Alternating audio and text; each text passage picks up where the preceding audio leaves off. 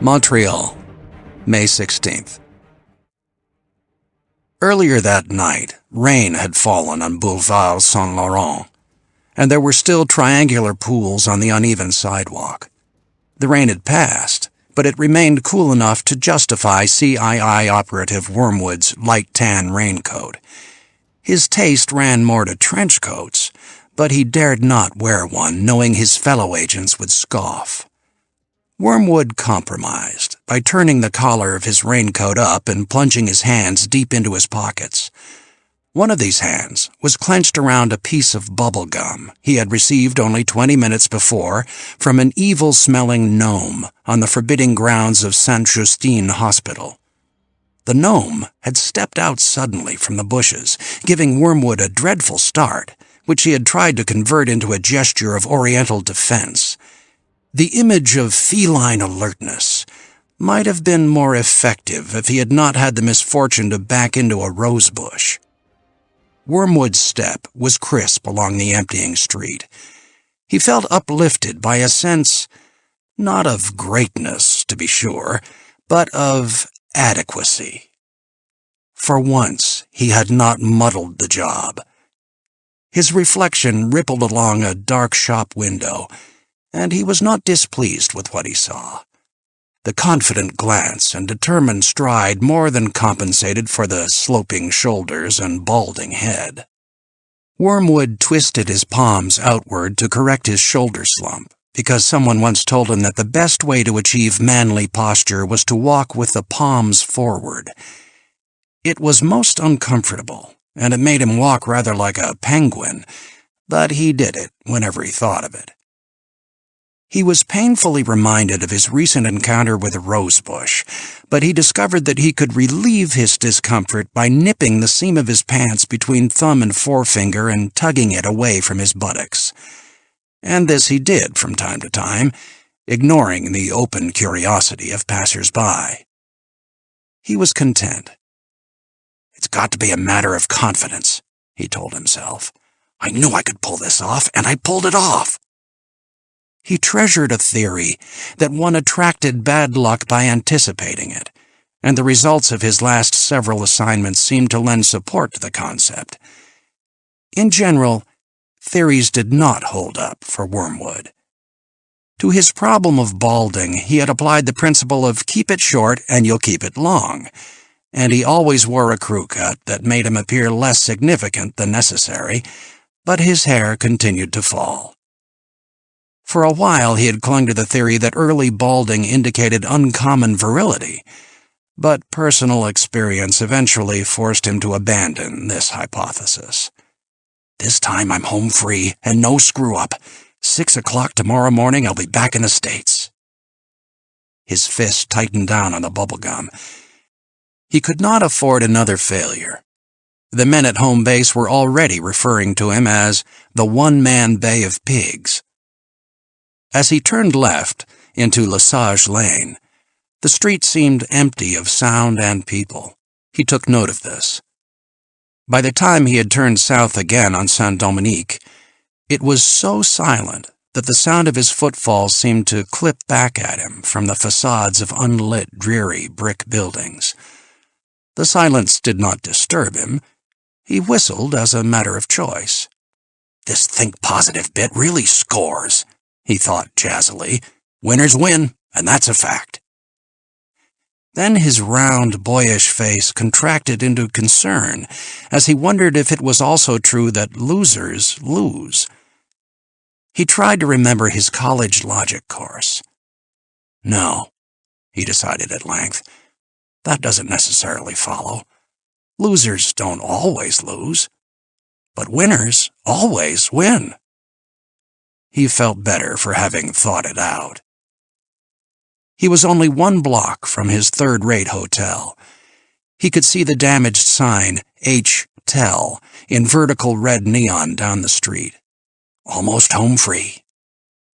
He recalled CII Training Center instructions, always to approach your destination from the opposite side of the street, so he crossed over.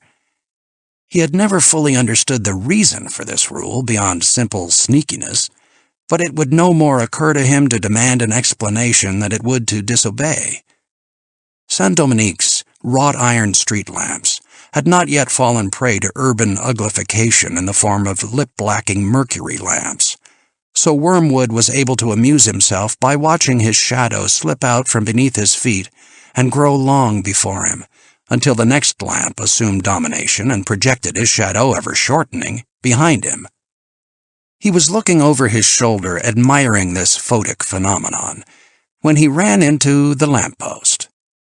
Upon recovery, he glanced angrily up and down the street, mentally daring anyone to have seen. Someone had seen, but Wormwood did not know this, so he glared at the offending lamppost, straightened his shoulders by twisting his palms forward, and crossed to his hotel. The hall was reassuringly redolent of that medley of mildew, Lysol, and urine characteristic of run-down hotels. According to subsequent reports, Wormwood must have entered the hotel between 11:55 and 11:57.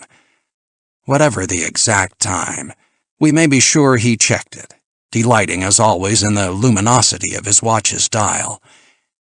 He had heard that the phosphorescent material used on watch dials could cause skin cancer, but he felt that he made up for the risk by not smoking. He had developed the habit of checking the time whenever he found himself in a dark place. Otherwise, what was the use of having a watch with a luminous dial? It was probably the time he spent considering this that made the difference between 11:55 and 11:57. As he climbed the dimly lit staircase with its damp, scrofulous carpet, he reminded himself that winners win. His spirits sank, however, when he heard the sound of coughing from the room next to his. It was a racking, gagging, disease-laden cough that went on in spasms throughout the night. He had never seen the old man next door, but he hated the cough that kept him awake. Standing outside his door, he took the bubblegum from his pocket and examined it. Probably microfilm, and it's probably between the gum and the paper, where the funnies usually are. His key turned the slack lock. As he closed the door behind himself, he breathed with relief. There's no getting around it, he admitted. Winners. But the thought choked in mid-conception. He was not alone in the room. With a reaction the training center would have applauded, he popped the bubblegum, wrapper and all, into his mouth and swallowed it, just as the back of his skull was crushed in. The pain was very sharp indeed, but the sound was more terrible. It was akin to biting into crisp celery with your hands over your ears, but more intimate. He heard the sound of the second blow quite clearly, a liquid crunch, but oddly, it did not hurt. Then something did hurt. He could not see, but he knew they were cutting open his throat. The image of it made him shudder, and he hoped he wouldn't be sick. Then they began on his stomach. Something cold rippled in and out of his stomach. The old man next door coughed and gagged. Wormwood's mind chased the thought that had been arrested by his first fright. Winners win, he thought. Then he died. New York, June 2nd. And if nothing else, this semester should have taught you that there is no significant relationship between art and society.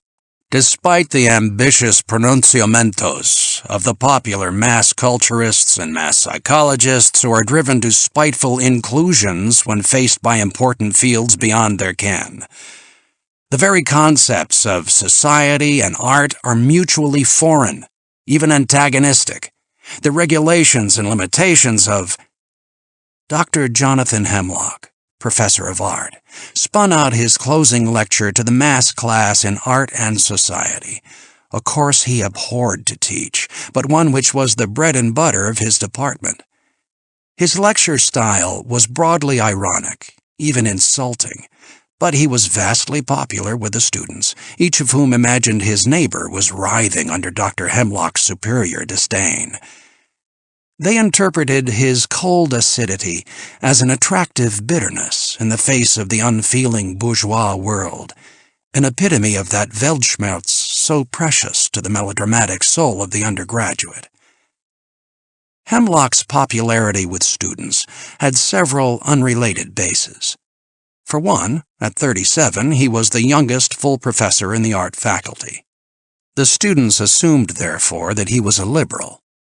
He was not a liberal, nor was he a conservative, a Tory, a wed, an isolationist, or a Fabian.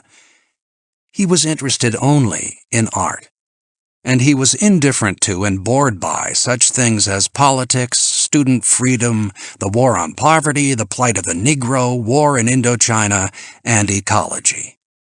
But he could not escape his reputation as a student's professor. For example, when he met classes after an interruption caused by a student revolt, he openly ridiculed the administration for lacking the ability and courage to crush so petty a demonstration. The students read this as a criticism of the establishment, and they admired him more than ever. After all, there are only art and non-art. There are no such things as black art, social art, young art, pop art, mass art. These are merely fictional rubrics designed to grace through classification the crap of inferior daubers who...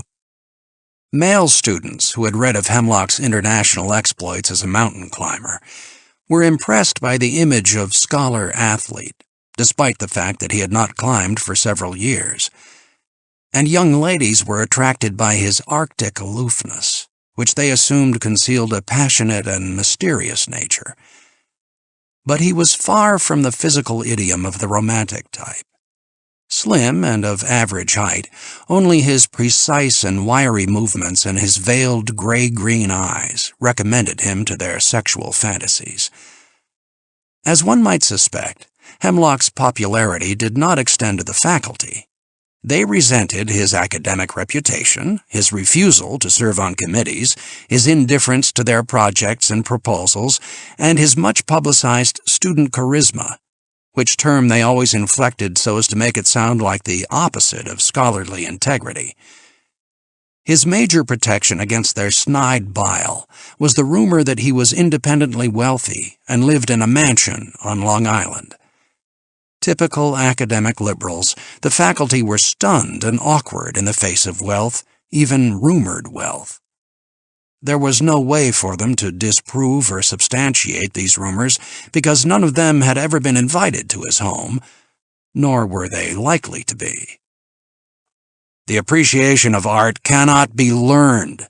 It requires special gifts, gifts which you naturally assume you possess because you have been brought up on the belief that you were created equal. What you don't realize is that this only means you are equal to one another. Speaking automatically, Hemlock allowed his eye to wander over the front row of his amphitheater classroom. As usual, it was filled with smiling, nodding, mindless girls, their skirts hitched too high and their knees unconsciously apart. It occurred to him that, with their upturned little smiles and round, empty eyes, they looked like a row of umlaut U's. He never had anything to do with the female students. Students, virgins, and drunks he held to be off-limits. Opportunities were rife, and he was not enfeebled by free-floating morality, but he was a sporting man, and he ranked the making of these dazzled imbeciles with shining deer and dynamiting fish at the base of the dam. As always, the bell coincided with the last word of his lecture, so he wrapped up the course by wishing the students a peaceful summer, unsullied by creative thought. They applauded, as they always did on the last day, and he left quickly. As he turned the corner of the hall, he encountered a mini-skirted co-ed with long black hair and eyes made up like a ballerina's. With excited catches of breath, she told him how much she had enjoyed the course and how she felt closer to art than ever before. How nice. The problem I have, Dr. Hemlock, is that I have to keep a B average or I lose my scholarship. He fished in his pocket for his office keys. "And I'm afraid I'm not going to do well enough in your final. I mean, I have gained a great feeling for art, but you can't always put feelings down on paper." She looked up at him, gathered her courage, and tried hard to make her eyes terribly meaningful. "So, if there's anything I can do to get a better grade, I mean, I'd be willing to do anything at all. Really." Hemlock spoke gravely. "You've considered all the implications of that offer?" She nodded and swallowed, her eyes shining with anticipation. He lowered his voice confidentially. "Do you have anything planned for tonight?" She cleared her throat and said no, she didn't. Hemlock nodded. "Do you live alone?" "My roommate's gone for the week." "Good. Then I suggest you break out the books and study your ass off. That's the surest way I know to ensure your grade." "But—" "Yes?" She crumpled. "Thank you." "A pleasure." She walked slowly down the hall as Hemlock entered his office, humming to himself.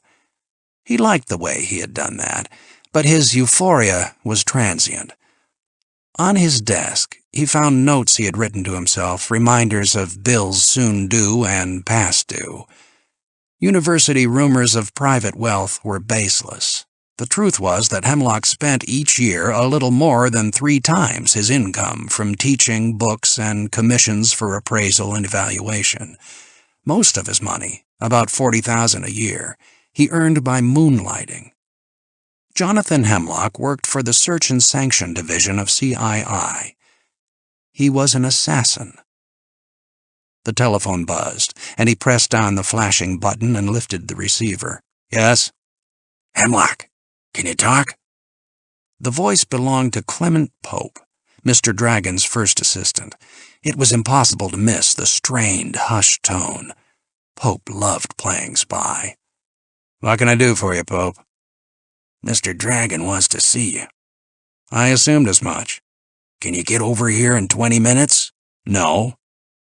Actually, 20 minutes was ample time, but Jonathan loathed the personnel of Search and Sanction. "What about tomorrow?" "This is top drawer. He wants to see you now." "In an hour, then." "Look, pal, if I were you, I'd get my ass over here as soon as—" But Jonathan had hung up. For the next half hour, Jonathan puttered around his office. When he was sure he would arrive at Dragon's in something over the predicted hour, he called a taxi and left the campus.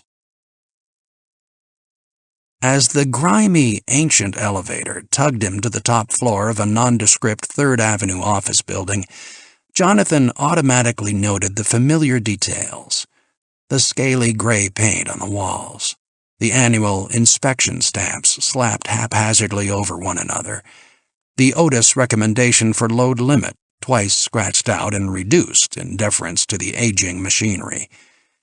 He anticipated everything he would see for the next hour, and the anticipation made him uneasy. The elevator stopped and swayed slackly while the doors clattered open. He stepped out on the top floor of offices, turned left, and pushed open the heavy, no-admittance fire door leading to a stairwell. Sitting on the dank cement stairs, his toolbox beside him, was a huge Negro workman in coveralls.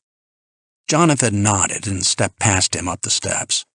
One flight up, the stairs came to an end, and he pressed out through another fire door to what had been the loft of the building before CII had installed a suite of offices there.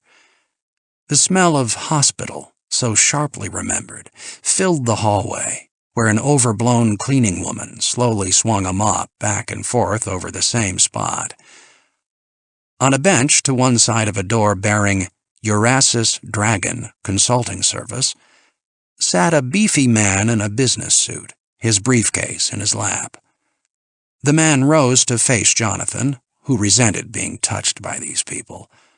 All of them, the Negro worker, the cleaning woman, the businessman, were CII guards, and the toolbox, the mop handle, and the briefcase all contained weapons.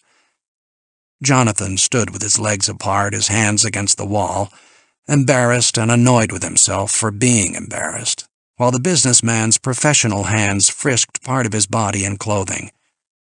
"This is new," the businessman said, taking a pen from Jonathan's pocket. "You usually carry one of French make, dark green and gold. I lost it. I see. Does this have ink in it?" "It's a pen." "I'm sorry. I'll either have to keep it for you until you come out, or I can check it out. If I check it out, you'll lose the ink." "Why don't you just keep it for me?" The businessman stepped aside and allowed Jonathan to enter the office. "You are 18 minutes late, Hemlock," Mrs. Cerberus accused as soon as he had closed the door behind him. "Thereabouts." Jonathan was assailed by the overwhelming hospital smell of the glistening outer office. Mrs. Cerberus was squat and muscular in her starched white nurse's uniform, her coarse gray hair cropped short, her cold eyes pinched into slits by pouches of fat, her sandpaper skin appearing to have been scrubbed daily with sal soda and a curry comb, her thin upper lip aggressively mustachioed. "You're looking inviting today, Mrs. Cerberus." "Mr. Dragon does not like to be kept waiting," she snarled. "Who among us really does?" "Are you healthy?" she asked, without solicitude. "Reasonably." "No cold? No known contact with infection?" "Just the usual lot, pellagra, syphilis, elephantiasis." She glared at him. "All right, go in." She pressed a button that unlocked the door behind her, then returned to the papers on her desk, not dealing with Jonathan further. He stepped into the interlocked chamber. The door clanged shut behind him, and he stood in the dim red light Mr. Dragon provided as a mezzo phase from the glittering white of the outer office to the total dark of his own. Jonathan knew he would adapt to the dark more quickly if he closed his eyes. At the same time, he slipped out of his suit coat. The temperature in the interlock and in Mr. Dragon's office was maintained at a constant 87 degrees. The slightest chill, the briefest contact with cold or flu virus, would incapacitate Mr. Dragon for months. He had almost no natural resistance to disease.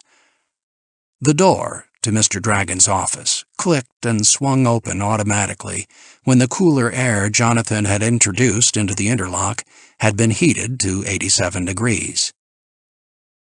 "Come in, Hemlock," Mr. Dragon's metallic voice invited from the darkness beyond.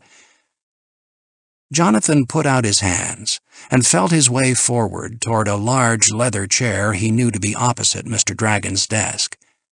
"A little to the left, Hemlock." As he sat, he could dimly make out the sleeve of his white shirt. His eyes were slowly becoming accustomed to the dark. "Now then, how have you been these past months?" "Rhetorical." Dragon laughed his 3 dry, precise haws. "True enough. We have been keeping a protective eye on you. I am informed that there is a painting on the black market that has taken your fancy." "Yes, the Pissarro." "And so you need money. $10,000 if I am not misinformed. A bit dear for personal titillation." "The painting is priceless." "Nothing is priceless, Hemlock. The price of this painting will be the life of a man in Montreal. I have never understood your fascination with canvas and crusted pigment. You must instruct me one day." "It's not a thing you can learn." "Either you have it or you haven't, eh?" "You either got it or you ain't." Dragon sighed. "I guess one has to be born to the idiom." No accent, only a certain exactitude of diction, betrayed Dragon's foreign birth. "Still, I must not deride your passion for collecting paintings. Without it, you would need money less often, and we would be deprived of your services." Very slowly, like a photograph in the bottom of a developing tray, the image of Mr. Dragon began to emerge through the dark as Jonathan's eyes dilated. He anticipated the revulsion he would experience. "Don't let me waste too much of your time, Mr. Dragon." "Meaning, let's get to the matter at hand." There was disappointment in Dragon's voice. He had taken a perverse liking to Jonathan, and would have enjoyed chatting with someone from outside the closed world of international assassination. "Very well, then. One of our men, code call Wormwood, was killed in Montreal. There were 2 assailants. Search Division has located one of them. You will sanction this man." Jonathan smiled at the cryptic jargon of CII, in which demote maximally meant purge by killing, biographic leverage meant blackmail, wet work meant killing, and sanction meant counter-assassination. His eyes adjusted to the dark, and Dragon's face became dimly visible. The hair was white as silk thread, and kinky like a sheep's. The features, floating in the retreating gloom, were arid alabaster. Dragon was one of nature's rarest genealogical phenomena, a total albino. This accounted for his sensitivity to light. His eyes and eyelids lacked protective pigment. He had also been born without the ability to produce white corpuscles in sufficient quantity. As a result, he had to be insulated from contact with people who might carry disease. It was also necessary that his blood be totally replaced by massive transfusions each 6 months. For the half-century of his life, Dragon had lived in the dark, without people and on the blood of others. This existence had not failed to affect his personality. Jonathan looked at the face, awaiting the emergence of the most disgusting feature. "You say Search has located only one of the targets?" "They are working on the second one. It is my hope that they will have identified him by the time you arrive in Montreal." "I won't take them both. You know that." Jonathan had made a moral bargain with himself to work for CII only when it was fiscally necessary. He had to be on his guard against Sanction assignments being forced on him at other times. "It may be necessary that you take both assignments, Hemlock." "Forget it." Jonathan felt his hands grip the arms of his chair. Dragon's eyes were becoming visible. Totally without coloration, they were rabbit pink in the iris and blood red in the pupil. Jonathan glanced away in involuntary disgust. Dragon was hurt. Well, we shall talk about the second sanction when the time comes." "Forget it. And I have some bad news for you." Dragon smiled thinly. "People seldom come to me with good news." "This sanction is going to cost you $20,000. "Twice your usual fee? Really, Hemlock?" "I need $10,000 for the Pissarro and $10,000 for my house." "I am not interested in your domestic economy. You need $20,000. We normally pay you $10,000 for a sanction. There are 2 sanctions involved here. It seems to work out well." "I told you I don't intend to do both jobs. I want $20,000 for one." "And I am telling you that $20,000 is more than the job is worth." "Send someone else, then." For an instant, Jonathan's voice lost its flat calm. Dragon was instantly uneasy. Sanction personnel were particularly prone to emotional pressures from their work and dangers, and he was always alert for signs of what he called tension rot. In the past year, there had been some indications in Jonathan. "Be reasonable, Hemlock. We have no one else available just now. There has been some attrition in the division." Jonathan smiled. "I see." After a short silence, "But if you have no one else, you really have no choice." $20,000. "You are completely without conscience, Hemlock." But then we always knew that. He was alluding to the results of psychological tests taken while serving with Army intelligence during the Korean War. After retesting to confirm the unique pattern of response, the chief Army psychologist had summarized his findings in singularly unscientific prose. Considering that his childhood was marked by extreme poverty and violence, 3 juvenile convictions for assault, each precipitated by his being tormented by other youngsters who resented his extraordinary intelligence and the praise it received from his teachers. And considering the humiliations he underwent at the hands of indifferent relatives after the death of his mother, there is no father of record, certain of his antisocial, antagonistic, annoyingly superior behaviors are understandable, even predictable. One pattern stands out saliently. The subject has extremely rigid views on the subject of friendship. There is for him no greater morality than loyalty, no greater sin than disloyalty. No punishment would be adequate to the task of repaying the person who took advantage of his friendship, and he holds that others are equally bound to his personal code. An educated guess would suggest that his pattern emerges as an overcompensation for feelings of having been abandoned by his parents. There is a personality warp, unique to my experience and to that of my associates, that impels us to caution those responsible for the subject. The man lacks normal guilt feelings. He is totally without the nerve of conscience. We have failed to discover any vestige of negative response to sin, crime, sex, or violence. This is not to imply that he is unstable. On the contrary, he is, if anything, too stable, too controlled, abnormally so. Perhaps he will be viewed as ideal for the purposes of Army intelligence, but I must report that the subject is, in my view, a personality somehow incomplete, and socially very dangerous. So, you refuse to take the 2 sanctions, Hemlock, and you insist on 20,000 for just 1. Correct. For a moment the pink and red eyes rested thoughtfully on Jonathan as Dragon rolled a pencil between his palms. Then he laughed his 3 dry, precise ha's. All right. You win for now. Jonathan rose. I assume I make contact with Search in Montreal? Yes.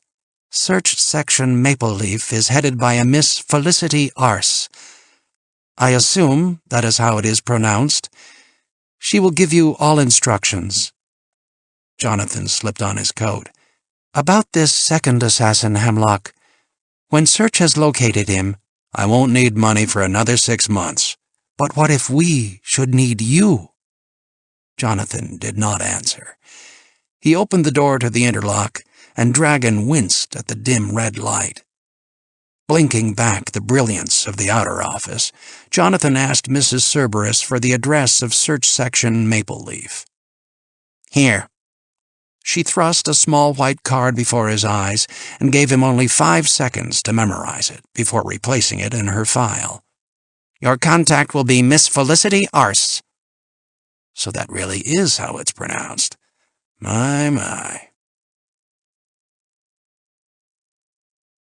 Long Island, June 2nd. Now on CII expense account, Jonathan took a cab all the way from Dragon's office to his home on the north shore of Long Island. A sense of peace and protection descended on him as he closed behind him the heavy oaken door to the vestibule, which he had left unaltered when he converted the church into a dwelling. He passed up through a winding, Gothic-arched stair to the choir loft, now partitioned into a vast bedroom overlooking the body of the house, and a bathroom 20 feet square, in the center of which was a deep Roman pool he used as a bath. While 4 faucets roared hot water into the pool, filling the room with steam, he undressed, carefully brushed and folded his clothes, and packed his suitcase for Montreal. Then he lowered himself gingerly into the very hot water. He floated about, never allowing himself to think about Montreal. He was without conscience, but he was not without fear. These Sanction assignments were accomplished as difficult mountain climbs once had been, on the high-honed edge of nerve. The luxury of this Roman bath, which had absorbed the profits from a Sanction, was more than a sybaritic reaction to the privations of his childhood. It was a necessary adjunct to his uncommon trade. Dressed in a Japanese robe, he descended from the choir loft and entered through heavy double doors the body of his house. The church had been laid out in classic cruciform, and he had left all the nave as open living space. One arm of the transept had been converted to a greenhouse garden, its stained glass replaced by clear, and a stone pool with a fountain set in the midst of tropical foliage. The other arm of the cross was lined with bookshelves and did service as a library. He padded barefoot through the stone-floored, high-vaulted nave. The light from clerestories above was adequate to his taste for dim, cool interiors and vast, unseen space. At night, a switch could be thrown to illuminate the stained glass from without, sketching collages of color on the walls. He was particularly fond of the effect when it rained, and the colored light danced and rippled along the walls. He opened the gate and mounted 2 steps to his bar, where he made himself a martini and sipped with relish as he rested his elbows back on the bar and surveyed his house with contented pride. After a time, he had an urge to be with his paintings. So he descended a curving stone stairwell to the basement chamber where he kept them. He had labored evenings for half a year putting in the floor and walling the room with panels from a Renaissance Italian palace that had served interim duty in the grand hall of an oil baron's North Shore mansion. He locked the door behind him and turned on the lights. Along the walls leaped out the color of Monet, Cézanne, Utreau, Van Gogh, Manet, Seurat, Degas, Renoir, and Cassatt. He moved around the room slowly, greeting each of his beloved impressionists, loving each for its particular charm and power, and remembering in each instance the difficulty, often danger, he had encountered in acquiring it. The room contained little furniture for its size, a comfortable divan of no period, a leather pouf with strap handles so he could drag it along to sit before one picture or another, an open Franklin stove with a supply of dry cedar logs and an Italian chest beside it, and a Bartolomeo Cristofori pianoforte, which he had had renovated, and on which he played with great precision, if little soul. On the floor was a 1914 Kashan, the only truly perfect Oriental. And in a corner, not far from the Franklin stove, was a small desk where he did most of his work. Above the desk, and oddly out of keeping with the decor, were a dozen photographs attached haphazardly to the wall. They were candid shots of mountain episodes capturing climbers with awkward or boyishly clowning expressions. Brave men who could not face a lens without embarrassment, which they hid by ludicrous antics. Most of the photographs were of Jonathan and his lifelong climbing companion, Big Ben Bowman, who, before his accident, had bagged most of the major peaks of the world with characteristic lack of finesse. Ben simply battered them down with brute strength and unconquerable will. They had made an odd but effective team. Jonathan, the wily tactician, and Big Ben, the mountain-busting animal. Only one of the photographs was of a lowland man. In memory of his sole friendship with a member of the international espionage clique, Jonathan kept a photo in which the late Henri Bach grinned wryly at the camera.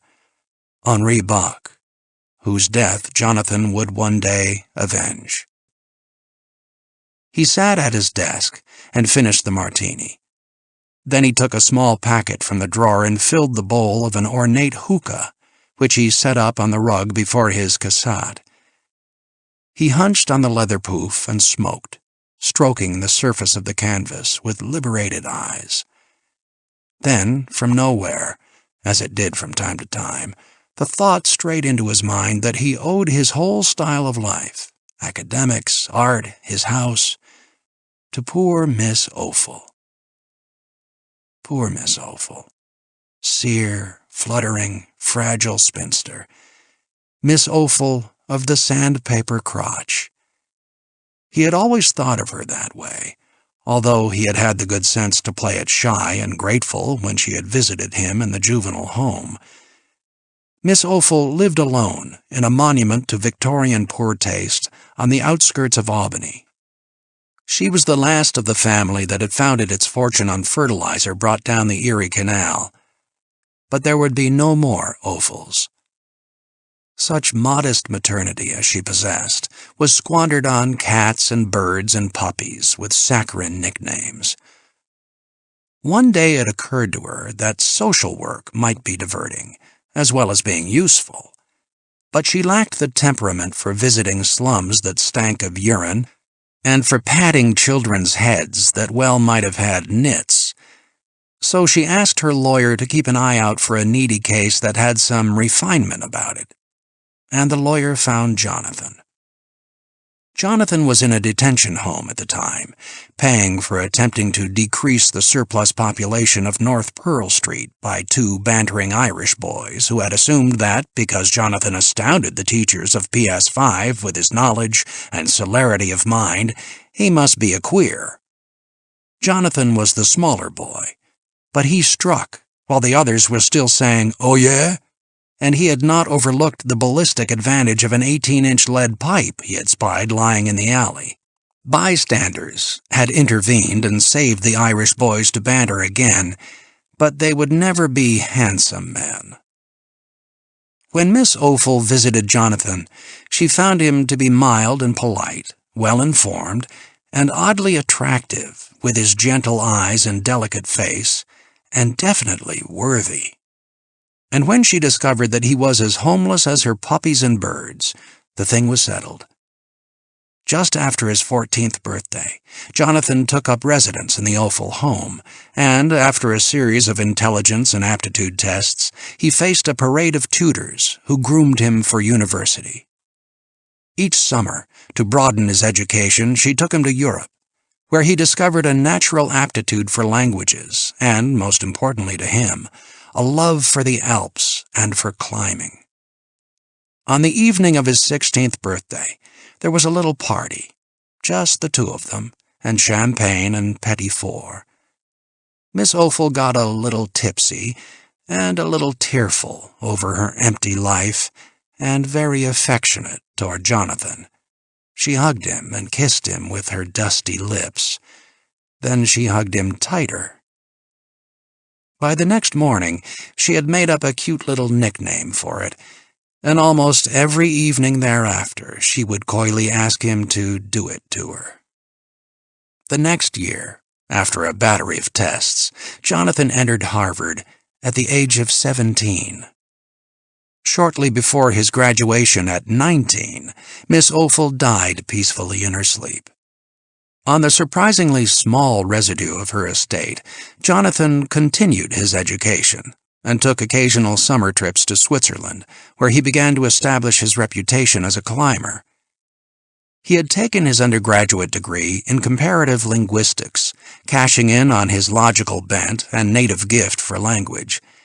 He might have gone on in that field, but for one of those coincidences that form our lives in spite of our plans. As a caprice, he took a summer job assisting a professor of art in the cataloging of artistic orts left over from the confiscation of Nazi troves after the war. The gratin of these re-thefts had gone to an American newspaper baron, and the leavings had been given to the university as a sop to the national conscience, a healthy organ that had recently rebounded from the rape of Hiroshima with no apparent damage. In the course of the cataloging, Jonathan listed one small oil as unknown, although the packing slip had assigned it to a minor Italian Renaissance painter. The professor had chided him for the mistake, but Jonathan said it was no error. "How can you be so sure?" the professor asked, amused. Jonathan was surprised at the question. He was young and still assumed that teachers knew their fields. "Well, it's obvious. We saw a painting by the same man last week, and this one was not painted by the same hand. Just look at it." The professor was uncomfortable. "How do you know that?" "Just look at it. Of course, it's possible that the other one was mislabeled. I have no way to know." An investigation was undertaken, and it developed that Jonathan was correct.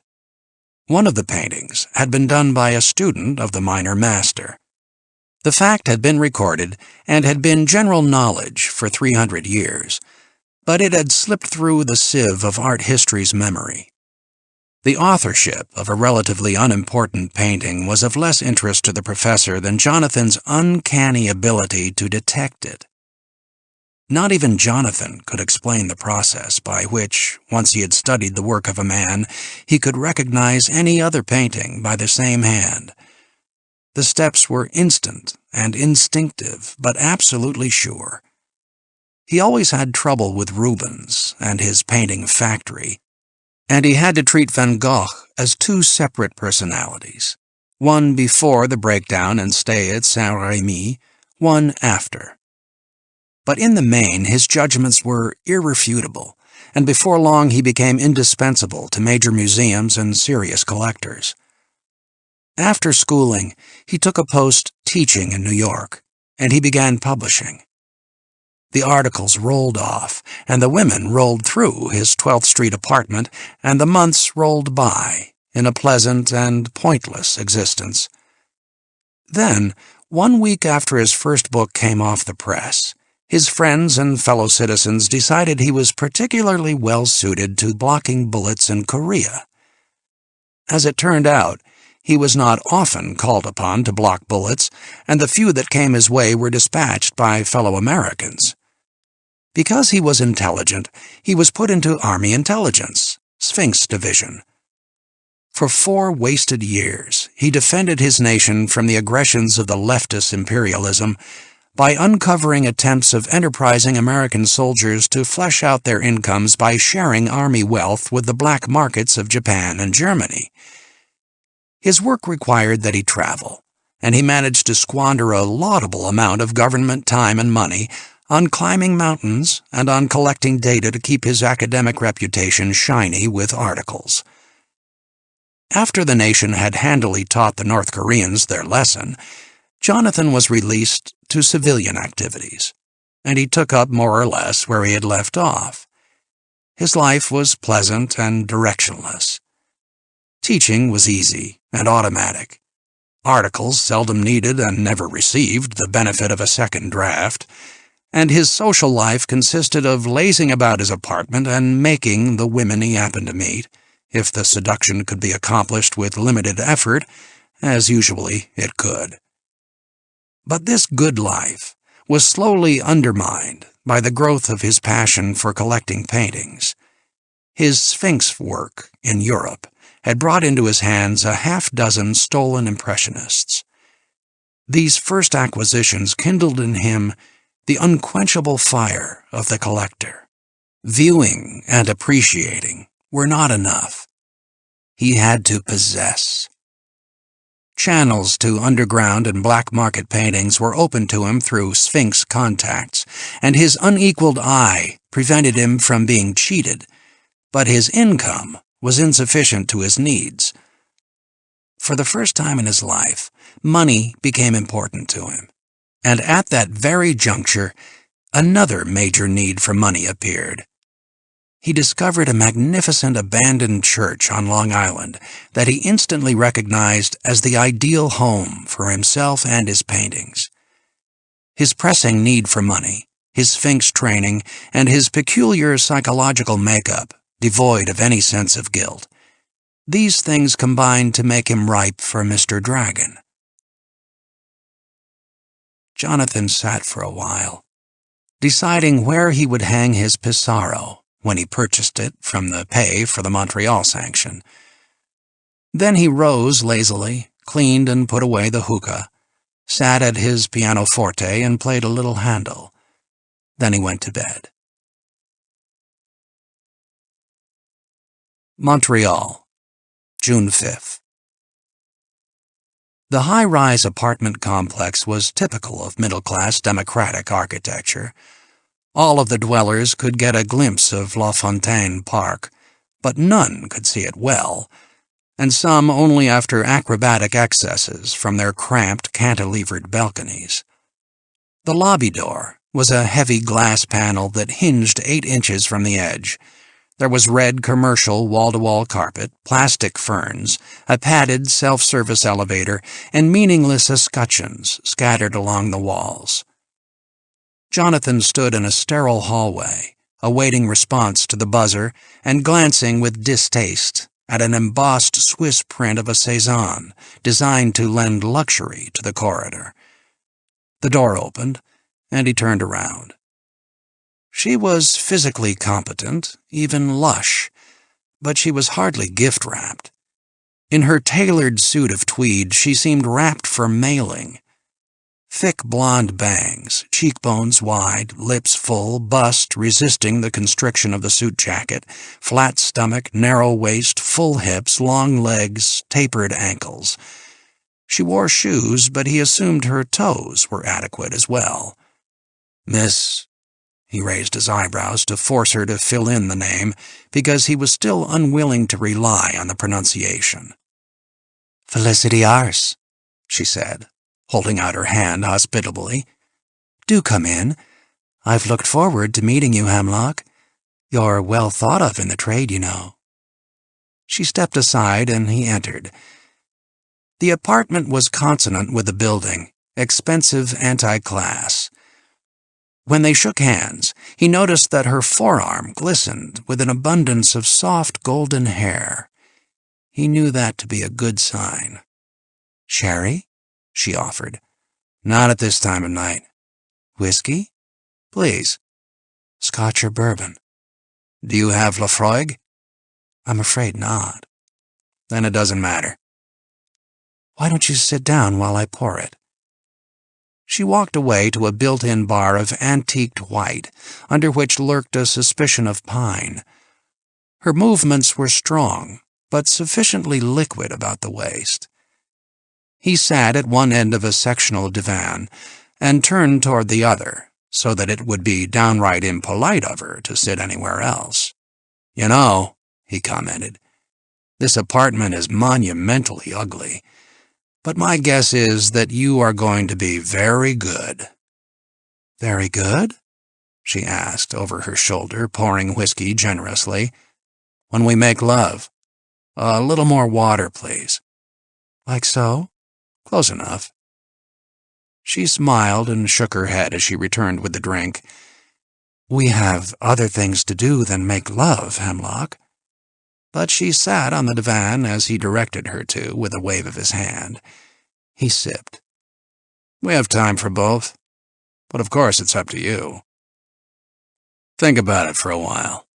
And meanwhile, tell me what I have to know about this sanction."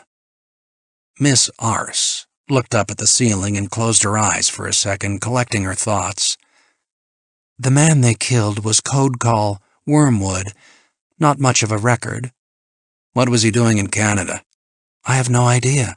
Something for CII home base. It's really none of our business anyway." "No, I suppose not."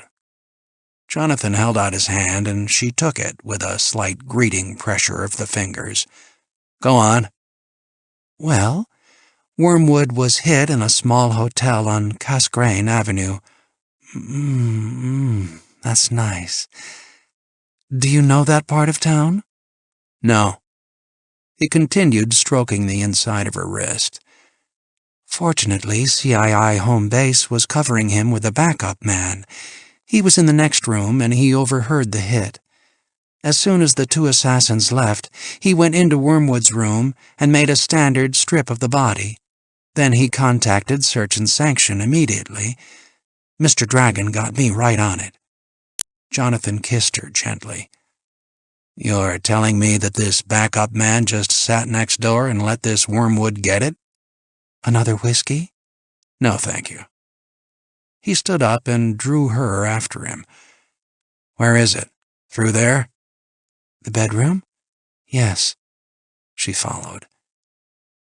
You must know how they work, Hemlock. The backup man's assignment is to observe and report, not to interfere. Anyway, it seems they were testing a new device.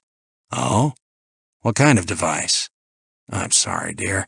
These little hooks always confuse me. Here, I'll do it. They've always had a problem covering the movements and sound of the backup man when they stake him out in the next room. Now they've hit on the idea of having him make noise, rather than trying to keep quiet. Good God. Do you keep these sheets in the refrigerator? That's silk for you.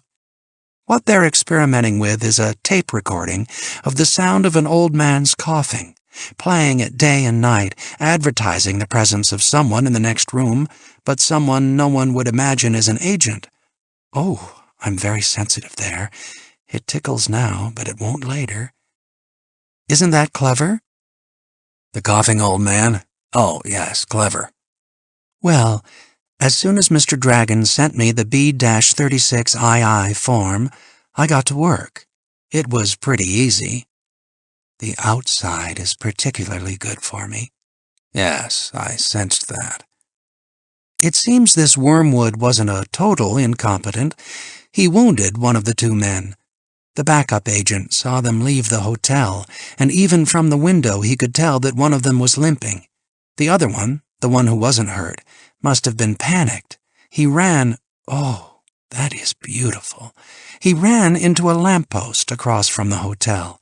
When he stopped to recover, the backup man recognized him. The rest was— The rest was easy. What's the mark's name? Kruger. Garcia Kruger, a very bad type. You're kidding about the name. I never kid about names. What do you mean he's a bad type? The way he got Wormwood, oh God, he... Press down with the soles of your feet. All right. Wormwood swallowed a pellet he was carrying. Kruger went after it with a knife, throat and stomach. Oh, yes. Read much, Joyce? She forced words out through a tight jaw, small squeaks of air escaping from her contracted throat. No, why do you ask? Nothing important. What about the other man? The one who limped? Don't know yet. Not a professional, we're sure of that. How do you know he's not a professional? He got sick while Kruger was working on Wormwood, threw up on the floor. Oh, God!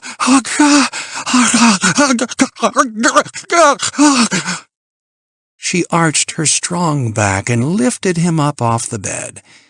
He joined her in release. For a time there were soft caresses and gentle pelvic adjustments. You know, Hemlock. Her voice was soft, relaxed, and a little graveled from effort. You really have magnificent eyes. They're rather tragicomic eyes. He expected this. They always talked about his eyes afterwards. Some time later, he sat on the edge of the tub, holding up a rubber sack in an unsuccessful attempt to allow water to seek its own level. Part of his charm lay in these little attentions. I've been thinking about your gun, Hemlock. What about it? The information sent up by Mr. Dragon indicated you used a large caliber. True, I have to. I'm not much of a shot. Finished? Uh-huh. They dressed and had another whiskey in the sterile living room. In detail, Miss Ars went over the daily habits and routine of Garcia Kruger, answering questions raised by Jonathan. She ended with, "It's all in the tout we amassed. You should study it, then destroy it. And here's your gun." She gave him a bulky brown package. "Will I see you again?" Would that be wise? "I suppose not. May I tell you something? Just as at the top, can you imagine what ran through my mind?" No. "I remembered that you were a killer." And that bothered you? "Oh, no. Quite the contrary. Isn't that odd?" It's rather common, actually. He collected the tout and the gun and walked to the door. She followed him, anticipating a final kiss, insensitive to his post-coitus frost. "Thank you," she said softly, "for the advice about pushing down with the feet. It certainly helps." I like to leave people a little richer for having known me. She held out her hand, and he took it. "You really have magnificent eyes, Hemlock. I'm very glad you came." Good of you to have me. In the hall, as he waited for the elevator, he felt pleased about the evening. It had been simple, uncomplicated, and temporarily satisfying, like urination. And that was the way he preferred his love-making to be. In general, his sex life was no more heroic than, say, the daydreams of the average bachelor, but romantic activity tended to peak when he was on Sanction assignments. For one thing, opportunities abounded at such times. For another, his sexual appetite was whetted by the danger he faced, perhaps a microcosmic instance of that perverse force of nature that inflates birth rates during wartime. Once in bed, he was really very good. His mechanical competence was not a matter of plumbing, in which respect he differed little from the mass of men, nor, as we have seen, was it a result of wooing and careful preparation. It was, instead, a function of his remarkable staying powers and his rich experience. Of the experience, it suffices to say that his control was seldom betrayed by the tickle of curiosity. After Ankara and Osaka and Naples, there were no postures, no ballistic nuances foreign to him, and there were only two kinds of women with whom he had never had experience: Australian abos and Eskimos. And neither of these ethnic gaps was he eager to fill, for reasons of olfactory sensitivity. But the more significant contribution to his epic endurance was tactile. Jonathan felt nothing when he made love. That is to say, he had never experienced that local physical ecstasy we associate with climax. To be sure, his biological factory produced semen regularly, and an overabundance disturbed him, interfered with his sleep, distracted him from work. So he knew great relief at the moment of discharge, but his relief was a termination of discomfort, not an achievement of pleasure. So he was more to be pitied for the basis of his remarkable control than he was to be envied for the competence it granted him. Montreal, June 9th. He finished his smoke, then flushed the contents of his ashtray down the toilet. He sat fully clothed on his bed and did a calming unit, breathing deeply and regularly, softening in turn every muscle in his body, his fingertips pressed lightly together and his concentration focused on his crossed thumbs. The dim of his hotel room was lacerated by lances of sunlight through the partially closed blinds. Motes of dust hovered in the shafts of light. He had passed the morning rehearsing Garcia Kruger's daily routine for a final time before he destroyed the search tout. Then he had visited 2 art galleries, strolling with deliberate step, pressing his metabolic rate down to prepare himself for the task before him. When his body and mind were completely ready, He rose slowly from bed and opened the top drawer of a chest to take out a brown bag folded over at the top like a lunch bag, but containing the silenced revolver Miss Arce had given him. He slipped an identical bag, empty and folded flat, into his coat pocket. Then he left his room. Kruger's office was on a narrow, dirty street just off Saint-Jacques, near the Bonaventure freight station. Cuban Import and Export, Garcia Kruger. An ostentatious name for a company that received and sent no shipments, and a ludicrous name for the man. The product of some random sperm a German sailor had left for safekeeping in the womb of a Latin lady. Just in front of the building, some children were playing cache-cache among the stoops. In fleeing from a pursuer, a ragged gamin with a hungry face and aerodynamic ears bumped into Jonathan, who held on to him to keep him from falling. The boy was surprised and embarrassed, so he scowled to conceal his discomfort. "I'm afraid you've had it, kid," Jonathan said in French. "Running into a Protestant citizen is an act of FLQ terrorism. What's your name?" The boy read game playing in Jonathan's mock-tough voice, and he went along with it. "Jacques," he said, with the broad O diphthong of Quebec horse talk. Jonathan mimed a notebook in the palm of his hand. "JACQUES. Right. If it happens again, I'll turn you over to Elliot." After an instant of indecision, the boy grinned at Jonathan and ran off to continue his play. Garcia Kruger shared a second floor with a dentist and a dance instructor. The lower halves of their windows were painted over with advertisements. Just inside the entrance, Jonathan found the cardboard box he had instructed Miss Arce to have left for him. He carried it up the worn wooden stairs, the loose strips of cross-hatched metal squeaking under his foot. The corridor was cool and silent after the brilliant, cacophonous street. Both the dentist and the dance instructor had gone home for the day, but Jonathan knew from the tout that he would find Kruger in.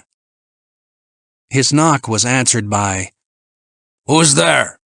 from an irritated voice within. "I'm looking for Dr. Fouché," Jonathan said in a valid imitation of the smiling, stupid voice of a salesman. The door opened a few inches and Kruger looked out over a latch chain. He was tall, cadaverous, and balding, with a day's growth on his cheeks and dots of white mucus in the corners of his eyes. His shirt was crumpled blue and white stripe, wet in irregular crescents under the arms, and on his forehead there was a scabbed-over bruise, doubtless from his contact with a lamppost. Jonathan looked awkward and incompetent with the cardboard box in his arms, and the brown paper bag balanced on top and held under his chin. "Hi, I'm Ed Benson, Arlington Supplies."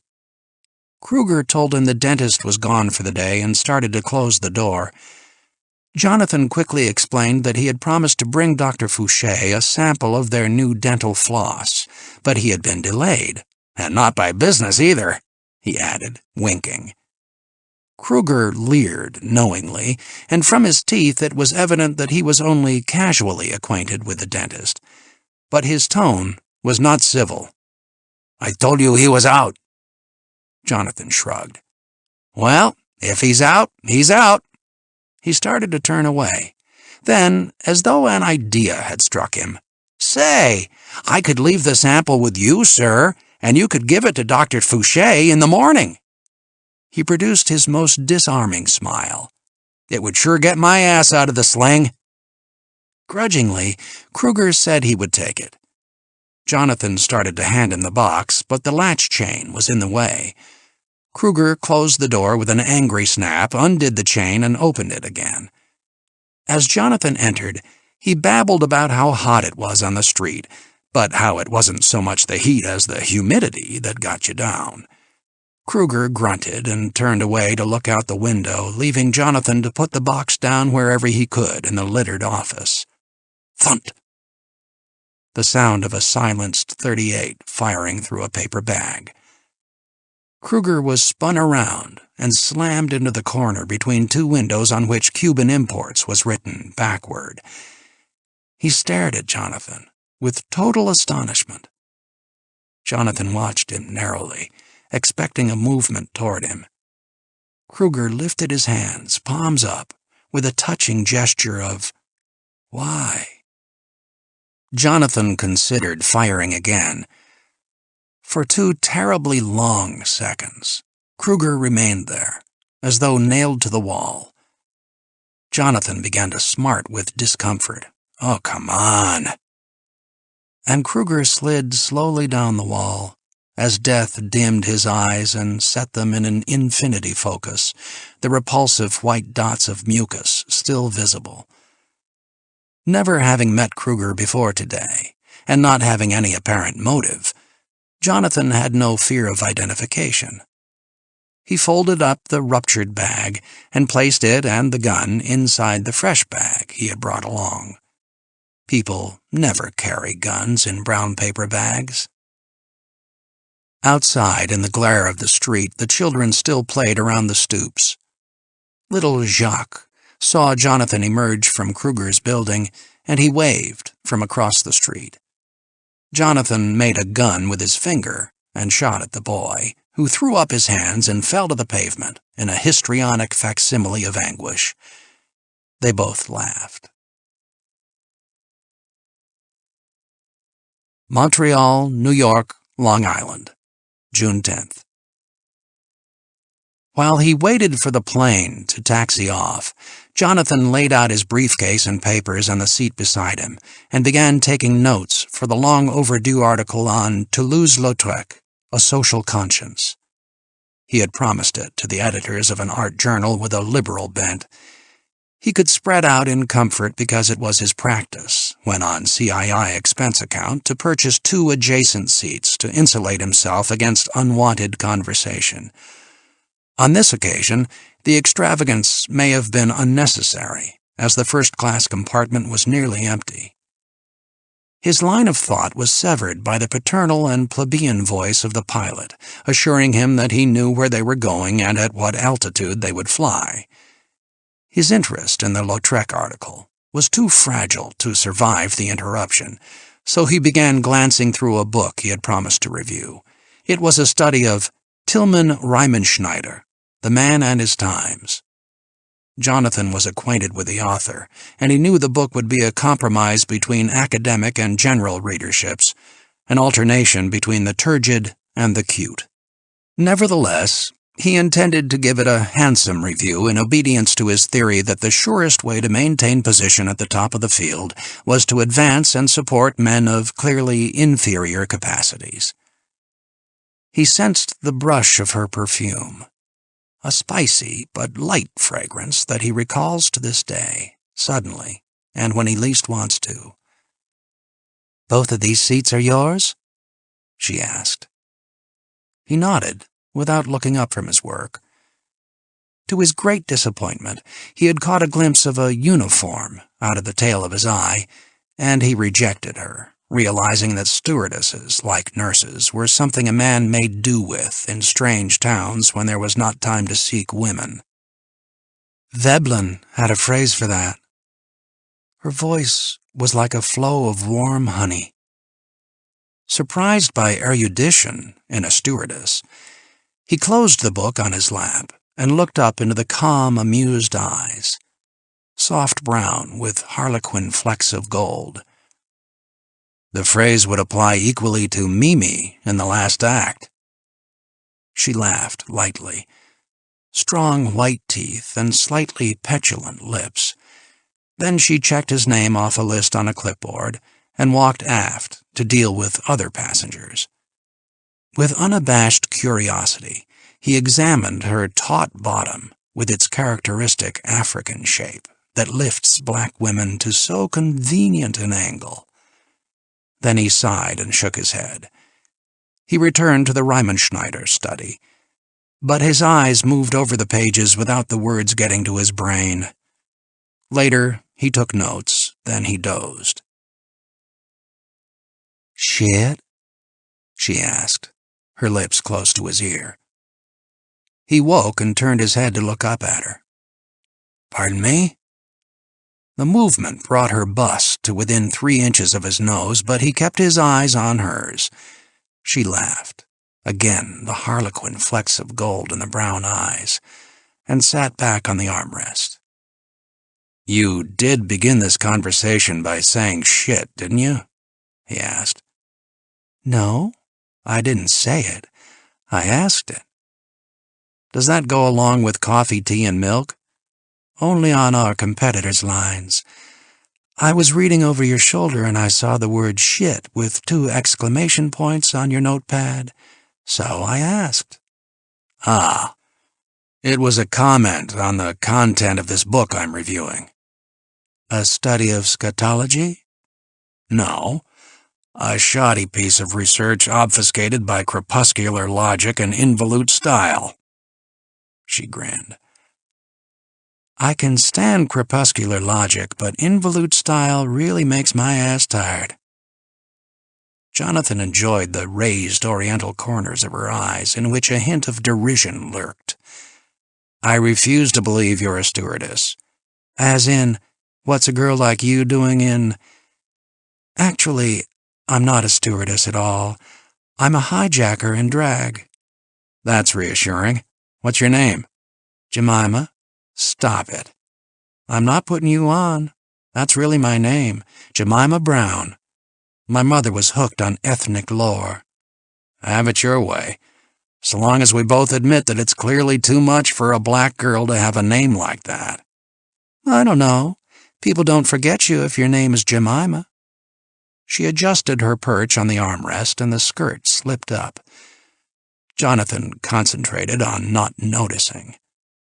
I doubt that men would forget you easily if your name was Fred. Goodness me, Dr. Hemlock. Are you the kind of man who tries to pick up stewardesses? Not normally, but I'm coming around to it. How did you know my name? She became serious and confidential. It's this mystic thing I have with names, a gift of sorts. I look at a person carefully, then I concentrate, then I check the passenger list, and voila, the name just comes to me. All right. What do people call you when they're not hooked on ethnic lore? Gem, only they spell it like the jewel kind of gem. A soft gong caused her to look up. We're coming in. You'll have to fasten your safety belt. Then she moved aft to deal with the less interesting passengers. He would have liked to ask her out to dinner or something, but the moment had been lost, and there is no social sin like poor timing. So he sighed and turned his attention to the tilted and toy-like picture of New York beyond the window. He saw Jemima briefly in JFK Terminal. While he was hailing a taxi, she passed with 2 other stewardesses, the 3 walking quickly and in step, and he remembered his general dislike of the ilk. It would not be accurate to say that he put her out of his mind during the long drive home to the North Shore, but he was able to tuck her away into a defocused corner of his consciousness. It was oddly comforting to know that she existed out there, like having a little something keeping warm on the back of the stove. Jonathan soaked in the steaming water of his Roman bath, the tension of the past few days slowly dissolving, the cords of his neck unknotting, the tightness behind his eyes and in his jaw muscles melting reluctantly. But the knot of fear remained in his stomach. A martini at his bar, a pipe in the basement gallery, and he found himself rummaging around in the kitchen for something to eat. His search was rewarded with some Danish biscuits, a jar of peanut butter, a small tin of kimchi, and a split of champagne. This gastronomic holocaust he carried to the wing of the transept he had converted into a greenhouse garden, and there he sat beside the plashing pool, lulled by the sound of the water and the brush of warm sunlight. Little drops of perspiration tingled on his back as he began to doze, the vast peace of his house flowing over him. Then suddenly he snapped up. An image of surprised eyes with white dots of mucus had chased him out of a dream. He was nauseated. "Getting too old for this," he complained. "How did I ever get into it?" 3 weeks after the discovery of the abandoned church had added to his need for money, he had found himself in Brussels, attending a convention and squandering Ford Foundation money. Late one wet and blustery night, a CII agent dropped into his hotel room and, after beating about the bush, asked him to do a service for his country. Recovering from a good laugh, Jonathan asked for a fuller explanation. The task was fairly simple for a man with Sphinx training. They wanted him to slip an envelope into the briefcase of an Italian delegate to the convention. It is difficult to say why he agreed to do the thing. He was bored, to be sure, and the hint of fiscal return came at a time when he had just located his first Monet. But there was also the fact that the Italian had recently had the effrontery to suggest that he knew almost as much about the impressionists as Jonathan. At all events, he did the thing. He never knew what was in the envelope, but he later heard that the Italian had been picked up by agents of his own government and imprisoned for conspiracy. When he returned to New York, he found an envelope waiting for him with $2,000 in it. For expenses, the note had said. In the ensuing months, he performed 3 similar messenger jobs for CII and received the same liberal pay. He was able to buy 1 painting and several sketches, but the church was still beyond his means. He feared that someone else would buy his home. He already thought of it as his. The danger of this was really rather remote.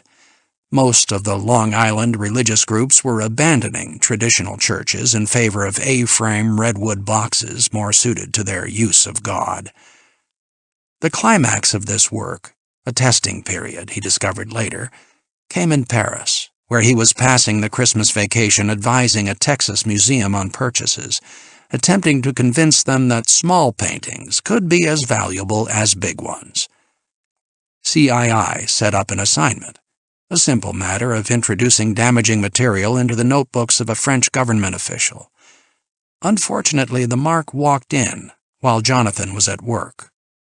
The ensuing battle went badly at first. As the pair grappled and wrestled around the room, Jonathan was distracted by his attempt to protect a Limoges shepherdess of rare beauty, which was in constant danger of being knocked from its fragile table. Twice, he released his hold on the Frenchman to catch it as it toppled, and twice his adversary took the opportunity to belabor his back and shoulders with his walking stick. For many minutes, the struggle continued. Then suddenly the Frenchman had the statuette in his hand, and he hurled it at Jonathan. With shock and fury at the wanton destruction of a thing of beauty, Jonathan saw it shatter against a marble fireplace. He roared with rage and drove the heel of his hand into the rib cage just below the heart. Death was instantaneous. Later that night, Jonathan sat near the window of a café on the Place Saint-Georges, watching snow swirl around scuttling passers-by.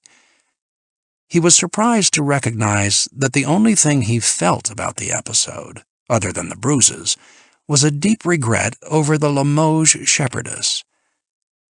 But one thing he decided irrevocably: he would never again work for CII. Late one afternoon, shortly after the beginning of the second semester, he was interrupted in his office work by a visit from Clement Pope. His dislike for this officious flunky was immediate and enduring. After Pope had cautiously closed the office door, checked into the cubicle reserved for Jonathan's assistants, and glanced out the windows to the snow-dappled campus, he said meaningfully, "I'm from CII, SS Division." Jonathan scarcely glanced up from his papers. "I'm sorry, Mr. Pope. Working for you people no longer amuses me." SS stands for Search and Sanction. You've heard of us? No. Pope was pleased. Our security is the tightest. That's why nobody has heard of us.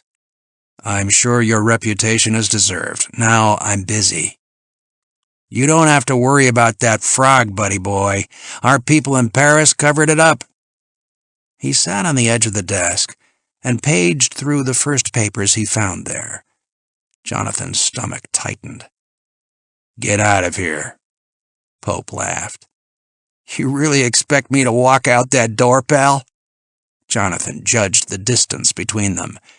Either the door or the window, and we're 4 stories up. His gentle, disarming smile came on automatically. Listen, pal, and get your ass off my desk. Look, buddy, and don't call me buddy or pal. Man, if I weren't under orders. Pope flexed his shoulders and considered the situation for a second. Then he rose from the desk.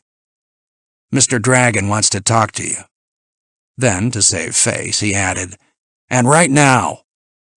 Jonathan walked to the corner of his office and drew himself a cup of coffee from the urn. Who is this Mr. Dragon? My superior? That doesn't narrow the field much, does it? He wants to talk to you. So you said. Jonathan set the cup down. All right. I'll make an appointment for him. To come here? That's funny. Is it? Yeah. Pope frowned and made a decision. Here, read this, pal. He drew an envelope from his coat pocket and handed it to Jonathan. Dear Dr. Hemlock, if you are reading this, my man has already failed to persuade you by sheer force of personality, and I am not surprised. Naturally, I should have come to see you in person, but I don't get about well, and I am most pressed for time. I have a proposition for you that will demand very little of your time, and which can net you upwards of $30,000 per annum, tax-free. I believe a stipend like this would allow you to purchase the church on Long Island you have been yearning for, and it might even permit you to add to your illegal collection of paintings. Obviously, I am attempting to impress you with my knowledge of your life and secrets, and I do so hope I have succeeded. If you are interested, please accompany Mr. Pope to my office, where you shall meet your obedient servant, Eustace Dragon. Jonathan finished the letter and replaced it thoughtfully in its envelope. Well, Pope asked, what do you say, pal? Jonathan smiled at him as he rose and crossed the room. Pope was smiling in return when the backhand slap knocked him off balance. I told you not to call me pal. Dr. Hemlock will do just fine. Tears of anger and smart stood in Pope's eyes, but he controlled himself. Are you coming with me? Jonathan tossed the letter onto his desk. Yes, I think I shall. Before they left, Pope took the letter and put it in his pocket. Mr. Dragon's name appears on paper nowhere in the United States, he explained. Matter of fact, I don't remember him writing a letter to anyone before. So, that ought to impress you. Evidently, I impressed Mr. Dragon. Jonathan groaned and woke up. The sunlight had gone, and the greenhouse garden was filled with a gray, inhospitable light. He rose and stretched the stiffness out of his back. Evening was bringing leaden skies from the ocean. Outside, the chartreuse undersides of leaves glowed dimly in the still air. The forevoice of thunder predicted a heavy rain. He padded into the kitchen. He always looked forward to rain, and he prepared to receive it. When, some minutes later, the storm rolled over the church, he was enthroned in a huge padded chair, a heavy book in his lap, and a pot of chocolate on the table beside him. Beyond the pool of light in which he read, Dim patterns of yellow, red, and green rippled over the walls as the rain coursed down the stained glass windows. Occasionally, the forms within the room brightened and danced to flashes of lightning. Hard-bodied rain rattled on the lead roof, and wind screamed around corners. For the first time, he went through the ritual of the ancient elevator in the 3rd Avenue office building, of the disguised guards outside Dragon's office, of the ugly and hygienic Miss Cerberus, of the dim red light and superheated interlock chamber. His eyes slowly irised open, discovering misty forms, and for the first time Dragon's blood-red eyes emerged to shock and sicken him. "You find my appearance disturbing, Hemlock?" Dragon asked in his atonic, cupric voice. "Personally, I've come to terms with it. The affliction is most rare, something of a distinction. Genetic indispositions like these indicate some rather special circumstances of breeding. I fancy the Habsburgs took a similar pride in their hemophilia." The dry skin around Dragon's eyes crinkled up in a smile, and he laughed his 3 arid ha's. The parched, metallic voice, the unreal surroundings, and the steady gaze of those scarlet eyes made Jonathan want this interview to end. "Do you have anything against coming to the point?" "I don't mean to draw this chat out unduly, but I have so little opportunity to chat with men of intelligence." "Yes, I met your Mr. Pope." "He is loyal and obedient." "What else can he be?" Dragon was silent for a moment. "Well, to work.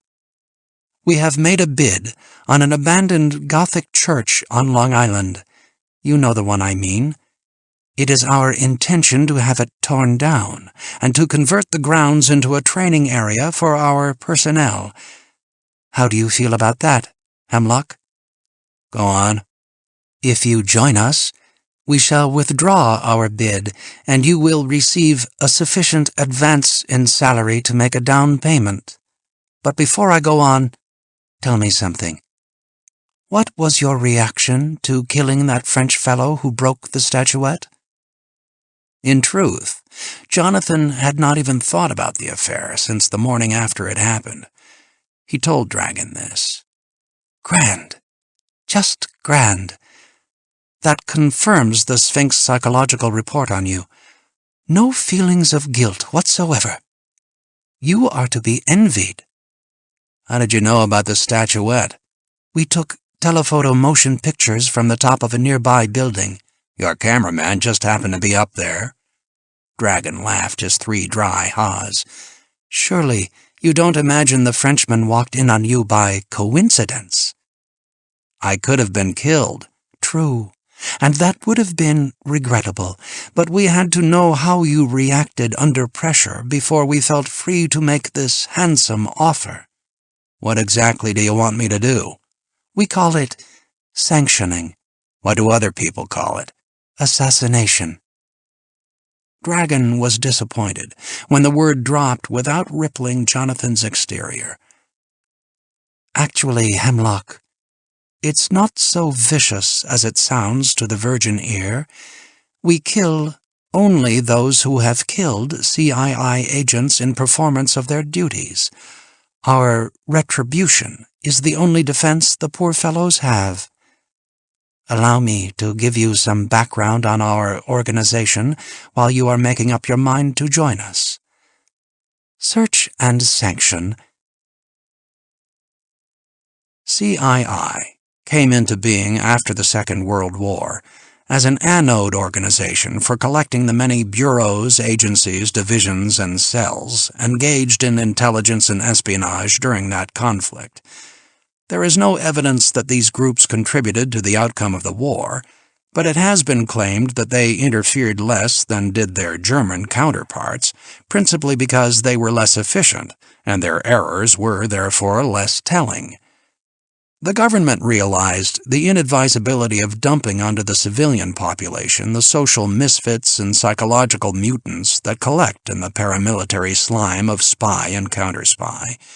But something had to be done with the 102 organizations that had flourished like fungus.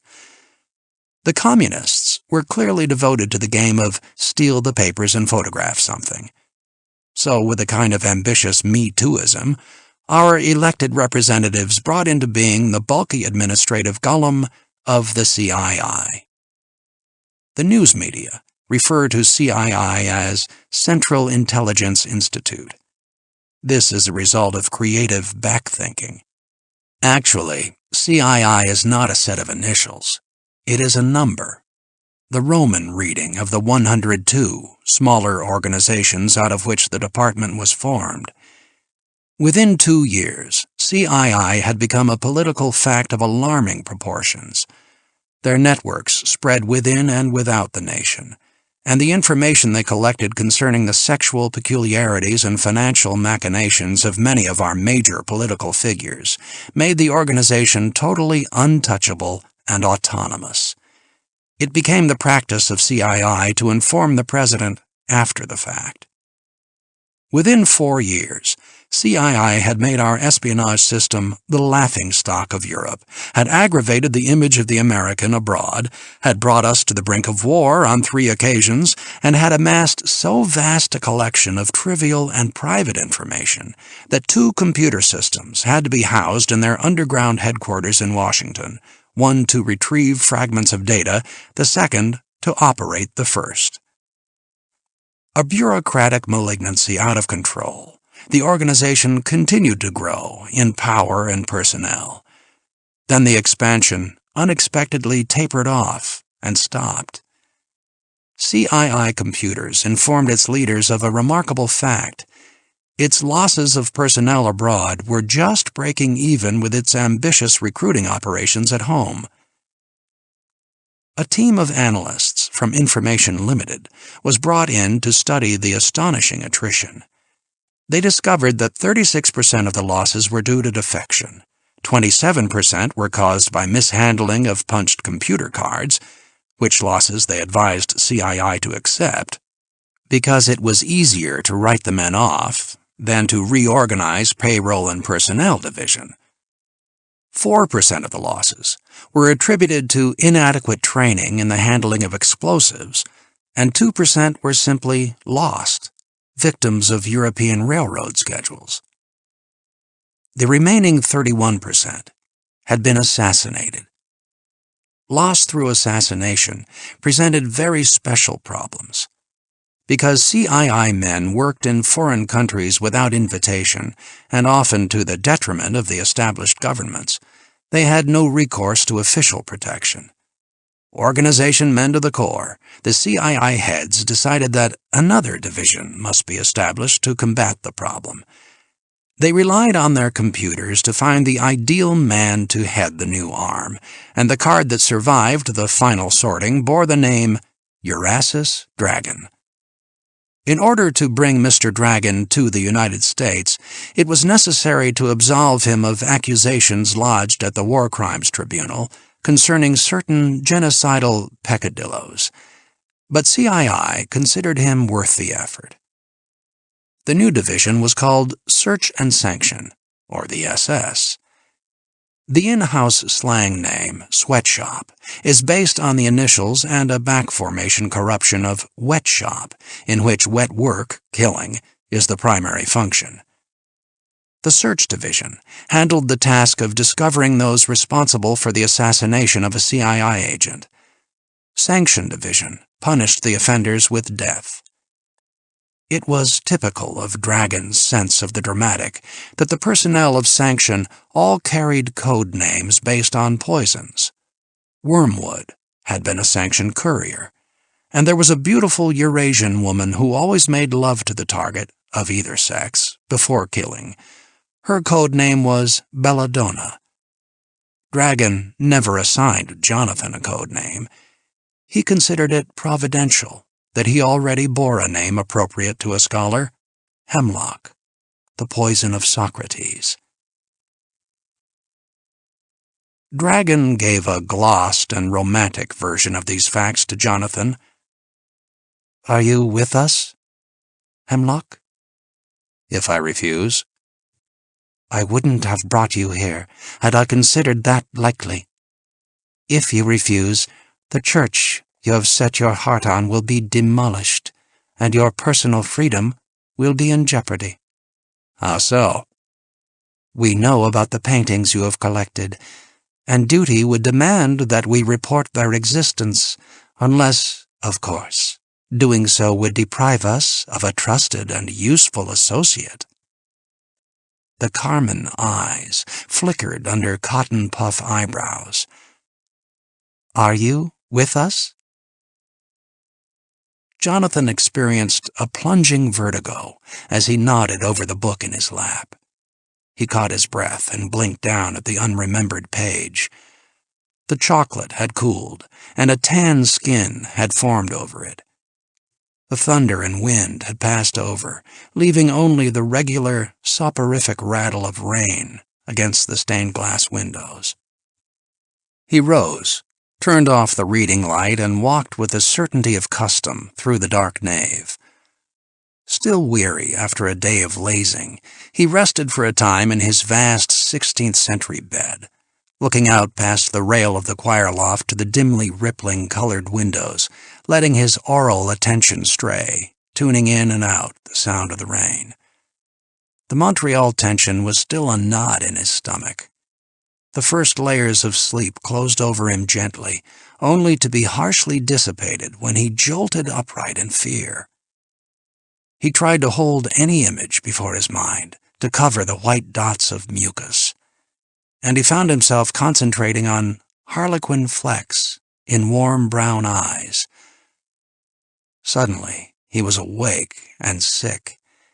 He had passively fought it all day, but he could no longer. After vomiting, he lay quite nude on the cold tiles of his bathroom floor for more than an hour, putting his mind back together. Then he returned to bed, and to the image of the harlequin flecks. Long Island, June 11th. Jonathan's rise to consciousness was neither crisp nor lucid. He came up through turgid layers of discomfort. Dream remnants were mixed with intruding reality.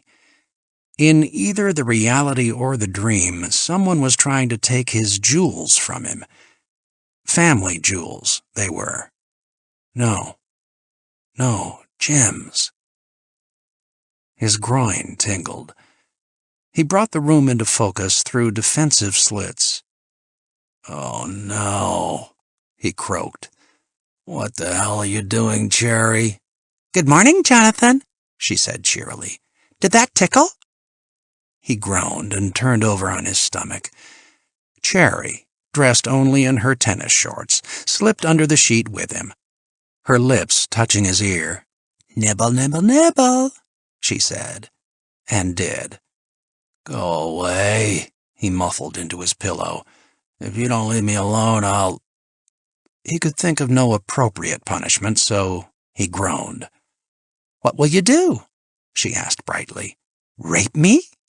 You know, I've been thinking about rape a lot lately. It's not a good thing because it doesn't give the couple a chance to communicate on an interhuman level. But it has one advantage over masturbation. It isn't so lonely. You know what I mean? Well, if you're bent on raping me, I guess I'll have to take it like a woman." And she spun over and threw her arms and legs out like St. Andrew crucified. "Oh, for Christ's sake, Cherry, I ought to spank your ass." She was instantly up on one elbow, speaking with serious concern. "I never suspected you were a sadist, Jonathan, but I guess it's the duty of a woman in love to satisfy the sexual peculiarities of her man." "You're not a woman in love. You're a woman in heat. But all right, you win. I'm getting up. Why don't you go down and make me a cup of coffee?" "It's right there beside you, impetuous lover. I made it before I came up." There was a tray with a coffee pot and 2 cups on the bedside table. She arranged his pillows as he pulled himself to a sitting position, then she poured out his coffee and passed him the cup, which he had to struggle to balance when she climbed back into bed and sat beside him, their shoulders and hips touching, her leg over his. Jonathan sensed that the major league sex play was over for the moment, but she was still nude to the navel, and her bikini tan gave her white breasts the advantage of contrast against the soft copper of the rest of her. "Hey, Jonathan," she said earnestly, as she looked into the bottom of her coffee cup. "Let me ask you something. It's true, isn't it, that the early morning would be about the best time for me to get at you? It's true, isn't it, that men often wake up with erections?" "That usually means they have to piss," he growled into his cup. She digested this bit of information in silence. "Nature is wasteful," she commented sadly. Then her spirits bounced back. "But never mind. Sooner or later, I'll catch you at an unguarded moment. Then bam!" "Bam?" "Not very onomatopoetic, I guess." "Let's hope not." She was withdrawn for a moment. Then she turned to him and asked, "It isn't me, is it? I mean, if I weren't a virgin, you'd take me, wouldn't you?" He locked his fingers behind his head and stretched all the way to his pointed toes. "Certainly, in an instant. Bam." "Because," she pursued, "I'm really fairly pretty, and I'm filthy rich, and my blood's not bad." She paused for a complimentary comment. "Hey, we were talking about my bod?" Again she paused. "Well, at least my breasts are nice, aren't they?" He did not look over. "Certainly, they're great." "Now cut it out. Look at them. They're a little small by current standards, but they're firm and cute, don't you think?" He cradled one in his palm and inspected it with professional myopia. "Very fine," he vouched, "and 2 in number, which is especially reassuring." "Then why don't you break down and make love to me?" "Because you are self-consciously cute. Furthermore, you are a virgin. I could forgive the cuteness on the assumption that you'll outgrow it, but the virginity, never. Now why don't you put your blouse back on?" "No, I don't think so. Who knows, you might suddenly get a normal impulse and ta-da!" "Ta-da?" "It's better than bam. Here, let me give you more coffee." She refilled his cup, then carried her own to the edge of the loft where she leaned against the railing, looking out over the nave, musingly. Cherry was Jonathan's nearest neighbor, occupying with her domestic staff a rambling mansion a quarter of a mile down the road. They shared the cost of maintaining the artificial sand beach that connected their properties. Her late father, the corporation lawyer James Matthew Pitt, had bought the estate shortly before his death, and Cherry enjoyed managing the property. During trips, Jonathan entrusted her with the care of his home and the payment of his local bills. Of necessity, she had a key, and she drifted in and out to use his library and to borrow champagne for her parties. He never attended these parties, not caring to meet the liberated young people of her circle. Needless to say, Cherry knew nothing about him, save that he was a teacher and art critic, and that, so far as she knew, he was independently well off. She had never been invited to descend into the private gallery in the basement. Little by little, their sex play had developed into a pattern of epic enticements and stoic refusals, the whole thing based on their mutual understanding that it was Jonathan's role to fend her off. She would have been at a loss had he ever failed to do so. The battle was never totally without charm, because it was fought with humor on both sides, and there was the spice of distant possibility to keep a tang in their relationship. After a longish silence, Cherry spoke, without turning to him. "Do you realize that I am the only 24-year-old virgin on Long Island, discounting paraplegics and some nuns? And it's all your fault. You owe it to mankind to get me started." Jonathan swung out of bed. Avoiding virgins is not only a matter of ethics with me, it's also a matter of mechanics. Virgins are hard on older men. Okay, punish yourself, deny yourself the delights of the flesh, see if I care. She followed him into the bathroom, where she had to raise her voice to be heard over the roar of water into his Roman pool. I really do care, you know. After all, someone's got to get me started. He called from the toilet beyond. Someone's got to collect the garbage, too, but not me, he punctuated with a flush. Nice analogy. He returned to the bathroom and lowered himself into the hot water. Why don't you get dressed and go make us a little breakfast? I want to be your lover, not your wife. But she returned reluctantly to the bedroom. And put your shirt on before you go down, he called after her. You might meet Mr. Monk down there. Mr. Monk was the groundsman. I wonder if he'd be willing to relieve me of this disgraceful chastity. Not on what I pay him, Jonathan mumbled to himself. I assume you want your eggs raw, she called as she left. After breakfast, she wandered about in the greenhouse garden while he brought the morning mail into the library, where he intended to do a touch of work. He was surprised and disturbed not to find the usual blue envelope from CII containing his cash payment. By routine, it was always placed by hand in his mailbox during the night after his return from a sanction. He was sure this was no oversight. Dragon was up to something. But there was nothing he could do but wait. So he went over his accounts and discovered that after he had spent the $10,000 for the new Pissarro and paid his groundsman in advance for the summer, he would have very little left. There would be no lavish living this season, but he would get by.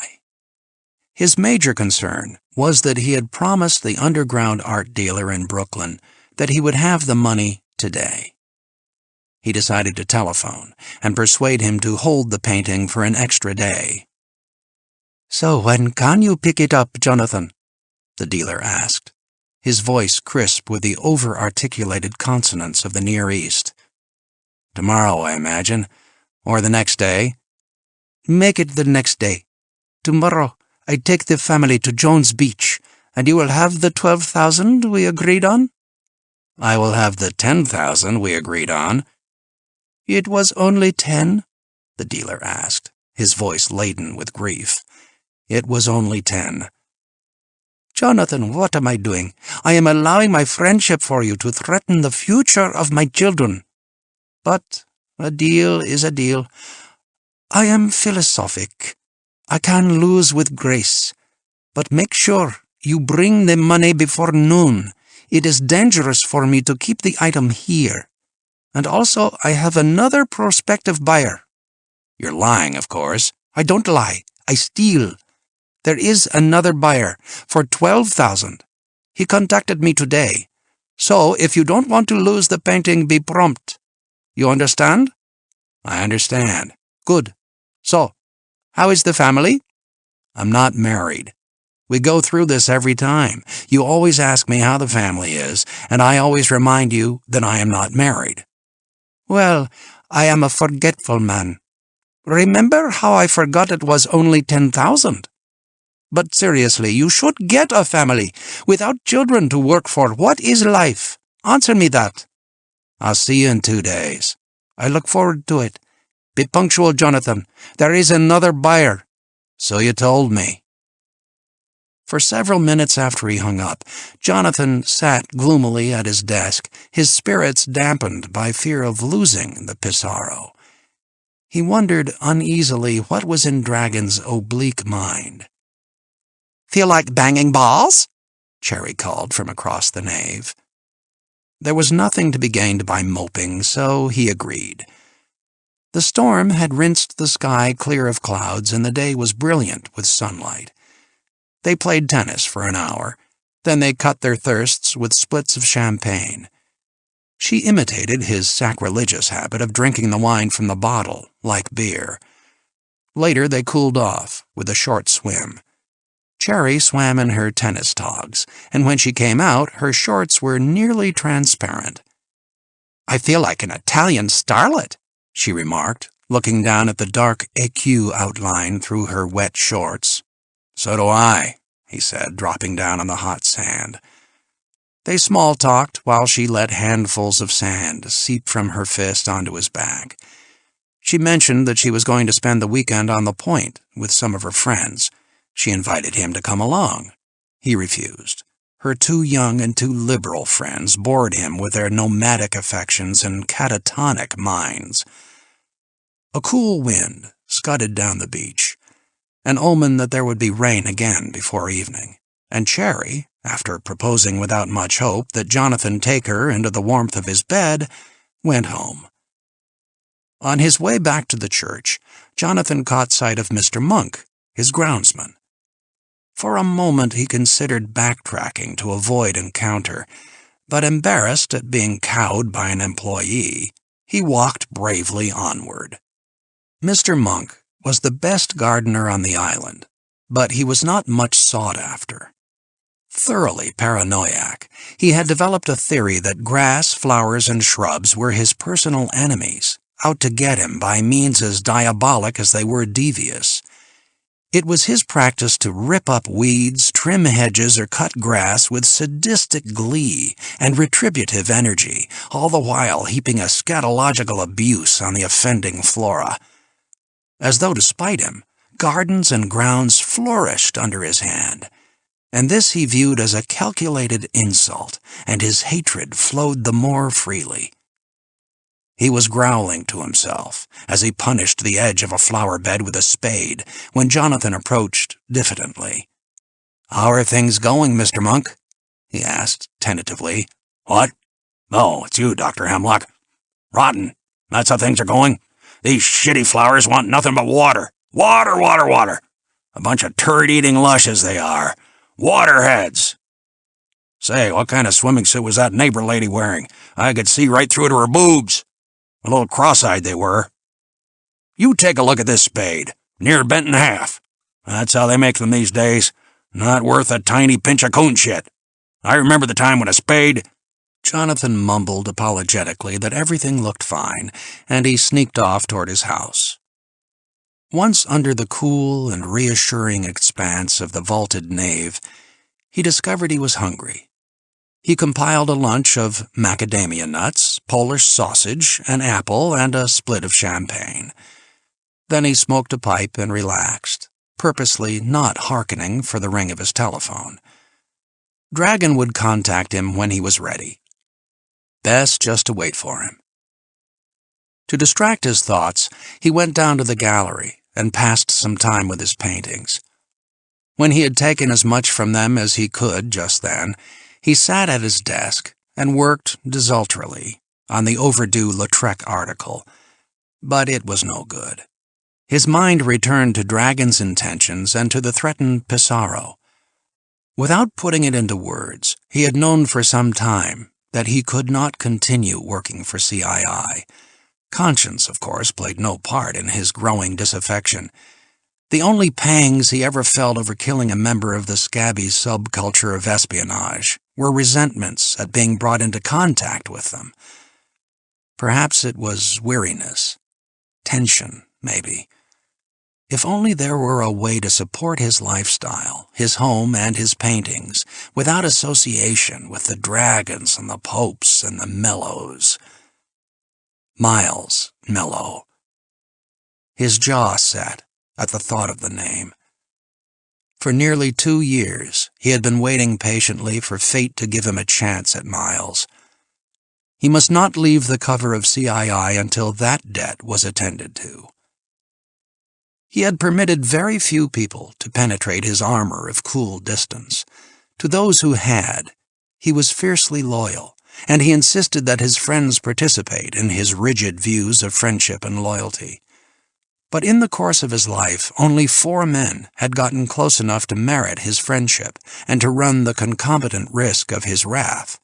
There was Big Ben Bowman, whom he had not seen for 3 years, but with whom he used to climb mountains and drink beer, and there was Henri Bach, a French espionage agent, who had had the gift of finding laughter in everything, and whose gut had been cut open 2 years ago. And there was Miles Mello, who had been responsible for Bach's death after having been Henri and Jonathan's closest friend. The fourth had been the Greek, who had betrayed Jonathan during a Sanction job. Only luck and a desperate 4-mile swim through a night sea had saved Jonathan's life. Of course, Jonathan should have been worldly enough to realize that any man who trusts a Cyprian Greek deserves a Trojan fate, but this did not prevent him from biding his time until he ran across him in Ankara. The Greek was not aware that Jonathan knew who had sold him out. Perhaps, being Greek, he had even forgotten the incident. So he accepted the gift of his favorite arak without hesitation. The bottle had been doctored with datura.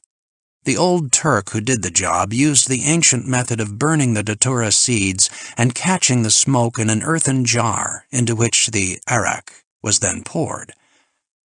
The Greek is now, and will always be, in an asylum, where he sits huddled in a corner, rocking back and forth, humming a single note endlessly.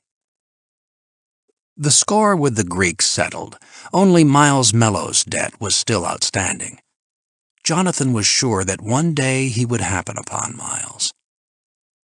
The jangle of the telephone jarred him from his morbid stream of free association. "Hemlock? Reports are in from Montreal. Good job, pal." Clement Pope's brassy insurance salesman voice was enough to make Jonathan testy. "My money wasn't in the mailbox this morning, Pope." "Well, how about that?" Jonathan took a deep breath to control himself. "Let me talk to Dragon." "Talk to me. I can handle it." "I'm not going to waste time with a flunky. Get Dragon to the phone." "Maybe if I came out there and we had a good chat." Pope was taunting. He knew that Jonathan could not afford to be seen in his company. With Dragon's necessary seclusion, Pope had become the public face of SS Division. Being seen with him was tantamount to having a Support CII sticker on your automobile. "If you want the money, pal, you'd better cooperate. Dragon won't talk to you over the phone, but he will see you." "When?" "Right now. He wants you to take a train in as soon as possible." "All right, but remind him that I am depending on that money." "I'm just sure he knows that, buddy-o." Pope hung up. Someday, Jonathan promised himself, I'll be alone in a room with that bastard for just 10 minutes. Upon reconsideration, he settled for 5. New York, June 11th. "You're looking especially attractive this afternoon, Mrs. Cerberus." She did not bother to look up. "Scrub your hands in the sink over there. Use the green soap." This is new. Jonathan crossed to the hospital sink with its surgeon's elbow lever instead of the conventional twist tab. "That elevator is filthy," she said, her voice as scaly as her complexion. "And Mr. Dragon is in a weakened condition. He's near the end of a phase." This meant that he would soon receive his semi-annual total replacement transfusion. "Do you intend to donate?" Jonathan asked, rubbing his hands dry under a jet of hot air. "We are not the same blood type." Do I detect a note of regret? "Mr. Dragon's blood type is very rare," she said with evident pride. "In humans, at any rate. May I go in now?" She fixed a diagnostic glare on him. "Any colds? Flu? Digestive disorder?" "Only a mild pain in the ass, and that's a recent development." Mrs. Cerberus pressed the buzzer on her desk, and she waved him into the interlock without further comment. The usual dim red light was not on, but the rising heat was as stifling as ever. The door to Dragon's office clicked open. "Come in, Hemlock." Dragon's metallic voice had a weak flutter in it. "Please, forgive the absence of the red light. I am more than usually fragile, and even that dim light is painful to me." Jonathan groped forward for the back of the leather chair. "Where is my money?" "That's my Hemlock, directly to the point." No time wasted with the conversational amenities. The slums have left their mark. I need the money. True. Without it, you will be unable to meet your house payments, to say nothing of purchasing the Pissarro you covet. By the way, I hear there is another bidder on the painting. Pity if you lost it. You intend to hold out on me? Permit me an academic question, Hemlock. What would you do if I were to withhold payment? Light these. Jonathan slipped his fingers into his shirt pocket. What have you there? There was no worry in Dragon's voice. He knew how thoroughly his men searched everyone who entered. A book of matches. Do you have some idea of the pain it's going to cause you when I strike them one by one? Dragon's thin fingers flew automatically to his eyes, but he knew that his colorless skin would afford little protection. With forced bravado, he said, Very good, Hemlock. You confirm my confidence in you. In future, my men will have to search for matches as well. My payment? There, on the desk. Actually, I intended to give you the money all the time. I kept it only to assure your coming here to listen to my proposition. He laughed his 3 arid haws. That was a good one, with the matches. The laugh changed into a weak, wheezing cough, and for a time he could not speak. Sorry. I'm not really well. To put you at ease, Jonathan said, slipping the chubby envelope of bills into his coat pocket, I should tell you that I don't have any matches. I never smoke in public. Of course, I had forgotten. There was real praise in his voice. Very good indeed. Forgive me if I have seemed overly aggressive. I am ill just now, and that makes me tetchy. Jonathan smiled at the uncommon word. Occasionally, Dragon's alien English was betrayed by just such sounds, odd word choices, overpronunciations, mishandlings of idiom. What's this all about, Dragon? I have an assignment you must take. I thought we talked about that. You know I never take jobs unless I need the money. Why don't you use one of your other Sanction people? The pink and red eyes emerged. I would, if it were possible. Your reluctance is a nuisance, but this assignment requires an experienced mountain climber, and as you might imagine, men of such talents do not abound within our department. I haven't climbed for more than 3 years. We have considered that. There is time to bring you back into condition. Why do you need a climber? I could discuss details only if you were willing to cooperate on the assignment. In which case, forget it. I have a further inducement for you, Hemlock. Oh? One of our former employees, an erstwhile friend of yours, I believe, is involved in the affair. Dragon paused for effect. Miles Mello. After a moment, Jonathan said, Miles is none of your business. I'll take care of him in my own way. You are a rigid man, Hemlock. I hope you don't break when you are forced to bend. Forced how? Oh, something will occur to me. There was a heavy flutter in his voice, and he pressed his hand against his chest to relieve the pain. On your way out, would you ask Mrs. Cerberus to come to me? There's a good fellow. Jonathan pressed back into the shallow entrance to Dragon's office building, trying to avoid the rain which fell in plump drops that exploded into a haze on the sidewalk. The liquid roar eclipsed the city's babble. An empty taxi came slowly up the street, and Jonathan jumped out to take his place in a line of supplicants who waved and shouted as the cab cruised majestically by, the driver whistling contentedly to himself, doubtless contemplating some intriguing problem of Russian grammar. Jonathan returned to the shelter of his meager cave and looked out glumly on the scene. Streetlights came on. their automatized devices duped into believing it was evening by the darkening storm. Another taxi appeared, and Jonathan, knowing better, nevertheless stepped forward to the curb on the outside chance that this driver was not independently wealthy and had some mild interest in profit. Then he saw that the taxi was occupied. As he turned back, the driver sounded his horn. Jonathan stood still, puzzled and getting wetter. The driver beckoned him over. Jonathan pointed at his chest with a foolish "me" expression on his face. The back door opened, and Jemima called out, "Are you going to get in, or do you like it out there?" Jonathan jumped in, and the cab turned out into traffic, disdainfully ignoring trumpeted protests from the car abreast that was forced into the oncoming stream. "I don't mean to drip on you," Jonathan said, "but you really do look lovely. Where did you come from? Did I mention you look lovely?" He was boyishly glad to see her again. It seemed that he had thought of her often. But probably not, he decided. Why should he? "I saw you step out," she explained, "and you looked so funny that I took pity on you." "Ah, you fell for an ancient ploy.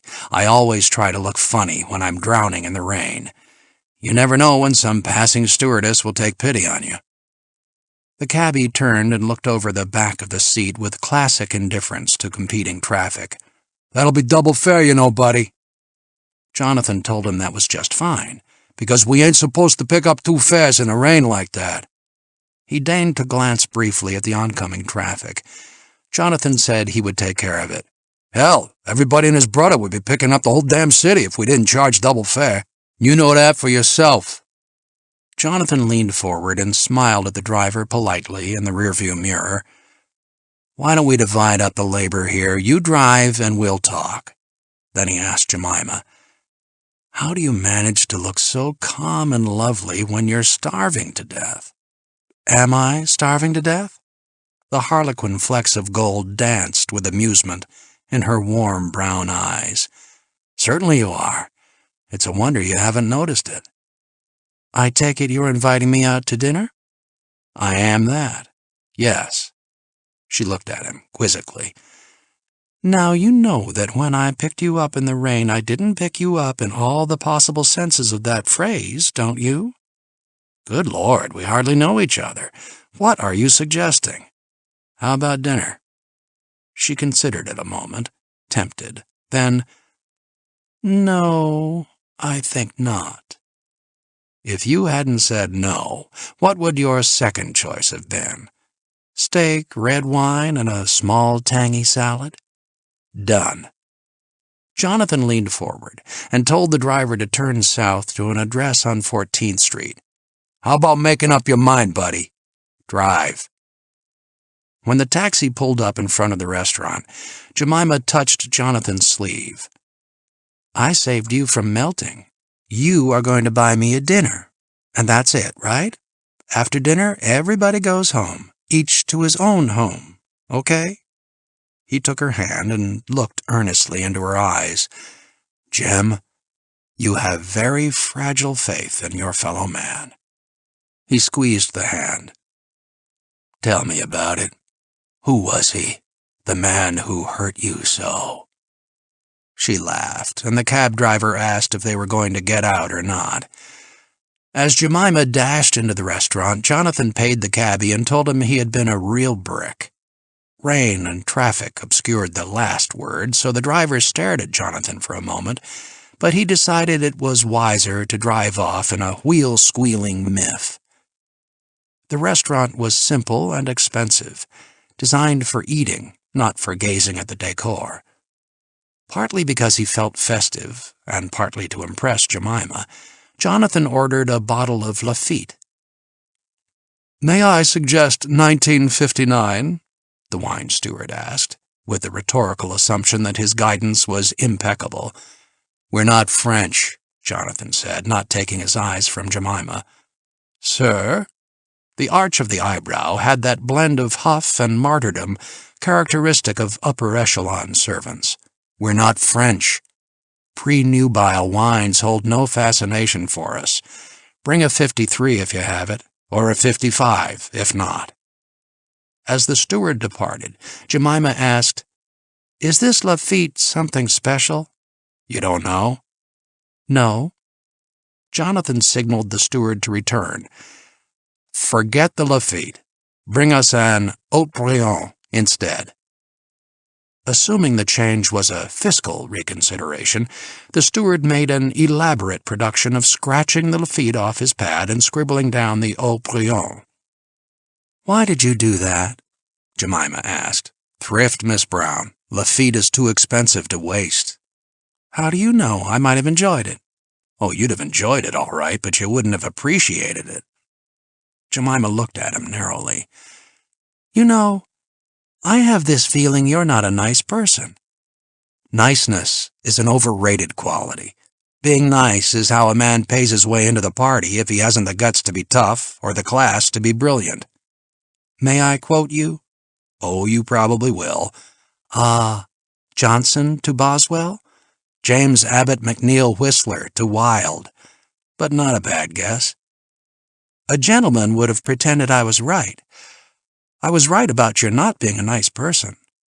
I'll try to make up for it by being other things, witty or poetic, perhaps, or even terribly interested in you, which, by the way, I am. His eyes twinkled. "You're putting me on." "I admit it. It's all a facade. I just pretend to be urbane as an armor for my vulnerable hypersensitivity." "Now I'm getting a put-on within the put-on." "How do you like being on Flugel Street?" "Help." Jonathan laughed and let the con lie where it was. Jemima sighed and shook her head. "Man, you're really a social buzzsaw, aren't you?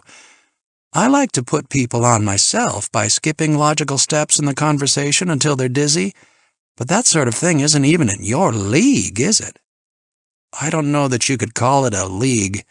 After all, there's only one team, and one player." "Here we go again." "Let's take time out for dinner." The salad was crisp, the steaks huge and perfect, and they washed them down with the Haut-Brion.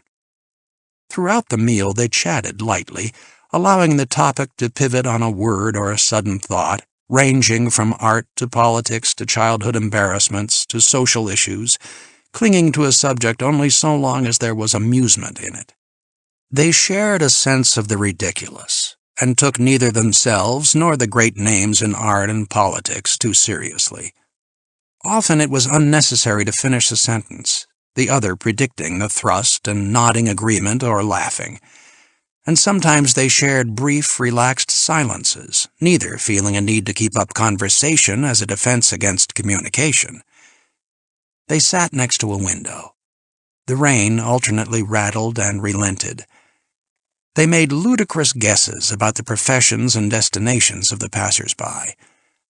Without recognizing it, Jonathan was dealing with Jem as though she were a man, an old friend. He drifted with the stream of conversation honestly, forgetting the pre-bed banter that usually constituted the basis of his small talk with women. "A college teacher?" Jem asked incredulously. "Don't tell me that, Jonathan. You're undermining my stereotypes." "How about you as a stewardess? How did that ever happen?" "Oh, I don't know. Came out of college after changing majors every year and tried to find a job as a Renaissance woman, but there wasn't a heading like that in the want ads.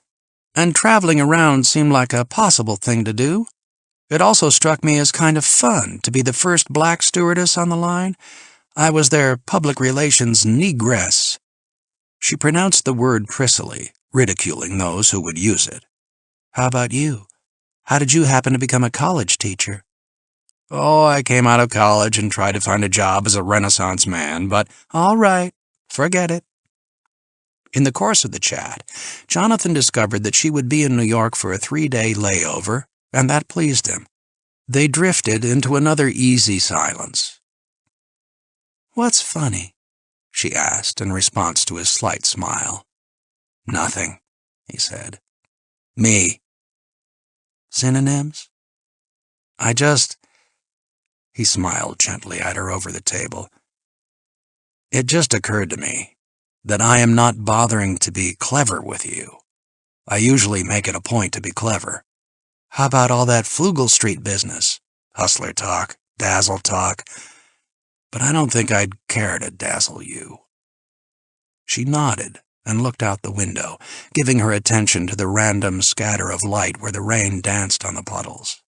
After a while, she said, "That's nice." He knew what she meant. Yes, it's nice, but it's a little disconcerting. She nodded again, and they both knew she meant that it was a little disconcerting for her, too. A series of non sequitur pivots brought them to the subject of houses, and Jonathan waxed enthusiastic about his own. For half an hour, he described details to her, trying hard to make her see them. She listened actively, letting him know through small movements of her eyes and head that she understood and shared. When he stopped suddenly, realizing that he had been talking steadily and probably boorishly, she said, "It must be nice to feel that way about a house. And it's safe, too, of course." "Safe?" "A house can't lean on you emotionally, can't burden you by loving you back. You know what I mean." He knew exactly, and he experienced a negative twinge at her emotional acumen. It occurred to him that he would enjoy having her at his home, passing a day sitting around and chatting. He told her so. "It sounds like fun, but we couldn't go now. That wouldn't be good. I pick you up in a cab, we have dinner, then we run off to your house. Technically speaking, that would constitute a quickie. It doesn't sound like our sort of thing." He agreed that it was not their sort of thing. "We could make some sort of pact. I imagine we're capable of not making love for a day or two." "You'd cheat." "Probably." "And if you didn't, I would." "I'm glad to hear that." The restaurant was closing, and their waiter had already made many polite intrusions with offers of unwanted service. Jonathan tipped rather too much, paying for the splendid time he had had, rather than for the service, which he had not noticed. They decided to walk back to her hotel because it was not too far and because the streets were empty and cool after the rain. They strolled, sharing swatches of talk and longer periods of silence. Her hand was in the bend of his arm, and she drew his attention to little things she noticed with a slight press of her fingers, which he acknowledged with a gentle return flex. Surprisingly quickly, they found themselves at her hotel. In the lobby, they shook hands. Then she said, "Is it all right if I come out on the train tomorrow morning? You can meet me at the station and we'll take a look at this church of yours." "I think that would be just fine." "Good night, Jonathan." "Good night." He walked to the train station, noticing along the way that the city seemed less ugly than usual. Probably the rain. Long Island, June 12th. He padded across the expanse of his choir loft bedroom, concentrating on his coffee cup, but spilling some into the saucer anyway. It was a large, two-handled café au lait mug, and for several minutes he leaned against the rail, taking long, resuscitating draughts and looking down with pride and pleasure upon the nave, where low-angle morning sun pierced the dim space with lances of variegated light. He was only at peace when he had his home around him, like armor. His thoughts strayed back and forth between pleasant anticipation of Jemima and vague discomfort over the tone of his last meeting with Dragon. Later, down in the gallery, he screwed up his courage and tried again to work on the Lautrec article. He penciled a few notes, then the lead broke. That was it. Fate. He might have plowed on, wading through uninspired, mealy prose, but not if it entailed resharpening his pencil. It wasn't his fault that the pencil had broken. On his desktop lay the blue pay envelope from Dragon, chubby, with 10-score $100 bills. He picked it up and looked around for a safe place to put it. His eye caught none, so he dropped it back on the desk. For a man who went to such extremes to make money, Jonathan had none of the instincts of the miser. Money had no attraction for him. Goods, comforts, and possessions were another matter. It delighted him to remember that by tomorrow afternoon he would own the pointillist Pissarro. He looked around the walls, deciding where to hang it, and his eye fell on the Cézanne that Henri Bach had stolen for him in Budapest as a birthday present. Memories of Henri came to him, the curiously warped Basque wit, their laughter when they described close calls to each other, that staggering drunk in Arles when they had played at bullfighting with their jackets and the angry traffic. And he recalled the day Henri died, trying to hold his guts in with his hands, seeking a witty punchline to go out on and not being able to come up with one. Jonathan snapped his head to clear the images out, but no good. He sat at the pianoforte and chorded aimlessly. They had been a team, he and Henri and Miles Mello. Miles worked for Search, Jonathan for Sanction, and Henri for the French counterpart of CII. They had performed assignments competently and quickly, and they always found time to sit around in bars, talking about art and sex and whatever. Then Miles set up Henri's death. Jonathan slipped into a bit of Handel. Dragon had said that Miles was involved somehow in this sanction he was trying to force on Jonathan. For almost 2 years, Jonathan had anticipated the day when he could face Miles again. Don't think about it. Jemima is coming.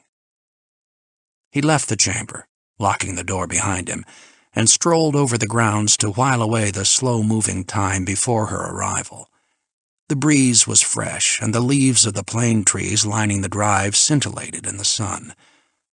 Overhead, the sky was taut blue, but on the northern horizon over the water hovered a tight bundle of cloud that promised a fresh storm that night. Jonathan loved storms. He wandered through the formal English garden with its newly clipped box hedges enclosing an involute maze. From the depths of the labyrinth, he could hear the angry click, click, click of Mr. Monk's trimming shears. "Arr, there!" Click. "That'll teach you, you simple-minded shrub." Click, click. "Okay, wise-ass twig. Stick it out and I'll cut it off for you. Like that. Click." Jonathan tried to locate the sound within the maze so he might avoid an encounter with Mr. Monk. Stealthily, he moved down the alley, rolling the pressure underfoot to reduce the sound. "You got something against them other branches?" Mr. Monk's voice was honey-sweet. "Oh, you don't like their company. Well, I understand. You're just some kind of loner, keeping away from the bunch like that."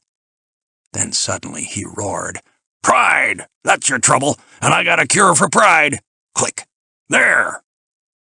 Jonathan squatted beside the wall of hedge, not daring to move, uncertain of the direction of Mr. Monk's voice. There was a long silence. Then he began to picture himself, cringing at the thought of meeting his groundsman. He smiled, shook his head, and stood up. "What you doing, Dr. Hemlock?" Mr. Monk asked from directly behind him. "Oh, well, hello." Jonathan frowned and dug his toe into the turf. This grass here, Mr. Monk. I've been examining it. Looks funny to me. Don't you think so?" Mr. Monk had not noticed, but he was always willing to believe the worst of growing things. "Funny in what way, Dr. Hemlock?" "Well, it's greener than usual. Greener than it ought to be. You know what I mean." Mr. Monk examined the area near the shrubbery, then compared it with nearby grass. "Is that right?" His eyes grew round with rage as he turned on the offending patch. Jonathan walked down the alley with determined casualness and turned at the first corner. As he paced more quickly to the house, he heard Mr. Monk's voice from within the labyrinth. "You stupid weeds, always screwing up. If you ain't brown and scruffy, you're too green. Well, this'll fix you." Snip. Jonathan drove along the tree-lined road to the station. The train would probably be late, in the Long Island tradition, but he could not run the risk of keeping Jemima waiting. His automobile was a vintage Avanti, a car consonant with his hedonistic lifestyle. It was in poor condition because he drove it hard and gave it little attention, but its line and grace appealed to him. When it finally broke down for good, he intended to use it as a planter on his front lawn. He parked close to the platform, his bumper touching the gray, weathered planking. The warming sun liberated a smell of creosote from the wood. Because it was Sunday, the platform and the parking area were deserted. He leaned back in the seat and waited drowsily. He would never consider standing on a train platform to wait because Henri Bach had bought his on the cement arrival dock of the Gare Saint-Lazare. Jonathan often thought of the steamy clangor of that vast steel-domed station, and of the monstrous, grinning clown. Henri had been off guard.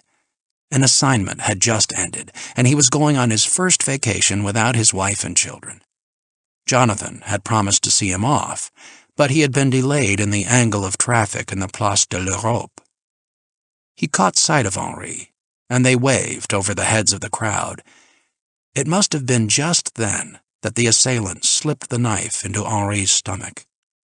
The dispatcher's voice boomed its undecipherable drone into the hiss of steam and rattle of baggage wagons. By the time Jonathan pushed his way through the throng, Henri was leaning against a huge poster for the winter circus. "Qu'as-tu?" Jonathan asked. Henri's drooping Basque eyes were infinitely sad. He clutched the front of his jacket with one hand, the fist pressed against his stomach. He smiled foolishly and shook his head with an "I don't believe it" expression. Then the smile contorted into a grin of pain, and he slid to a sitting posture, his feet straight out before him, like a child's. When Jonathan stood up after feeling Henri's throat for a pulse, he came face to face with the insane grin of the clown on the poster. Marie Bach had not wept. She thanked Jonathan for coming to tell her, and she gathered the children together in another room for a talk. When they came back, their eyes were red and puffy, but none of them was still crying.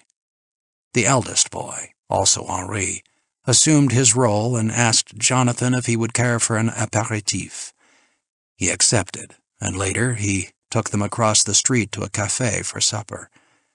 The youngest, who did not really understand what had happened, ate with excellent appetite, but no one else did. And once the eldest girl made a snorting noise as the dike of her control broke, and she ran to the ladies' room.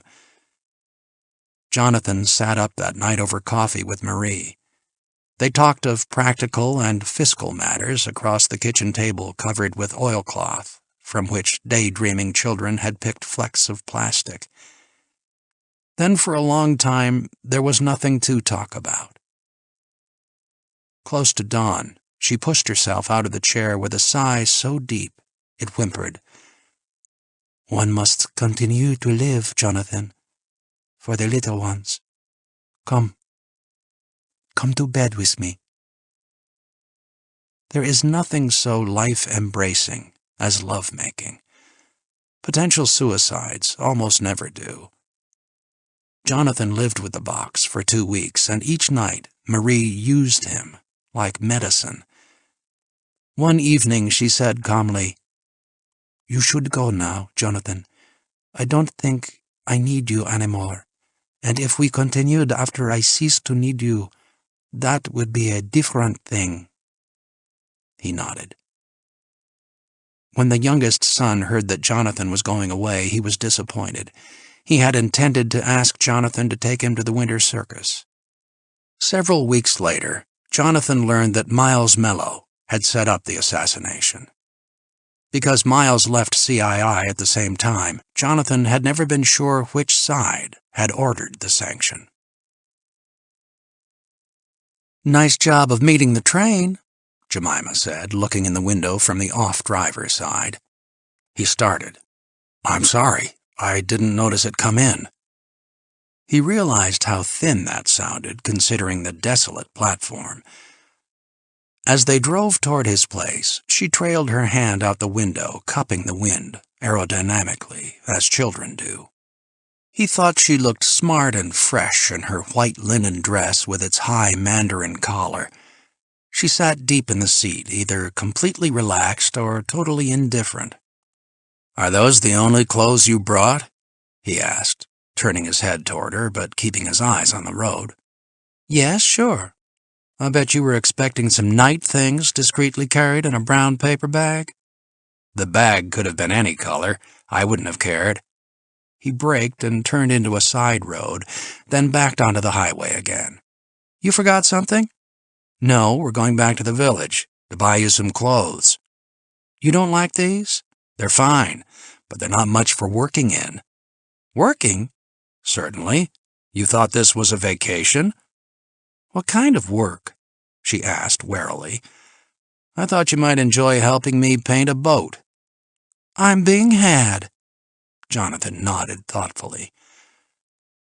They stopped at the only shop in the village open on Sundays, a spurious Cape Cod structure decorated with fishing nets and glass balls calculated to delight weekend tourists from the city. The proprietor was no taciturn down-easter. He was an intense man in his mid-40s, tending slightly to weight, wearing a tight-fitting Edwardian suit and a flowing pearl-gray ascot. When he spoke, he thrust his lower jaw forward and relished the nasal vowels with deliberate sincerity. While Jemima was in the back of the store picking out some shorts, a shirt, and a pair of canvas shoes, Jonathan selected other things, accepting the proprietor's estimate of size. The advice was not given graciously. There was a tone of peevish disappointment. Oh, about a 10, I guess, the proprietor said, then compressed his lips and averted his eyes. Of course, it will change when she's had a few children. Her kind always does. His eyebrows were in constant motion, each independent of the other. Jonathan and Jem had driven a distance when she said, That's the first time I've been a victim of prejudice on those grounds. I've known and admired a lot of women, Jonathan said in an accurate imitation of the proprietor's voice. Some of my best friends are women. But you wouldn't want your brother to marry one, right? Well, you know what happens to land values if a woman moves into the neighborhood.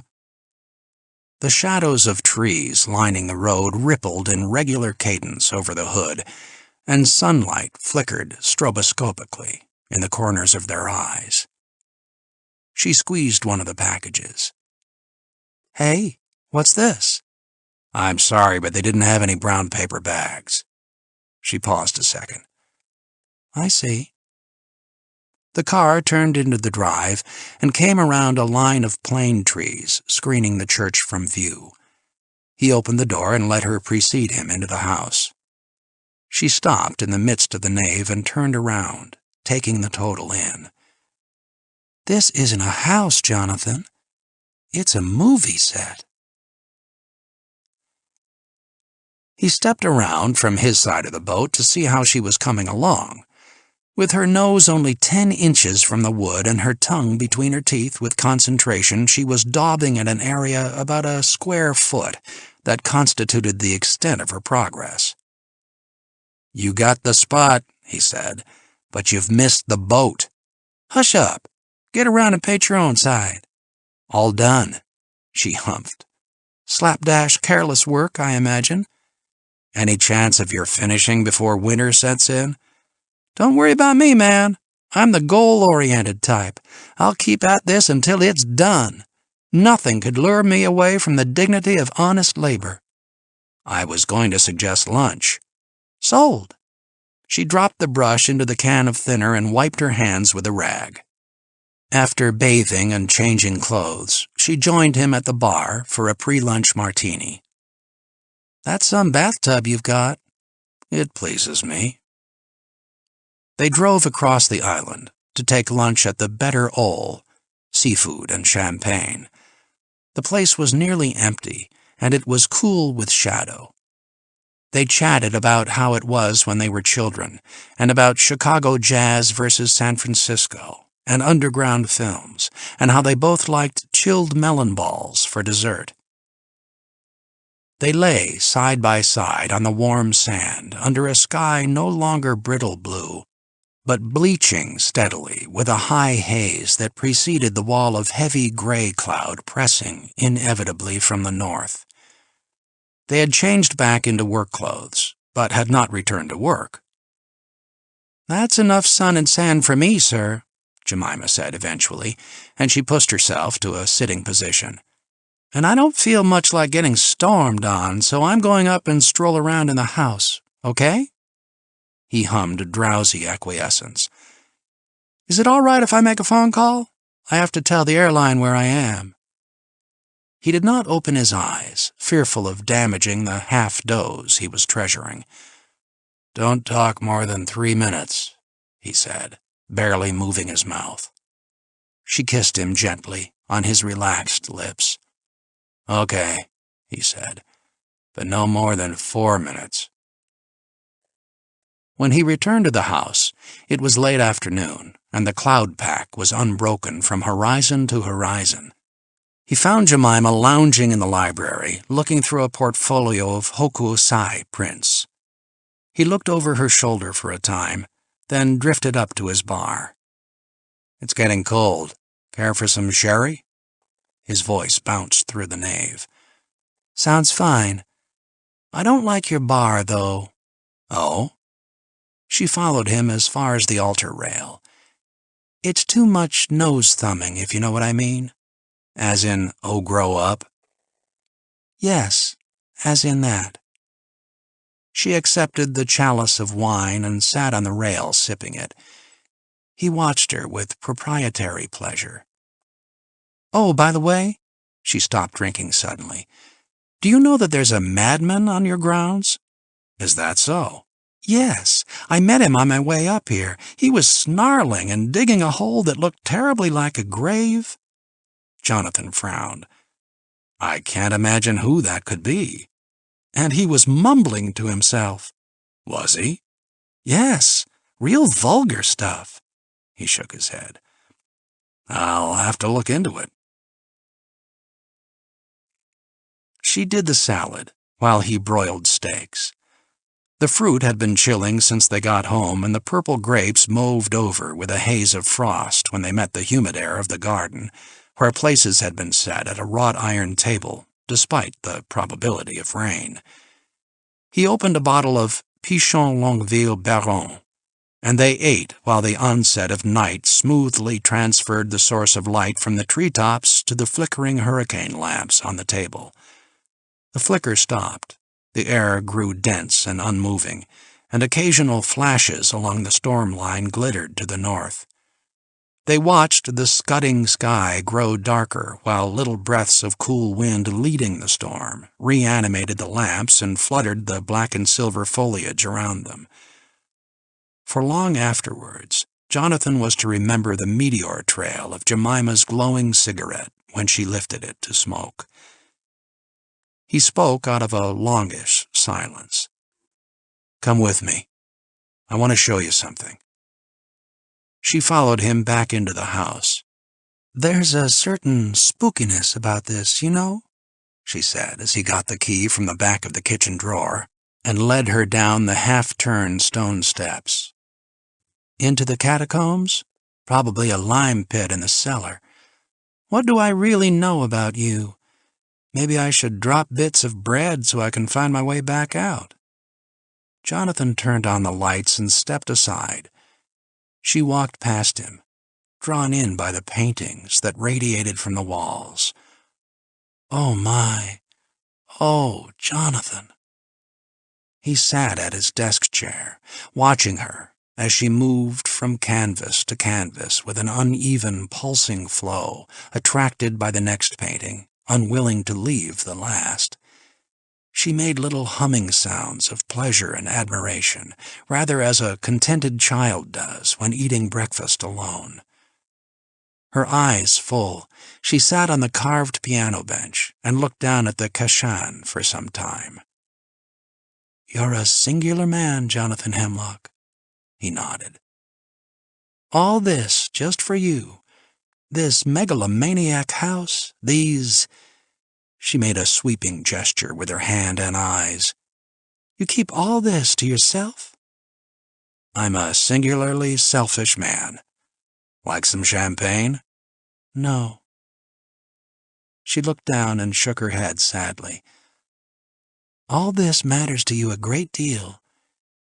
Even more than Mr. Dragon led me to believe." "Yes, it matters, but—" For some minutes, they said nothing. She did not look up, and he, after the first shocked glance, tried to calm his confusion and anger by forcing his eye to roam over the paintings. Finally, he sighed and pushed himself out of the chair. "Well, lady, I'd better be getting you to the depot. Last train for the city." His voice trailed off. She followed him obediently up the stone steps. While they had been in the gallery, the storm had broken violently above without their hearing it. Now they climbed up through layers of quickening muffled sound, the metallic rattle of rain on glass, the fluting and flap of wind, the thick, distant rumblings of thunder. In the kitchen, she asked, "Do we have time for that glass of champagne you offered me?" He protected his hurt by the dry freeze of politeness. "Certainly. In the library?" He knew she was distressed, and he wielded his artificial social charm like a bludgeon, chatting lightly about the paucity of transportation to his corner of Long Island and of the particular difficulties the rain imposed. They sat facing each other in heavy leather chairs while the rain rattled horizontally against the stained glass, and the walls and floor rippled with reds and greens and blues. Jemima cut into the flow of anti-communicative chat. "I guess I shouldn't have just dropped it on you like that, Jonathan." "Oh? How should you have dropped it, Jemima?" "I couldn't let it go on. I couldn't let us go on without your knowing, and I couldn't think of a more gentle way to tell you." "You might have hit me with a brick," he suggested. Then he laughed. "I must have been dazzled. You're a real dazzler. I should have recognized the anti-chance of coincidence. You on the plane from Montreal. You just happened to pass by Dragon's office in that taxi. How was it supposed to work, Jemima? Were you supposed to bring me to a white heat of desire, then deny your body unless I agreed to do this sanction for Dragon? Or were you going to whisper insidious persuasions into my ear as I lay in the euphoria of post-coitus vulnerability?" "Nothing so cool. I was told to steal your payment for the last assignment." "That's certainly direct." "I saw it lying on your desk downstairs. Mr. Dragon says you need the money badly." "He's right." "Why you? Why not one of his other flunkies?" "He thought I would be able to get close to you quickly." "I see. How long have you worked for Dragon?" "I don't really work for him. I'm CII, but I'm not Search and Sanction. They chose someone out of your department to avoid recognition." "Very sensible. What do you do?" "I'm a courier. The stewardess front is good for that." He nodded. "Have you had many assignments like this, using your body to get at someone?" She considered, then rejected the easy lie. "A couple." He was silent for a moment. Then he laughed. "Aren't we the pair? A selfish killer and a patriotic whore. We should mate just to see what the offspring would be. I have nothing against selfish whores, but patriotic killers are the worst kind." "Jonathan," she leaned forward, suddenly angry, "do you have any idea how important this assignment Mr. Dragon wants you to take is?" He regarded her with bland silence. He had no intention of making anything easier. "I know he didn't give you the details. He couldn't unless he was sure you would take the job. But if you knew what is at stake, you would cooperate. I doubt that. I wish I could tell you, but my instructions— I understand. After a pause, she said, I tried to get out of it. Oh? Did you? This afternoon, while we were lying on the beach, I realized what a rotten thing it would be to do. Now that we were what?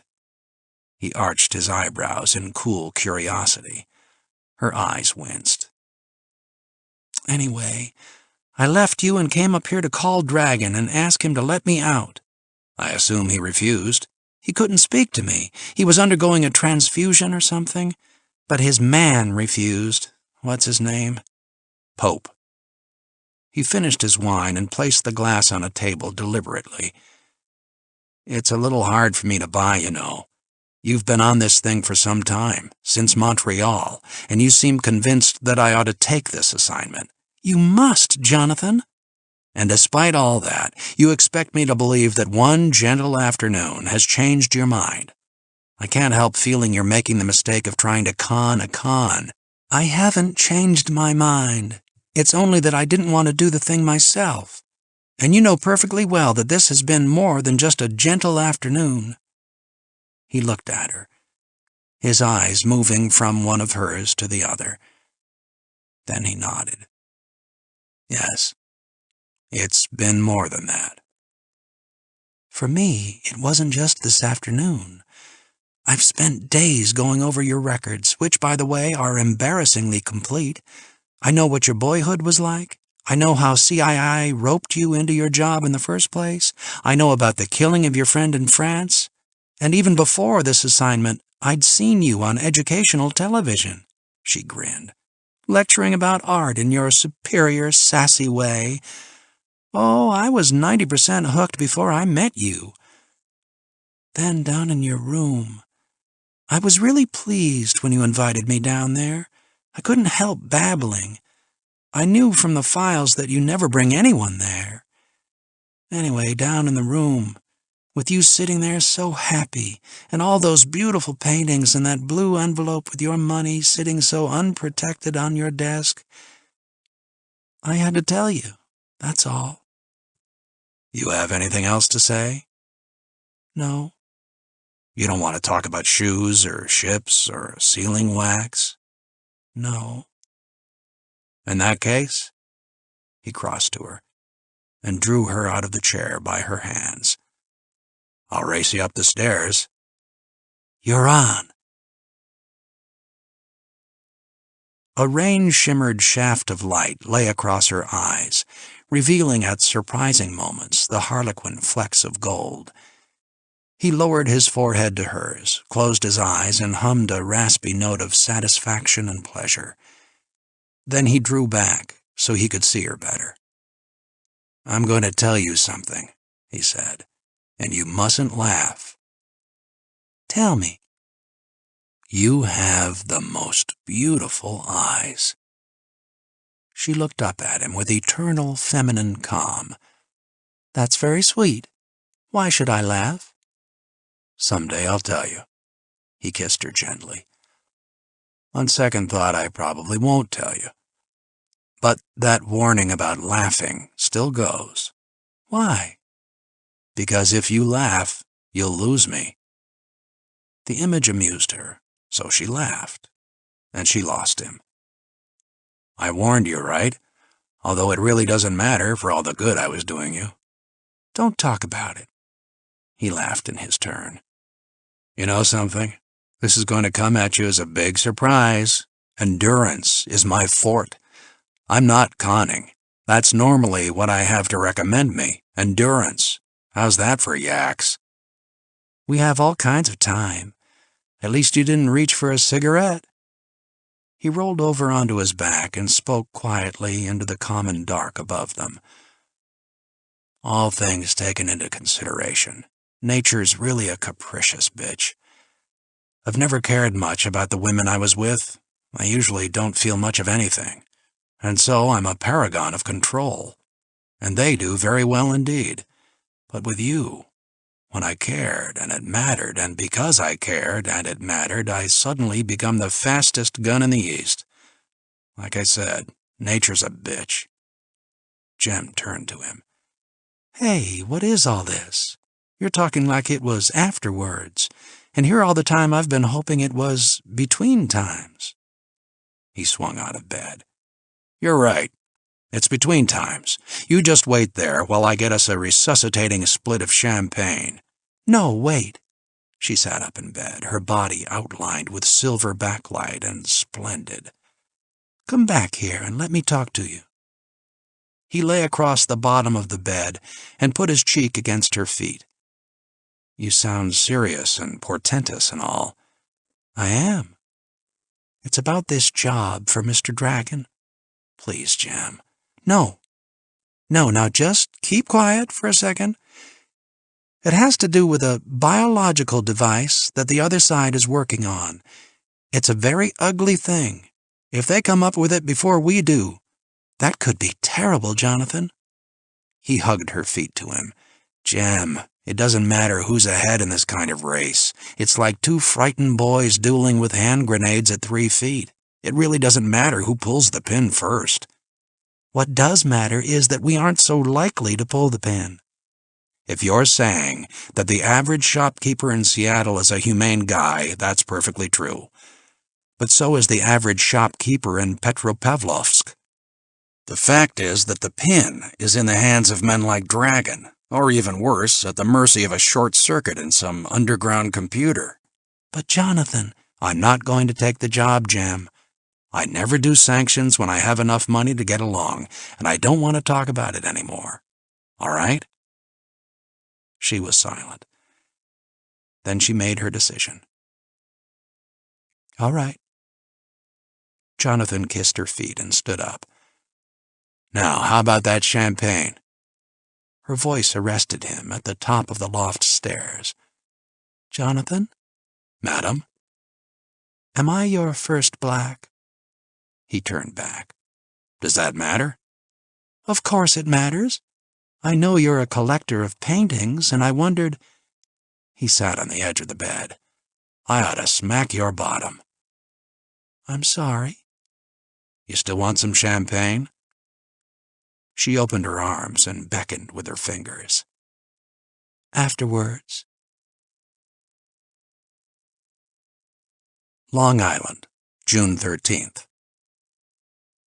Jonathan simply opened his eyes, and he was awake, calm and happy.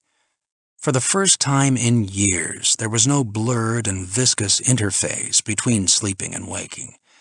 He stretched luxuriously, arching his back and extending his limbs until every muscle danced with strain.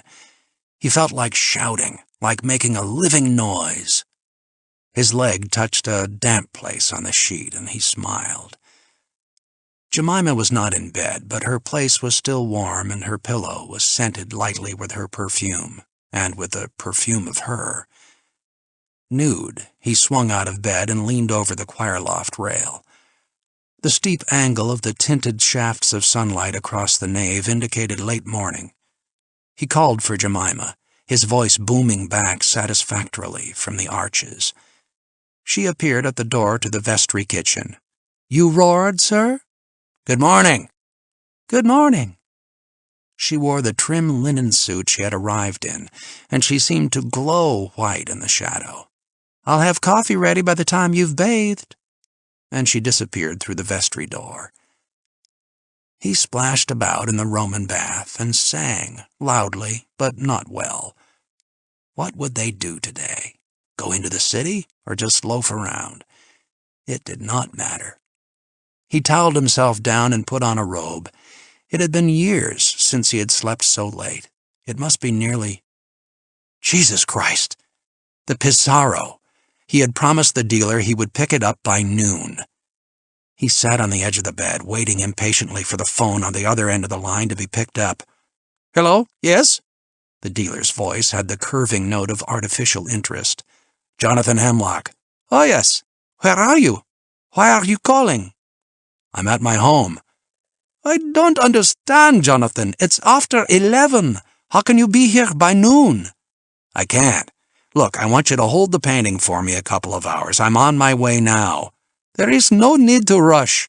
I cannot hold the painting. I told you I had another buyer. He is with me at this moment. It is tragic, but I warned you to be here on time. A deal is a deal. Give me 1 hour. My hands are tied. You said the other buyer had offered $12,000. I'll match it. If only I could, my good friend, but a deal is— Name a price. I am sorry, Jonathan. The other buyer says he will top any price you make. But since you have offered $15,000, I will ask him. There was a mumble off phone. He says 16, Jonathan. What can I do? Who is the other bidder? Jonathan! The voice was filled with righteous shock. I'll pay an extra $1,000 just to know. How can I tell you, Jonathan? I am bound by my ethics. And furthermore, he is right here in the same room with me. I see. All right, I'll give you a description. Just say yes if it fits. That's $1,000 for one syllable. At that rate, think what the megaloth would bring. He's blonde, crew-cut, chunky, small eyes, close-set, face heavy and flat, probably wearing a sport jacket. His tie and socks will be in bad taste, and he's probably wearing his hat in your home. To a T, Jonathan. T, as in 1,000. It was Clement Pope. I know the man. He must have a top price. His employer would never trust him with unlimited funds. I offer $18,000. The dealer's voice was filled with respect. You have that much in cash, Jonathan? I have. There was another prolonged and angry mumble off phone.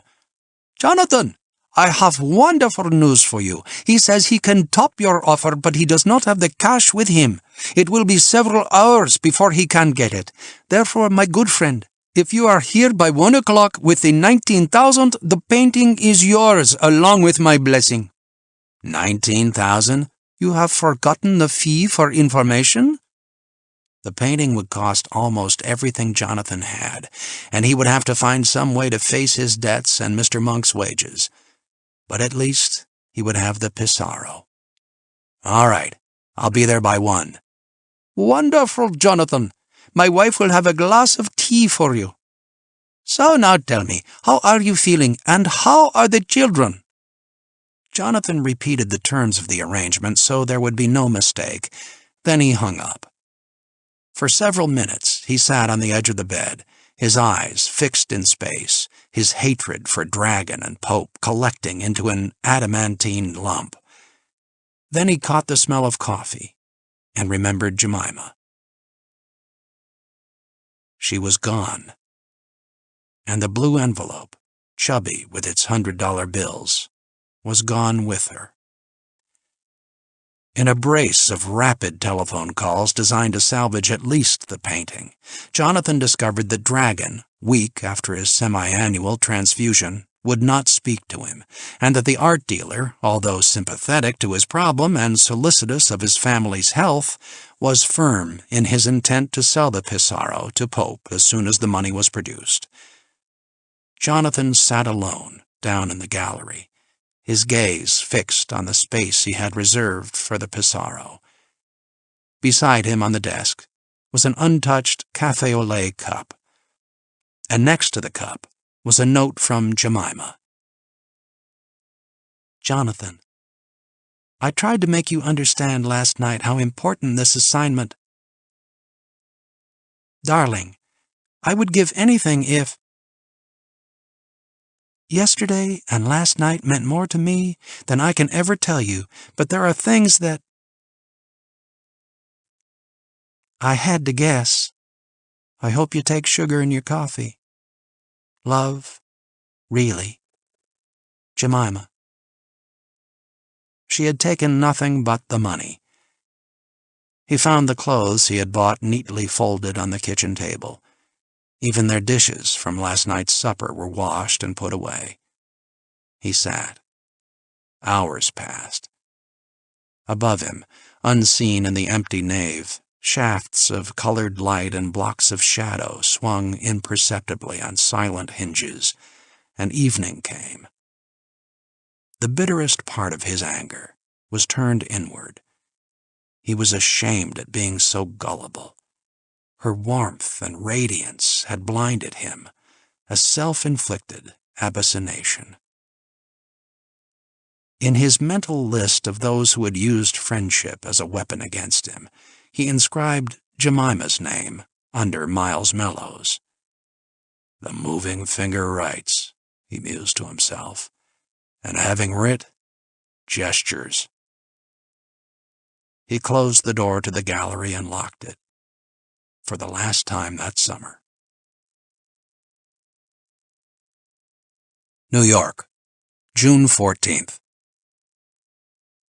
The burdens of the flesh, eh, Hemlock? Dragon's voice quivered fragilely. His body was thin and weightless under the black silk sheets.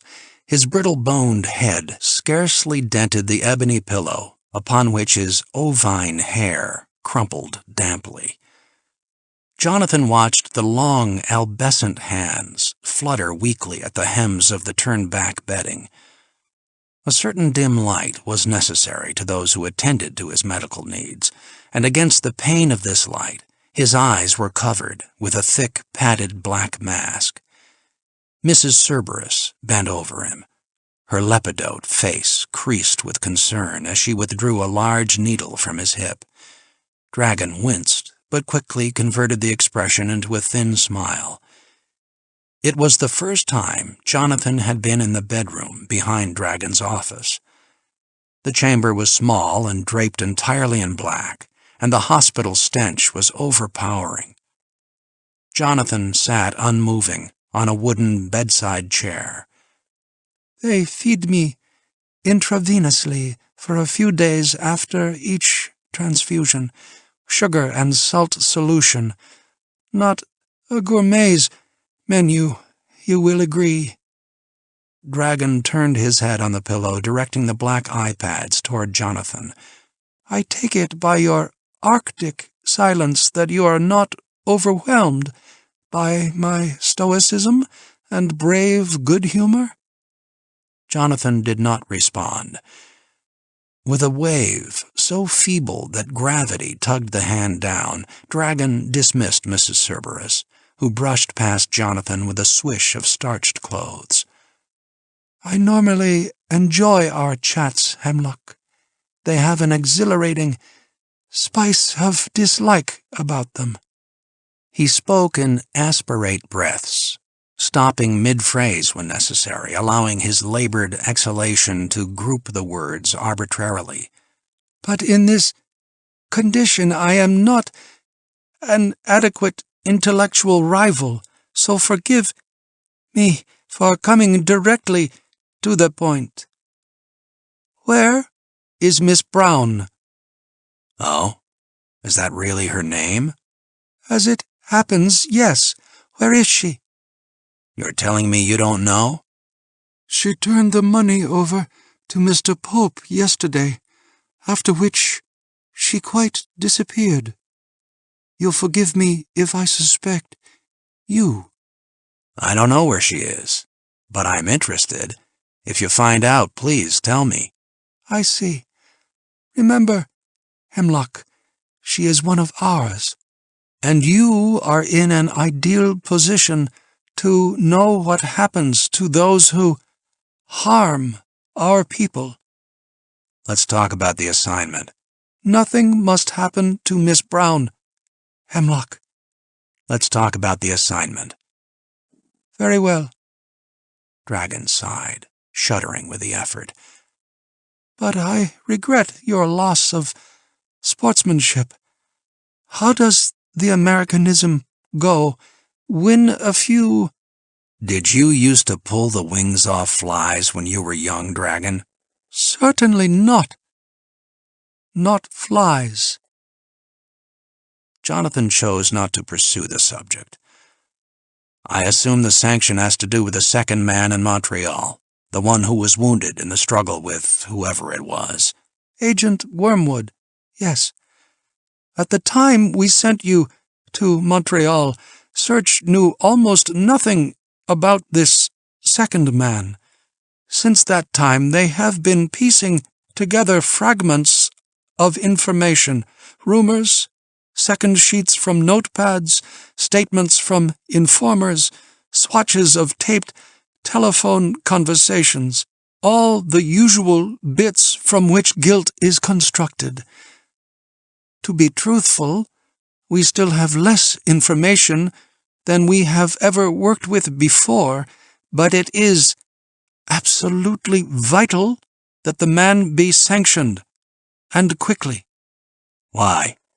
It wouldn't be the first time your people pulled a blank. What's so important about this man? Dragon's phosphorescent brow wrinkled as he balanced a problem for a moment. Then he said, "Very well, I'll tell you.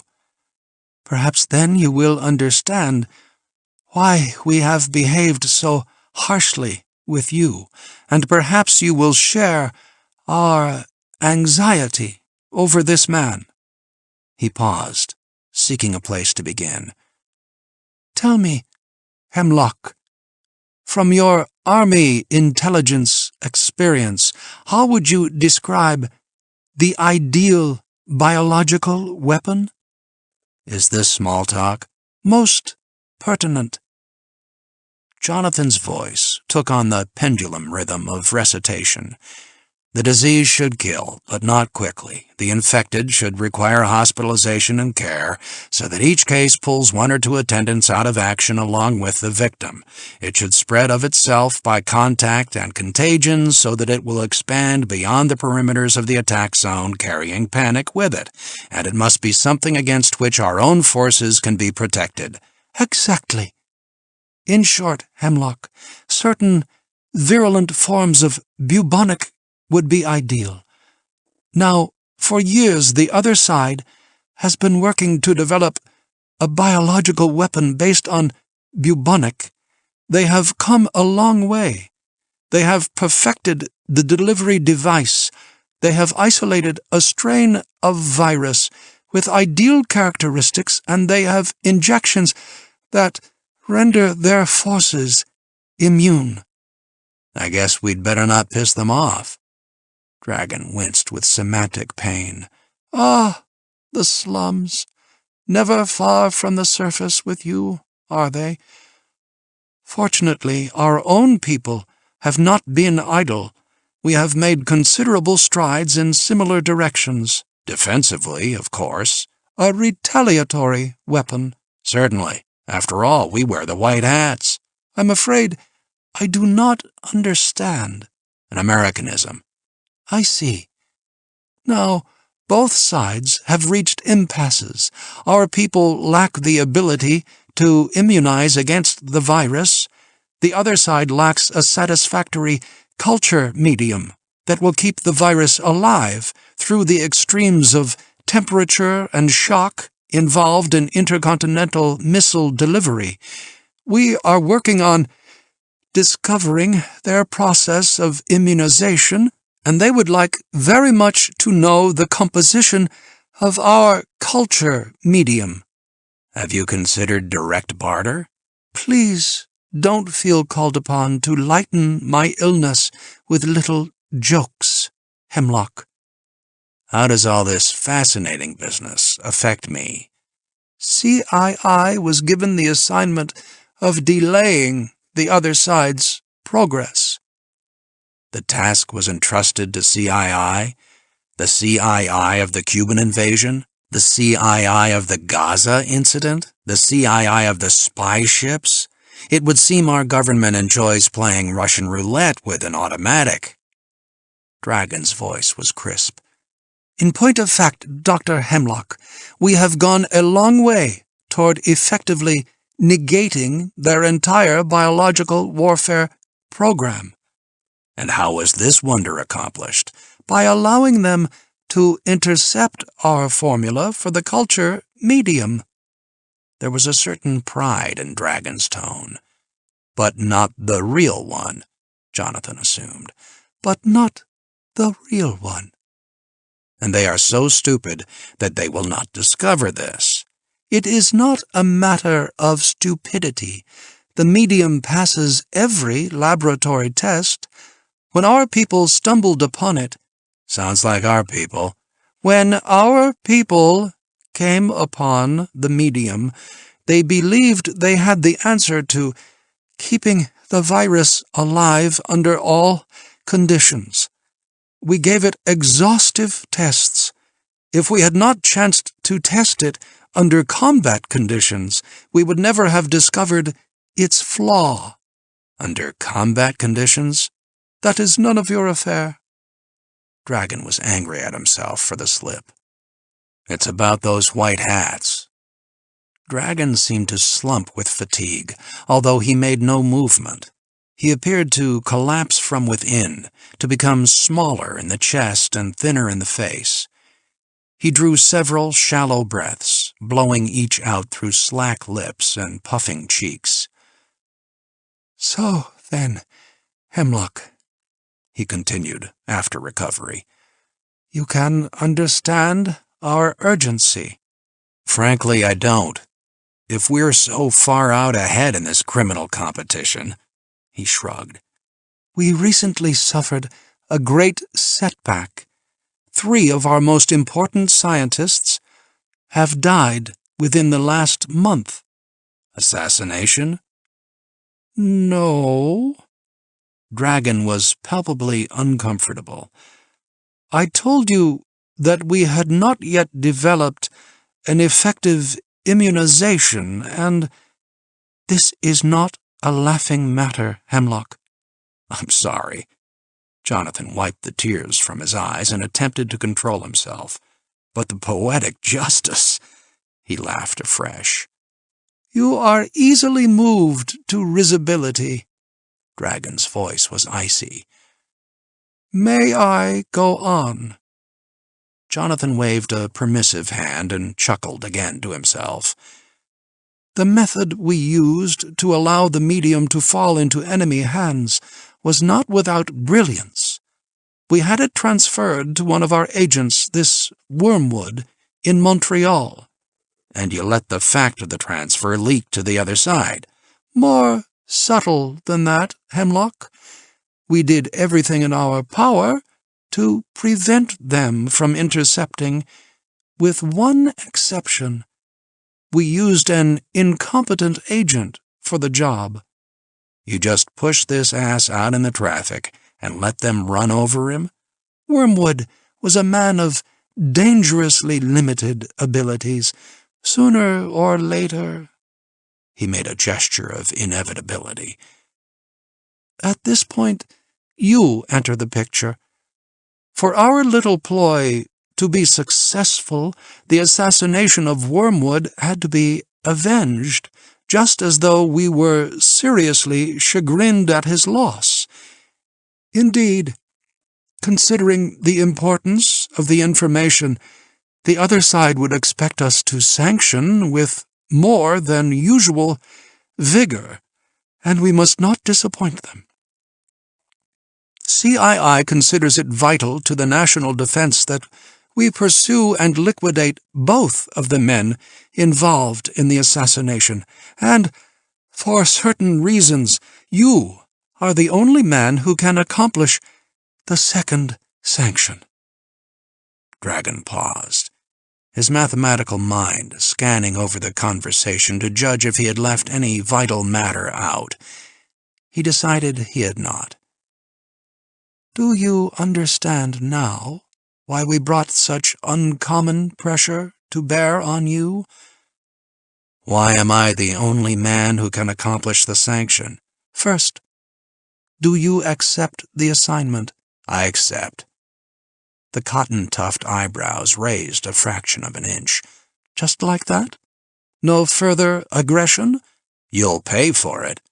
"I expect to, but not too much, of course." "We'll see. Tell me about the target." Dragon paused to collect his strength. "Allow me to begin with the details of Wormwood's murder. There were 2 men involved. The active role was played by Garcia Kruger, now no longer with us. It was probably he who delivered the first blow. It was almost certainly he who cut open Wormwood's throat and stomach with a pocket knife to retrieve the pellet he had swallowed. The second man was evidently not prepared for violence on this level. He was sickened by the operation. He vomited on the floor. I tell you this to acquaint you with the kind of man you will be dealing with. From his actions in the room and after, Search estimates that he is not a professional from the other side. The chances are that he was involved in the business for the money, a motive you must be sympathetic with. What's my target's name? We don't know. Where is he now? We don't know. With growing doubt, Jonathan asked, You have a description, haven't you? Only the vaguest, I'm afraid. The target is male, not a Canadian citizen, and he is, evidently, an accomplished mountain climber. We were able to put that much together from one letter delivered to his hotel several days after his departure. That's lovely. You want me to kill every climber who hasn't the good fortune to be Canadian. Not quite. Our man will be involved in a climb in the Alps this summer. That narrows it to maybe 3,000 or 4,000 men. Fewer than that, Hemlock. We know which mountain he will attempt. Well? The Eiger. Dragon waited for the effect. After a pause filled with images of the most terrifying moments in his climbing career, Jonathan asked with fatalistic assurance, North Face, of course. That is correct. Dragon enjoyed the concern evident in Jonathan's voice. He knew of the 2 disastrous attempts Jonathan had made on that treacherous face, each of which had failed to claim his life by only the narrowest margin. If this man is taking a shot at the Eigerwand, the chances are good that my work will be done for me. Jonathan admired the target, whoever he was. I am not a pantheist, Hemlock. God is acknowledgeably on our side, but we are less sure of nature. After all, you twice attempted the face, and yet you are alive. Dragon took pleasure in reminding him that, of course, both of your attempts were unsuccessful. I got back off the face alive both times. For Eigerwand, that's a kind of success. Jonathan turned back to business. Tell me, how many teams are now training for a go at the North Face? 2. One is an Italian team. Forget that one. After the 57 affair, no sane man would go on the hill with an Italian team. So my researchers have informed me. The other attempt is scheduled for 6 weeks from now. The International Alpine Association is sponsoring a goodwill climb to be made by representative climbers from Germany, Austria, France, and the United States. I've read about it. The American representative was to have been a Mr. Lawrence Scott. Jonathan laughed. I know Scotty well. We've climbed together. You're insane if you imagine he had anything to do with the Montreal business. I am not insane. My disability is achroma, not acromania. We share your belief in Mr. Scott's innocence. Recall that I said he was to have been the American representative. Unfortunately, he had an automotive accident yesterday, and he will not climb for many years, if ever. Jonathan recalled Scotty's free-swinging ballet-cum-mathematics style. You really are a shit, you know. Be that as it may, the American Alpine Association will contact you soon to replace Mr. Scott. There will be no objection from the International Association. Your fame as a climber precedes you. The AAA wouldn't contact me. I haven't climbed for years. They know that. They know I'm not up to a go at the Eiger. Nevertheless, they will contact you. The State Department has brought certain pressure to bear on them. So, Hemlock, Dragon said with a tone of wrapping the business up, your target is either the Frenchman, the German, or the Austrian. We have worked out a way to discover which one before the climb starts, but to lend verisimilitude to your cover, you will train as though you were actually going to make the climb, and there is always the possibility that the sanction will be made on the face itself. By the way, an old friend of yours will be in Switzerland with you, Mr. Benjamin Bowman. Big Ben? Despite the circumstances, the thought of drinking beer and joking with Big Ben again pleased Jonathan. But Ben can't make that climb. He's too old for Eiger. So for that matter am I. The Alpine Association did not select him as a climber. He will be arranging equipment and transportation for the team and managing things. There's a term for it. Groundman. Groundman, then. We were rather hoping that Mr. Bowman knew about your work with us. Does he? Certainly not. Pity. It might be useful to have a devoted associate with you, should it turn out that we cannot nominate the target for you before the climb begins. It might be wise for you to take him into your confidence. Jonathan rejected the idea out of hand. With his simple and robust sense of ethics, Big Ben would never understand killing for profit. Risking one's life for sport was a different matter. That made excellent sense to Ben. Dragon's mention that Jonathan would meet a former acquaintance flashed the image of Miles Mello through his mind. He recalled Dragon's allusion to him during their last conversation. What part does Mello play in all this? I assumed you would ask. Frankly, we are not sure. He arrived in Montreal 2 days before Wormwood's assassination, and he departed the day after. We both know Mr. Mello too well to imagine a coincidence. It is my assumption that he acted as courier for the culture formula. Naturally, we did not interfere with him until he had passed on the information. Now that that's done, I have no objection to his falling victim to your epic sense of loyalty and honor, like that Greek fellow did. Indeed, we offer you, Mr. Mello, as a kind of fringe benefit. 6 weeks, Jonathan mused. I'll have to work very hard at conditioning. That is your affair. Big Ben runs a training school in Arizona. I want to go there for a month. If you wish, at your expense. Dragon's voice was heavy with the sarcasm he reserved for the mercenary instincts of his agents. Naturally, Hemlock. He groped above him for a buzzer to summon Mrs. Cerberus. For his part, the conversation was ended. Jonathan observed his fumbling efforts without offering assistance. Now that you know the background, Hemlock, you can appreciate why we need you, and only you, to undertake this sanction. You used to climb mountains, and there seem to be so many people of your acquaintance somehow involved in this matter.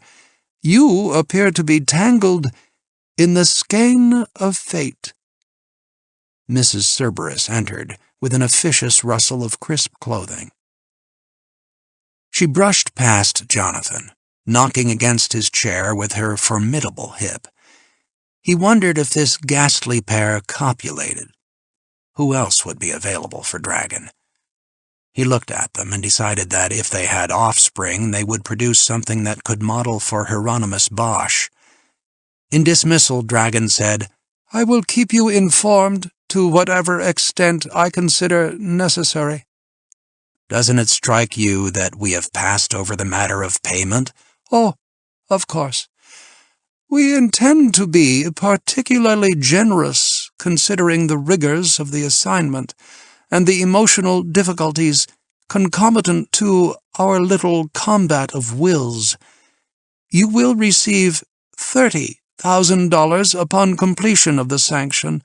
Of course, the stolen $20,000 is on its way back to you, and as for the Pissarro, Miss Brown made it clear on the telephone the other day that she would not perform her task unless we promised to present it to you as a gift, and that we do. I am sure that is more than you expected."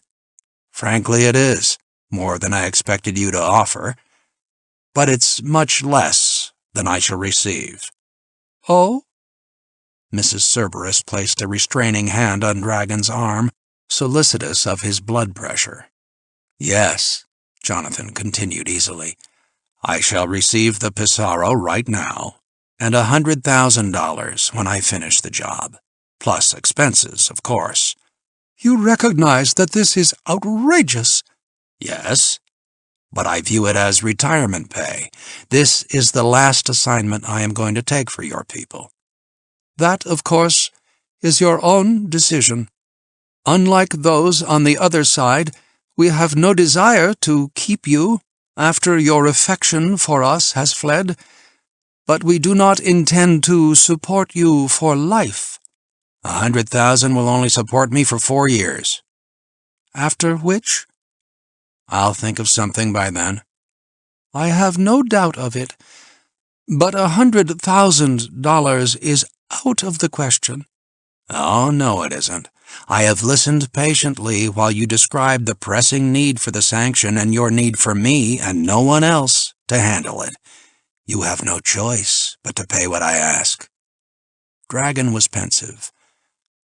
"You are punishing us for Miss Brown. Is that it?" Jonathan flashed angrily. "Just pay the money."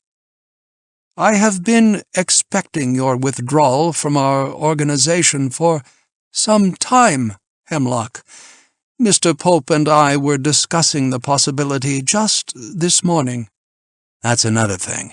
If you want to keep Pope intact, keep him out of my way." "You are striking to the right and left in your rage, aren't you?" Dragon considered for a moment. "You have something more on your mind. You know perfectly well that I could promise the money now, then either fail to pay or get it back from you by some means." "That will never happen again," Jonathan said coldly. "I shall receive the money now, a cashier's check sent to my bank with instructions that it will be paid to me on my appearance or your further instructions, not before 7 weeks from now. If I fail to make the sanction, I'll probably be dead, and the check will go uncashed.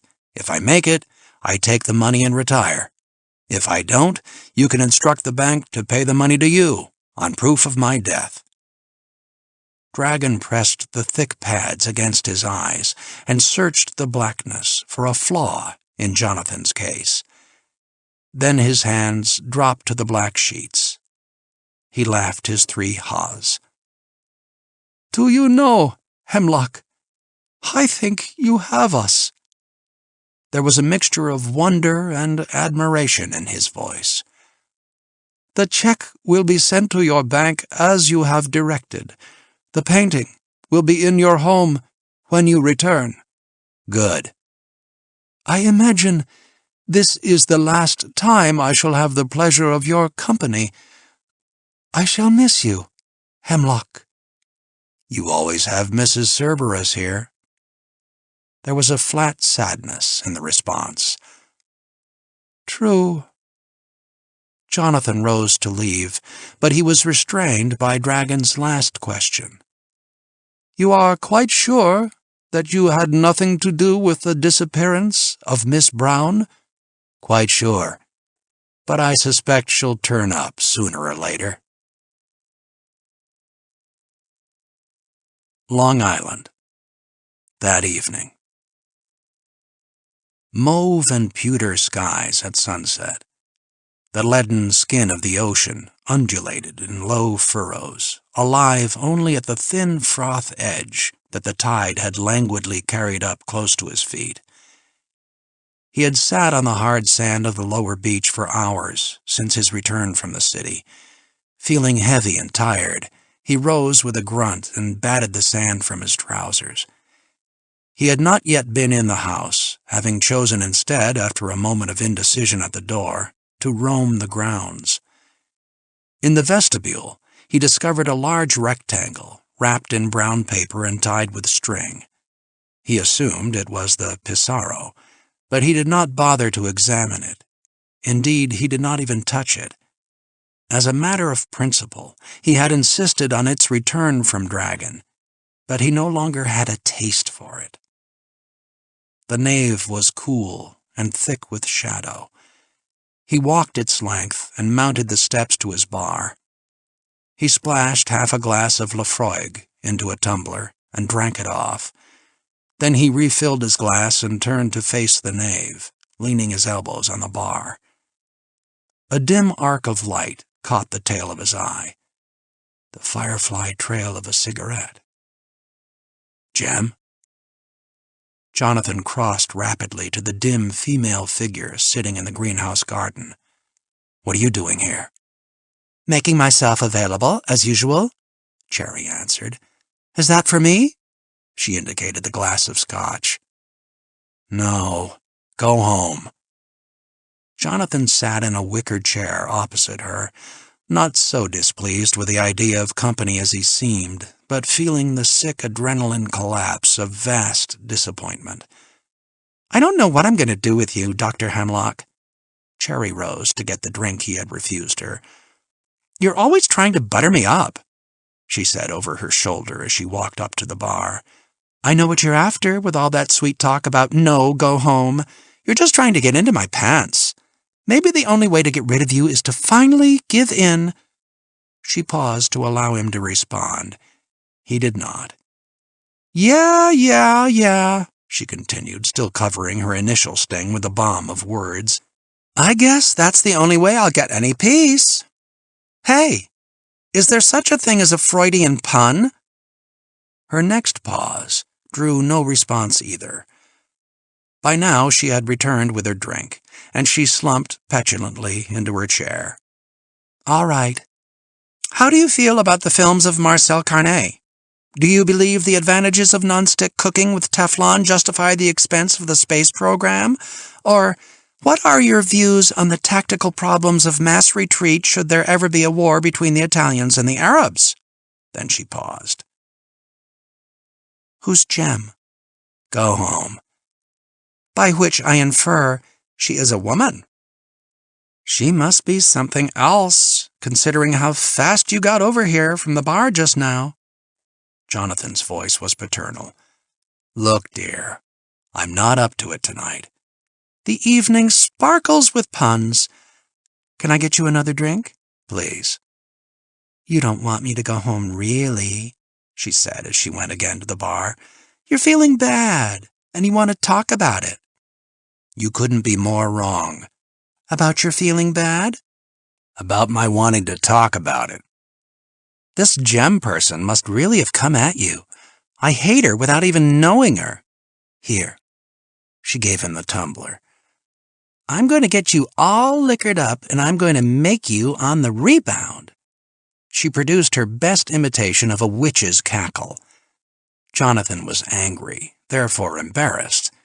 For Christ's sake, I'm not on the rebound. Liar, liar, your pants are on fire. Say, I'll bet they really are. Go home. Was she pretty good in bed? Jonathan's voice chilled instantly. Now you'd better really go home. Cherry was cowed. I'm sorry, Jonathan. That was a stupid thing to say. But gee golly, pal, how do you think it affects a girl's ego when she's been trying to make a man forever and ever, then some other woman with an unlikely name just takes him? Like that. She tried several times to snap her fingers, but produced no sound. I never could do that. Jonathan smiled in spite of himself. Listen, dear, I'll be leaving tomorrow morning. For how long? Most of the summer. Because of this girl? No, I'm going to do a little climbing. You just happened to suddenly decide on that after you meet this woman, right? She has nothing to do with it. I really have to doubt that. All right. When are you leaving? Dawn-ish. Well, great. We have the whole night. What do you say, mister? Huh? What do you say? You going to set me loose before you go? Remember, it's going to be a long summer for us virgins. Will you look after the place while I'm away? Gladly. Now let's talk about return favors. Drink up and go home. I have to get some sleep. Cherry nodded resignedly. Okay. That woman must really have come at you. I hate her. Me too, he said quietly. Oh, bullshit, Jonathan. There's a new facet of your vocabulary. I think I'd better go home. He walked her to the door and kissed her on the forehead. I'll see you when I get back. Hey, what do you say to a mountain climber? You tell an actor to break a leg, but that sounds kind of ominous for a mountain climber. You say you hope it's a go. I hope it's a go. Thank you. Good night. Great. Thanks a lot for that good night. I'll just cling to that all night long. Arizona, June 15th.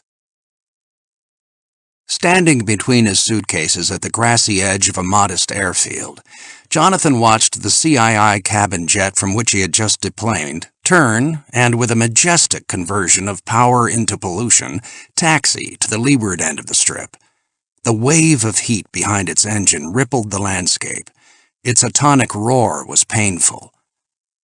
From across the strip, a new but battered Land Rover darted out between two corrugated metal hangars, skidded in a right-angle turn that sprayed dust over complaining mechanics, bounced with all four wheels off the ground over a mound of gravel, narrowly missed a piper that was warming up, triggering a vigorous exchange of abuse between driver and pilot, then bore down on Jonathan with a maximum acceleration until, at the last possible moment, the four-wheel brakes were locked and the Rover screeched to a side-slipping stop, its bumper only inches from Jonathan's knee. Big Ben Bowman was out before the Land Rover stopped rocking. "John, goddamn my eyes, how are you?" He ripped one suitcase from Jonathan's grasp and tossed it into the back of the vehicle with scant concern for the contents.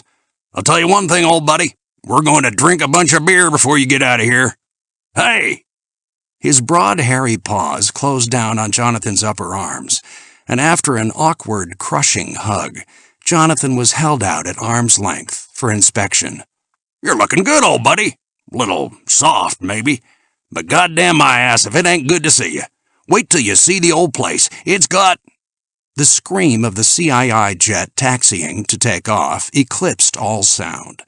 But Big Ben talked on insouciantly as he loaded Jonathan's second bag and grappled its owner into the Rover. Ben hopped around to jump in behind the wheel, slapped into gear, and they jumped off, bouncing over the drain ditch beside the field as they described a wide, skidding turn. Jonathan gripped the seat and shouted as he caught sight of the CII jet roaring down on them from the left. Big Ben laughed and made a sharp cut to the right, and for a moment they raced parallel to the jet, under the shadow of its wing. "No chance!" Ben shouted over the combined din, and he turned left, passing so close behind the jet that Jonathan felt the hot, gritty blast of its engine. "For Christ's sake, Ben!" "Can't help it. Can't beat a jet." Then he roared with laughter and jammed down on the gas pedal.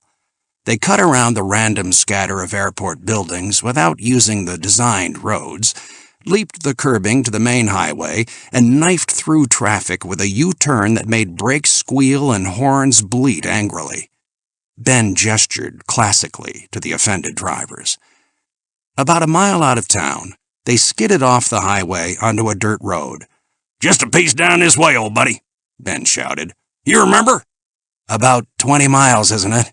"Yeah, about. Takes 18 minutes, unless I'm in a hurry." Jonathan gripped the chicken bar and said, as casually as he could, "I don't see any special reason to hurry, Ben. You won't recognize the old place. I hope I get a chance to see it." "What?" "Nothing." As they raced along, bouncing over chuck holes, Ben described some of the improvements he had made. Evidently, the whole character of his climbing school had changed to some kind of resort ranch. He looked at Jonathan while he talked, only glancing at the road to make corrections when he felt the wheels go into the soft shoulder. Jonathan had forgotten Ben's crisis style of driving. On a sheer face, with nothing but rotten rock to cling to, there was no man he would rather have beside him. But in the driver's seat... "Uh-oh, hang on!" They were suddenly in a cut-back turn and going too fast to make it. The Rover bounced over the shoulder, and the wheels on Jonathan's side dug into the soft sand. For an interminable moment, they balanced on those wheels. Then Ben whipped to the right, slamming the wheels back to the sand and beginning a fishtail skid. He steered into the skid and pressed down on the gas, converting the skid into a power slide that spun them back up onto the road. "Goddamn my ass if I don't forget that turn every time." "Ben, I think I'd rather walk." Okay, he laughed, and slowed down for a time. But by inevitable degrees their speed increased, and it was not long before Jonathan's hands were white-knuckled on the chicken bar again. He decided there was nothing to be gained by wearing himself out trying to guide the Land Rover by positive concentration, so he relaxed fatalistically and tried to empty his mind of thought. Big Ben chuckled. "What is it?" Jonathan asked. "I was thinking about the Aconcagua. Remember what I did to that old bitch?" "I remember." They had met in the Alps. The gulf between their temperaments suggested that they would be an unlikely team, and neither had been pleased when they were thrown together, because their partners were unavailable, for climbs they had set their hearts on. So with formidable misgivings, they decided to make the climbs together, and they treated each other with that politeness that substitutes for friendship. Slowly and reluctantly, they discovered that their polar talents as climbers meshed to create a powerful team. Jonathan attacked a mountain like a mathematical problem, picking routes, evaluating supplies against energy, against time. Big Ben pounded the face into submission with his uncommon strength and indomitable will. Fanciful fellow climbers came to refer to them as the rapier and the mace, which nicknames caught the fancy of writers who contributed articles on their achievements to alpine journals. Jonathan was particularly suited to rock work, where the minute tactics of leverage and purchase fitted his intellectual style. Big Ben took over when they were on ice and snow, where he would pant and bull through the drifts, breasting an upward path like an inevitable machine of fate. In bivouac, their differences of personality again operated as a lubricant for the social friction these cramped and sometimes dangerous quarters induce. Ben was older by 10 years, loquacious, loudly appreciative of humor. So divergent were their backgrounds and values that they were never in social competition. Even in the lodge after a victory, they celebrated in their different ways with different people, and they rewarded themselves that night with different kinds of girls. For 6 years, they passed the climbing seasons together, bagging peaks, Walker, Drew, the Canadian Rockies, and their international reputations were in no way diminished by Jonathan's contributions to mountaineering publications, in which their accomplishments were recorded with calculated phlegmatic understatement that eventually became the stylistic standard for such journals. It was quite natural, therefore, that when a team of young Germans determined to assail Aconcagua, the highest peak in the Western Hemisphere, they contacted Jonathan and Ben to accompany them. Ben was particularly enthusiastic. It was his kind of climb, a grinding, man-eroding ascent, requiring little in the way of surface tactics, but much in the way of endurance and supply strategy. Jonathan's response was cooler.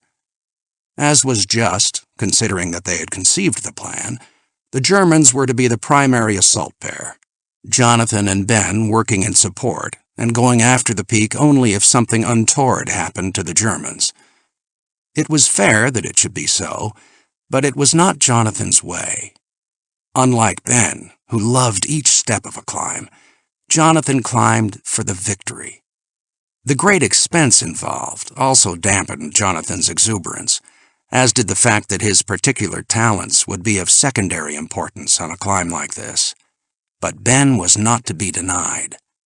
Their financial problems he solved by selling the small ranch that was his livelihood, and in a long telephone call, he persuaded Jonathan by admitting that, considering his age, this would probably be the last major climb he would ever make. As it turned out, he was right. From the sea, Aconcagua seems to rise up just behind Valparaiso, a regular and, from that distance, gentle cone. But getting there is half the hell. Its base is tucked in among a tangle of lower mountains, and the team spent a week alternating between the antithetical torments of miasmic jungle and dusty ravines as they followed the old Fitzgerald route to the foot. There is in this world no more demoralizing climb than that vast heap of rotten rock and ice. It destroys men. Not with the noble counterstrokes of an Eiger or a Nunga Parbat, but by eroding a man's nerve and body until he is a staggering, whimpering maniac. No single stretch of the hill is particularly difficult, or even interesting in the alpine sense. It is no exaggeration to say that any athletic layman could handle any given 1,000 feet of it if properly equipped and conditioned to the thin air. But Aconcagua rises thousands upon thousands of feet, and one climbs hour after hour up through shale and ragged rock, through moraine and crevassed glacier, day upon day, with no sense of accomplishment, with no feeling that the summit is nearing. And time and again, the flash storms that twist around the peaks pin the climbers down for who knows how long, maybe forever. And still that pile of garbage left from the creation goes on and upward. Within 3,000 feet of the summit, one of the Germans gave in, demoralized with mountain sickness and the bone-deep cold. "What's the use?" he asked. "It really doesn't matter." They all knew what he meant. So slight is the technical challenge of the Aconcagua that it is less a cachet to a climber's career than an avowal of the latent death wish that drives so many of them up. But no bitch kitty of a hill was going to stop Big Ben, and it was unthinkable that Jonathan could let him go it alone. It was decided that the Germans would stay where they were and try to improve the camp to receive the new summit team when they staggered back. The next 1,500 feet cost Ben and Jonathan an entire day, and they lost half of their provisions in a near fall. The next day, they were pinned down by a flash storm. St. Elmo's fire sparkled from the tips of their ice axes. With wooden fingers, they clung to the edges of the strip of canvas that was their only protection from the screaming wind. The fabric bellied and flapped with pistol-shot reports. It twisted and contorted in their numb hands like a maddened, wounded thing seeking vengeance. With the coming of night, the storm passed, and they had to kick the canvas from hands that had lost the power to relax. Jonathan had had it. He told Ben they must go back the next morning. Ben's teeth were clenched, and tears of frustration flowed from the corners of his eyes and froze on the stubble of his beard. "God damn it!" he sobbed. "God damn this friggin' hill!" Then his temper ruptured, and he went after the mountain with his ice axe, beating it and tearing at it until the thin air and fatigue left him panting on the snow. Jonathan pulled him up and helped him back to their scant cover. By full dark, they were dug in as comfortably as possible. The wind moaned, but the storm remained lurking in ambuscade, so they were able to get a little rest. "You know what it is, old buddy?" Ben asked in the close dark. He was calm again, but his teeth were chattering with the cold, and that lent a frighteningly unstable sound to his voice. "I'm getting old, John. This has got to be my last hill, and goddamn my ass if this old bitch is going to bust me. You know what I mean?" Jonathan reached out in the dark and gripped his hand. A quarter of an hour later, Ben's voice was calm and flat. "We'll try tomorrow, right?" "All right," Jonathan said, but he did not believe it. The dawn brought ugly weather with it, and Jonathan surrendered his last feeble hope of making the summit. His concern now was getting down alive. About noon, the weather healed up and they dug themselves out. Before Jonathan could phrase his reasons for turning back, Ben had started determinedly upward. There was nothing to do but follow. 6 hours later, they were on the summit. Jonathan's memory of the last étape is foggy. Step after step, breaking through the wind crust and sinking up to the crotch in the unstable snow, they pressed blindly on, stumbling, slipping, reason reduced to concentration on the task of one more step. But they were on the summit. They could not see a rope's length out into the swirling spindrift. "Not even a goddamn view," Ben complained. Then he fumbled with the drawstring of his plastic outer pants and dropped them away. After a struggle with his wool ski pants, he stood up free and expressed his contempt for the Aconcagua in ancient and eloquent style. As they plunged and picked their way back down, eager to make time but fearful of setting off an avalanche, Jonathan noticed that Ben was clumsy and unsteady. "What's wrong?" "Ain't got no feet down there, old buddy." "How long since you felt them?" "Couple of hours, I guess." Jonathan dug a shallow shelter in the snow and fumbled Ben's boots off. The toes were white and hard as ivory. For a quarter of an hour, Jonathan held the frigid feet against his bare chest inside his coat. Ben howled with vituperation as feeling returned to one foot, replacing numbness with surges of pain. But the other foot remained rigid and white, and Jonathan knew there was nothing to be gained by continuing first aid.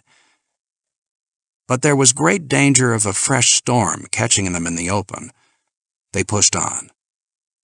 The Germans were magnificent. When the two came staggering into camp, they took Ben from Jonathan and all but carried him down. It was all Jonathan could do to stumble along behind, broken-winded and half snowblind. Ben looked uncomfortable and out of place sitting up against a pile of pillows in the Valparaiso hospital. By way of small talk, Jonathan accused him of malingering there because he was making the nurses every night. "I wouldn't touch them with a barge pole, old buddy. Anybody who would take a man's toes when he ain't looking would take just about anything." That was the last mention of the amputated toes. They both knew Big Ben would never make a major climb again. They felt neither elation nor accomplishment as they watched the mountain slip into the sea beyond the stern of their ship. They did not feel proud of having made it, nor did the Germans feel shame for having failed. That is the way it is with that pile of fossilized shit. Back in the States, Ben set about establishing his little school for climbing in a corner of Arizona where many kinds of natural face problems abound. So few people wanted the kind of advanced training he offered that Jonathan wondered how he kept his head above water.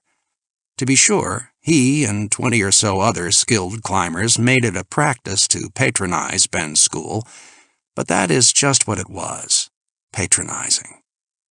The repeated struggles to force Ben to accept payment for lodging and training embarrassed Jonathan, and he stopped coming.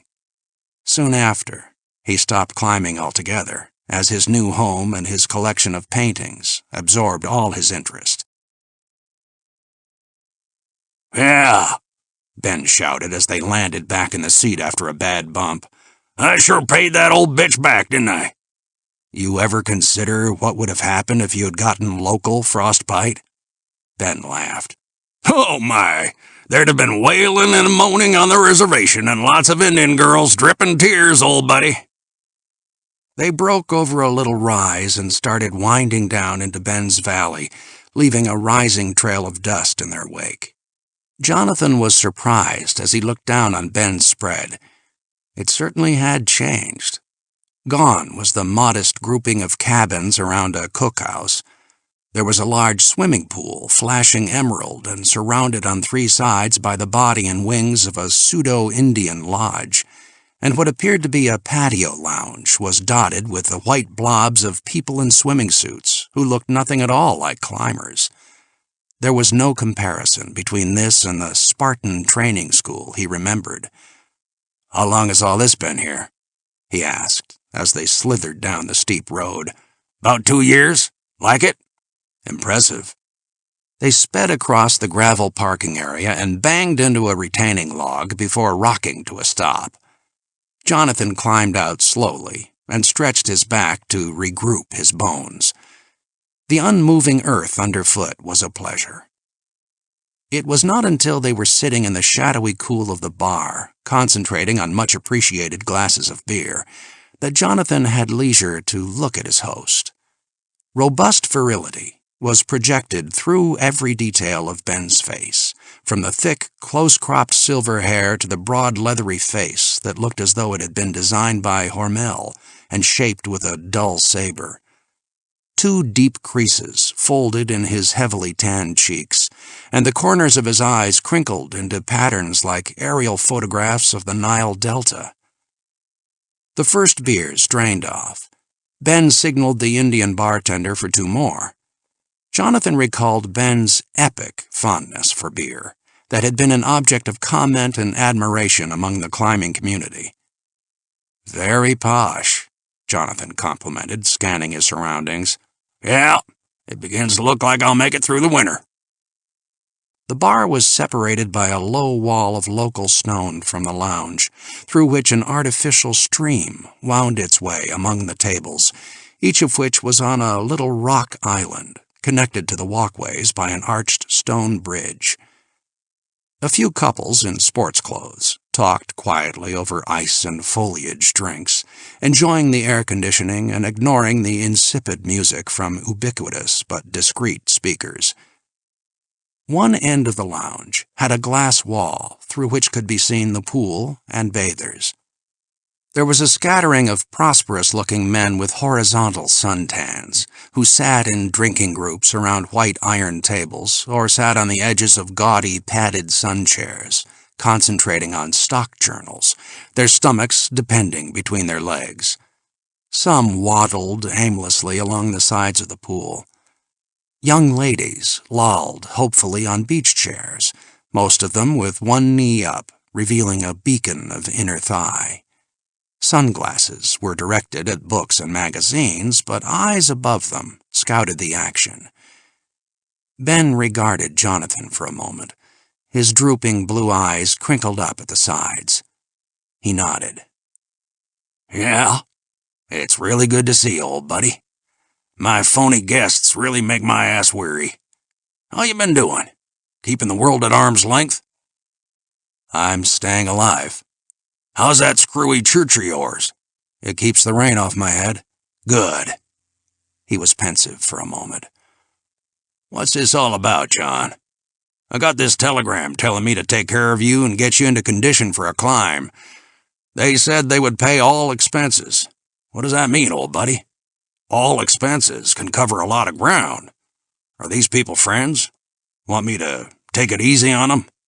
By no means. They're not friends. Soak them. Give me the best accommodations you have and put all your meals and drinks on my bill. Well now, ain't that nice? Goddamn my eyes if we don't have some kind of ball at their expense. Hey, talking about climbing, I've been invited to be ground man for a bunch taking a shot at the Eiger. How about that? It's great. Jonathan knew his next statement would cause comment, so he tried to drop it offhandedly. Matter of fact, that's the climb I'm here to train for. He waited for the reaction. Ben's smile faded, frankly, and he stared at Jonathan for a second. You're kidding. No. What happened to Scotty? He had an auto accident. Poor bastard. He was really looking forward to it. Ben communicated with his beer for a moment. How come they picked you? I don't know. Wanted to add class to an altogether undistinguished team, I guess. Come on, don't bullshit me, old buddy. I honestly don't know why they picked me. But you are going. That's right. A girl in an abbreviated bikini came up to the bar and squeaked her still damp bottom onto a stool one away from Jonathan, who did not respond to her automatic smile of greeting. Beat it, Buns, Ben said, slapping her ass with a moist smack. She giggled and went back to the poolside. Getting much climbing in? Jonathan asked. Oh, I gimp up some small stuff just for the hell of it. Matter of fact, that part of the business is long gone. As you can see, my patrons come here to hunt, not climb. He reached over the bar and took an extra bottle of beer. Come on, John. Let's go talk. They threaded their way along the lounge walkway and over a bridge to the most secluded island. After waving the waiter away, Ben sipped his beer slowly, trying to collect his thoughts. Then he carefully dusted the top of the table with his hand. You're, what now? 35? 37. Yeah. Ben looked out across his lounge toward the pool, feeling he had made his point. I know what you're thinking, Ben, but I have to go. You've been on the Eiger before. Twice, as I recall. Right? Then you know. Yes. Ben sighed with resignation.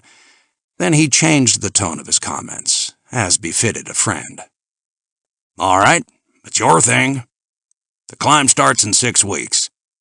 You'll want to get to Switzerland for some practice runs, and you'll need a little rest after I'm done with you. How long do you want to spend conditioning here? 3-4 weeks? Ben nodded. Well, at least you don't have any fat on you. But you're going to have to sweat, old buddy. How are the legs? They reach from the crotch to the ground. That's about all you can say for them. Uh-huh. Enjoy that beer, John. It's your last for a week at least. Jonathan finished it slowly. Arizona, June 16th through 27th. The insistent grind of the door buzzer insinuated itself into the narrative structure of Jonathan's dream. Then it shattered his heavy sleep and local reality flowed in through the cracks. He stumbled to the door and clawed it open without ever getting both eyes open at the same time. As he leaned against the frame, his head hanging down, the Indian bellboy wished him a good morning cheerily and told him that Mr. Bowman had left instructions to be sure Dr. Hemlock was wide awake. What time is it? Jonathan asked. Pardon me, sir. What time is it? 3:30, sir. Jonathan turned back into the room and fell across the bed, muttering to himself, "This can't be happening." No sooner had he slipped into a vertiginous sleep than the phone rang. Go away, he mumbled without picking up the receiver, but it rang on without mercy. He pulled it onto the bed and pawed around with his eyes clamped shut until he had located the receiver. Rise and shine, old buddy. Ben, arf. He cleared his throat. Why are you doing this to me? Breakfast in 10 minutes. No. You want me to send someone up there with a bucket of ice water? He better be someone you're tired of having around. Ben laughed and hung up. Jonathan rolled out and groped his way around until he lucked into the bathroom, where he let a cold shower drum consciousness into him, until he felt the danger of accident by falling was remote. Ben pushed 2 more eggs onto Jonathan's plate.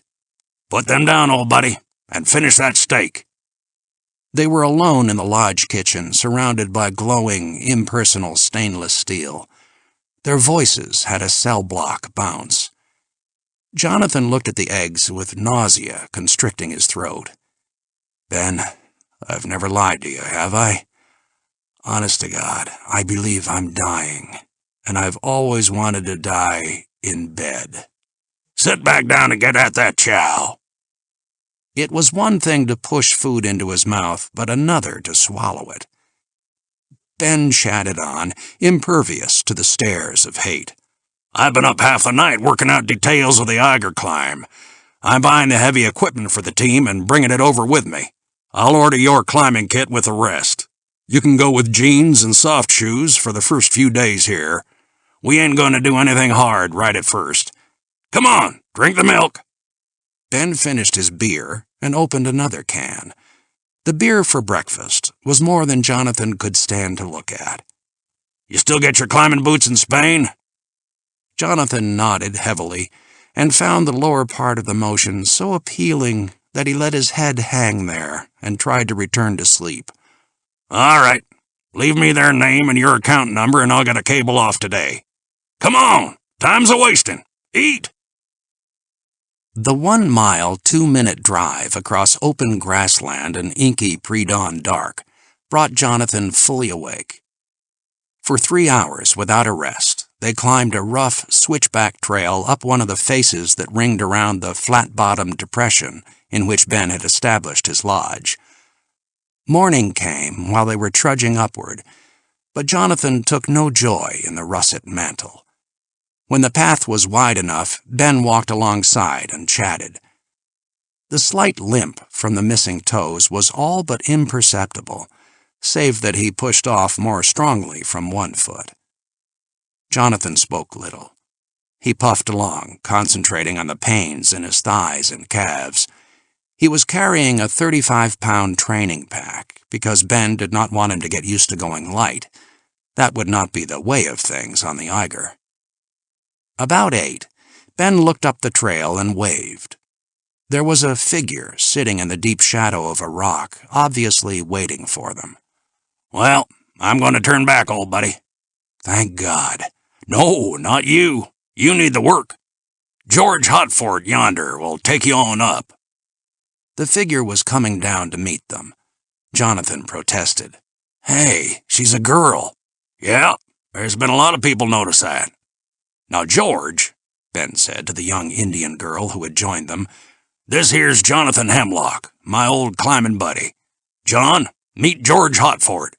Now listen, George, you bring him up another couple of hours, then get him back to the place in time for dinner."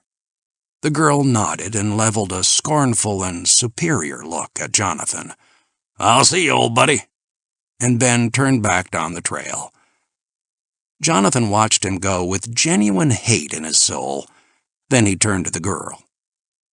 "You don't have to do everything he tells you, you know. Here's your chance to strike back at the white man." The girl gazed on him, without the trace of an expression on her wide-cheekboned, oriental face. "Georgette?" he ventured.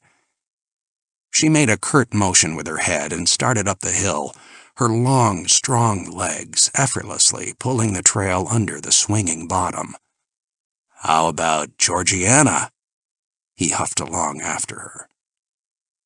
Each time she got a distance ahead, she waited, her back against a rock, watching his exertions calmly. But as soon as he came close enough to appreciate the filled denim shirt, she would push off the rock and move on, her hips swinging metrically with the long, regular strides. Even at the steep angle of the rise, her ankles were supple enough to allow her heels to touch the ground, as the heels of alpine guides do. Jonathan's calves were tight and inelastic. He was walking mostly on his toes and feeling every step. The trail steepened, and his legs started to wobble, causing him to lose his footing occasionally. Whenever this happened, he would look up and find her gazing at him with distant disgust. The sweat ran from his hair into his eyes, and he could feel the thump of his pulse against his eardrums. The web straps of his pack chafed his shoulders. He was breathing orally by now, and his lips were thick and coated. He wiped the sweat out of his eyes and looked up after her.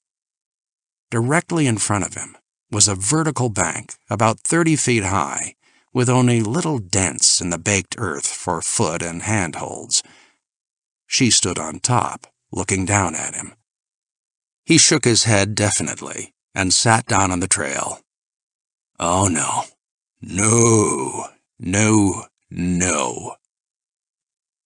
But after a couple of minutes of silence broken only by the distant whip of a lark, he turned to discover that she had not moved and was still regarding him placidly. Her face was smooth and powdery, not a trace of perspiration on it, and he hated her for that. All right, George, you win. With a catalogue of pain, he clawed his way up the bank.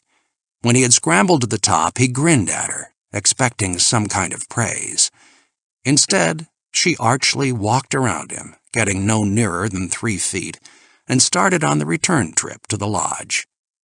He watched her glissade easily down the bank and take the downward trail. You are a savage, George Hotford. I'm glad we took your land. Back in the Rock Garden Lounge, he consumed an enormous dinner with the concentration of a Zen neophyte. He had showered and changed clothes, and he felt a little more human, although his legs and shoulders still protested with dull, persistent aches. Ben sat across from him, eating with his usual vigor and drawing off great gulps of beer to wash the food down. Jonathan envied him the beer. George had left him a few 100 yards from the lodge and had returned up the trail without a word. "What do you think of George?" Ben asked, stabbing at his face with a napkin. "Lovely person, warm and human, and a conversationalist of considerable accomplishment."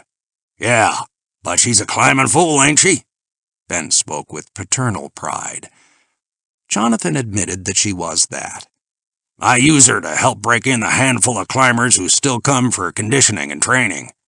"No wonder your trade has fallen off. What's her real name, anyway?" "George is her real name." "How did that happen?" "She was named after her mother." "I see."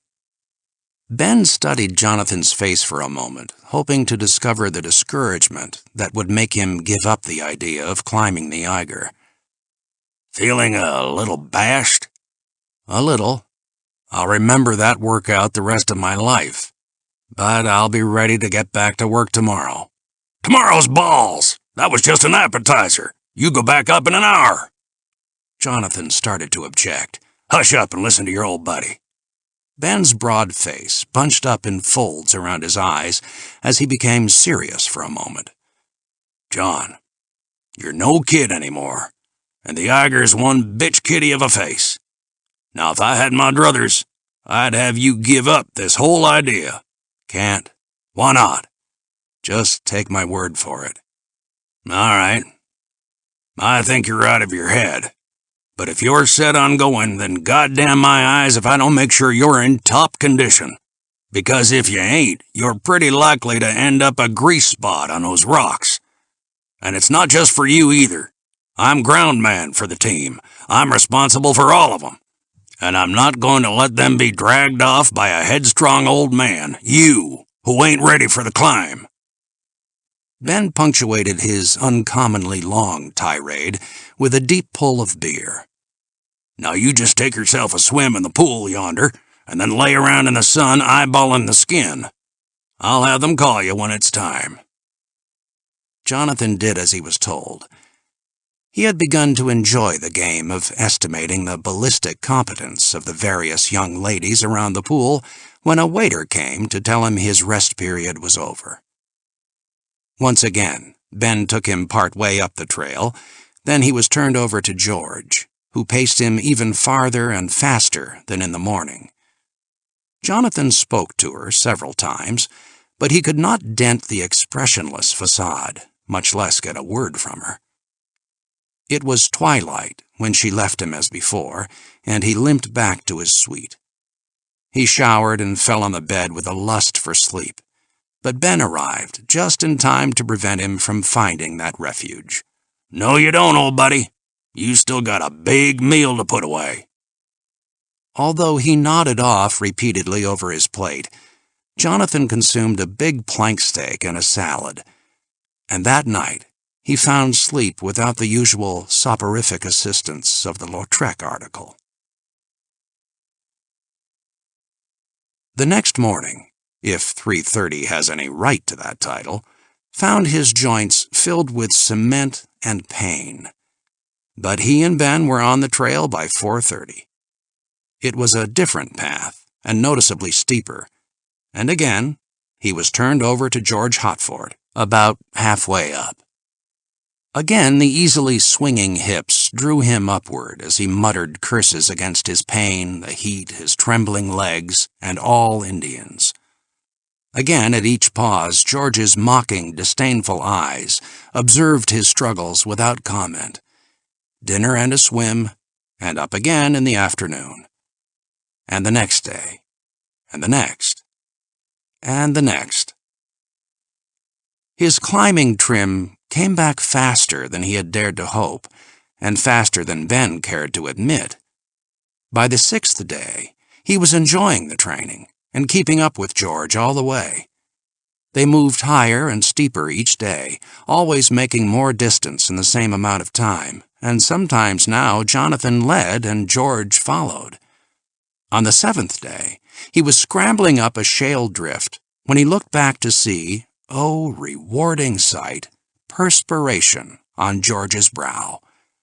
When she got to him, she sat down and rested, breathing hard.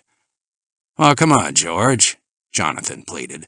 "We can't spend our lives sitting here. Upward, upward! Get thine swinging ass in gear."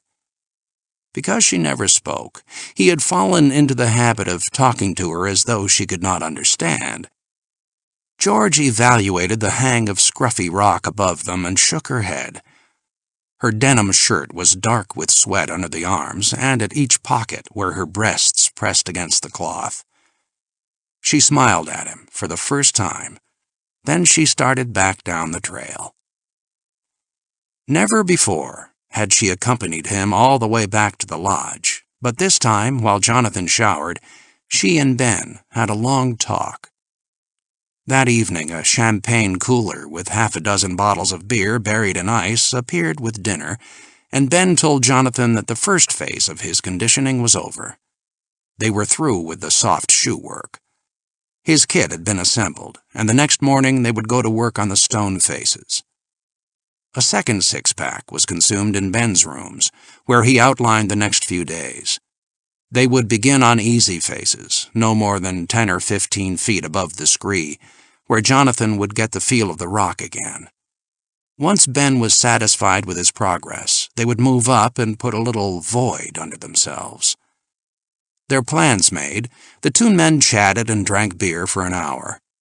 Ben took vicarious pleasure in watching his comrades delight in the cold brew he had been denied throughout the first phase of conditioning, although he admitted mistrusting any man who could go without beer for that many days. For some time, Jonathan had been aware that his hardening body was growing eager to make love, not as an affectionate expression, but as a biological eruption. It was for this reason that he asked Ben, more or less offhand, "Do you have anything going with George?" "What? Oh, no." He actually blushed. "For Christ's sake, I'm 25 years older than her. Why do you want to know?" "Nothing, really. I'm just feeling tough and full of sperm. She happens to be around, and she looks capable." "Well, she's a grown-up girl. I guess she can go with whoever she wants." "That might present a difficulty. I can't say she's been pestering me with her attentions." "Oh, she likes you all right. I can tell from the way she talks about you." "Does she ever speak to anyone but you, Ben?" "Not as I know of." Ben finished his bottle at one long pull and opened another. "Kind of funny," he commented. "What is?" "You wanting George? Considering the way she's been grinding you down, a body would think you'd have some kind of hate going for her." "Who knows the devious working of the id? In the back of my mind, I may be carrying the image of impaling her, stabbing her to death or something." Ben glanced at Jonathan with a hint of a wince in his eyes. "You know what, old buddy? Way down deep, you've got the makings of a real badass. I don't know that I'd like to be alone on a desert island with you if there was a limited food supply." "No worry, you're a friend." "Ever have any enemies?" "A few." "Any of them still around and kicking?" "One." Jonathan considered for a moment. "No, 2. There had been rather a lot of beer, and Jonathan was asleep quickly. The Jemima dream began, as it had each night, with deceptive gentleness. A rehearsal in sequence of their relations from the first meeting on the plane. The sudden images of Dragon's derisive face, like quick intercuts in a motion picture, never lasted long enough to force Jonathan awake. The flickering hurricane lamps dissolved into harlequin flecks. The arc of her cigarette glowed in the dark. He reached out for her, and she was so real he experienced a tactile tingle as he slid the flat of his hand over her hard, under-soft stomach. He felt it press up against his palm, and he was fully awake.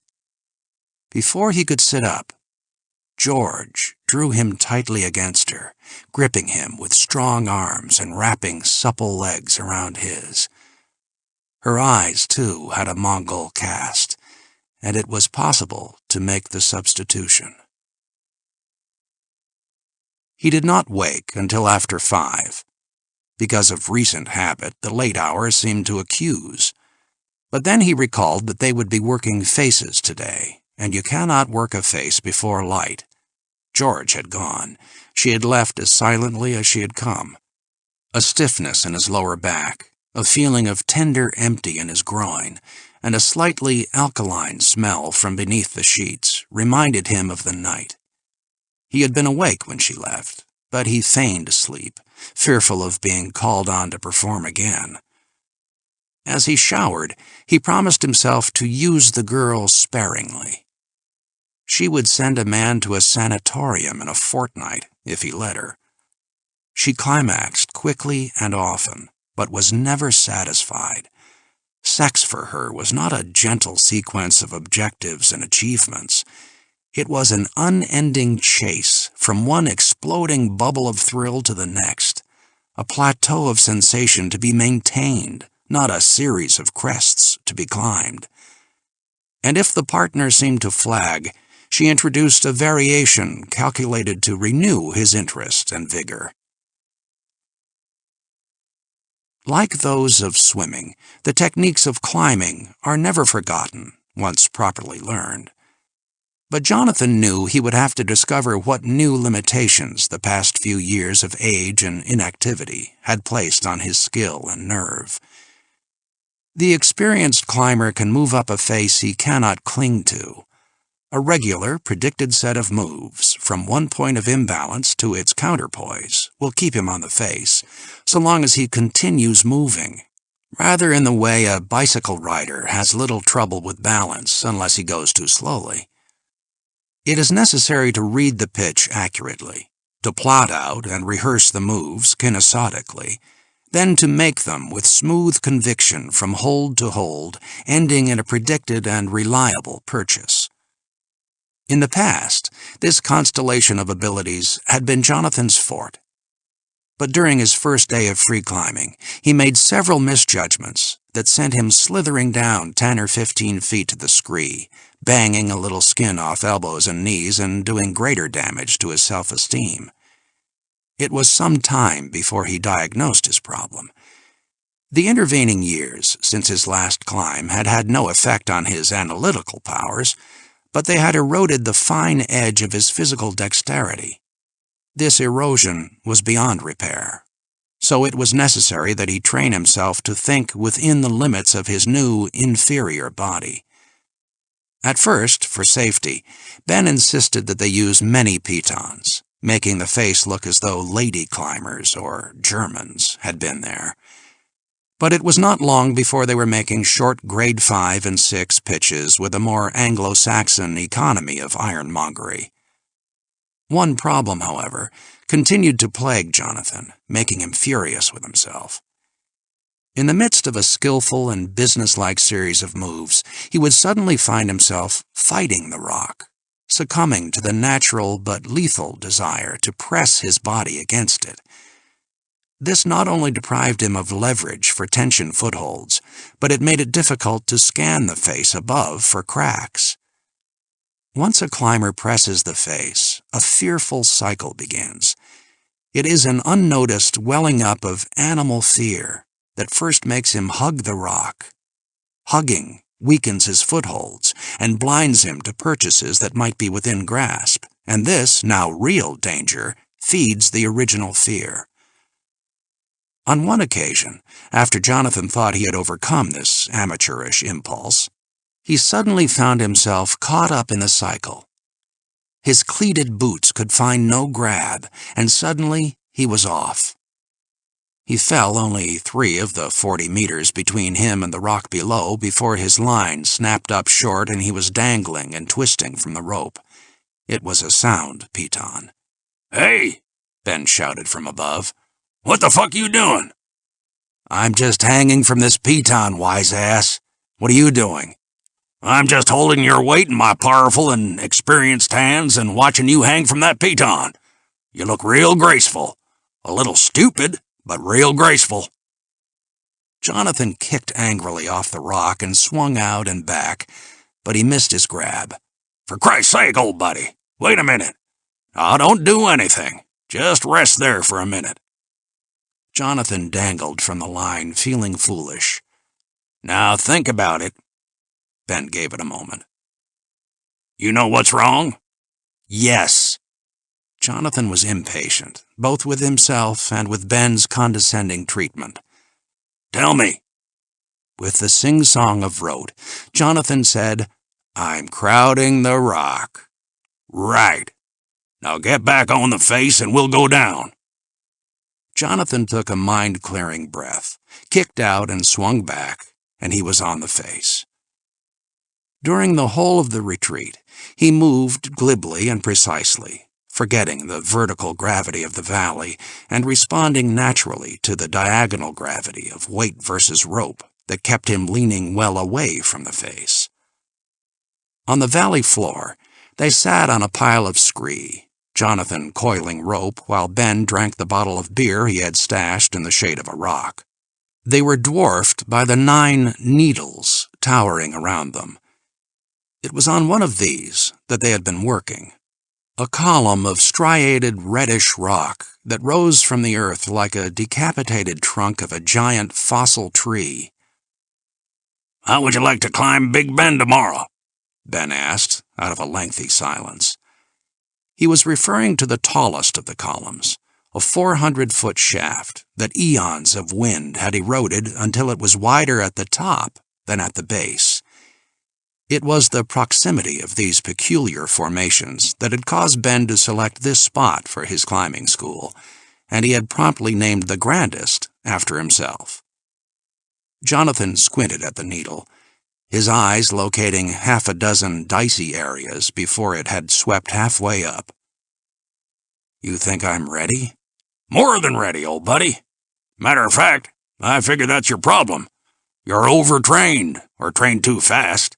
You're getting a little skitterish." Ben went on to say that he had noticed Jonathan pushing off too hard when he was in a tension stance, taking little open moves without being sure of the terminal purchase and letting his mind wander from the rock when it seemed too easy. It was during these moments of inattention that Jonathan suddenly found himself hugging the face. The best cure for all this might be an endurance run, something to break down the overcoiled legs and to humble the dangerously confident animal in Jonathan. His eyes picking their way up from possible stance to stance, Jonathan played with the climb for 20 minutes before he accomplished the optical ascent. "Looks hard, Ben, especially the top flange." "It ain't no bedpost." Ben stood up. Goddamn my eyes if I don't think I'll come along with you. Jonathan glanced at Ben's foot before he could help it. You really want to go? No sweat. I've stumped up it once before. What do you say? I say we walk up it tomorrow. Great. Now, why don't you take the rest of the day off, old buddy? As they walked back to the lodge, Jonathan experienced a lightness of spirit and eagerness for the morrow that had, in the old days, been the core of his love for climbing. His whole being was focused on matters of rock, strength, and tactic, and the outside world, with its dragons and Jemimas, could not force its way into the consciousness. He had been eating well, sleeping perfectly, training hard, drinking much beer, and using George with gingerly discretion. This kind of elemental life would bore him beyond standing in a couple of weeks, but just then it was grand. He leaned against the lodge's main desk, reading an effervescent postcard from Cherry sprinkled with underlinings and dashes and exclamation points and ellipses and parentheses and ha ha ha. No one, evidently, had burned down his home. Mr. Monk was as angry and scatological as ever, and Cherry wanted to know if he could suggest some reading on the preparation of aphrodisiacs for a friend of hers, someone he had never met, for use on a man whom he had also never met, and whom he would probably not like, inasmuch as this nameless party was such a heartless turd as to allow lusty girls to go untapped. Jonathan felt something touch his foot, and looked down to see a nervous little Pomeranian with a rhinestone collar sniffing around. He ignored it and returned to his postcard, but the next moment the dog was mounting an amorous attack on his leg. He kicked it aside, but the dog interpreted this rejection as maidenly coyness and returned to the attack. "Leave Dr. Hemlock alone, faggot. I am sorry, Jonathan, but faggot has not learned to recognize the straight, and he hasn't the patience to wait for an invitation." Without looking up, Jonathan recognized the chocolate baritone of Miles Mellow. Arizona, June 27th. Jonathan watched the lace-cuffed and perfectly manicured hands descend to pick up the Pomeranian. He followed the dog up to Miles's face, tanned and handsome as ever, the large blue eyes gazing languidly from beneath long black lashes, the broad, lineless forehead supporting a cluster of trained, soft waves that swept around to the sides in a seemingly artless pattern that was the pride of Miles's hairdresser. The dog kissed at Miles's cheek, which affection he accepted without taking his eyes from Jonathan. "How have you been, Jonathan?" There was a gentle, mocking smile in his eyes, but their movements were quick, ready to read and avoid a thrust. "Miles?" The word was not a greeting. It was a nomination. Jonathan put his postcard into his pocket and waited for Miles to get on with it. "How long has it been?" Miles dropped his eyes and shook his head. "A long time. Come to think of it, the last time we met was in Arles. We had just finished that Spanish thing, you and I and Henri." Jonathan's eyes flickered at the mention of Henri Bach. "No, Jonathan." Miles laid his hand on Jonathan's sleeve. "Don't imagine I have made a verbal blunder. It's about Henri that I want to chat. Do you have a moment?" Feeling the forearm muscles tense, Miles patted Jonathan's arm and withdrew his hand. "There's only one possibility, Miles. You have an incurable disease and lack the guts to kill yourself." Miles smiled. "That's very good, Jonathan, but wrong. Shall we have a drink?" "All right." "Rather like old times." "Not at all like old times." The eyes of all the young ladies in the lounge followed Miles as he preceded Jonathan along the walkway and over an arched stone bridge to an isolated table. His uncommon good looks, the grace and strength of his dancer's walk, and the extreme styling of his clothes would have eclipsed a man of less panache.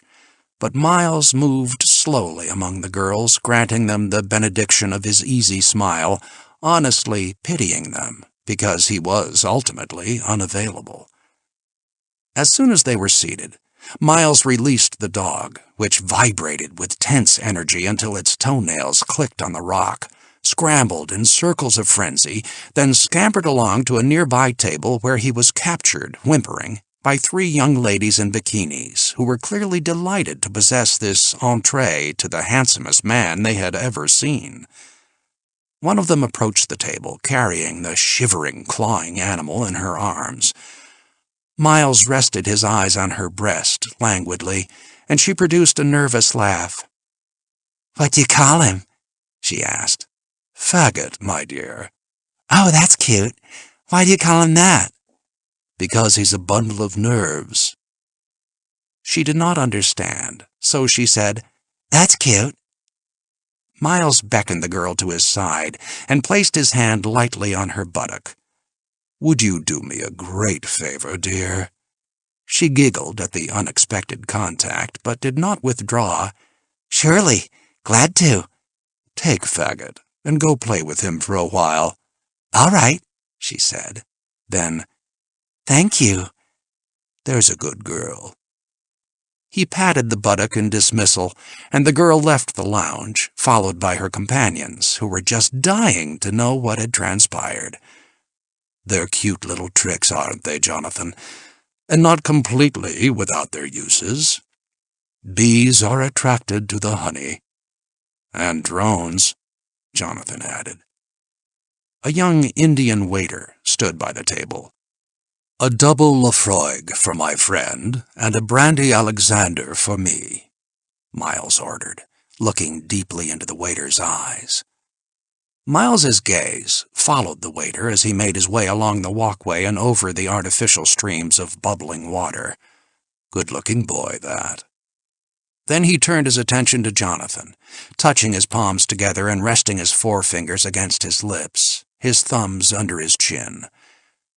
Over the tips of his fingers, his still eyes smiled with gentle frost, and Jonathan reminded himself how dangerous this ruthless man could be, despite appearances.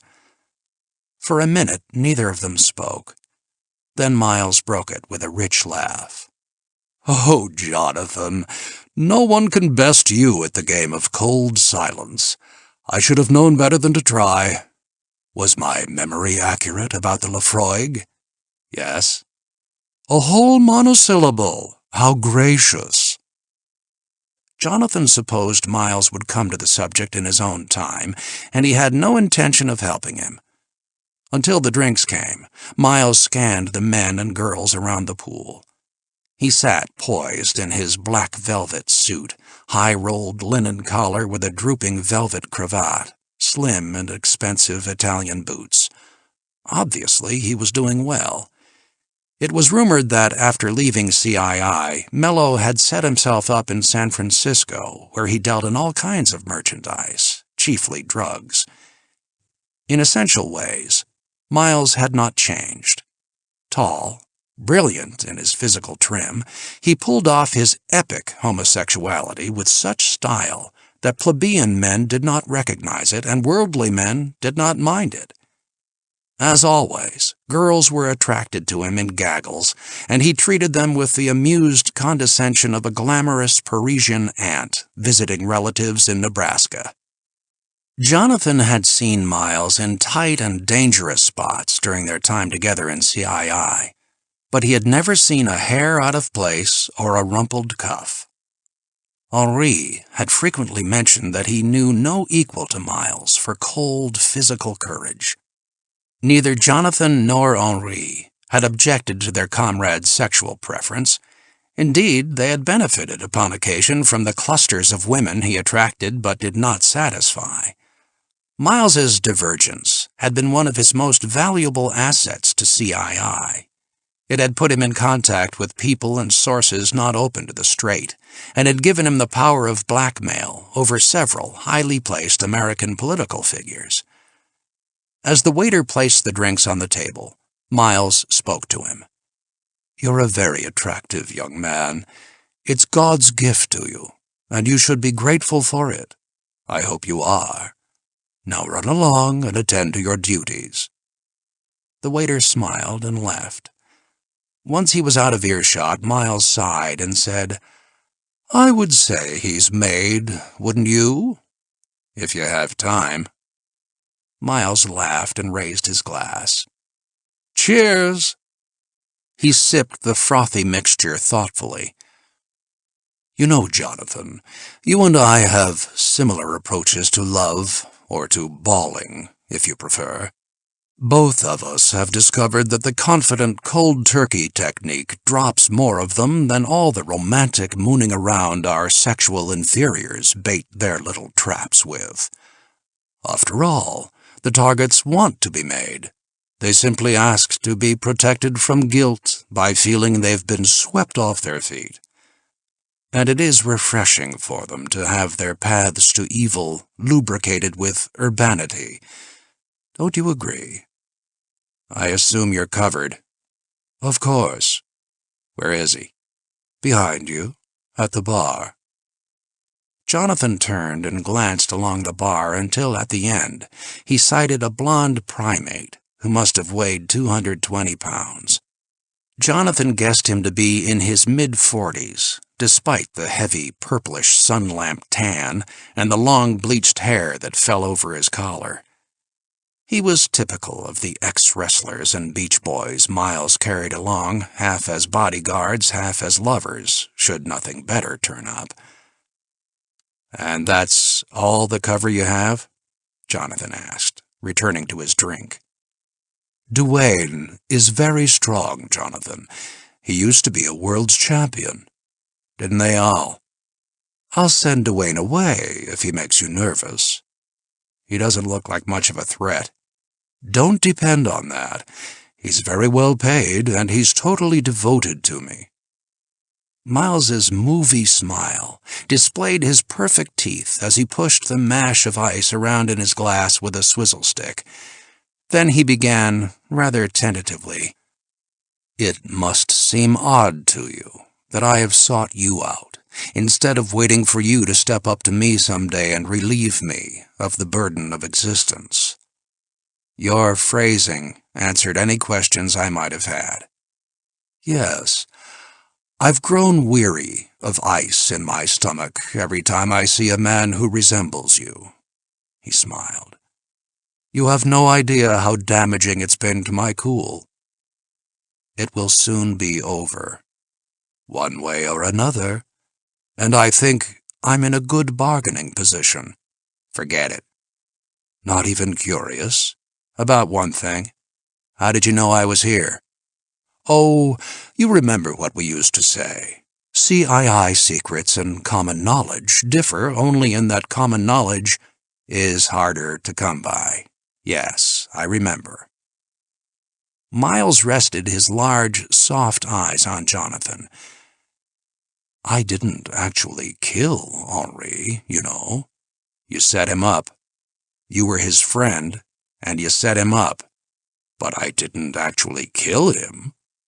I probably won't actually kill you. But I'd rather be dead than like the Greek you gave datura to." Jonathan smiled with the bland, gentle look he donned before combat. "I didn't actually prepare the datura. I paid someone else to do it." Miles sighed and looked down, his long lashes covering his eyes. "I see your point." Then he looked up and tried a new tack. "Did you know that Henri was a double agent?" In fact, Jonathan had discovered this several months after Henri's death, but it did not matter. "He was your friend, and mine." "It was only a matter of time, for God's sake, Jonathan. Both sides wanted him dead. You were his friend." Miles's voice became crisp. "I hope you'll understand if I find this harping on ethics a little presumptuous in a paid killer. I was holding him when he died." Miles's tone softened instantly. "I know, and I'm truly sorry about that. You remember how he always joked about going out with a clever line? At the last minute he couldn't think of one, and he died feeling foolish." Jonathan's control was flaking off. "I'm sorry, Jonathan." "Oh, that's fine. You are really and truly sorry. That fixes everything. I did what I could. I arranged a small income for Marie and the children. What did you do? You rammed your rod up her that very night." Jonathan's hand flashed over the table, and Miles was snapped sideways in his chair with a backhand across the face. Instantly, the blonde wrestler left his bar stool and started toward the table. Miles stared hate at Jonathan, tears smarting in his eyes. Then, after a struggle with his self-control, he raised his hand, and the wrestler stopped where he was. Miles smiled sadly at Jonathan and gestured the bodyguard away with the backs of his fingers. Angry at being denied his prey, the wrestler glared for a moment before returning to the bar. Jonathan realized at that moment the first thing he would have to do would be to discourage the blonde bodyguard. "My fault, probably, Jonathan. Shouldn't have baited you. I imagine my cheek is red and unsightly." Jonathan was angry with himself for allowing Miles to taunt him into premature action. He finished his Lafroig and gestured to the waiter. Until the waiter left the table, neither Jonathan nor Miles spoke, nor did they look at each other until the cerebral toxic of adrenaline had drained off. Miles had turned away, not wanting the Indian waiter to see his glowing cheek. Miles smiled forgiveness at Jonathan. He had not wiped the tears from his eyes, imagining they might help his case. "I tender you a bit of information as a propitiatory offering." Jonathan did not respond. "The man who made the fiscal arrangements with me for Henri's death was Clement Pope, Dragon's boy." "That's good to know." "Jonathan, tell me, what if Henri had set me up?" "He would never have done that to a friend." "But if he had, would you have gone after him like you've come after me?" "Yes." Miles nodded. "I thought so." He smiled wanly. "And that vitiates my case considerably.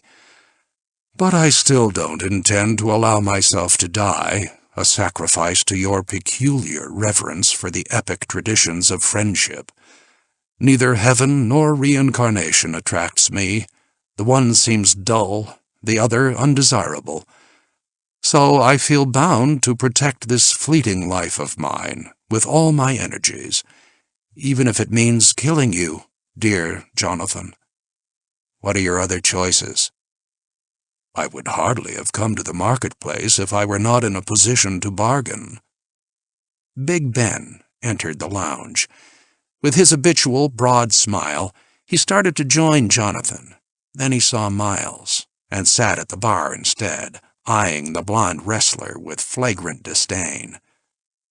"You might at least give me your attention, Jonathan." A friend just walked in. "Does he realize the possible cost of that privilege? You're wasting my time, Miles. I may be saving your life."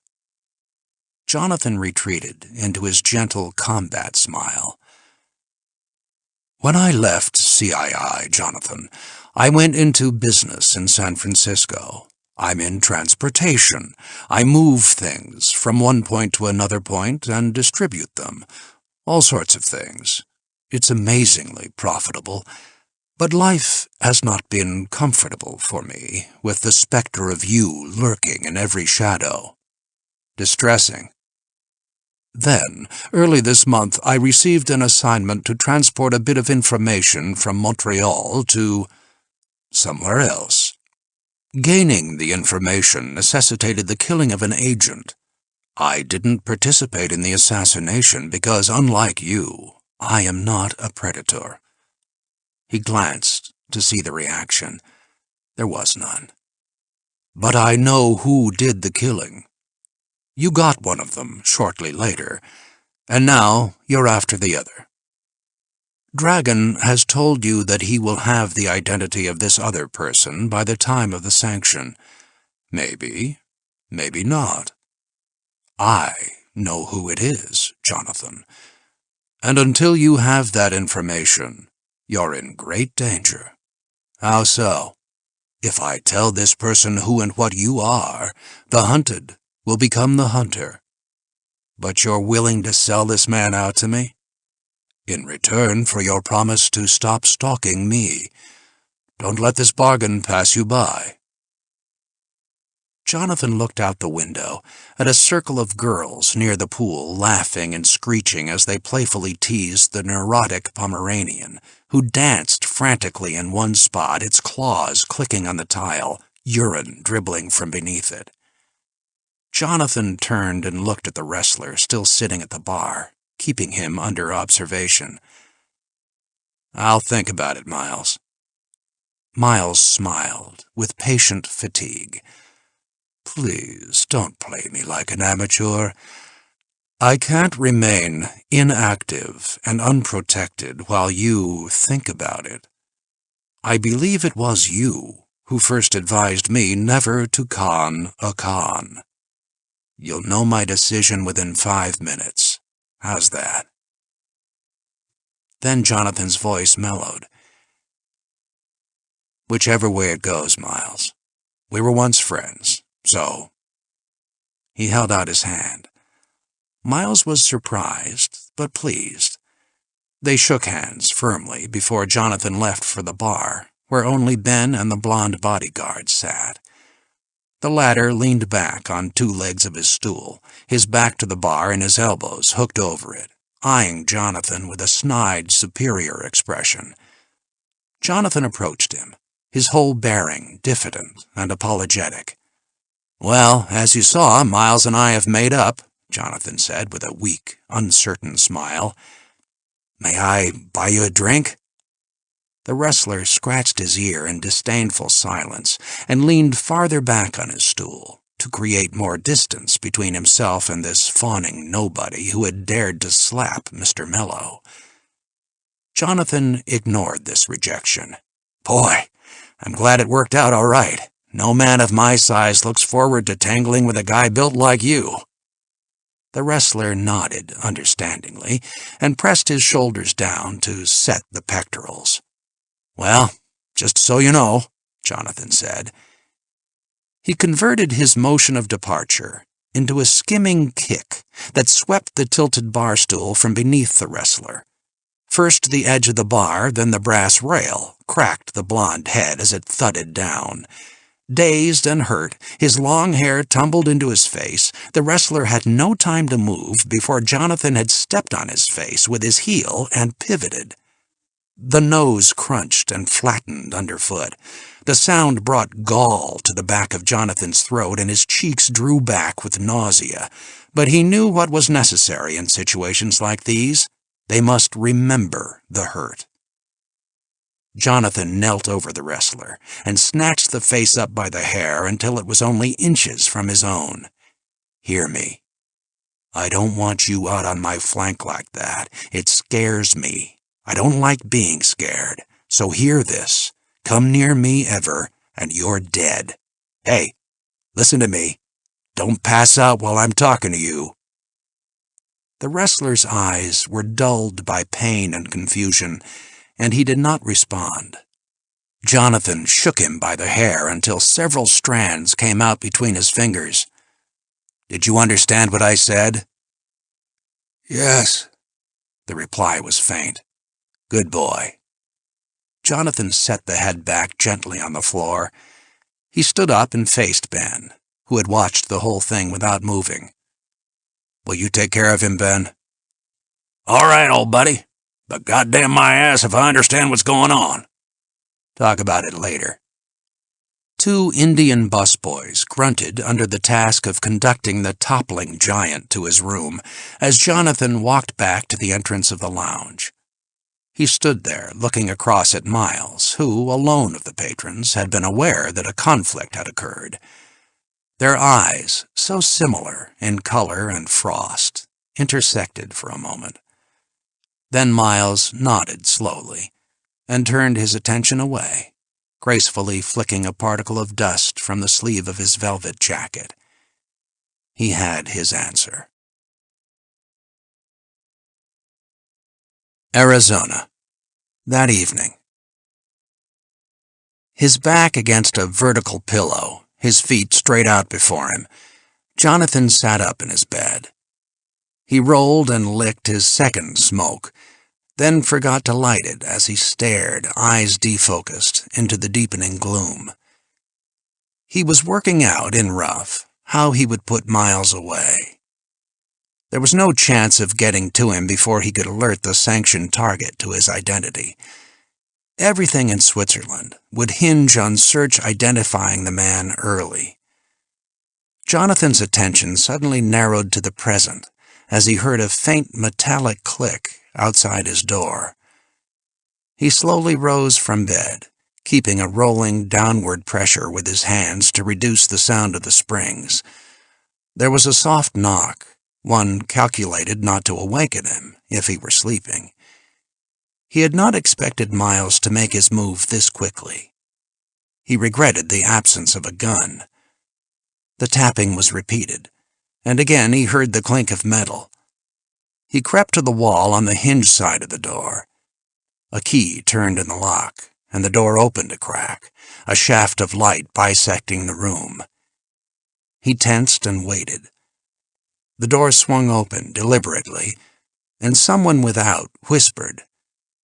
2 shadows spilled across the rug, one of a man, the other of a monstrous figure with a huge disc poised over its head. As the shadows advanced, Jonathan kicked the door shut and threw his weight against it. There was a crash and clatter of metal and shattering glass, and he realized instantly what it must have been. Sheepishly, he opened the door and looked out.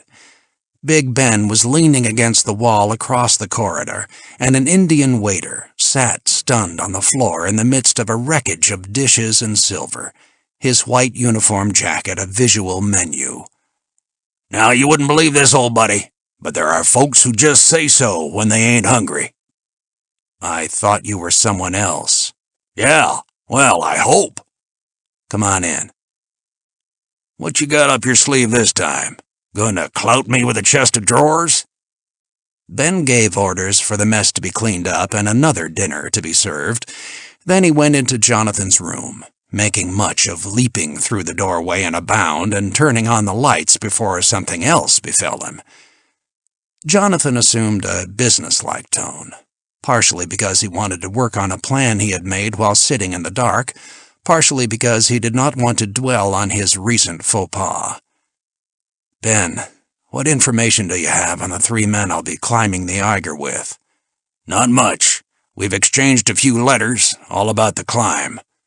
"Could I read them over?" "Sure." "Good. Now, another thing.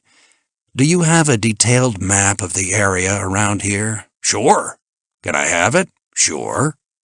"What lies to the west of us?" "Nothing."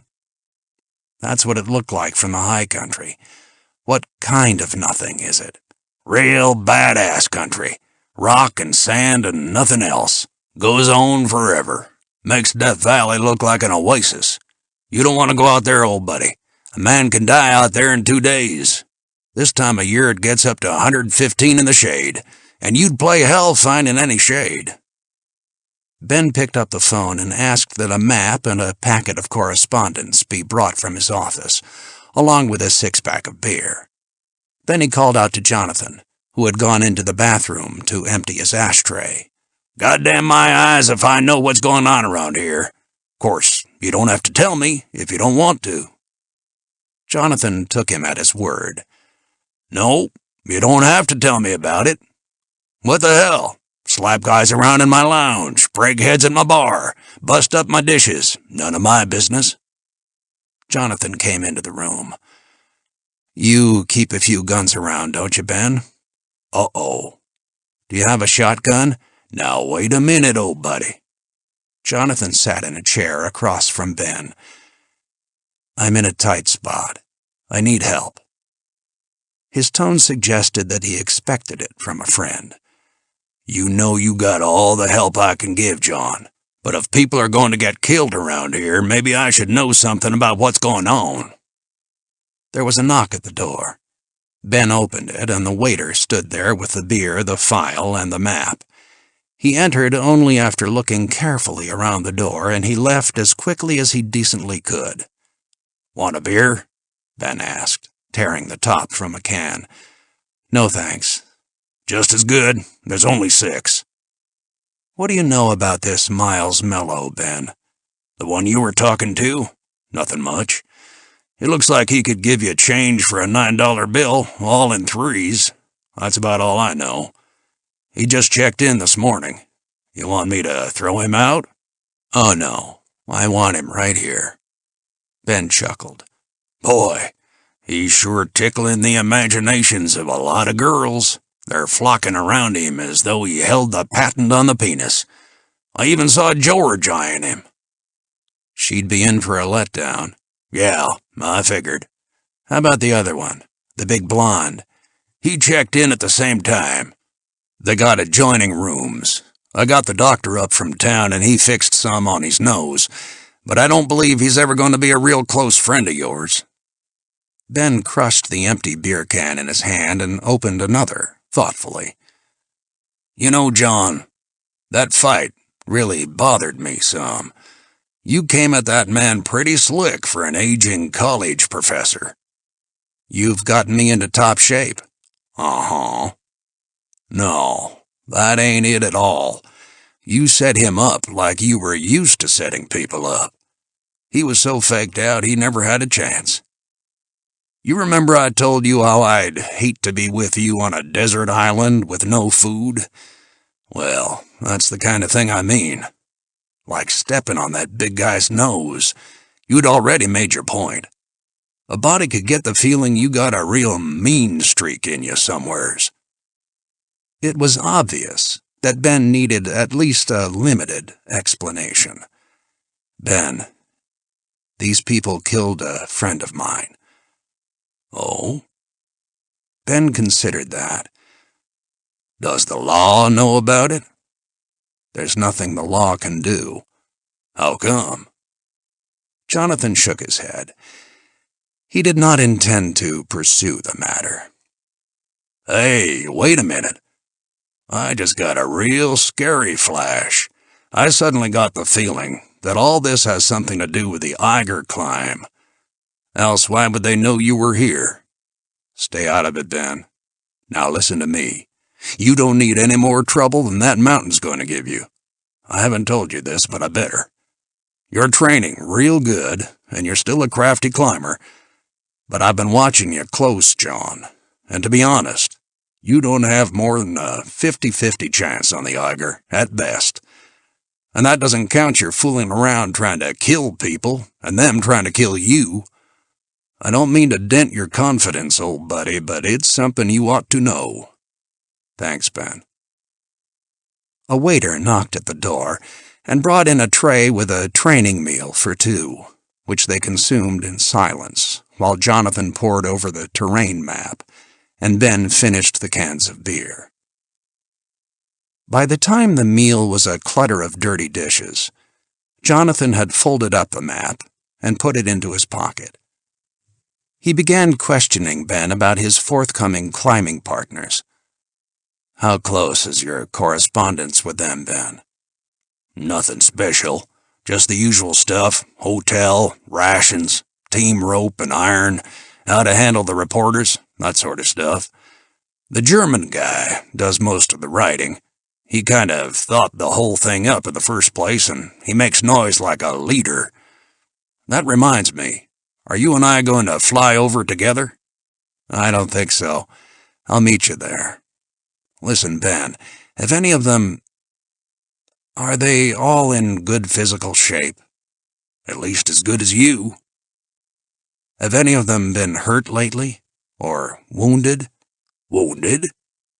Not as I know of. One of them, the German, wrote that he had a fall early this month, but nothing serious." "What kind of fall?" "I don't know. Roughed up his leg some." "Enough to make him limp?" "Well, that's pretty hard to tell from a guy's handwriting. Hey, why you asking me all this shit?" "Never mind. Will you leave this file of correspondence with me? I want to read it over. Get to know these men a little better."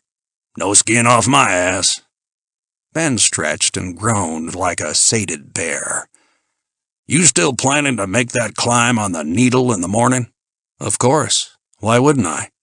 "Well, it might be a little tough climbing with a shotgun cradled over your arm." Jonathan laughed. "Don't worry about it." "Well, in that case, we better get some sleep. That Needle ain't no tent pole, you know." "You mean it ain't no bedpost?" "It ain't neither one." Shortly after Big Ben had gone, Jonathan was propped up in bed studying the letters from the other climbers. In each case, the first letter was rather stiff and polite. Evidently, Ben's answers had been robust and earthy, because all succeeding letters cleaved to hard technical matters of climbing, weather reports, observations about conditions on the face, descriptions of recent training climbs, suggestions for equipment.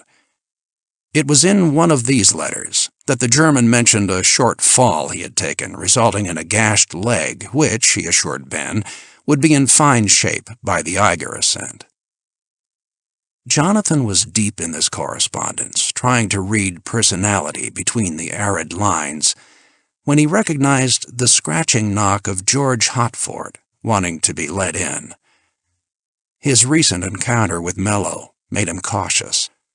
He turned off his reading light before crossing to unlatch the door. George entered into the darkness uncertainly, but Jonathan latched the door behind her and conducted her to the bed. He was eager to use her as sexual aspirin, to relieve the tensions of the afternoon, although he knew he would only experience discharge and release without local sensation. Throughout the event, George's eyes locked on his, expressionless in their oriental mold, totally severed from her aggressive and demanding body. Some time later, while he slept, she slipped away without a word. Arizona, June 28th. He sensed that he was going to be magnificent. Immediately upon waking, he was eager for the climb on Big Ben Needle. Once or twice in his climbing career, he had experienced this scent of victory, this visceral hunch. He had it just before he set a time record on Grand Teton, and again when he introduced a new route up the Drew into the mountaineering handbooks. His hands felt strong enough to punch holes into the rock, if need be, and his legs carried him with more than vigor and ease, with a sensation of moon gravity. He was so finely tuned to this climb that his hands, when he rubbed the palms together, felt like rough, chamois gloves capable of adhering to flat, slimy rock. After his shower, he neither shaved nor combed his hair. He preferred to be rough and burry when he met the rock. When Ben knocked at his door, he was already tying off his boots and admiring their feel, broken in from his recent training climbs, but the cleats in excellent condition. "You look mighty ready." Ben had just gotten out of bed and was still in his pajamas and robe, grizzled and carrying with him his first can of beer. "I feel great, Ben. That needle of yours has had it." "Oh, I wouldn't be surprised if it took some of the shine off you before it's all over. It's near 400 feet, mostly grade 6. "Tell your cooks we'll be back in time for lunch." "I doubt that, especially considering you got to drag a tired old man along behind you. Come to my room and I'll get dressed." He followed Ben down the hall and into his rooms, where he declined the offer of a beer and sat watching dawn quicken, while Ben slowly found and donned the various elements of his climbing gear.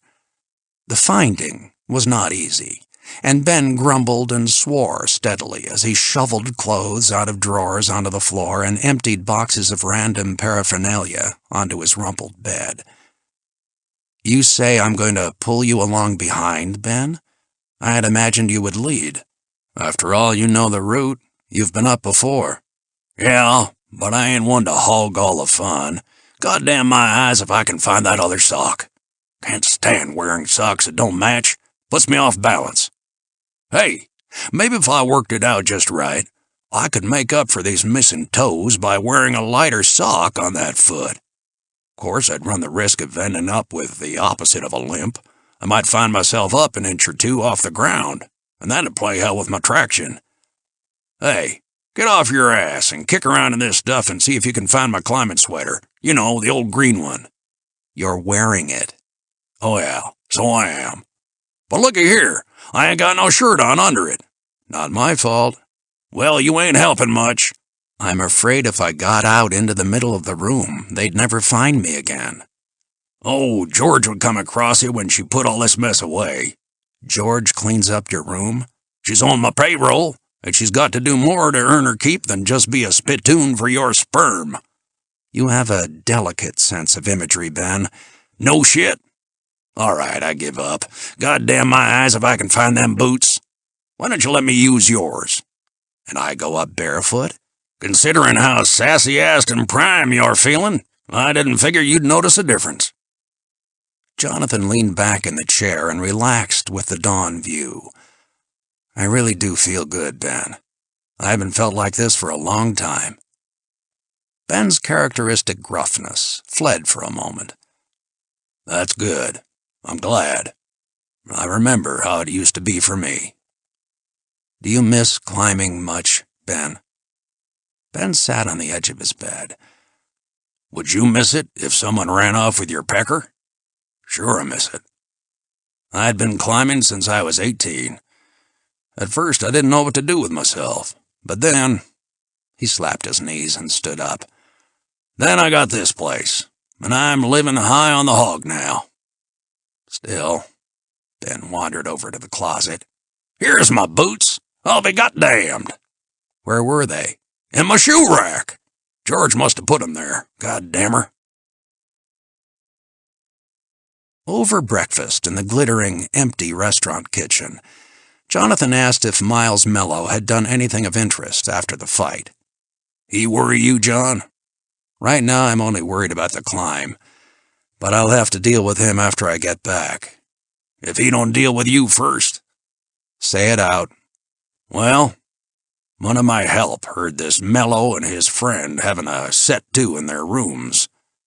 "Your help spends a lot of time with their ears to doors?" "Not usually, but I figured you might want me to keep an eye on these guys. Anyway, the fancy one was some kind of pissed off at the way the other guy let you set him up, and the big fella said that it would be different next time. Then later on, they ordered a rental car from town. It's parked out front now." "Maybe they want to take in the countryside." "What's wrong with our guest cars?" "No, I figure they want to get somewhere in a hurry. Maybe after they've done something to be ashamed of, like killing somebody." "What makes you think they're going to kill somebody?" Ben paused, hoping to make an effect. "The waiter told me the big fella carries a gun." Jonathan concentrated on sipping his coffee and denied Ben the expected reaction. Ben tore off the top of a can of beer. "You don't seem much bothered about that guy carrying a gun." "I knew he did, Ben. I saw it under his coat.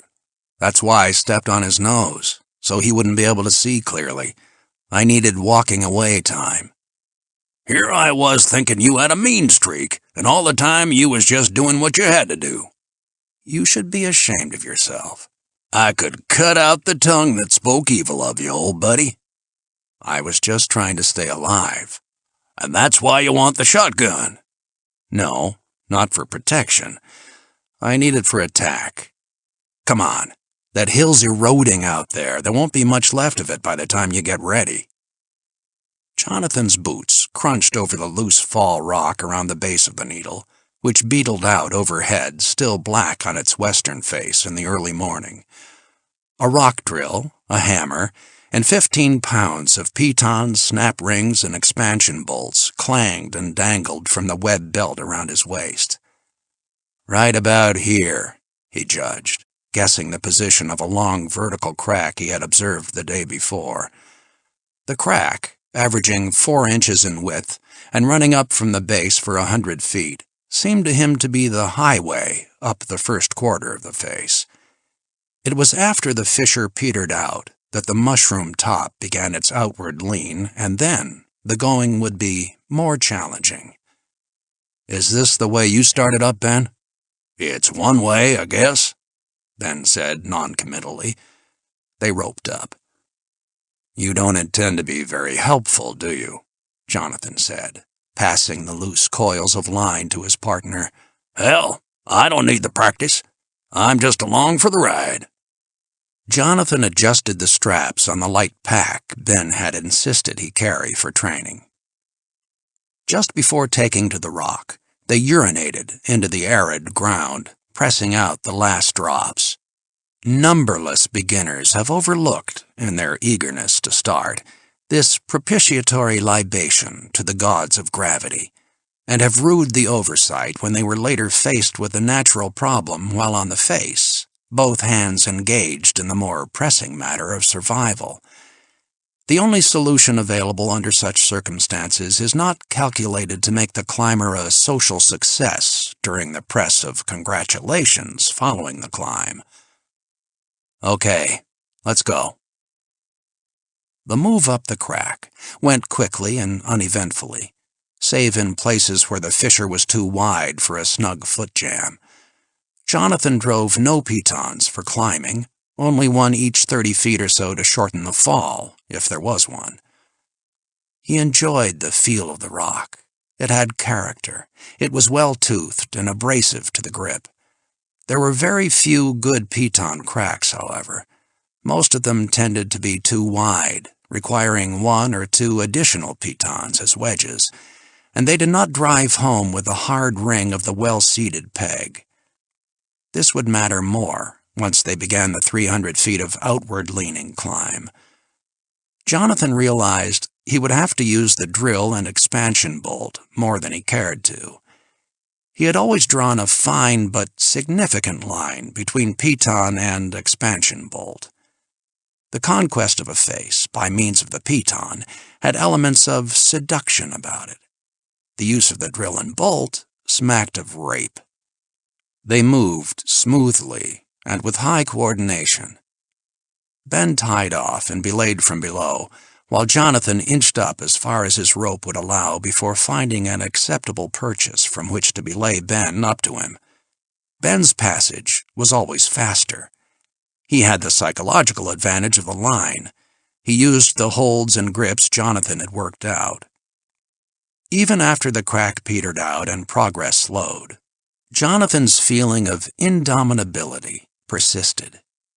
Each square meter of face was a game board of tactics, a combat against the unrelenting, mindless opposition of gravity, in which the rock was a Turkish ally, ready to change sides if the going got rough. They inched up, Ben's experienced and sympathetic pressure on the line lending it cooperative life, always slack when Jonathan was moving, always snug when it alone held him on the face. For some time, there had not been a free purchase where either man could hold to the rock without rope or piton. Jonathan began to tire. The drag of his pack and the knotting pressure on thighs and calves were constant mortal reminders. But his hands were still strong, and he felt fine. Particularly did he enjoy the touch of the rock, warm where the sun was upon it, cool and refreshing in the shade. The air was so clean, it had a green flavor, and even the salt taste of his sweat was good. Nevertheless, he did not object when, after 3 hours and with 2/3 of the face under them, Ben called for a rest. It was another quarter of an hour before they found a slim lip of rock into which they could plant their heels. Jonathan tapped in extra pitons, and they hung there, side by side against the ropes, facing outward, squatting on their haunches to rest their legs. Their bodies leaned some 20 degrees away from the face, which itself inclined 10 degrees from the vertical. Ben struggled with his pack, and produced a loaf of hard-crusted bread and a thick disk of cheese, which he had carried along out of Alpine tradition. They ate with slow satisfaction, leaning out against their ropes and looking down at the small knot of thrill-seekers who had gathered near the base of the needle once someone at the lodge had seen men on the face of this seemingly impossible pillar. "How you feeling, old buddy?" "Just really great, Ben." "You're climbing fine. Best I ever seen you climb." "Yes, I know I am." Jonathan's admiration was frank, as though he stood outside himself. "It might just be a fluke, a coincidence of conditioning and temperament, but if I were on the Eiger right now—" His voice trailed off, as his imagination overcame each of the Eiger's notorious obstacles. Ben returned to an old theme. "Why go at all, John? What do you want to prove? This is a great climb. Let it go at this." Jonathan laughed.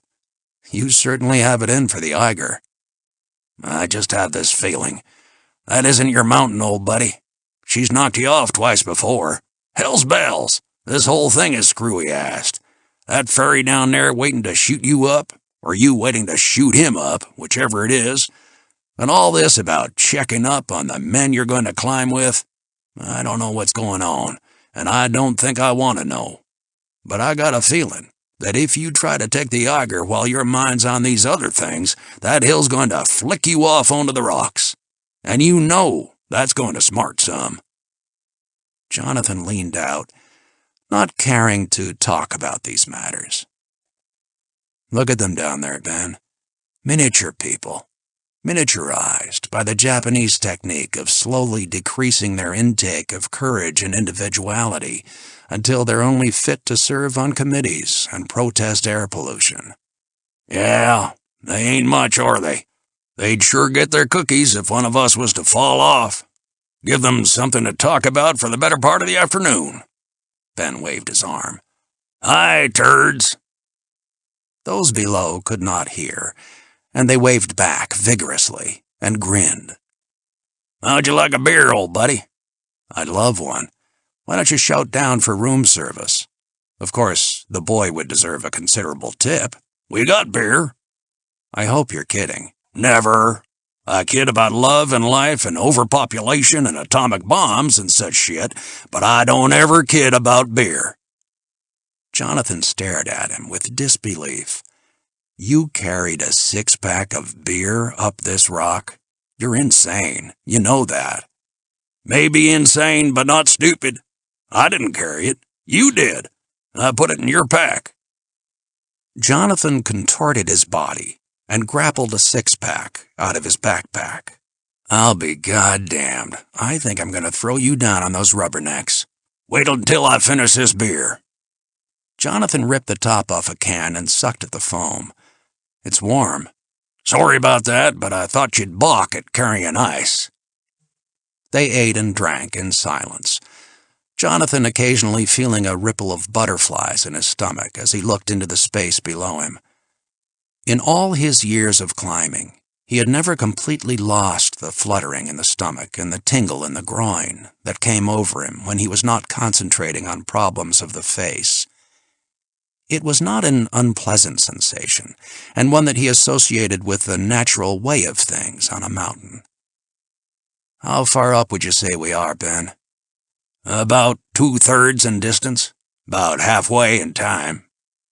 Jonathan nodded agreement. They had observed the day before that the last quarter of the climb, where the mushroom top began its outward flange, would be the most difficult. Jonathan was eager to get at it. "Let's push on." "I haven't finished my beer," Ben said with genuine offense. You've had two. I was talking about this third one. He tugged the top of the can and tipped it up until it was empty, swallowing with great gulps, some beer trickling down from the corners of his mouth. The next 3 hours involved a sequence of tactical problems, one after the other, the last forgotten as the next was met. For Jonathan, there was nothing in creation but himself and the rock, the next move, the quality of the piton, the sweat in his hair. Total freedom, purchased at the risk of a fall. The only way to fly, if you happen to be a wingless animal.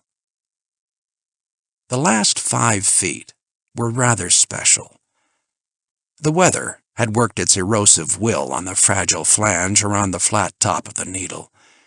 The outward angle was 30 degrees, and the rock was rotten and crumbling. Jonathan moved laterally as far as he could, but the rock did not improve, and he could find no valid seat for a piton. He traversed back to just above Ben. What's going on? Ben called up. Can't find a way up. How did you make it? Oh, guts, skill, determination, talent, that sort of stuff.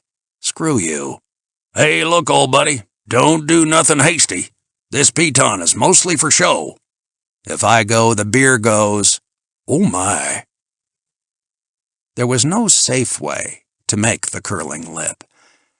Jonathan swore under his breath as he clung to the face, considering the problem. An improbable solution presented itself. Give me some slack, he shouted down. Don't do nothing foolish, John. We've had a nice climb like it is.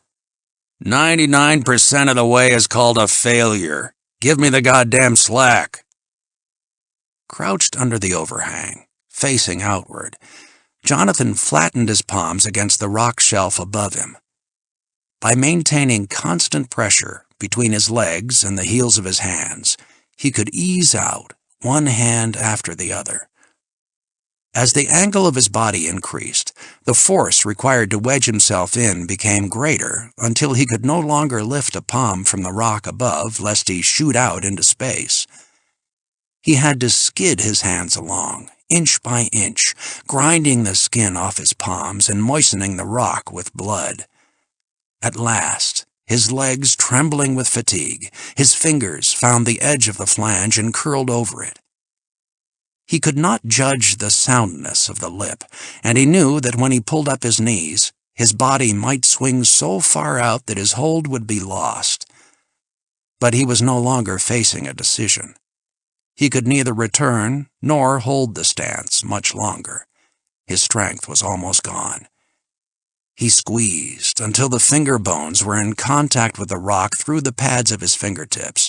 Then he released and tuck-rolled up. For an instant, only his legs from the hips down were over the flange. The heavier part of his body and his pack began to drag him head downward into the void.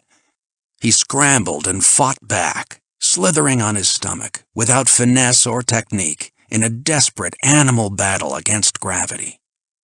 He lay face down, panting, his mouth ajar and saliva dripping onto the flat, hot rock of the top. His heart thudded in his ears painfully, and the palms of his hands stung with the bits of grit embedded in the raw flesh. A slight breeze cooled his hair, matted and thick with sweat. When he could, he sat up and looked around at the barren slab of stone that had been the goal of all this effort. But he felt just fine. He grinned to himself with the elation of victory. Hey, John, Ben's voice came from under the lip. Anytime you're through admiring yourself, you might bring me up with you. Jonathan passed the line around a small outcropping of rock and held it in a sitting belay as Ben scrambled up over the edge. They did not talk for 10 minutes, weary with their climb and awed by the prospect around them. They were the highest things in the basin. To the west, the desert stretched out forever, shimmering and featureless. From one edge of the tabletop, they could look down on Ben's lodge, compressed by distance, its swimming pool a fragment of broken mirror glinting in the sun. Occasional gusts of wind swept the heavy heat off the rock and chilled their sweat-dampened shirts. They opened the 2 remaining beers. "Congratulations, old buddy. You bagged yourself another first." "What do you mean?" Jonathan sipped the tepid froth gratefully.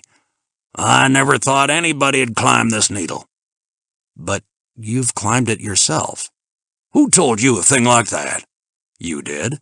"You ain't going to get very far in life listening to known liars like that." Jonathan was silent for a time. "All right. Tell me about it, Ben." "Oh, just this plot of mine that backfired. Some pretty fair country climbers have taken shots at this needle, but it stayed cherry. It's that last little bit that stopped them all. You got to admit that it was a mite hairy. Matter of fact, no sane man would have tried it, especially with a friend tied on to the other end of the rope." "I'm sorry, Ben. I didn't think about that." "You're not the type likely to. Anyway, I figured that if you couldn't make a climb you thought I had made, even with my game foot, you'd think twice about going after the Eiger." "You're all that set against my going." "I am, and that's a fact. I'm scared of it, old buddy." Ben sighed and crushed his beer can. "But, like I said, my plot kinda backfired. Now that you've made this climb, I guess nothing in the world's going to keep you away from the Eiger." "I have no choice, Ben. Everything's tied to the climb. My house, my paintings." "From what I hear, dead people don't get much kick out of houses and paintings." "Look, maybe this will make you feel better about it. If everything goes well, I may not have to make the climb after all. There's a chance that I can finish my business before the climb starts." Ben shook his head, as though he felt something loose inside. "I don't get all this at all. It's too screwy-assed." Jonathan touched his palms together to test for pain.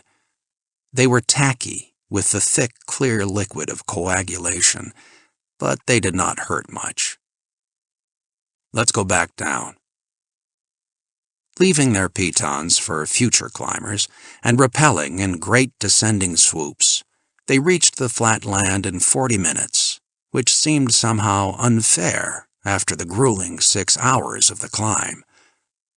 Immediately, they were surrounded by a throng of backslappers and congratulators who offered to buy drinks and gave suggestions on how they would have made the climb if they had been climbers. Ben, one arm around each of 2 cute young things, led the crowd back to the lodge, and Jonathan, suddenly drained and leaden, now that nervous energy no longer sustained him, trudged along behind the convivial parade. He had been surprised to see Miles Mello standing apart from the welcoming group, aloof and cool in a sky-blue suit of raw silk, his well-combed Pomeranian squirming and whining in his arms. Miles fell in step with him. "An impressive display. Do you know, Jonathan, that in all the time we were friends, I never saw you climb? It's rather graceful in its way." Jonathan walked on, without answering. "That last little part there was particularly tingling. It sent little thrills down my spine. But you made it, after all. What's the matter? You seem rather done in." "Don't count on it." "Oh, I don't underrate you." He shifted the jittery dog from one arm to the other, and Jonathan noticed that it wore around its neck a ribbon of the same blue silk as Miles's suit. "It is you who insist on underrating me. Where's your boy?" "Back in his room, moping, I suspect, and looking forward to his next encounter with you. There better not be one. He's dog meat if I see him again on my side of the street." Miles snuggled his nose into Faggot's fur and purred, "You mustn't take offense, little boy. Dr. Hemlock wasn't talking about you. He was using one of the little vulgarisms of his profession. The dog whimpered and licked vigorously at Miles's nostrils. "I hope you've reconsidered, Jonathan." The flat professionalism of Miles's tone contrasted sharply with the cooing purr he had used to the dog. Jonathan wondered how many men had been lulled into a lethal sense of security by Miles's feminine facade. He stopped and turned to face Miles. "I don't think we have anything to talk about." Miles adjusted his stance, putting the weight on one foot and pointing the toe of the other out in a relaxed variant of the fourth position in ballet, the better to show the line of his suit. "As a climber, Jonathan, your sense of brinksmanship is well developed. You're telling me now that you're willing to face an unknown target rather than make your peace with me. All right. Allow me to raise the ante a little. Suppose I contact the target and identify you. That would put him in the shadow and you in the light. How would that feel? An interesting reversal of the normal pattern, isn't it?"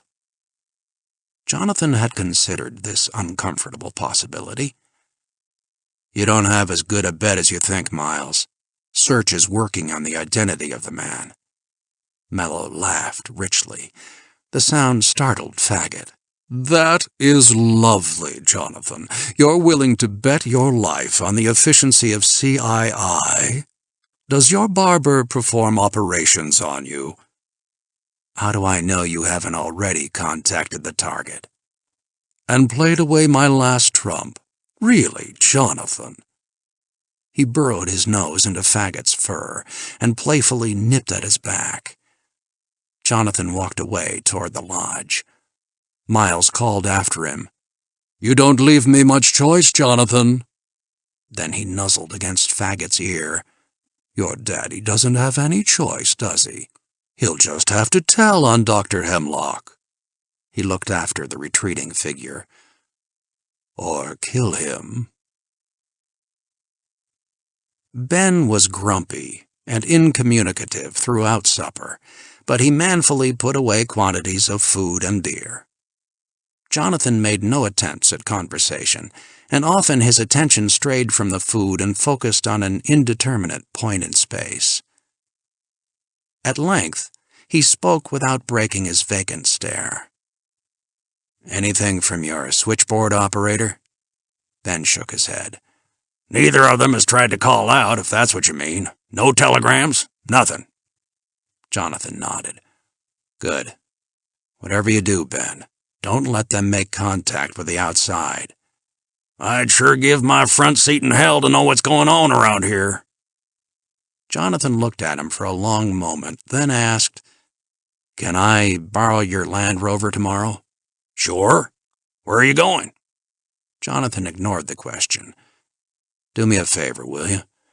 Have one of your people fill it up and put 2 extra jerry cans of gas and 1 of water in the back." "This has something to do with this Mello character?" "Yes." Ben was moodily silent for a time. "All right, John. Whatever you need." "Thanks." "You don't have to thank me for helping you put your ass in a sling." "You know that shotgun we talked about yesterday? Will you load it and have it put in the Rover too?" "Whatever you say." Ben's voice was grim. Unable to sleep, Jonathan sat up in bed late into the night, working turgidly on the Lautrec article that had been the sponge of his free time for almost a month. George's scratching knock presented an excuse to abandon the arid labor. As usual, she was wearing jeans and a denim shirt, its collar turned up under her long black hair, the 3 top buttons undone, and her unbound breasts tugging the shirt up from the jeans in taut folds. "How are you this evening, George?" She sat on the edge of his bed and regarded him blandly with her large, dark eyes. "Did you watch Ben and me make that climb today? Wasn't that something?" He paused, then responded for her. "Yes, that was something." She slipped off her shoes, then stood to unbutton and unzip her jeans, with the brisk movements of a person with business to attend to. "It looks as though I'll be leaving tomorrow or the day after. In some ways, George, I'll miss you." With a clapper action of her bottom, she forced the jeans over her hips. "No one can say that you've cluttered up our relationship with sticky sentiment or unnecessary chatter, and I appreciate that." She stood for a second, the tails of her shirt brushing her olive thighs. Then she began unbuttoning it, her placid eyes never leaving his. "I have an idea, George. Why don't we give up this banal chatter and make love?" He barely had time to get his notes off the bed and turn off the light before she was tangled up amongst his limbs. He lay on his stomach, his arms thrown limply across the bed, every muscle liquid with relaxation, as George trickled her fingers from the small of his back to the nape of his neck. He hovered on the rim of sleep as long as he could, trying not to anticipate the eddies of thrill her fingernails churned up as they slid with barely perceptible contact around his waist, up his sides, and outward along his upper arms. By way of thanks, he hummed a couple of times with contentment, although he would rather not have put forth the effort. She stopped stroking him, and he began to slip over the edge of consciousness. Ouch!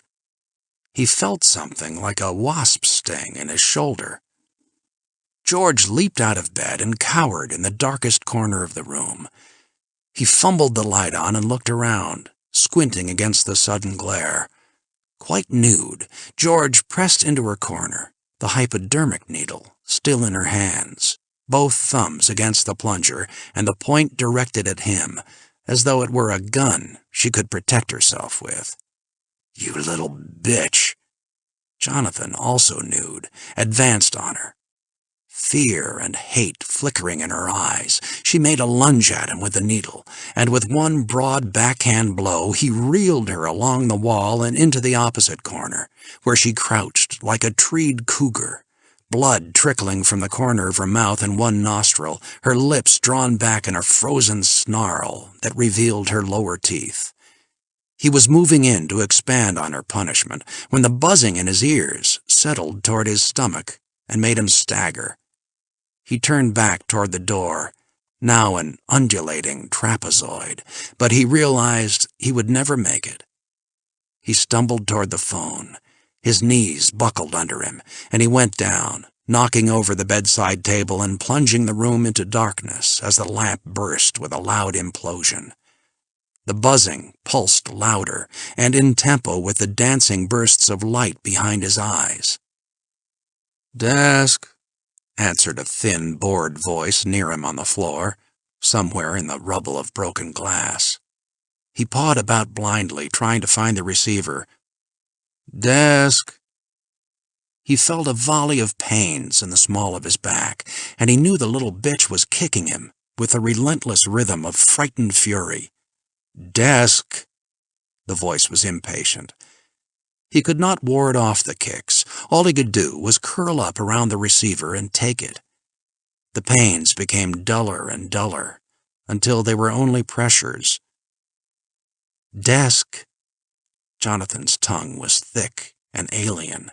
With his disobedient lips pressing against the mouthpiece, he struggled to form a word. "Ben," he blurted with a treble whimper, and the word chased him down into warm black water. Arizona, June 29th. A light fluttered on the black water, and Jonathan, disembodied, rushed through miles of space toward it. He gained on the spark, and it grew larger, until it developed into a window with stripes of daylight glaring through a Venetian blind. He was in his room. A great flesh-colored glob hung over him. "How's it going, old buddy?" He tried to sit up, but a thud of pain nailed him to the pillow. "Relax. Doctor said you're going to be just fine. He says it may hurt for a few days when you piss. George sure gave your kidneys a going over. Give me something to drink. Beer? Anything. Jonathan inched his way to a sitting position, moving up through strata of thickening headache. Ben made a clumsy attempt to feed him the beer, but Jonathan relieved him of his heavy solicitude by snatching the can away after a third of it had spilled on his chest. "Where is she?" he asked, once his thirst was slaked. I got her locked up, and a couple of my staff are watching her. Want me to call into town for the sheriff? No, not yet. Tell me, Ben. No, he hasn't. I figured you'd be wondering if this mellow had checked out. The desk will call me if he tries. So, it was Miles? That's what George says. All right. He's had it. Let's get me into the shower. But the doctor said... Jonathan's suggestion as to what the doctor could do with his advice was beyond the routine of physiotherapy, and moreover, beyond ballistic probability. Ben half-carried him into the shower, where Jonathan turned on the cold water and let it beat on him, clearing the moss from his mind. Why, Ben? I'm really not that bad. The oldest reason in the world, old buddy, he shouted over the noise of the shower. Love? Money. The water was doing its work, but with the return of feeling came a pounding headache and pains in his kidneys. Toss me in a bottle of aspirin. What did she shoot into me? Here. Ben's big paw thrust the bottle through the shower curtain. Doctor says it was some relative of morphine. He had a name for it, but it wasn't a lethal dose. So it would appear. The aspirin disintegrated in his hand with a splatter of water, so he tipped the bottle up to his mouth, then washed the tablets down by gulping under the shower head. He gagged as bits of aspirin caught in his throat. Morphine figures. Miles is in the drug business. Is that right? But how come he went that far and didn't put you away for good? George said he had promised her nothing serious would happen to you. Just wanted to scare you off. Her concern is touching. Maybe she just didn't want to die for murder. That sounds more like it. Jonathan turned off the water and began to towel himself down, but not too vigorously, because every sharp motion slopped pain around in his head. My guess is that Miles intended to come in after George put me under and shoot me full of junk. The death would be attributed to an overdose. It's typical Mello, safe and oblique. He's a badass, all right. What are you going to do about him? Something massive. After Jonathan dressed, they went down the hall to the room in which George was being kept. He felt a twinge of regret when he saw her swollen eye and the split lip he had given her, but this quickly faded when the bruises along his spine reminded him of how she had tried to help the morphine put him away. She looked more Indian than ever, clutching a blanket around her shoulders, under which she was as naked as she had been when Ben broke in to save him. "How much did he pay you, George?" he asked. She almost spat back her response. "God damn your eyes, you shit!" These were the only words he ever heard her speak. Ben could not help chuckling as they returned to Jonathan's room. I guess she's been around me too much. It's not that, Ben. They always talk about my eyes afterwards. Look, I'm going to get a couple hours sleep. Will you have your people at the desk make up my bill? You leaving right away? Soon. Is the Land Rover ready? Yeah. And the shotgun? It'll be on the floorboards. I imagine you don't want Mello to know you're checking out. On the contrary. But don't do anything special about it. He'll find out. Miles is a specialist in information. He awoke refreshed 3 hours later. The effects of the morphine had worn off and his headache was gone, but his kidneys still felt a little soggy. He dressed with special care in one of his better suits, packed his suitcases, and telephoned to the desk to have them put in the Land Rover. As he entered the lounge, he saw the blonde wrestler sitting at the bar, a broad strip of tape over his swollen nose. "Good afternoon, Duane." Ignoring the bodyguard's glare of hate, he passed through the lounge, along a walkway and over a bridge to the table at which Miles sat, poised and impeccable, in a suit of metallic gold. "Join me, Jonathan? I owe you a drink." "So you do, and we all know what a stickler you are for old debts. You're looking very nice. Your tailor is accurate, if uninspired. I'm not feeling too well. I had a bad night." "Oh, I'm sorry to hear that." The young Indian waiter, who had served them the first day, approached the table, his glances at Miles filled with tender remembrance. Jonathan ordered, and the two of them watched the bathers around the pool until the drinks arrived and the waiter departed. "Cheers, Jonathan." Jonathan drank off the Lafroig and put the glass on the table. "I've decided to forget about you for now, Miles." "Have you? Just like that?" "I'm going to be staying here in training for a couple more weeks, and I won't be able to concentrate on it with you on my mind. I have a big climb in front of me." Jonathan was sure that Miles knew he had checked out. The obvious lie was calculated to make Miles think he had him on the run, and Miles was the kind to press such an advantage. "I sympathize with your problem, Jonathan, truly, I do. But unless this means you are crossing me off your list for good—" He lifted his shoulders in helpless regret. "I might do just that. Let's have dinner together tonight and talk about it." "A delightful idea." Jonathan had to admire Miles's silky control. Jonathan rose. "See you this evening." "I'm looking forward to it." Miles raised his glass in salute. The Land Rover was parked in the loading zone in front of the lodge. As Jonathan climbed in, he noticed on the floorboards next to the shotgun a thoughtful gift from Ben, a six-pack of cold beer. He opened a can and sipped at it while he glanced over the area map on his lap. He had earlier located a long dirt road running in thin broken lines deep into the desert. Ben had told him it was a little-used rut track that only government rangers drove on. For more than 150 miles, the road pierced into the core of the western desert. Then it stopped abruptly.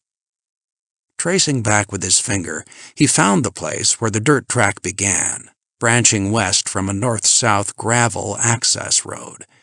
This gravel road joined the main highway about a mile west of the turnoff to Ben's place. Considering the difference in speed between the Rover and the rental car at Miles's disposal, that mile of good highway promised to be the most dangerous stretch.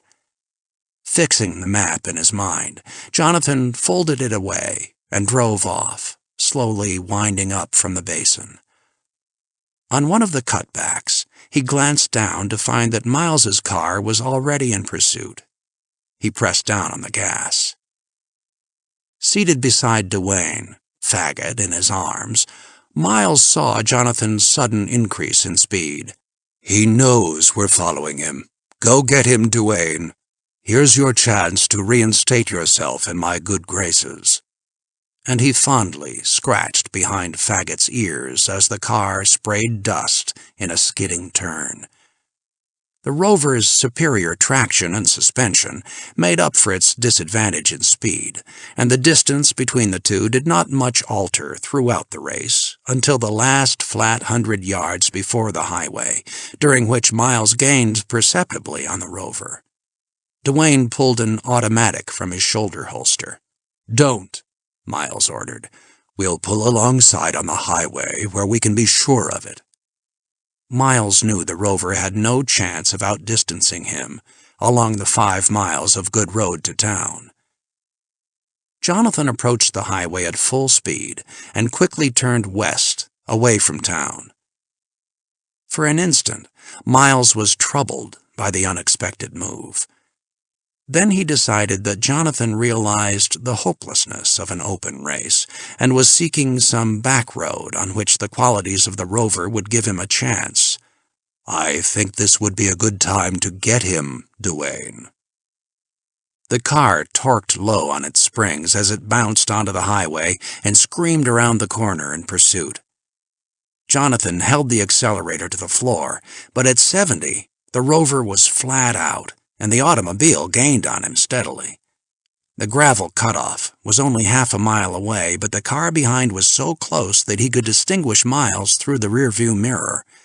In a moment, they would swing out and pull up beside him.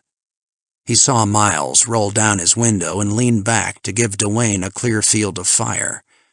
When they were almost on his bumper, Jonathan reached down and switched on his lights. Seeing the taillights flash and imagining Jonathan had hit his brakes, Duane jammed down on his own, and the wheels squealed and smoked while the rover roared on at its best speed. By the time Duane had fumbled his foot back onto the gas, Jonathan had gained sufficient distance to reach the gravel road with 50 yards lead. Miles swore to himself. It had been Henri who had told them about the headlight ploy.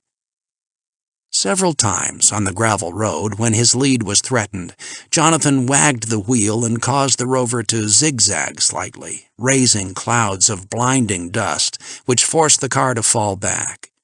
In this way, he held his advantage until he came to the ranger trail that led out into the desert. Once he was on this meandering track of potholes and unbanked turns and ruts so deep the automobile repeatedly bottomed, he had no difficulty maintaining his lead. He was even able to open another can of beer, although it splashed over him when he bounced into an unexpected hole. "Just keep him in sight, Duane." At the turnoff onto the dirt road, Miles had seen a weathered sign warning drivers that there was no outlet. Sooner or later, Jonathan would have to turn back. The road, often winding between giant outcroppings of sandstone, was not wide enough for two cars to pass. He had Jonathan in a box. For nearly an hour, the vehicles sped over the flat, gray-tan country where nothing grew in the powdery, baked earth. Duane had returned his gun to its holster, where its pressure made him sweat freely. Faggot whimpered and pranced with sharp claws in Miles's lap. Sliding from side to side with each abrupt turn, Miles braced himself with pressure between feet and back. His lips were tight with chagrin at being unable to sit with poise. Even Faggot's frantic and moist gestures of affection irritated him. The vehicles raced and jolted over the desert, lofting two high plumes of fine dust behind them. Despite the stream of air gushing in through the open side of the rover, Jonathan's back adhered with perspiration to the plastic seat. As he bounced over a rut, the jerry cans behind him clanged together, reminding him that it would not do for those chasing him to run out of fuel. He began to search for a site appropriate to his needs. Duane hunched over the wheel and squinted into the dust rising before him. His jaw muscles flexed in anticipation of revenge. About 2 miles farther on, Jonathan caught sight of an outcropping of rock, a single ragged sandstone boulder around which the track made an S-turn. It was ideal. He slowly eased off on the gas, allowing those behind to close to within 100 yards.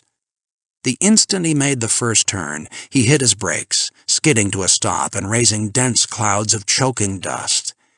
He snatched the shotgun off the seat, leaped out of the rover, and dashed for the boulder, knowing he had only seconds in which to scramble around the rock and come out from behind.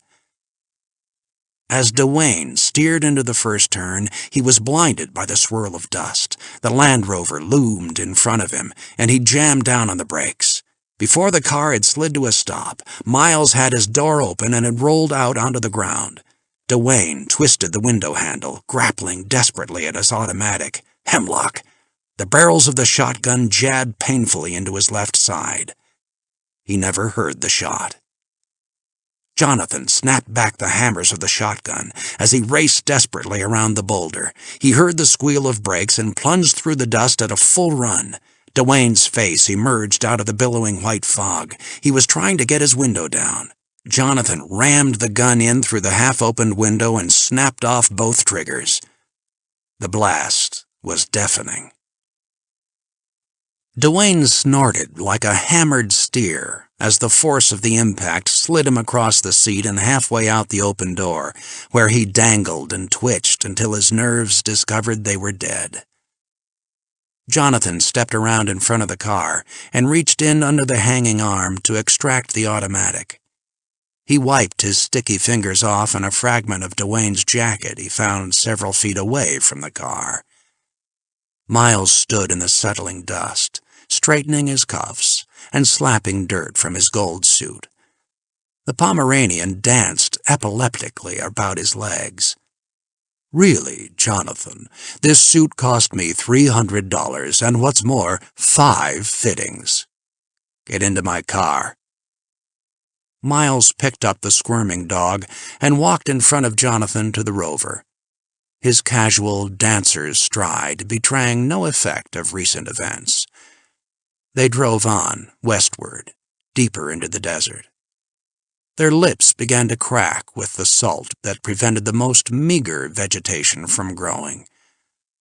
Jonathan held the automatic high in his left hand so he could fend off any attempt Miles might make for it. For an hour and a half, they pressed on through the shimmering heat of the desert. Jonathan knew that Miles was ready to make his try for the gun. Slight contractions of his hand on his lap and minute tensings of his shoulders predicted Miles's move. Just as he threw himself after the gun, Jonathan hit the brakes, and Miles went face first into the steering wheel. Jonathan snapped back the emergency brake and jumped out, dragging Miles after him by the collar. He dumped him onto the crackled ground and sprang back into the Rover. By the time Miles had staggered to his feet, a rivulet of blood caked with dirt running from his nose, Jonathan had backed the Rover in a sharp arc. Miles stood in the road, blocking the path with his body. "You're not going to leave me out here." The recognition of Jonathan's plan for him grew and filled him with horror, as no bullet in the head could have. Jonathan tried to steer around him, but before he could get up any speed, Miles jumped onto the hood. He lay over it, his face pressed against the glass. "For Christ's sake, Jonathan!" he screamed. "Shoot me!" Jonathan raced forward, then hit the brakes, dumping Miles off the hood. He roared in reverse away from the crumpled body, then sped on, making a wide curve to avoid him. By the time Jonathan could see his dancing image in the rearview mirror, Miles had reclaimed his characteristic composure and was standing, the dog in his arms, looking after the diminishing Land Rover. Jonathan never forgot his last image of Miles, the gold suit glinting in the sunlight. Miles had set the dog down and had taken a comb from his pocket. He ran it through his hair and patted the sides into place. Kleine Scheidegg, July 5th. Jonathan sat at a round metal table on the terrace of the Kleine Scheidegg Hotel, sipping a glass of grassy Vaudois, enjoying the slight snap of its latent effervescence. He looked across the up-tilted meadow to the gloomy north face of the Eiger. The unstable warmth of the weightless mountain sunlight was puffed away time and again by wisps of crisp highland air. Touched only once a day and briefly by the sun, the dark concave face hovered malignantly above him, looking as though it had been scooped out of the body of the mountain by some Olympian shovel, its brittle gray-black crescent rim cutting into the glittering blue of the sky. A breeze stirred, and he shivered involuntarily. He remembered his 2 previous attempts at the face, both beaten back by those brutal storms that roll in from the north and are collected and amplified in the natural amphitheater of the Eigerwand. So common are these rages of wind and snow that the dour Bernese Oberland guides speak of them as Eiger weather. After the last 9-hour dicey retreat from the high ice field called the White Spider, that salient epitome of the mountain's treachery, he had promised himself never to try again. And yet, it would be a fine mountain to take. He adjusted his sunglasses and gazed with reluctant fascination at the awful sublimity of the Eiger. The view was uncommon. Normally, heavy shrouds of mist hang from the crest, obscuring the storms that lash it, and muffling the crack and roar of avalanches that constitute the mountain's most potent defensive weapon.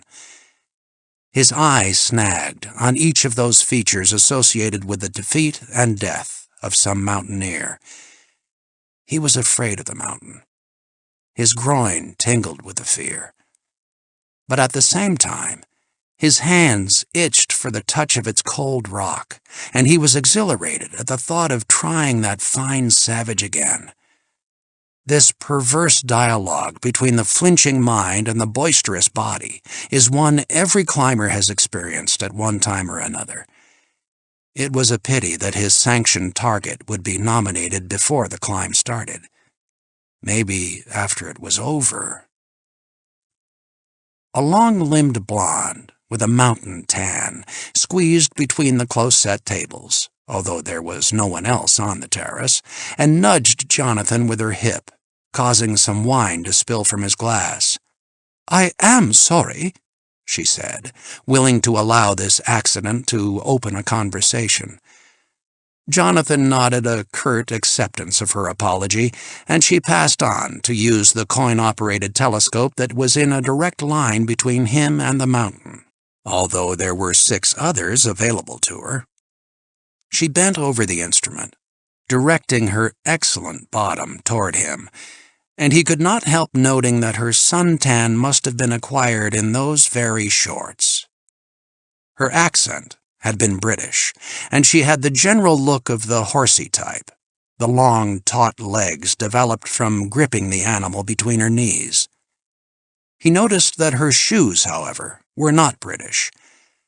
Since the advent of the Mini, English women had gotten away from those remarkable clogs that once identified them on sight. It used to be said that British women's shoes were made by excellent craftsmen, who had had shoes carefully described to them, but who had never actually seen a pair firsthand. They were, however, comfortable, and they wore well, and those were also the principal virtues of the women who wore them.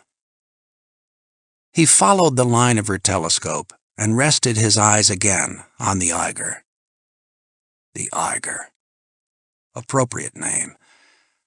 When the early Christians came into these high meadows, they bestowed benign labels on the 2 higher mountains of the massif, Jungfrau, the Virgin, and Mona, the Monk.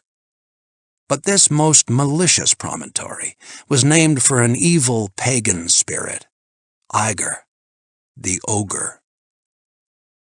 Before the turn of the century, all the faces of the Eiger had been climbed, except one, the North Eigerwand, the ogre's wall.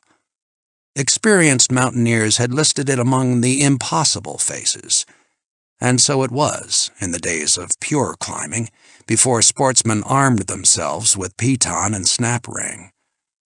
Later, under the ring of the hammer, the impossible faces fell to the record books one by one, but the north face of the Eiger remained virgin. Then, in the mid-30s, the Nazi cult of mountain and cloud sent wave after wave of young German boys filled with a lust to accrue glory to their dishonored fatherland against the Eiger's defenses. Hitler offered a gold medal to whoever made the first ascent, and in neatly regimented sequence, the flaxen-haired romantics died. But the mountain retained its hymen. In mid-August of 1935 came Max Sedlmayr and Karl Meringer, two lads with considerable experience in the more difficult climbs and a searing desire to chalk up the Eiger on the German scoreboard. Tourists watched their ascent through telescopes from this very terrace. These voyeurs of death were the ancestors of the modern Eiger birds, those carrion crows of the jet set who flock to the Kleine Scheidegg Hotel and pay exorbitant sums to titillate to the vicarious thrill of the climbers facing death, then return to their lives of musical beds, refreshed and re-inspired. Sedlmayr and Meringer moved up the first 800 feet, which is not especially difficult, but totally exposed to falling rocks. To observers below, it seemed that the climb was going well. Rope length after rope length, they skillfully belayed each other up. At the end of the first day, they bivouacked at 9,500 feet, well above the windows of the Eigerwand tunnel of the Jungfrau Railway, a remarkable bit of engineering that cuts right through the massif, bringing trainfuls of tourists to the Bernese highlands. These windows were originally designed to jettison rubble and to ventilate the tunnel, but they have figured dramatically in attempts to rescue climbers. Throughout the next day, Sedlmayr and Meringer enjoyed uncommonly benevolent weather, and they made the upper rim of the first ice field, but they were moving very slowly. The vultures at the telescopes could see that the climbers had to hold their knapsacks over their heads to get some protection from the falling rocks and ice with which the ogre greeted them. Time and again, they were forced to stop and take refuge under some scanty overhang to avoid the more determined salvos from above. Just as they got to the rim of the second ice field, a curtain of mist descended, and for a day and a half, they were obscured from the view of the grumbling tourists. During that night, a storm raged around the Eiger, crashing such huge boulders down the face that several of the hotel guests complained that their sleep had been interrupted. It is possible that Sedlmayr and Meringer slept poorly too. The temperature in the valley sank to -8 degrees. Who can guess how cold it was up there on the face? The fine weather with which the white spider had lured the boys into its web was over. Eiger weather had begun. When the clouds lifted on Sunday, the climbers were sighted, still moving up. The hotel guests cheered and toasted one another, and bets were placed against the time the young Germans would reach the top.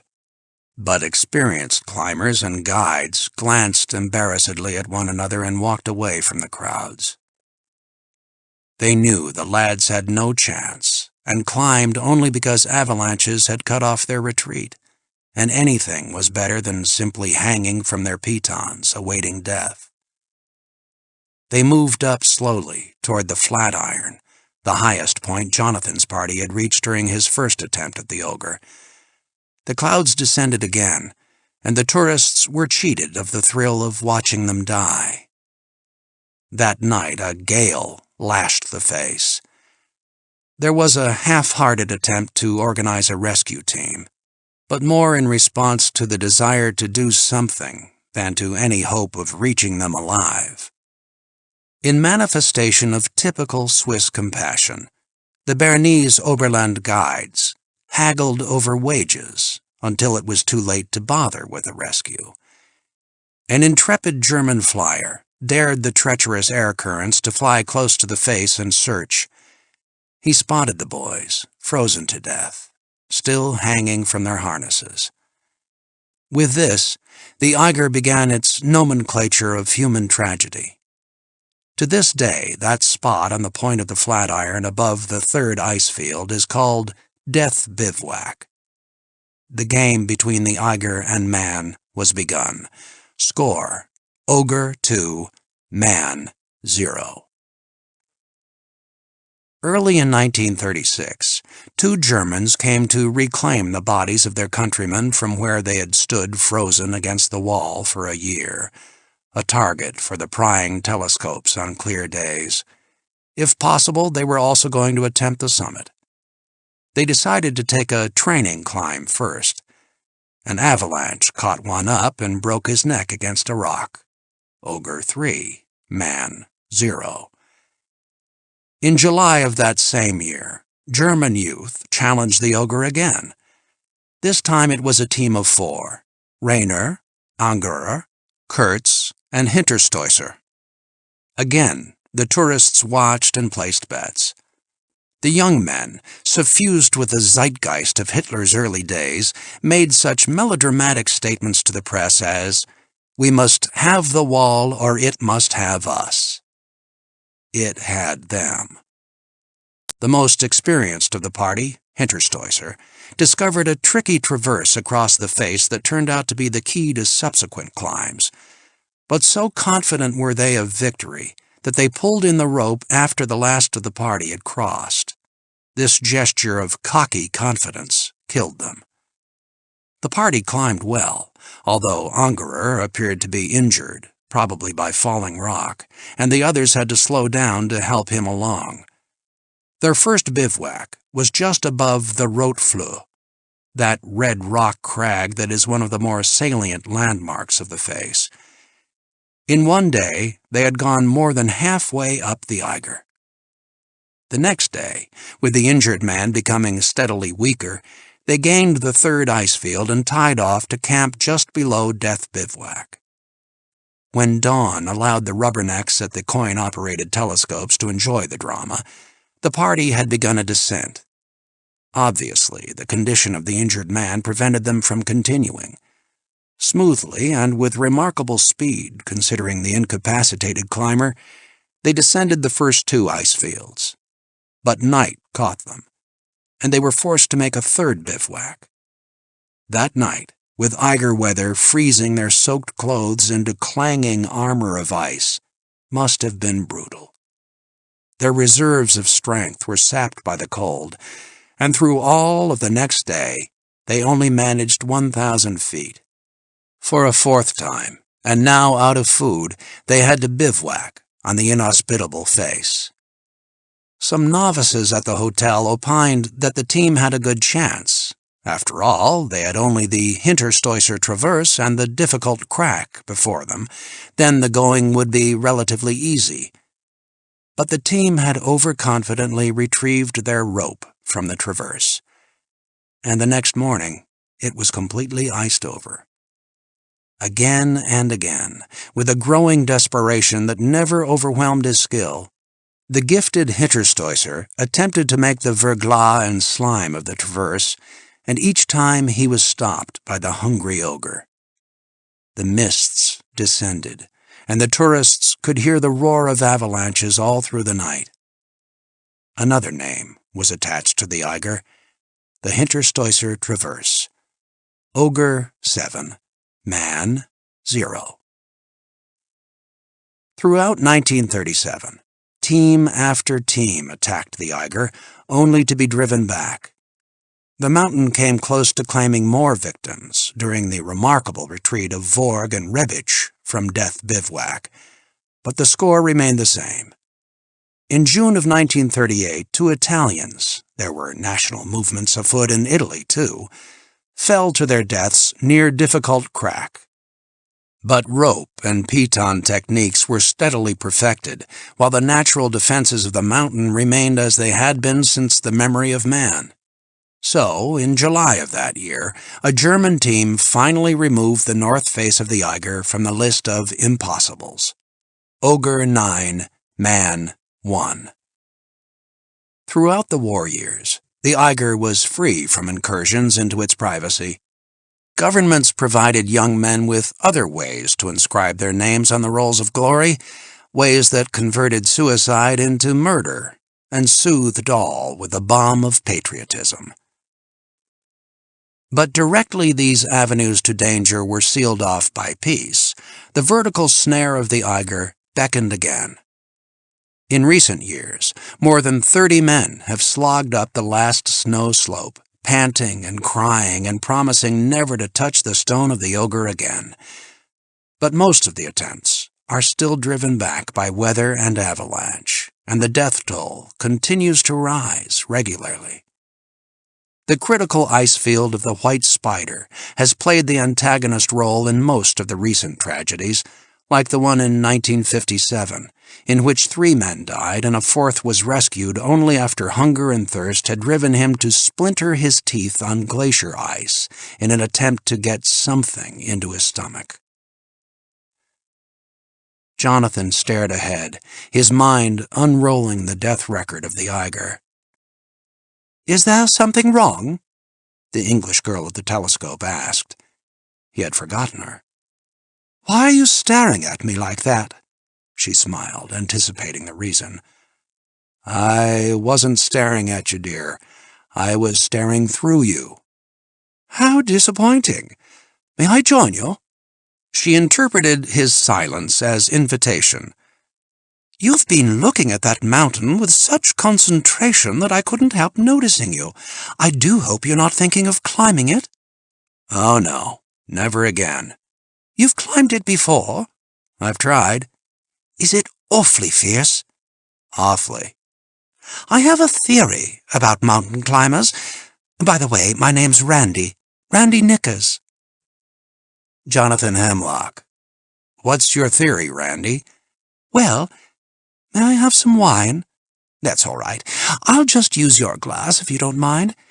"Well, my theory is that men climb mountains out of some kind of frustration.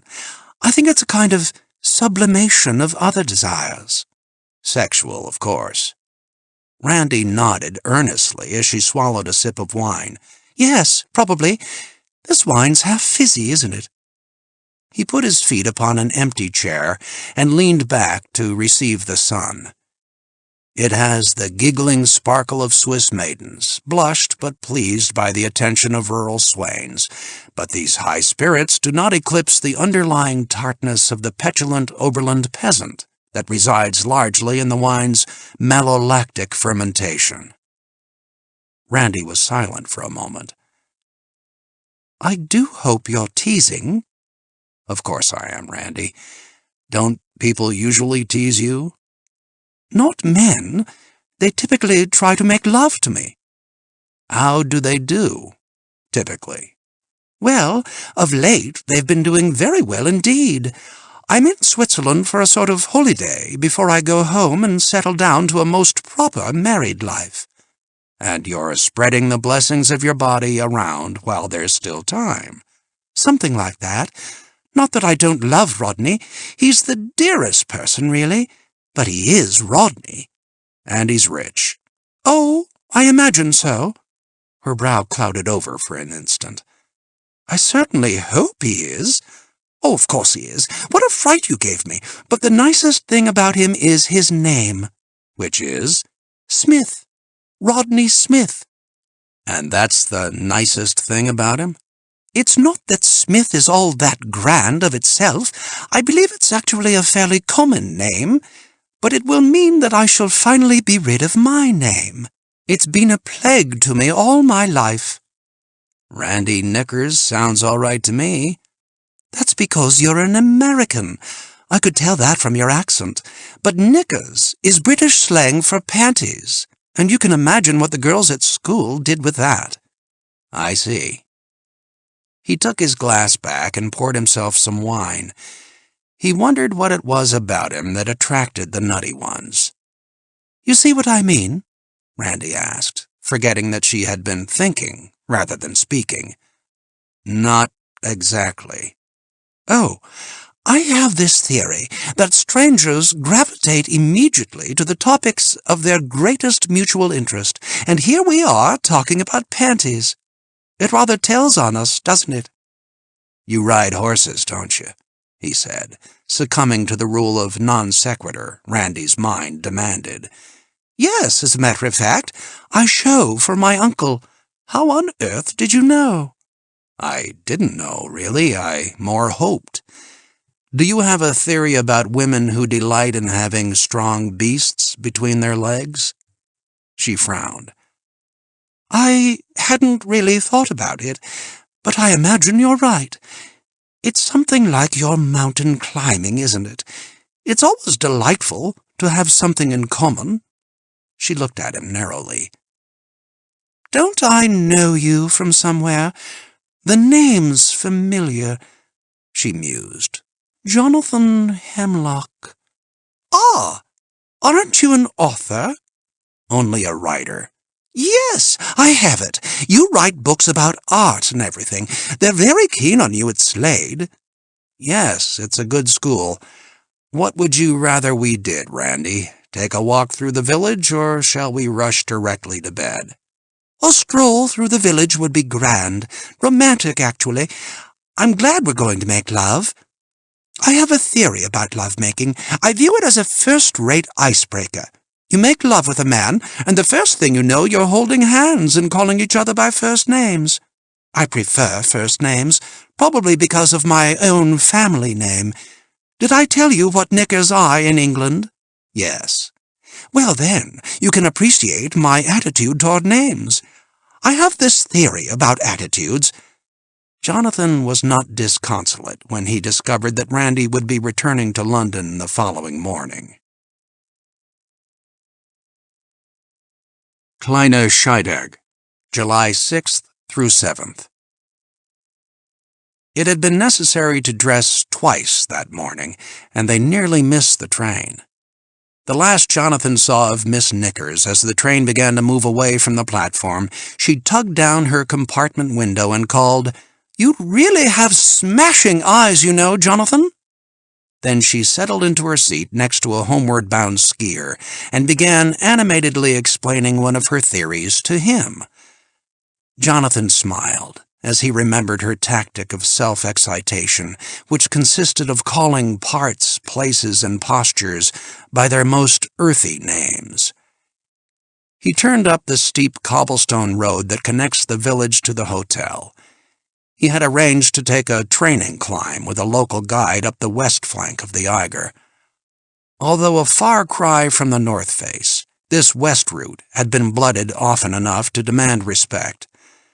Beyond the training and acclimatization, there was another reason prompting him to stay away from the hotel as much as possible.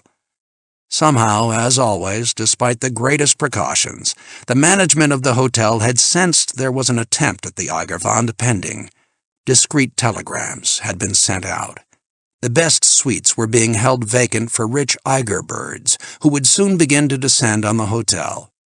Like all climbers, Jonathan resented and detested these excitement-hungry jet-setters who seek to titillate their calloused nerve ends by vicarious thrill. He was glad that Ben and the other members of the climbing team had not yet arrived, because with them the carrion would descend in force.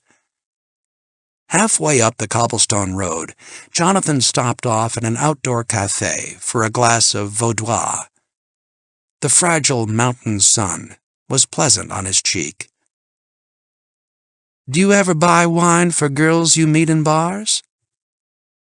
She had approached from behind, from the dark interior of the café. Her voice hit him like a palpable thing. Without turning around, and with fine command of his feelings, he reached over and pushed out a chair for her. She sat looking at him for a time, sadness balanced in her eyes. The waiter came, received the order, returned with the wine, and departed. She slid her glass back and forth over a small puddle of water on the table, concentrating on it rather than on his cool, uninviting eyes. "I had this whole speech worked out, you know. It was a good one. I could say it quickly before you interrupted me or walked away." "How did it go?" She glanced up at him, then away. "I forget." "No, come on, let's hear it. I'm easily conned, as you know." She shook her head and smiled faintly. "I surrender. I can't handle it on this level. I can't sit here and swap cool, mature words with you. She looked up, desperate at the paucity of words in the face of human emotions. "I'm sorry. Really." "Why did you do it?" He was not going to melt. Try to be a little fair, Jonathan. I did it because I believed. I still believe. You have to take this assignment. I've taken the assignment, Jemima. Things worked out just fine. Stop it. Don't you know what it would mean if the other side had a major biological weapon before we did? Oh, of course. We have to keep it out of their hands at all costs. They're the kind of heartless shits who might drop it on some unsuspecting Japanese city. She glanced down. I know you don't think it makes any difference. We talked about it that night, remember? Remember? You're not a bad infighter. She sipped her wine, the silence heavy on her. At least they promised me that you wouldn't lose your painting. They kept their promise. Your conscience is clear. Yes, she sighed. But there's still this problem I have. What's that? She said it matter-of-factly. I love you. After a pause, he smiled to himself and shook his head. I've underrated you. You're a great infighter. The silence grew denser, and she realized that she must abandon this heavy line of talk, lest he simply walk away. Say, I saw you walking around yesterday with a most un-Jemima type, blonde and Anglo and all. Was she good? Adequate. As good as? No. I'm glad. Jonathan could not help smiling at her frankness. How did you know I was here? I studied your file in Mr. Dragon's office, remember? This assignment was detailed in it. I see. So Dragon had been so sure of him that he had included this sanction. Jonathan despised being predictable. Will I see you tonight, Jonathan? There was bravery in her voice. She was willing to be hurt. I have a date to climb a hill today. We'll be up there overnight. What about tomorrow? Please go away. I have no intention of punishing you. I don't want to hate you or love you or anything. I just want you to go away. She folded her gloves in her lap. She had made up her mind.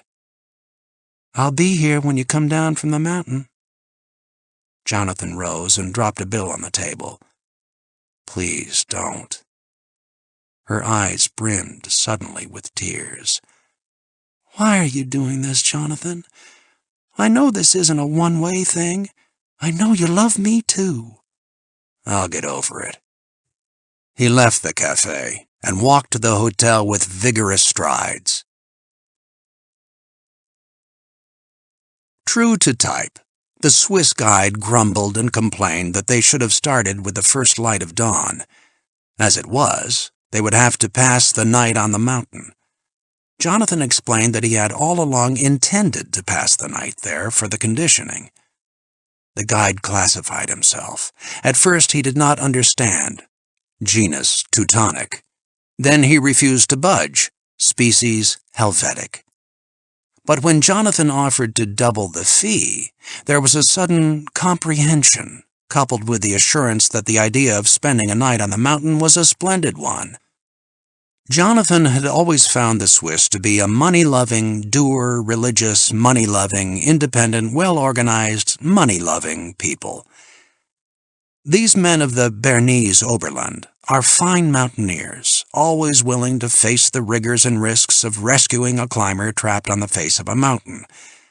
But they never fail to send a carefully itemized bill to the man they have saved, or, that failing, to his next of kin. The climb was rigorous enough, but relatively uneventful. Jonathan would have resented the guide's interminable complaining about the cold during the overnight bivouac had it not served to keep his mind away from Jemima. Back at the hotel the next day, he received his bill. It seemed that, despite the double fee, there were many little items still to be paid for.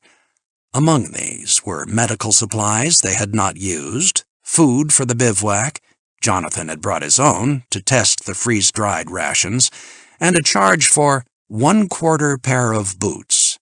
This last was too much. He called the guide to his room and questioned him. The guide assumed an attitude of cooperation and weary patience as he explained the obvious. Shoes wear out. You would not deny that. Surely one cannot climb a mountain barefooted. Agreed? For Matterhorn, I usually charge half a pair of shoes. Eiger is more than half the altitude of Matterhorn, and yet I only charged you for 1/4 pair.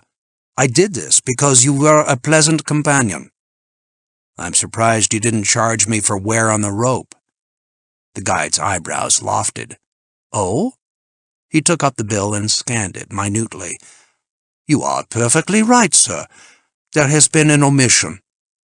He drew a pencil from his pocket, licked the point, and painstakingly wrote in the neglected item, then corrected and checked the total. Can I be of further service?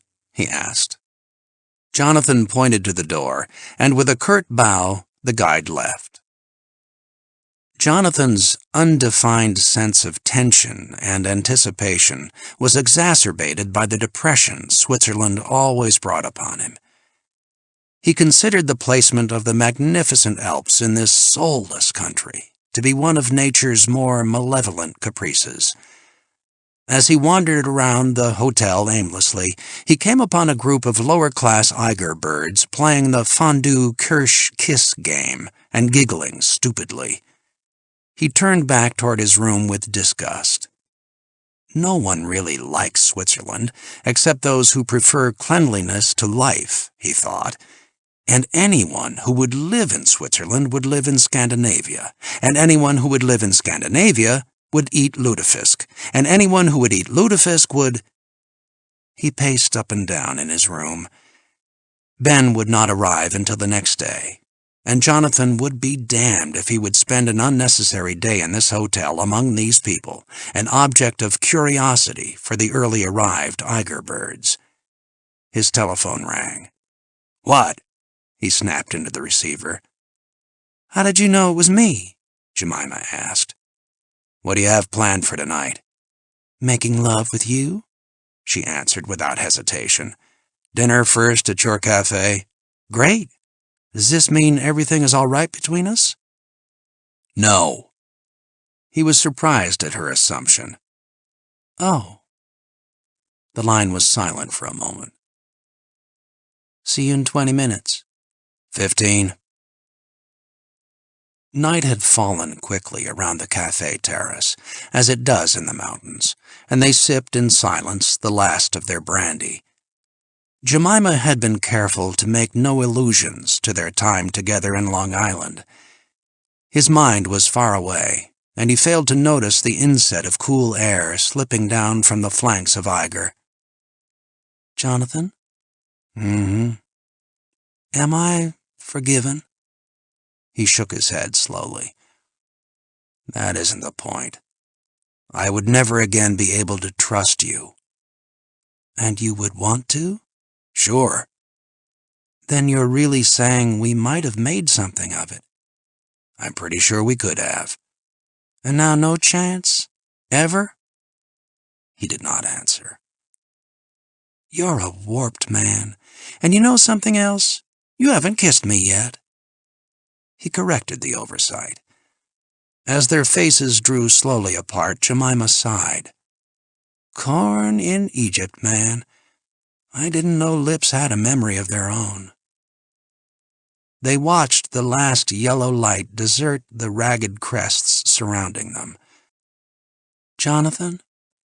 About that business at your home. I don't want to talk about it. It wasn't really the money that hurt you, was it? I mean, we were so good together.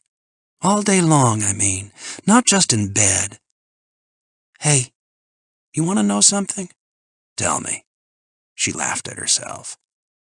Even after taking your money, I had to overcome an impulse to go back and make love to you again before I left. That would really have made you angry when you found out, wouldn't it? Yes, really. Say, how's the crazy one? What's his name? Mr. Monk? I don't know. I haven't been back for some time. Oh?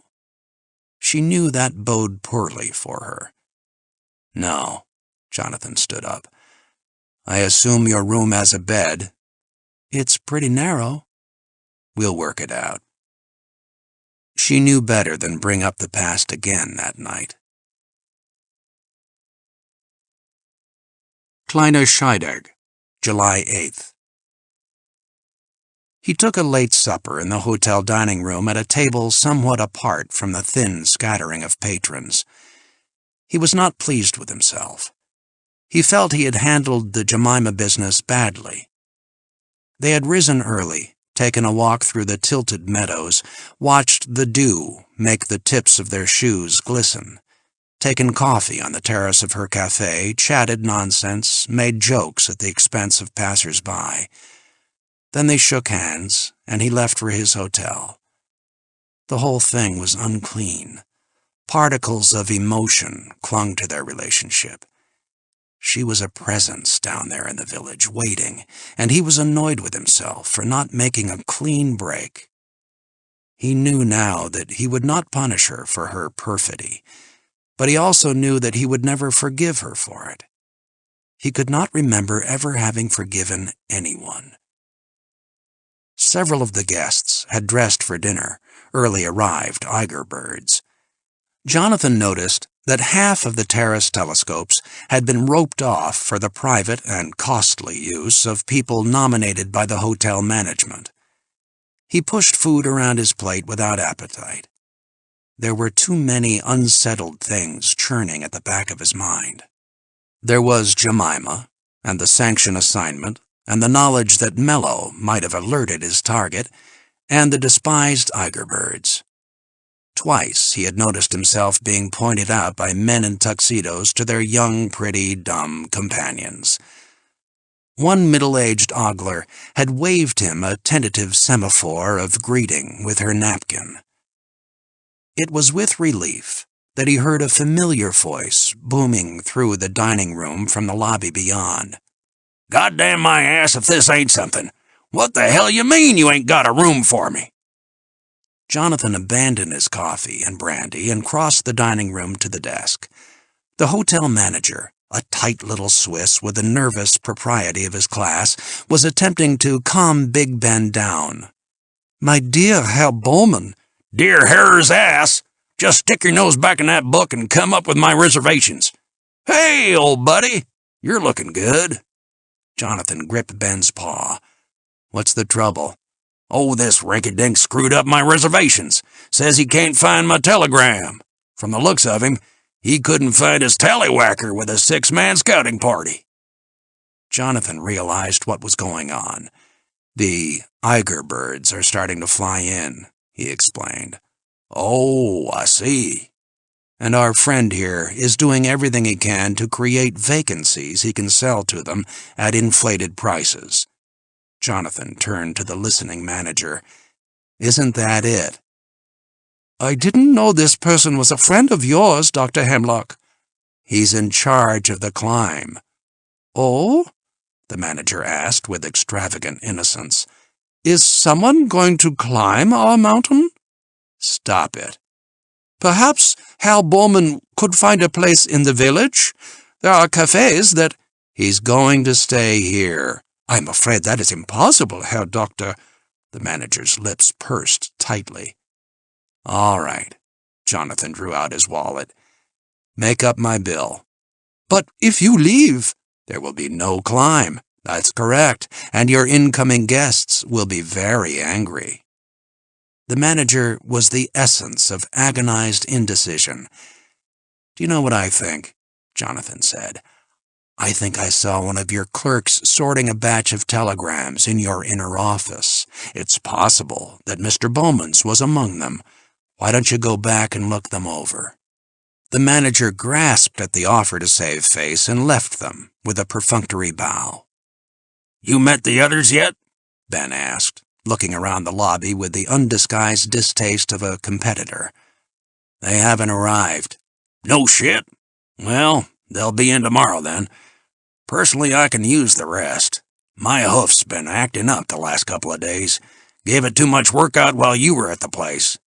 "How's George Hotford?" Quiet.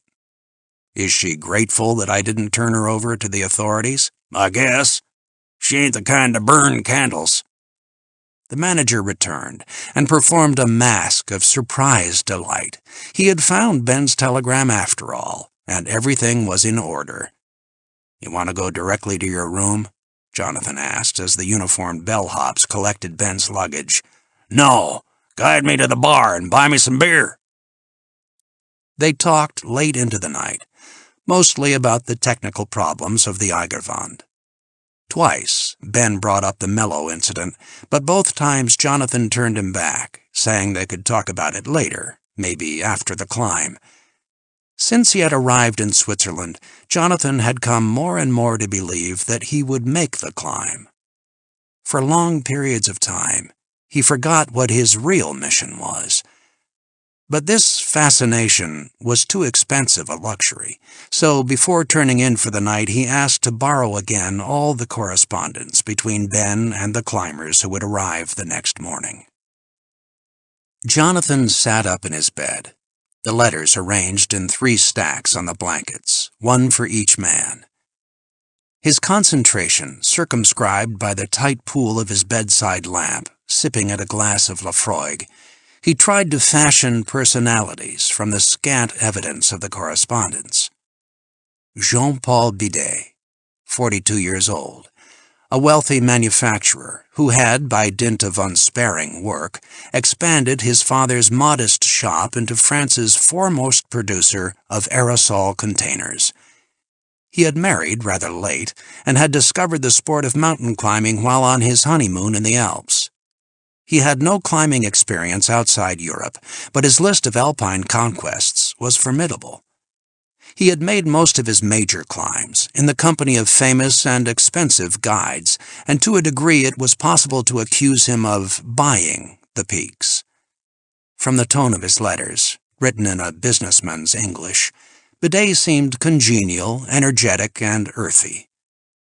Jonathan was surprised to discover that he intended to bring his wife along to witness his attempt at the meanest mountain of them all.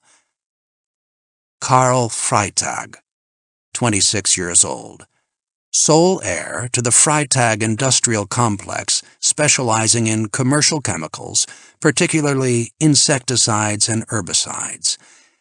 He had begun climbing during college holidays, and before he was 20, he had formed an organization of German climbers over which he presided, and which published a most respectable quarterly review of mountaineering. He was its editor-in-chief. There was a packet of offset reprints from the review that described his climbs, in the third person, and accented his capacities as a leader and route finder. His letters were written in a brittle, perfect English that did not admit of contractions. The underlying timbre suggested that Freytag was willing to cooperate with Herr Bowman and with the international committee that had sponsored the climb, but the reader was often reminded that he, Freytag, had conceived of the climb, and that it was his intention to lead the team on the face. Anderl Meyer, 25 years old. He had lacked the means to finish his medical studies in Vienna and had returned to earning his living as a carpenter with his father. During the climbing season, he guided parties up his native Tyrolean Alps. This made him the only professional in the team. Immediately upon being forced to leave school, Meyer had become obsessed with climbing. By every means, from scrimping to begging, he had managed to include himself in most of the major climbs of the last 3 years.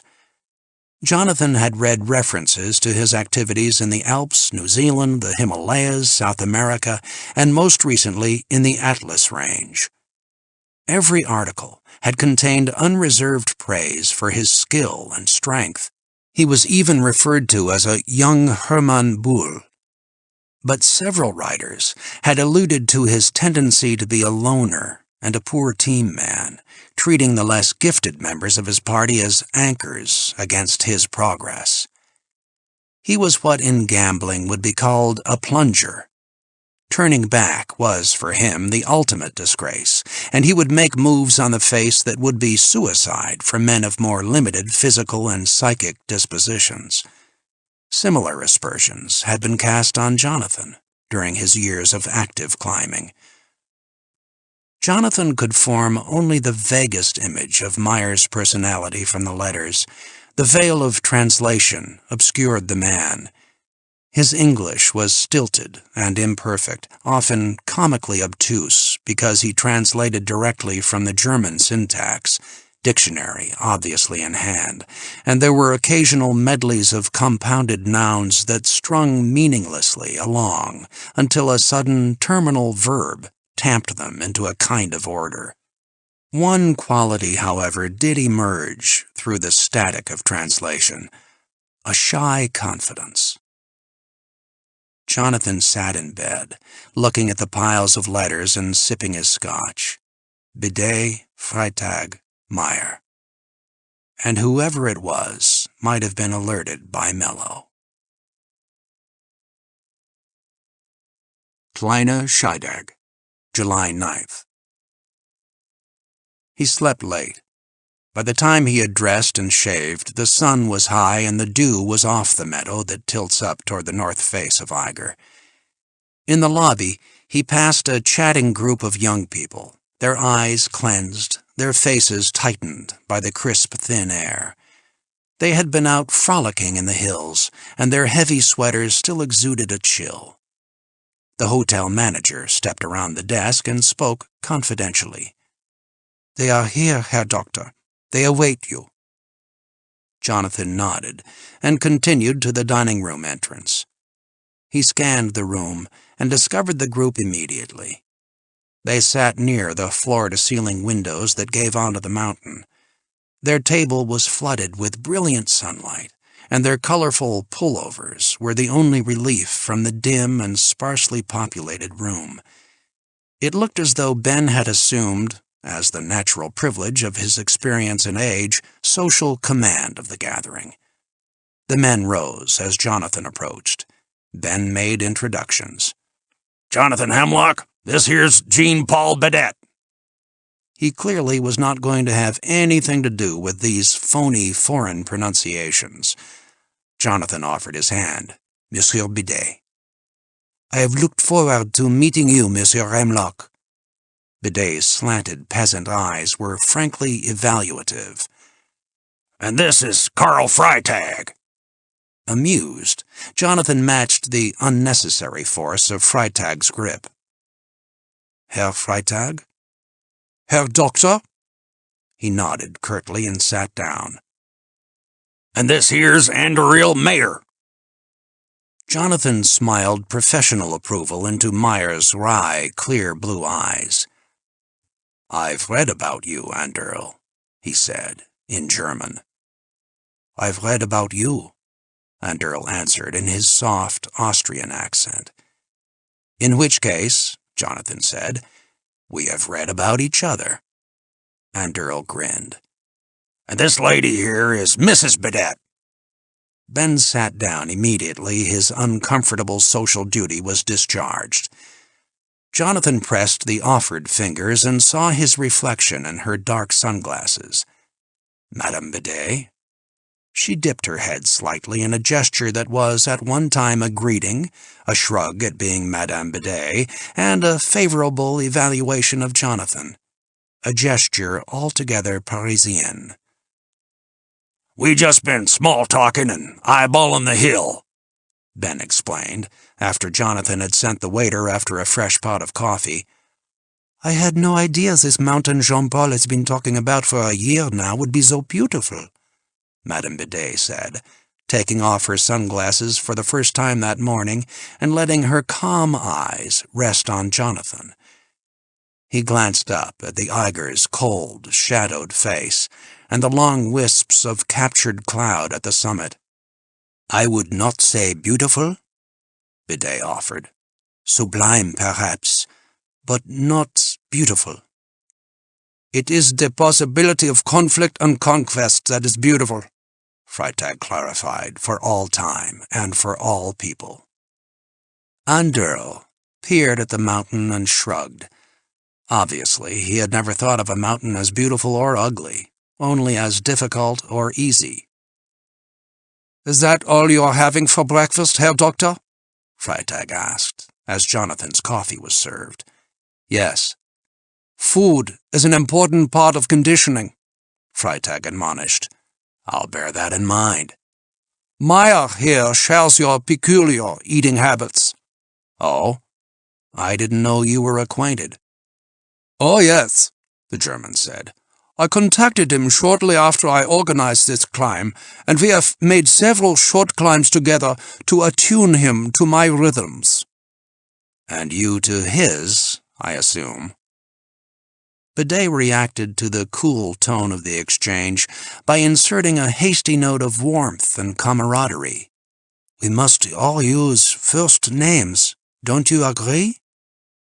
I'm afraid I don't know your wife's first name, Jonathan said. Anna, she offered. Jonathan said the full name to himself, and repressed a smile that only a native English speaker would understand. How are the weather reports? Carl asked Ben officially. Not real good. Clear today, maybe tomorrow, but there's a bunch of weak fronts moving in on us that makes it pretty dicey after that. Well, that settles it, Carl announced. What does that settle?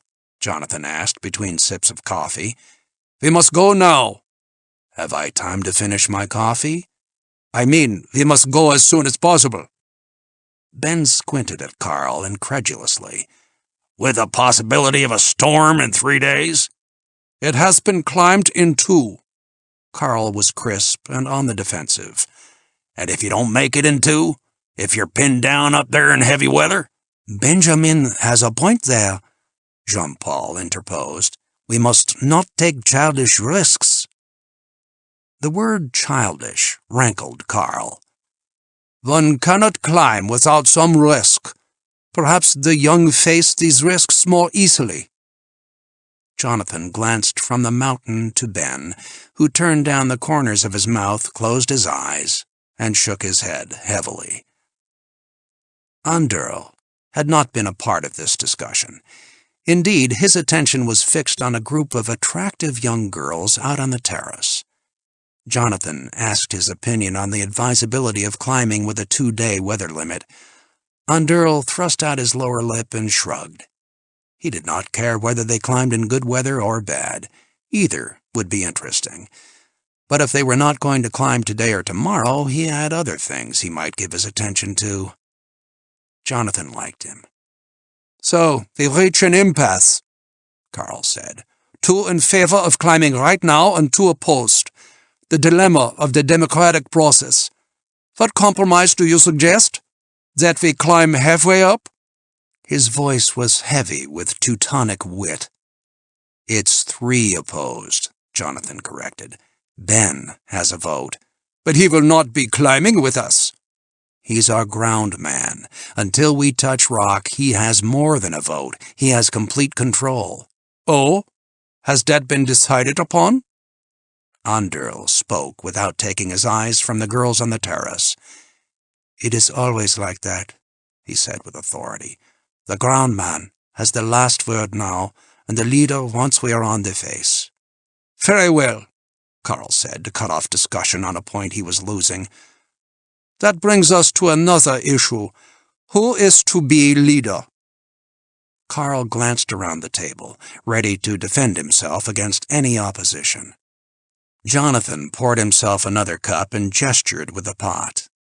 His offer of coffee was declined by Carl with a brusque shake of the head, by Jean-Paul, who put his hand over his cup, by Anna, with a movement of her fingertips, by Anderl, who was paying no attention, and by Ben with a grimace, his beer mug still a quarter full. I thought it was pretty much set that you would lead, Carl, Jonathan said quietly. And so it was. But that decision was reached before the American member of the team had his unfortunate accident and was replaced by a man of such international repute, up until a few years ago at least. Jonathan could not repress a smile. So that we start off with a firm understanding, Carl continued. I want to make sure everyone is in agreement about who shall lead. You make a good point, Jean-Paul said. "It is true that Jonathan has climbed the mountain twice before." Gallic reasonableness was countered with Teutonic exactitude. "A correction, if I may. The good doctor has failed to climb the mountain twice. I don't mean to offend you, Herr Doctor, but I am forced to say that I do not consider a record of failure automatically grants you the right to lead." "I'm not offended. Is it all that important to you that you lead?" "It is important to our group. I have spent months designing a new route that departs in significant ways from the classic ascent. I am sure that once I have gone over it with you, you will all agree it is well thought out and quite feasible, and taking the face by a new route will put us in the record books. And that's important to you." Carl glanced at him with surprise. "Of course." Andurl had pushed his chair away from the table and was watching the power struggle with amusement in the folds of his thin, heavily tanned face. Anna relieved her boredom by shifting her glance from Jonathan to Carl, the two natural leaders of the group. Jonathan sensed she was making a choice. "Why don't we leave it at this?" Jean-Paul said, moderating. "This afternoon we shall all go over the route you have planned, Carl. If it looks good to us, then you will be leader of the mountain. But until we are on the face, Benjamin will be in command." Carl agreed, certain the appeal of his new route would convince them. Ben concurred, with a glum glance at Carl. Jonathan agreed, and Andurl didn't care one way or the other. "So," Jean-Paul clapped his hands together to punctuate the end of what had been, for him, an unpleasant encounter. "Now we will take our coffee and become better acquainted with one another, right?" "Oh," said Jonathan. "I had assumed that you and Carl were already acquainted." "How so?" Jean-Paul asked, smiling. "In a business way, I had imagined. Your company makes aerosol containers, his produces pesticides. It would seem natural that—" Jonathan shrugged. Carl frowned at the mention of pesticides. "Ah, I see," Jean-Paul said. "Yes, I can see that it would be a natural error. As a matter of fact, our meeting here is the first. It is sheerest coincidence that we are in related industries." Anna glanced out the window and spoke to no one in particular. "In fact, I had assumed that every manufacturer of liquids in Europe had been to our house at one time or another." Jean-Paul laughed and winked at Jonathan. "She finds some of my colleagues a little dull." "Oh?" Jonathan asked, wide-eyed. The conversation turned to social trivialities, and after 15 minutes of this, Ben rose and excused himself, saying he wanted to check over the equipment.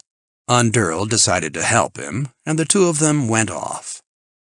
Jonathan watched Ben depart with his characteristic, hyper-energetic hopping gait with which he compensated for his limp. A thought crossed his mind. "I hear you were injured last month," he said conversationally to Carl. "Yes, a fall. Nothing, really." "It was your leg, I believe." "Yes, I cut it against a rock. I assure you, it will not hamper my climbing in the least." "Good." Carl and Jean-Paul fell to chatting about mountains they had both climbed, comparing routes and events. Jonathan had an opportunity to sit back with his cup and examine the three of them at his leisure. There had been nothing in the behavior of any member of the team to suggest he knew what Jonathan was and why he was there. Anna Bidet's thoughts had turned inward, hidden behind the long lashes which veiled her quick, intelligent eyes. For some time she had been withdrawn, quite content with the company of her own mind. From time to time she would focus out on the men around her and listen for a moment before deciding there was nothing to interest her in the conversation. Then she would dissolve back into herself. Jonathan let his eyes rest on her. Her clothes, her rare comments, her glances, occasionally flashing in question or amusement, then eclipsing with a sudden drop of the lashes. Everything was studied and effective. She was at one time dignified and provocative, a combination that is the exclusive property of Parisian women of a certain class and age. She emerged from her reverie with the feel of Jonathan's gaze upon her. She returned it frankly and with amusement. "An interesting combination," she said quietly. "What is?" "Art critic, scholar, and mountain climber. And I'm sure there's more to you than that." "What do you make of it?" "Nothing." Jonathan nodded and turned his attention to Jean-Paul, who obviously did not come from her world. His recent wealth fit him like his clothes, a little imperfectly because he lacked the panache to dominate them. He was over age for a major climb, but there was no fat on his sturdy agricultural body. One eye dropped down like a tragic clown's, but his expression was alive with intelligence and conviviality. His nose made a long, thin line starting rather too far up above the eyes and taking a capricious jog to one side about halfway down. The mouth was crooked and mobile enough to grant him that facial plasticity so intrinsic to a French peasant's communication. All in all, the face looked as though nature had designed a perfectly nondescript mold, then had laid its palm against the muzzle while the clay was fresh, and had given a slight twist to the left. Jonathan appreciated his qualities. His dislike of conflict and his logical moderation made him the ideal lubricant among the dynamic and aggressive personalities common to climbing. It was a pity that he was a cuckold, at least an emotional cuckold. Jonathan pictured him with a nightcap, a candlestick in one hand, and a pispo in the other. It was an unkind image, so he shifted his attention to Karl Freitag, who at that moment was carefully and significantly advancing an argument proving that the route Jean-Paul had taken up the Dreux the season before had been poorly chosen.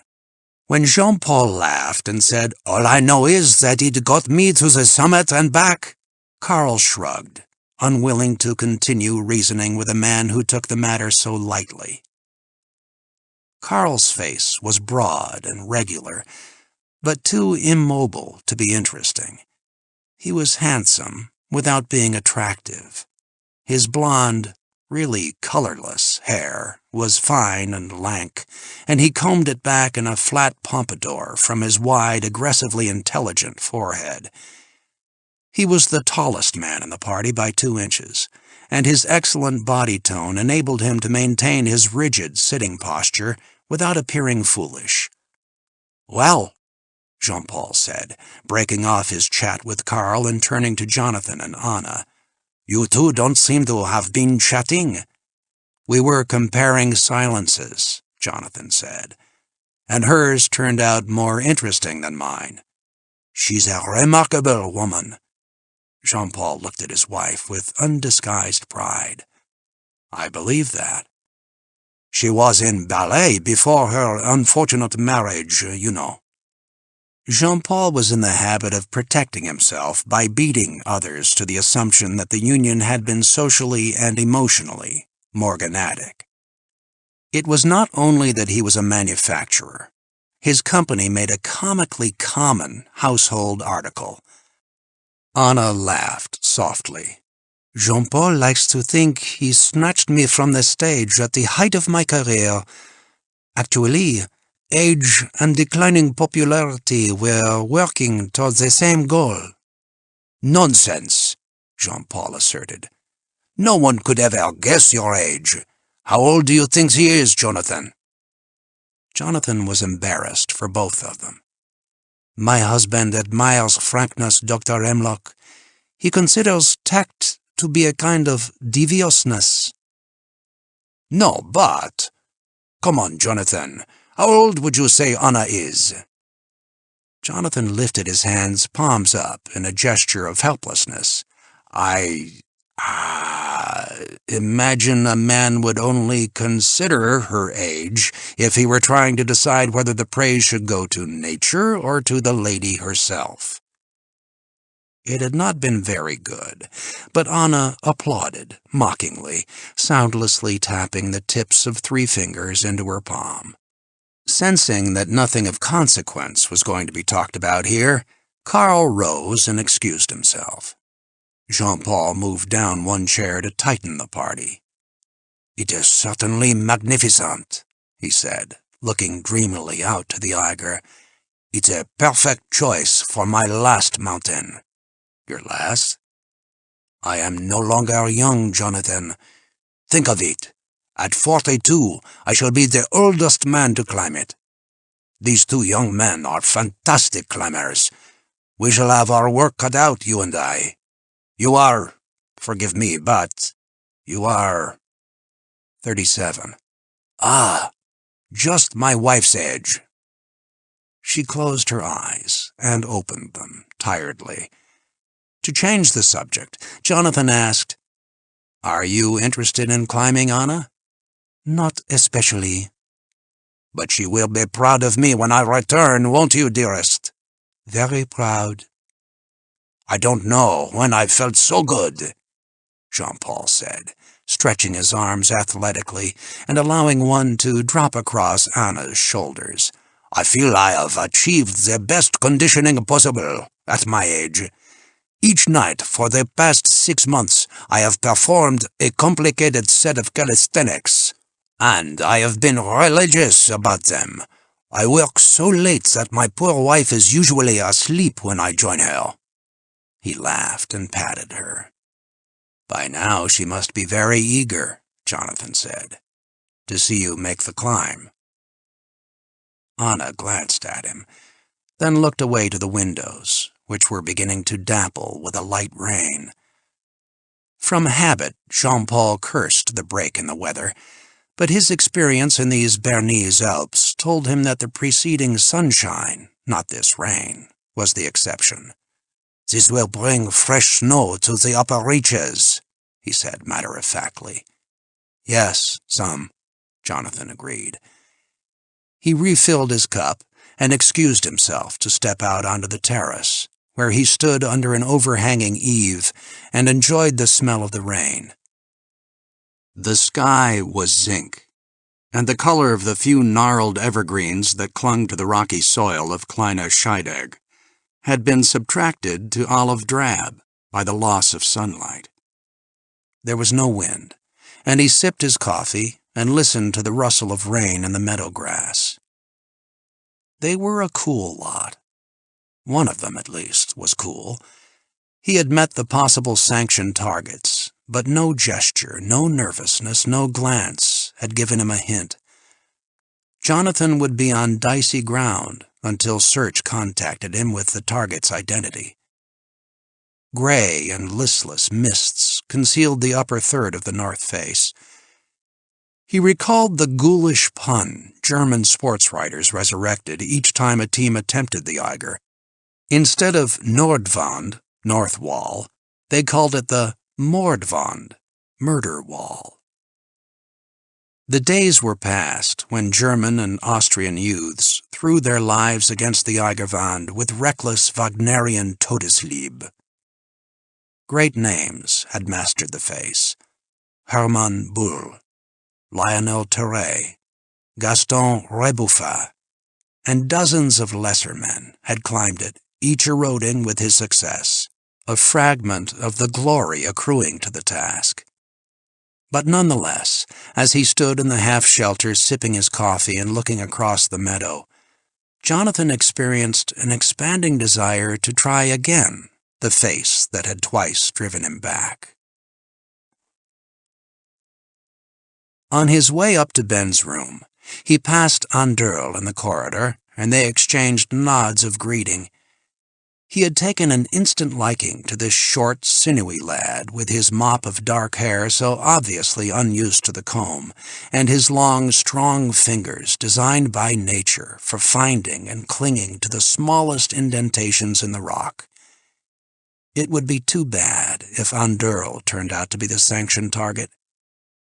His knock at Ben's door was answered by a booming, "Fuck off!" Jonathan opened the door and peeked in. "Oh, it's you, old buddy. Come on in, and lock the door behind you." Jonathan moved a coil of nylon line off the spare bed and stretched out. Why the fierce greeting? Ben had been packing the haversacks, evenly distributing the weight but making sure each pair of kits contained every necessity for a good bivouac, should the team break into 2 climbing ropes. "Oh, I thought you were one of those reporters." He grumbled something to himself as he snatched tight a strap. Then, "Goddamn my eyes if they ain't been pecking up my door every 5 minutes. There's even a newsreel team here. Did you know that?" "No, but I'm not surprised. The Eiger birds are here in force now. The hotel's filled up, and they're spilling over into Elpenglen and Grindelwald. "Fucking ghouls." But the fattest cats of all are right here in the hotel." Ben tied off one of the haversacks with a grunt. "Like who?" Jonathan mentioned the names of a Greek merchant and his recently acquired American society wife. The management of the hotel had erected a large rectangular oriental tent that gave onto one of the telescopes on the terrace.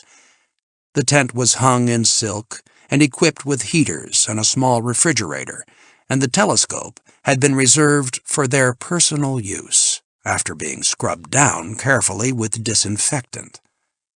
Every social precaution had been taken to insulate them from the company of the lesser Eiger birds, but the Greek's penchant for lavish waste and gross practical jokes had instantly attracted the attention of the press. Jonathan noticed a powerful brass telescope in the corner of the room. "You bring that with you?" "Sure. You figure I'm going to line up with a pocket full of coins to watch you on the face?" "I'm afraid you're going to have to make your peace with the newsmen." "Why?" "It would be best if you kept them informed once we're on the hill. Just basic statistics, how high we are, the weather, our route, things like that." "Tell 'em nothing. That's my motto. Fuck 'em." "No, I think you should cooperate a little. If you don't, they'll make copy out of their imaginations." Ben tied off the last of the kits and opened a bottle of beer from his supply on the dresser. "Phew! I've been busier than a one-legged man in an ass-kicking contest.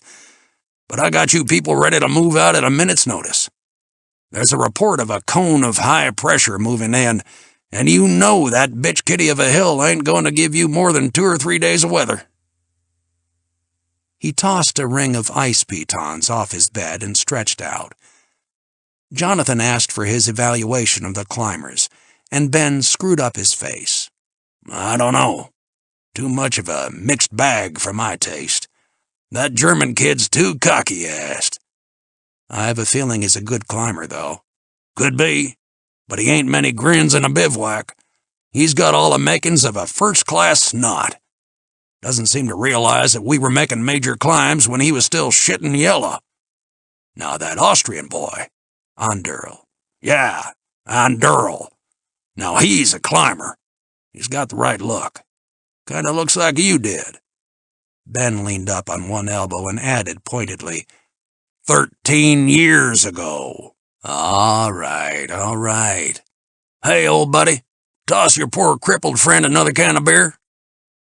Jonathan grunted up and did so, noticing for the first time that Ben was drinking American beer, an extravagance in Switzerland. But like most big American beer drinkers, Ben had no taste for the relatively thick German product. Jonathan leaned against the window and watched the rain. He saw Andurl out on the meadow, his arm around a girl who had his jacket over her head. They were returning to the hotel. "What do you think about Jean-Paul, Ben?" "Not so good. The way I peg it, You are just a gnat's ass inside the age limit for this kind of go, and he's on the other side of the line." Jonathan did not agree. "He looks to me like he has a lot of staying power. There's generations of peasant endurance in the man." "If you say so, old buddy." Ben swung his legs down and sat up, his tone changing suddenly, like a man who is finally getting to the point. "Back at my place, you said that maybe you wouldn't be making this climb after all. Is that still the way it is?" Jonathan sat on the windowsill. "I don't know. There's a job I have to do here. The climbing's really only side action." "Pretty big league for side action." "True." "What kind of job?" Jonathan looked into Ben's laugh-lined face. There was no way to tell him. Out beyond the window, there were islets of snow on the meadow, being grayed and decayed by the rain. "The skiers must be cursing this rain," he said, for something to say. "What kind of job?" Ben persisted. "Does it have something to do with that mellow guy?" Only obliquely. "Forget it, Ben." "Kinda hard to forget. After you left, all hell broke loose at the lodge. There were government men all over the place, talking tough and generally making asses of themselves. They were scouting out in the desert and getting themselves lost and organizing patrols and cutting around with helicopters. They had the whole county in an uproar before they were through."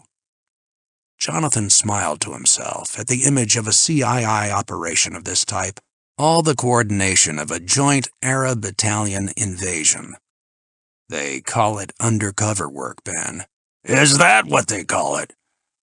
What happened out there, anyway? When you brought back the shotgun, it had been fired, and no one ever saw Mello and his boyfriend again." "I don't want to talk about it. I have to do what I do, Ben. Without it, I would lose my house and things I have spent years collecting." "So? You lose your house. You could still teach. You like teaching, don't you?" Jonathan looked at Ben. He had never really thought about whether or not he liked teaching. "No, I don't think so. I like being around good heads that appreciate my mind and taste, but as for simple teaching, no. It's just a job." Ben was silent for a time. He finished the beer and crushed the can in his hand. "Let's call off the climb," he said firmly. "We'll tell them you're sick or something. Trouble with hemorrhoids, maybe." "My Achilles anus? No way, Ben. Forget it." Jonathan wiped the haze from the window with the back of his hand and peered out at the misted mountain. "You know what's weird, Ben?" "You?" "No. What's really weird is that I want another shot at the hill. Even forgetting the thing I have to do here, it's something I really want to do. You understand the feeling?" Ben fiddled for a moment with a coil of nylon line. "Of course I understand it. But I'll tell you something, old buddy. The sweet smell of decay is heavy in the air." Jonathan nodded. Conversation among the team at luncheon centered on the weather, which had settled to a steady, plump rain, which occasional gusts of wind rattled against the windows. They knew it would bring fresh snow to the third ice field, and higher, to the White Spider. Much depended on the temperature on the face. If it was cold, and the snow dry and powdery, it would slip off in regular hissing slides, leaving the glaciated perennial ice and névé clean enough for a climb. If, on the other hand, the temperature should rise and make the snow moist and cohesive, it would build up, poising on the 60-degree inclines of the ice fields, ready to avalanche at the slightest disturbance. Ben knew Jonathan had studied the surface of the north face during his conditioning climb up the west flank 2 days before. "Could you see much?" "Yes, the weather was clear." "Well?" asked Carl. It looked fine for Eiger. The snow was old and crusted, and the whole face was drier than I have ever seen it.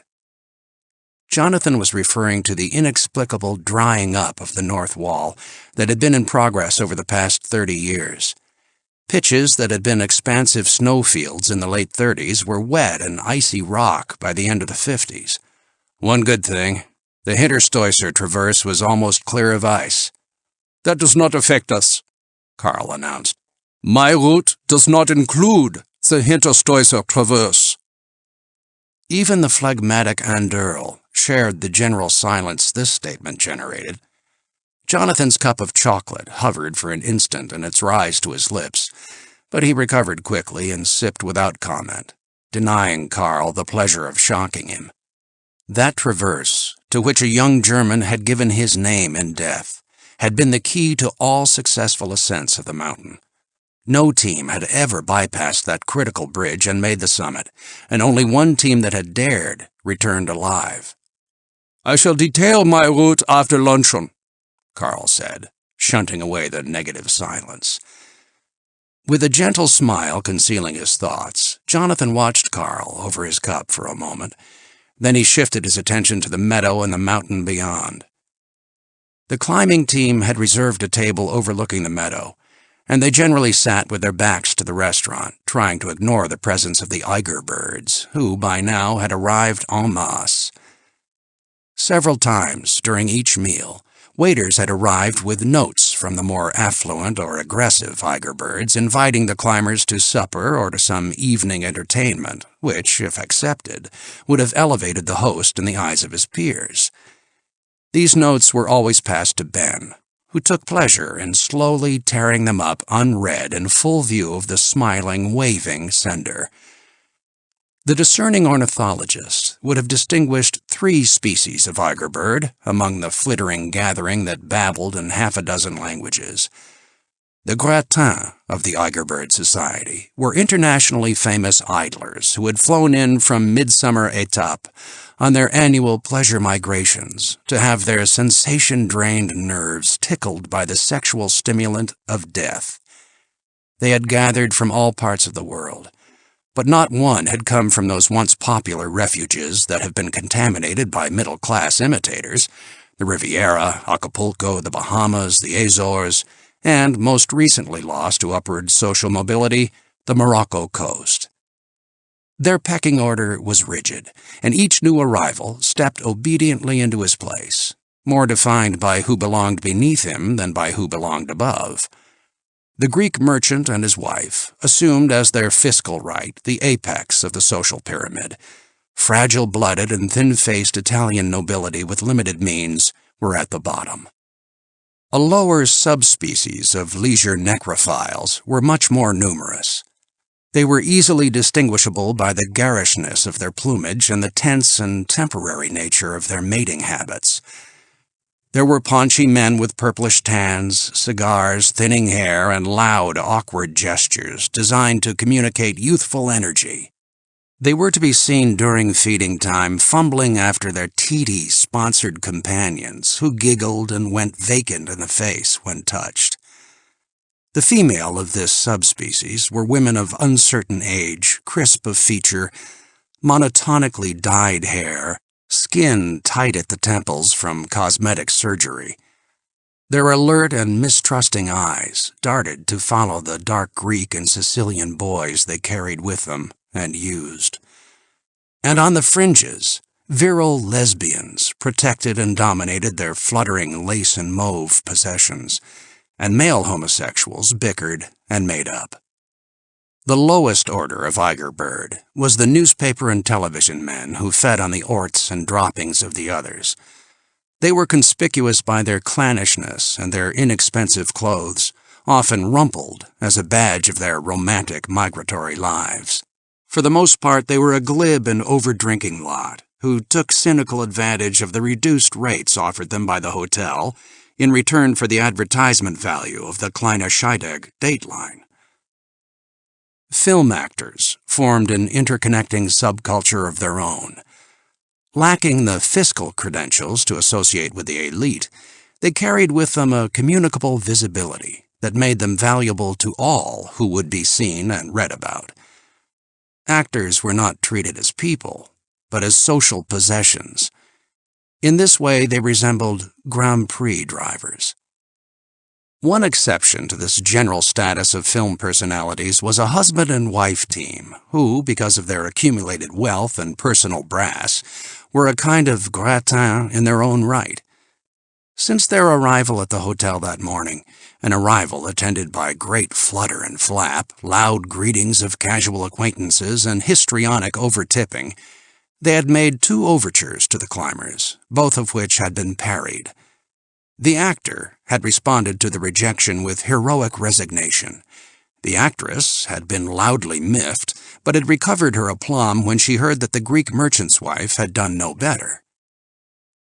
Different from the Eiger birds, and alien to them, were a small group of young men who had been attracted to Kleine Scheidegg by the rumor of the ascent. These were the only people with whom the team had intercourse or sympathy. In shy 2s and 3s, young climbers had arrived by train and motorcycle from Austria, Germany, and Chamonix to set up their red or yellow tents on the meadow, or to rent rooms in the cheaper cafes of Alpeglen and Grindelwald.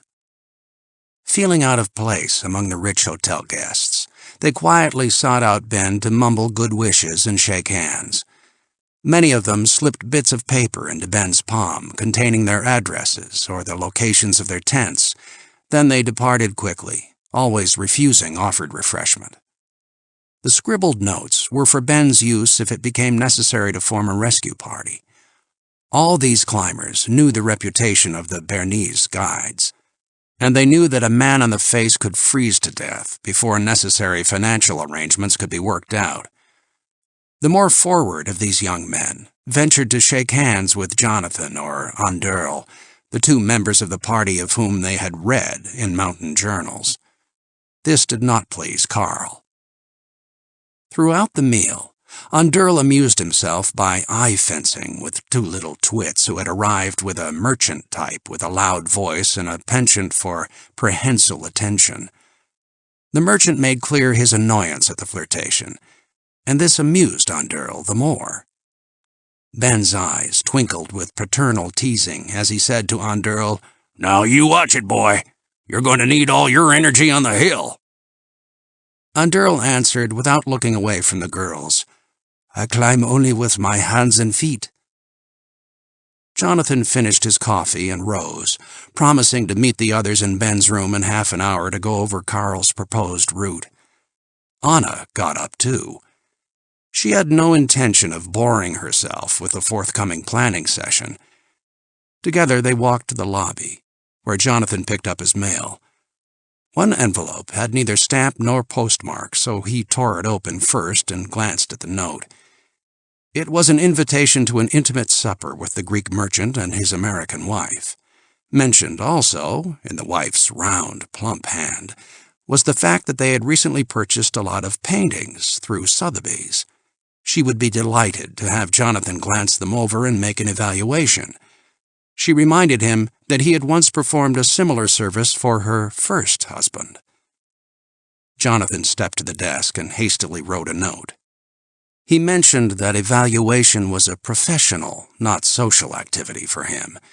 He added that he had to decline the offer of supper as he would be involved in preparations for the climb, and anyway, he was suffering from a debilitating hangnail. Anna looked at him quizzically from the other side of the elevator car, her habitual expression of defensive amusement crinkling her eyes. "That must have given you pleasure?" "You read over my shoulder?" "Of course. You're very like my husband, you know." "Would he have declined an invitation from those people?" "Never. His self-image would have driven him to accept." "Then how am I similar?" "You also acted without choice. Your self-image forced you to decline." She paused at the door to her suite. "Would you care to come in for a moment?" "I think not, thank you." She shrugged. "As you wish. Opportunities to decline seem to abound for you today." "If I read the signs correctly, I am not the one you've selected anyway." She arched her eyebrows, but did not respond. "I assume it's Carl," he continued. "And you also assume it is any concern of yours?" "I have to climb with both of them. Be discreet." "I thought you were usually paid for your evaluations." She entered her room and closed the door behind her. Jonathan sat in a deep chair beside the window. He had just finished a smoke and was in full relax.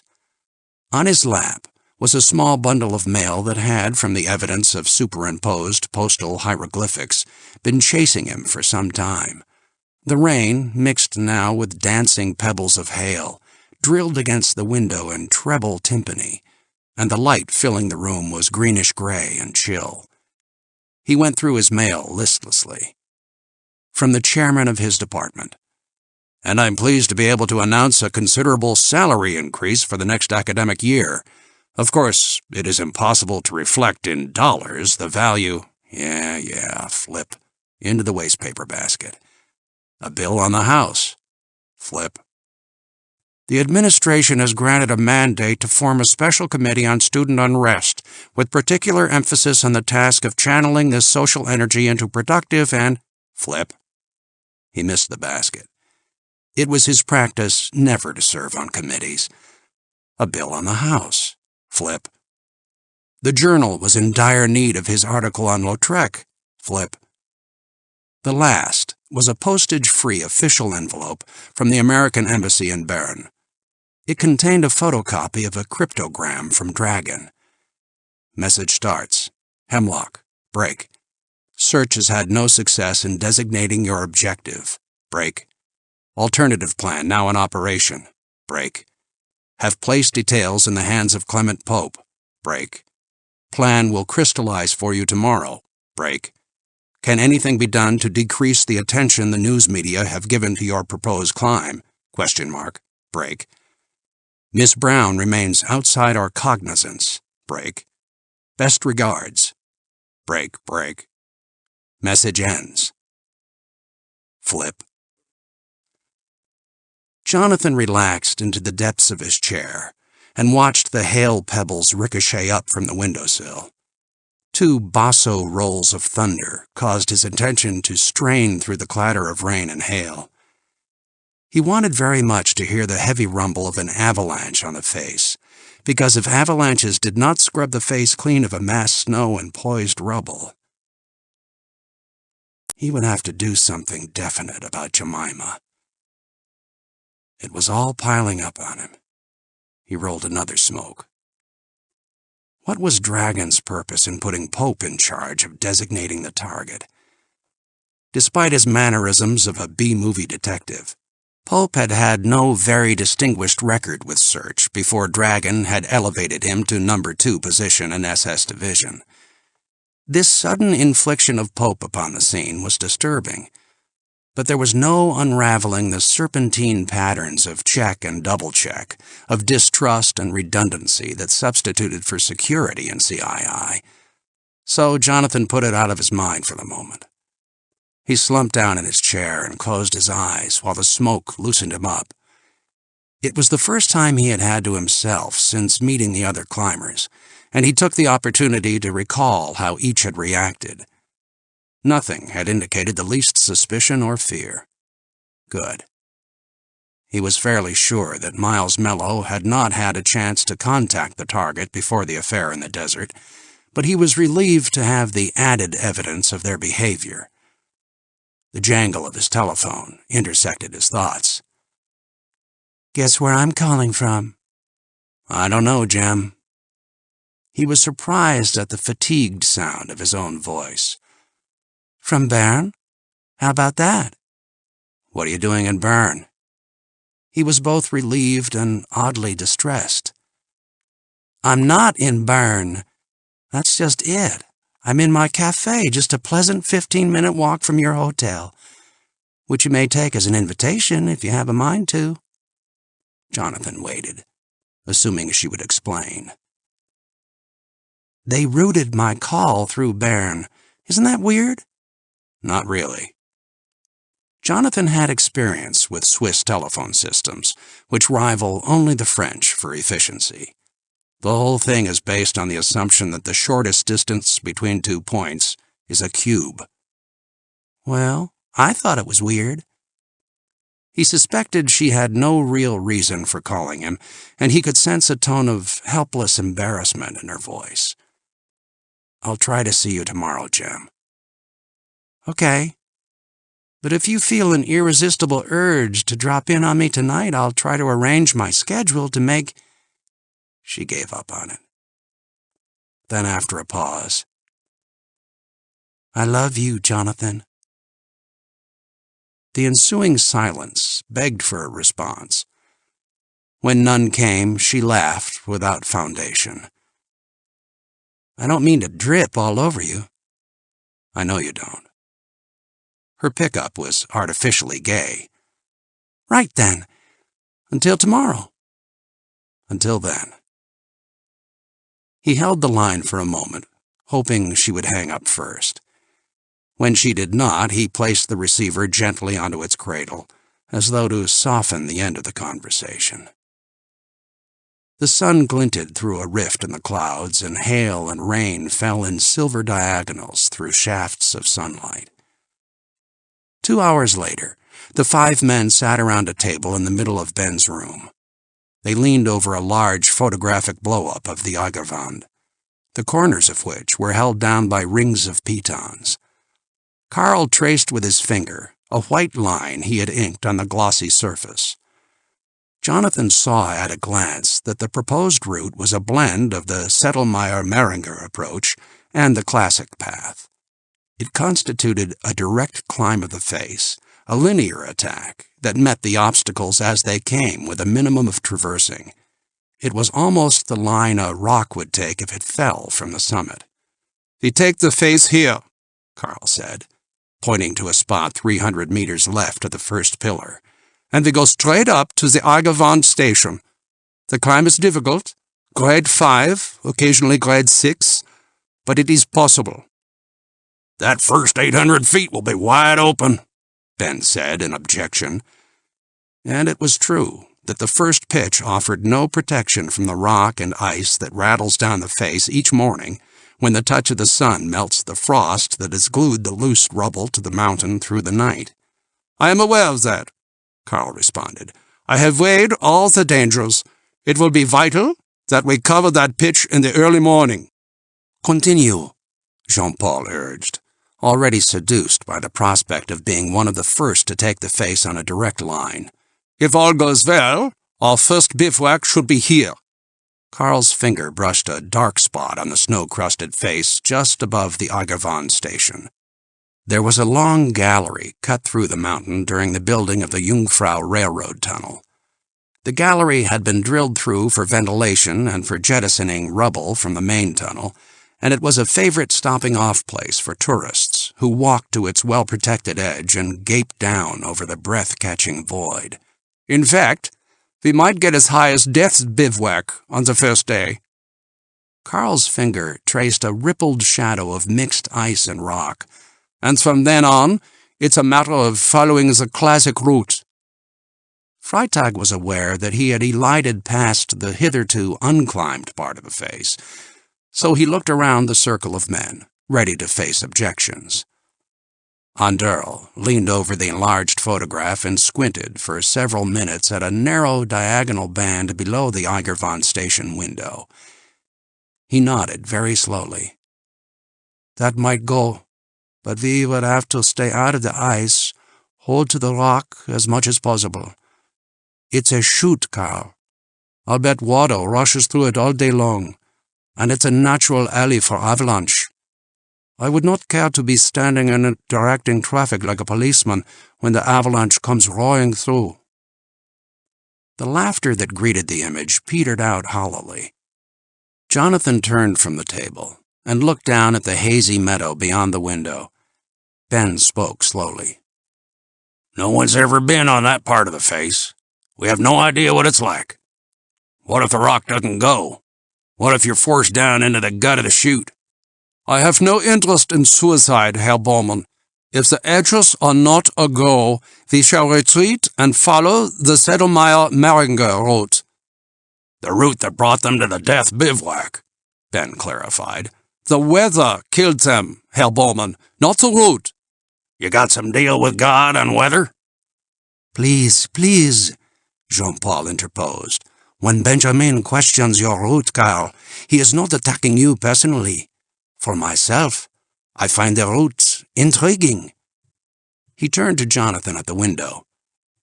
You have said nothing, Jonathan. What do you think? The mist had lifted from the face, and Jonathan was able to address his statements to the mountain. Let me make sure of a couple of things, Carl. Assuming we make the third ice field as you plan, the rest of the ascent will be classic, am I right?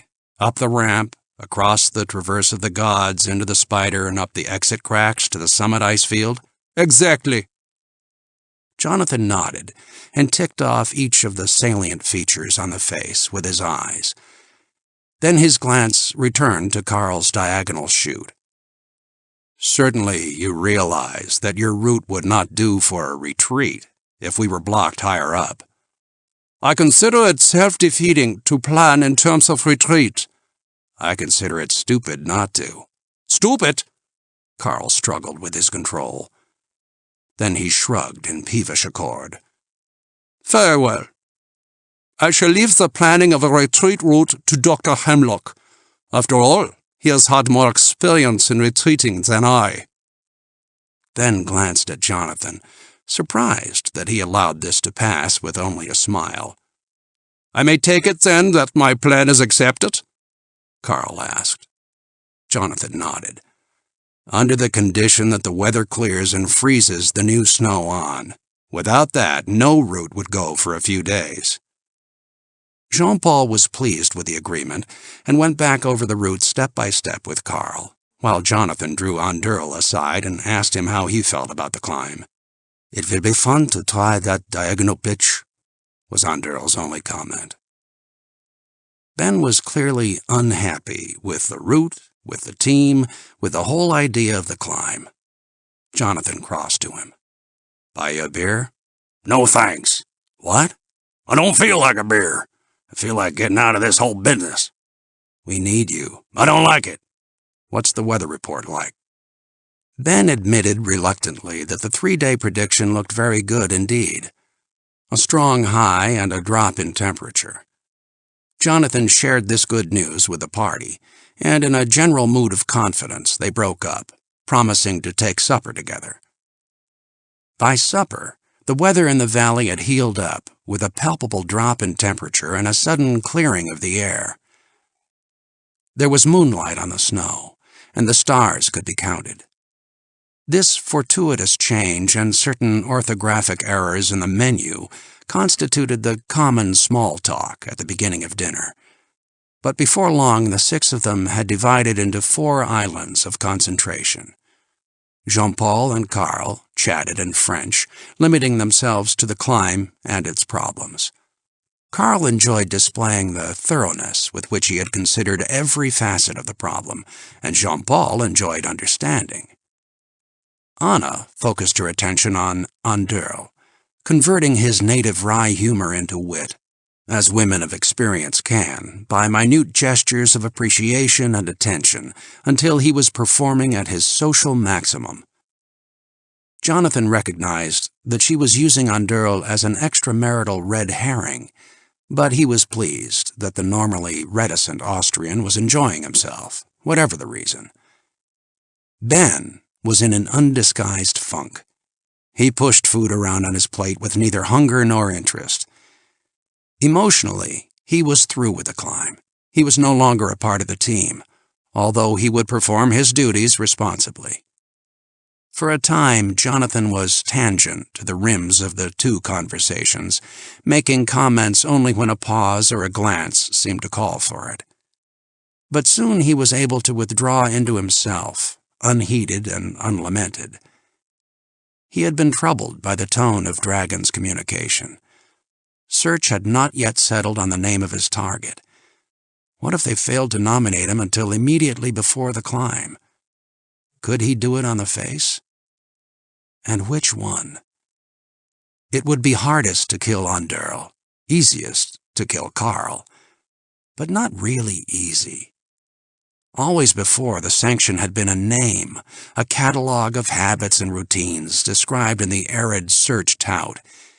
He had never seen the man's face until minutes before the Sanction. "Disinterest you so much?" Anna was speaking to him, amusement in her eyes. "I beg your pardon?" Jonathan focused out of his reverie. "You have not said 20 words all night. Do we disinterest you so much?" "Not at all. I simply haven't had anything pertinent or amusing to say." "And that prevented you from speaking?" Carl laughed heartily. "How un-American!" Jonathan smiled at him, thinking how terribly in need of a spanking he was. A trait of the Germans, a nation in need of a spanking. Ben rose and mumbled his excuses. If the weather held, and they wouldn't know for sure until tomorrow, the climb would begin in 29 hours, so he suggested that everyone get as much sleep as possible and run a final check of personal equipment. He left the table brusquely, and in his handling of the newsmen who spoke to him in the lobby, he was especially curt and scatological.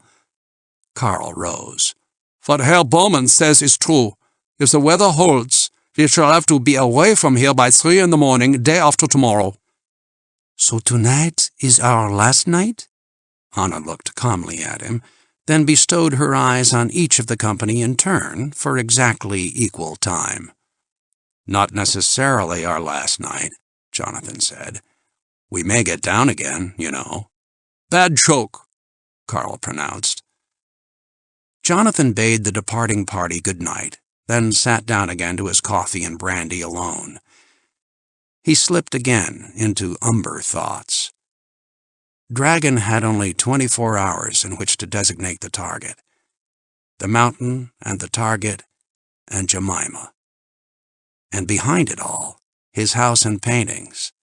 They were what mattered.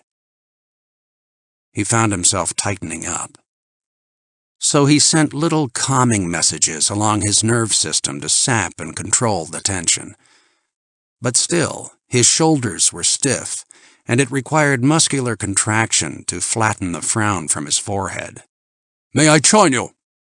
The phrasing was interrogative, but not the tone. Carl sat before Jonathan responded. There was a short silence, during which Jonathan sipped off the last of his brandy. Freitag was ill at ease, his normally rigid posture tightened to brittle. "I came to have a word with you." "I assumed that, yes." "I wanted to thank you for this afternoon." "Thank me?" "I had expected that you would oppose my route, my leadership. If you had, the others would have joined you. Herr Bowman is really your man after all, and Bidet blows with the wind." Carl glanced down without altering his angular posture. "It is important to me, you know. Leading this party is important to me." "So it would seem." Freitag picked up a spoon and carefully replaced it where it belonged. "Herr Doctor," he said without looking up. "You don't like me very much, do you?" "No, not much." Carl nodded. "I thought not. You find me unpleasant?" He looked at Jonathan, a faint smile bravely in place. "Unpleasant, yes. Also socially inept and terribly unsure of yourself." Carl laughed hoarsely. "Me? Unsure of myself?" "Uh-huh. With the usual overcompensation for altogether justified feelings of inferiority that marks the typical German." "Do you always find people to be typically this or that?" "Only the typical ones." "How simple life must be for you." "No, life isn't simple. Most of the people I meet are." Freitag adjusted the position of the spoon slightly with his forefinger. "You have been good enough to be frank with me, Herr Doctor. Now I shall be frank with you. I want you to understand why it is so important to me to lead this climb." "That isn't necessary." "My father—" "Really, Carl, I don't care. My father is not sympathetic with my interest in climbing. I am the last of the family line, and it is his wish that I follow him in the business. Do you know what our corporation makes?" Jonathan did not answer. He was surprised and uncomfortable at the fragile tone of Carl's voice, and he did not want to be a receptacle for this boy's troubles. "We make insecticides, our family." Carl looked out the window toward patches of snow fluorescent with moonlight. "And that is rather amusing when you realize that during the war we made... Carl pressed his upper lip against his teeth and blinked the shine from his eyes. "You were only 5 years old when the war ended, Carl." "Meaning it wasn't my fault?" "Meaning you have no right to the artificial tragedy you enjoy playing." Carl looked at him bitterly, then turned aside. "My father thinks I am incapable, not serious-minded enough to assume my responsibilities, but he will have to admire me soon. You said that you find me unpleasant, socially inept. Well, let me tell you something. I do not have to depend on social niceties to achieve what I want to achieve. I am a great climber, both by natural gift and intensive training. I am a great climber. Better than you, better than Underl. When you are behind me on the rope, you will see." His eyes were intense. "Someday everyone will see that I am a great climber. Yes." He nodded curtly. "Yes. And my father will boast to his business friends about me." Jonathan was angry with the boy at that moment. Now the sanction would be difficult, no matter which one it was. "Is that all you wanted to say to me, Carl?" "Yes." "Then you'd better get along. I assume Madame Bidet is awaiting you." "She told you?" "No." Jonathan turned away and looked out through the window to where the mountain's presence was a bulky starlessness in the night sky. After a minute, he heard the young man rise and walk out of the dining room. Kleine Scheidegg, July 10th. Jonathan awoke late, the sun already flaring through his window and pooling warmly on his blankets. He was not eager to face the day. He had sat up late in the dining room, staring at the black rectangle of the window beyond which was the invisible Eiger. His thoughts had wandered from the climb to the Sanction to Jemima. When at last he had forced himself to go up to his room for sleep, he had met Anna in the hall. She was just closing the door to Carl's room. Not a hair out of place, not a wrinkle in her dress. She stood looking at him calmly, almost contemptuously, sure of his discretion. "May I offer you a nightcap?" he asked, pushing open his door. "That would be nice." She passed before him into his room. They sipped Lafroig in silence, an odd bond of comradeship between them based on their mutual realization that they constituted no threat to each other. They would never make love. The qualities of emotional reserve and human exploitation they shared and admired insulated them from each other. "Blessed are the meek," Anna mused, "for we shall inherit them." Jonathan was smiling in agreement when suddenly he stopped and listened attentively to a distant rumbling. "Thunder?" Anna asked. Jonathan shook his head. "Avalanche." The sound pulsed twice to higher volumes, then subsided. Jonathan finished his scotch. "They must be very frightening when you are up there," Anna said.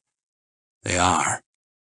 "I cannot understand why Jean-Paul insists on making this climb at his age." "Can't you?" She looked at him dubiously. "For me?" "As you well know." She dropped her lavish lashes and looked into her whiskey glass. "Pauvre être," she said quietly. There were noticeable changes in emotional disposition around the breakfast table. Ben's funk had worn away, and his more typical hearty humor had returned. The crisp weather and a strong high-pressure cone that had moved in from the north inflated his hopes for the success of the climb. The recent snow on the higher ice fields had not had time to glaciate and bind to the perennial névé, but so long as the weather held, a major avalanche was not likely. Unless a fern comes in, Carl corrected morosely. The possibility of a fern had been in the back of each climber's mind, but there was nothing to be gained by mentioning it. One could neither predict nor protect himself from these vagrant eddies of warm air that slip into the Bernese Oberland infrequently. A fern would bring raging storms to the face, and the warmer air would make the snow unreliable and avalanche-prone. Carl's mood had changed also since the evening before. A kind of self-indulgent petulance had replaced the typical nervous aggression. This was due partly, Jonathan imagined, to regret over having spilled his emotional garbage at Jonathan's feet. It was also due in part to his having made love to Anna, a burden his sin-sodden Protestant morality could not face glibly the next morning in the presence of the husband. And indeed, Jean-Paul was dour that morning. He was tense and irritable, and their waiter, never a model of skill and intelligence, received the brunt of his displeasure. It was Jonathan's belief that Jean-Paul was struggling with inner doubts about age and ability, now that the moment of the climb was approaching inexorably. Anderl, with his face creased in a bland smile, was in an almost yoga calm. His eyes were defocused, and his attention turned inward. Jonathan could tell that he was tuning himself emotionally for the climb, now only 18 hours away. So it was by social default that Jonathan and Anna carried the burden of small talk. Anna suddenly stopped mid-phrase, her eye caught by something at the entrance to the dining room. "Good God," she said softly, laying her hand on Jonathan's arm. He turned to see the internationally known husband and wife team of film actors who had arrived the day before to join the Eiger birds. They stood at the entrance, slowly scanning about for a free table in the half-empty room, until they were satisfied that no one of importance had missed their presence. A waiter, aquiver with servility, hastened to their side and conducted them to a table near the climbers. The actor was dressed in a white Nehru jacket and beads that conflicted with his puffy, pock-marked middle-aged face. His hair was tousled to a precise degree of tonsorial insouciance. The wife was aggressively visible in floppy pants of oriental print with a gathered blouse of bravely clashing color, the looseness of which did much to mute her bread-and-butter dumpiness, the plunging neckline designed to direct the eye to more acceptable amplitudes. Banging about between the breasts was a diamond of vulgar size. Her eyes, however, were still good. After the woman had been seated with a flurry of small adjustments and sounds, the man stepped to Jonathan's table and leaned over it, one hand on Anderl's shoulder, the other on Ben's. "I want to wish you fellas the best kind of luck in the whole wide world," he said with ultimate sincerity and careful attention to the music of his vowels. "In many ways, I envy you." His clear blue eyes clouded with unspoken personal grief. "It's the kind of thing I might have done. Once." Then a brave smile pressed back the sadness. "Oh well." He squeezed the shoulders in his hands. "Once again, good luck." He returned to his wife, who had been waving an unlit cigarette in a holder impatiently, and who accepted her husband's tardy light without thanks. "What happened?" Ben asked the company in a hushed voice. "Benediction, I believe," Jonathan said. At all events, Carl said, they will keep the reporter's attention away from us for a while. "Where the devil is that waiter?" Jean-Paul demanded grumpily. "This coffee was cold when it arrived." Carl winked broadly to the company. Anderl, Threaten the waiter with your knife. That will make him come hopping. Anduril blushed and looked away, and Jonathan recognized that Freitag, in his attempt at humor, had blundered into an awkward subject. Embarrassed at the instant chill his faux pas had brought to the table, Karl pressed on, with a German instinct for making things right by making them bigger. Didn't you know, Herr Doctor? Meyer always carries a knife. I'll bet it's there under his jacket right now. Let us see it, Anduril. Anduril shook his head and looked away. Jean-Paul attempted to soften Freitag's brutishness by explaining quickly to Jonathan and Ben. The fact is, Anduril climbs in many parts of the world, usually alone, and the village folk he uses as porters are not the most reliable men you could want, especially in South America, as your own experience has doubtless taught you. Well, in a word, last year, poor Anduril was climbing alone in the Andes, and something happened with a porter who was stealing food, and, anyway, the porter died. Self-defense isn't really killing, Ben said, for something to say. He wasn't attacking me, Anduril admitted. He was stealing supplies. Freitag entered the conversation again. And you consider the death penalty appropriate for theft? Anduril looked at him with innocent confusion. You don't understand. We were 6 days into the hills. Without the supplies, I would not have been able to make the climb. It was not pleasant. It made me ill, in fact. But I would have lost my chance at the mountain otherwise. Clearly, he considered this to be a satisfactory justification. Jonathan found himself wondering about how Anduril, poor as he was, had collected the money for his share in the Eiger climb.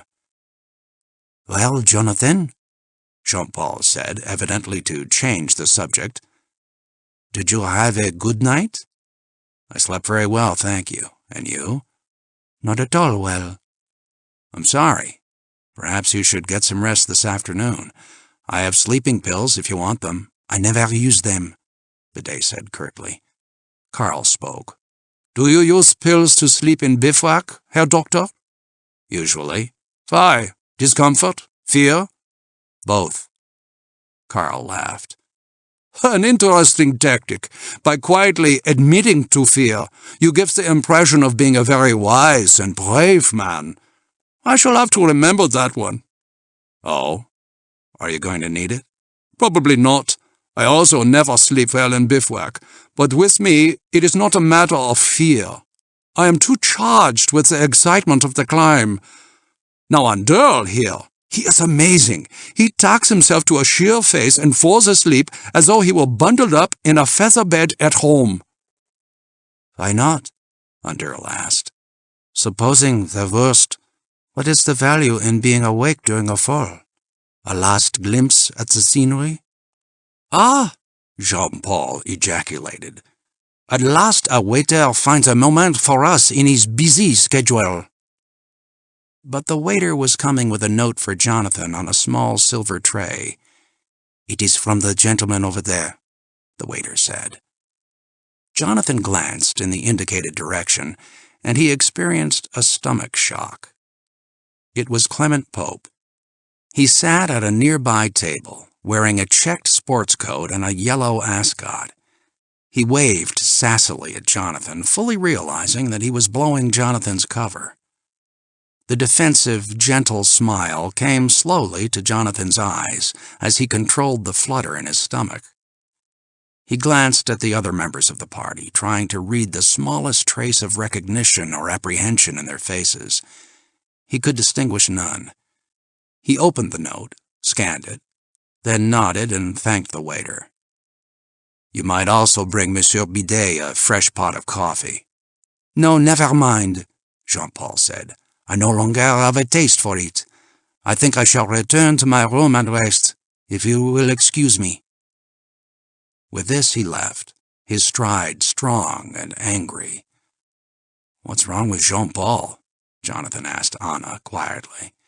She shrugged, not caring particularly at that moment. Do you know that man who sent you the note? She asked. I may have met him somewhere. I don't recognize him. Why? If you ever see him again, you really should drop a hint about his clothing. Unless, of course, he wants to be taken for a musical singer or an American. I'll do that, if I ever see him again. Ondurl's attention was snagged by the two young twits of the day before, who passed the window and waved at him. With a shrug of fatalistic inevitability, he excused himself and stepped out to join them. Immediately afterward, Carl invited Anna to join him in a stroll to the village. And within 3 minutes of Pope's appearance, the company was reduced to Jonathan and Ben. For a time they sat sipping their cool coffee in silence. When he looked casually around, Jonathan saw that Pope had left. Hey, old buddy, what's got into John Paul? Ben had changed from the mispronunciation based on print to one based on ear. Just jumpy, I guess. Now, jumpy's a fine quality in a climber, but he's more'n jumpy. He's pissed off about something. You been drilling his wife? Jonathan had to laugh at the directness of the question. No, Ben, I haven't. You sure? It's a thing I'd know. Yeah, I guess. About the last thing you guys need is bad blood. I can just see you on the face, thumping on each other with ice axes. The image was not alien to Jonathan's imagination. Ben was pensive for a while, before he said, You know, if I was going up that hill with anybody, excepting you, of course, I'd want to be roped to Ondurl. Makes sense, but you better keep your hands out of the larder. Hell, how about that? When he decides to climb a mountain, he don't fool around none. Evidently not. Jonathan rose. I'm going to my room. See you at supper. What about lunch? No, I'll be down in the village. Got a little something waiting for you down there? Yes. Jonathan sat by the window in his room, staring out toward the mountain and bringing his thoughts into order. The bold appearance of Pope had been a surprise. For an instant, he had been off balance. There had been no time to consider Dragon's reasons for so blatantly rupturing his cover. Because Dragon was chained immobile to his dark, antiseptic cell in New York, it was the face and person of Clement Pope that were universally recognized as SS Division leadership. There could be only one reason for his making so flagrantly open a contact. Jonathan became tight with anger at the recognition of it. The anticipated knock came, and Jonathan crossed to the door and opened it. How's it been going, Hemlock? Pope extended his broad businessman's hand, which Jonathan ignored, closing the door behind them. Pope lowered himself with a grunt into the chair Jonathan had been occupying. Nice place you got here. Going to offer me a drink? Get on with it, Pope. Pope's laugh lacked joy. Okay, pal. If that's the game you want to play, we'll use your ballpark. Dismiss formalities and get to the nitty and the gritty, right? As Pope tugged a small packet of note cards from his inside coat pocket, Jonathan noticed he was starting to run to fat. An athlete in his college days, Pope was still strong in a slow, massive way, but Jonathan estimated that he could be put away fairly easily. And he had every intention of putting him away, but not until he had drained him of useful information. Let's get the little fish out of the pond first, Hemlock, so we can clear the field of fire.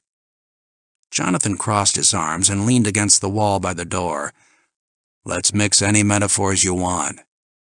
Pope glanced at his first note card. You wouldn't have any news about the whereabouts of active 365/55, a certain Jemima Brown, would you? I would not. You better be telling it like it is, pal. Mr. Dragon would be mucho pissed off to discover that you'd harmed her. She was just following our orders, and now she's disappeared. Jonathan reflected on the fact that Jemima was in the village and that he would be meeting her within the hour. I doubt that you'll ever find her. Don't make book on it, baby. SS has a long arm. Next card. Pope slipped the top card to the bottom of the pack and glanced at the next.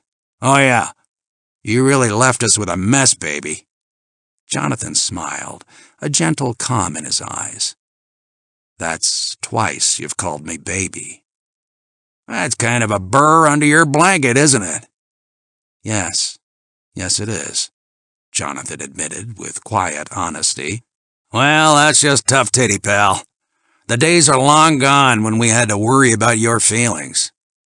Jonathan took a long breath to contain his feelings, and he asked, You were saying something about a mess? Yeah, we had teams all over that desert trying to find out what happened. And did you? The second day we came across the car and that guy you blew out of it. What about the other one? Miles Mello? I had to leave before we found him, but I got word just before I left New York that one of our teams had located him. Dead, I presume? Plenty dead. Exposure, hunger, thirst. They don't know which he died of first. But he was beaucoup dead. They buried him out in the desert. Pope snickered. Weird thing. Weird? He must have been real hard up for chow there toward the last. Oh? Yeah. He ate a dog. Jonathan glanced down. Pope went on. You know how much it cost us, that search, and keeping the whole thing quiet? No, but I assume you'll tell me. No, I won't. That information's classified, but we get a little tired of the way you irregulars burn money like it was going out of style. That's always been a burr under your blanket, hasn't it, Pope? The fact that men like me earn more for one job than you get in 3 years? Pope sneered, an expression his face seemed particularly designed for. I admit that it would be more economical, Jonathan said, if you SS regulars did your own sanctioning. But the work requires skill and some physical courage, and those qualities are not available on government requisition forms. I'm not pissed about the money you're making on this particular job. This time you're going to earn it, baby. I was hoping you'd get around to that. You've already guessed. A big university professor like you must have guessed by now. I'd enjoy hearing it from you. Whatever turns you on. It's different strokes for different folks, I guess. He flicked to the next card. Search has drawn a blank on your target. We know he's here, and he's on this climb with you, but we don't know which one for sure. Miles Mello knew. Did he tell you? He offered to. The price was too high. What did he want? To live. Pope looked up from the note card. He did his best to appear coldly professional as he nodded in sober understanding, but the cards fell from his knee, and he had to paw around to collect them. Jonathan watched him with distaste. So you've set me up to make the target commit himself, right? No other way, buddy boy. We figured the target would recognize me on sight, and now he has you spotted as a Sanction man. He's got to take a crack at you before you get him, and when he does, I have him identified. And who would do the Sanction if he got me? Jonathan looked Pope over leisurely. You? You don't think I could handle it? Jonathan smiled. In a locked closet, maybe, with a grenade. Don't bet on that, buddy. As it happens, we're going to bring in another Sanction man to do the job. I assume this was your idea. Dragon okayed it, but it came from me. Jonathan's face was set in his gentle combat smile. And it really doesn't matter that you've blown my cover, now that I have decided to stop working for you. That is exactly the way it crumbles. Pope was enjoying his moment of victory after so many years of smarting under Jonathan's open disdain. What if I just walk away and forget the whole thing? No way, pal. You wouldn't get your 100,000, you'd lose your house, we'd confiscate your paintings, and you'd probably do a little time for smuggling them into the country. How does it feel to be in a box, pal? Jonathan crossed to pour himself a Lafroig. Then he laughed aloud. You've done well, Pope. Really, very well. Want a drink? Pope was not sure how to handle this sudden cordiality. Well, that's mighty white of you, Hemlock. He laughed as he received his glass. Hey, I just said that was mighty white of you. I'll bet this Jemima Brown never said that to you, right? Jonathan smiled beatifically. No, as a matter of fact, she never did. Hey, tell me, how is that black stuff? Good, huh? Jonathan drank off half his glass and sat in a chair opposite Pope's, leaning toward him confidentially. You know, Pope, I really ought to tell you in advance that I intend to waste you a little. He winked playfully. You would understand that in a case like this, wouldn't you? Waste me? What do you mean? Oh, just West Side slang. Look, if Dragon would rather I did the sanction myself, and I assume he would, I'm going to need a little information. Go over the Montreal thing with me.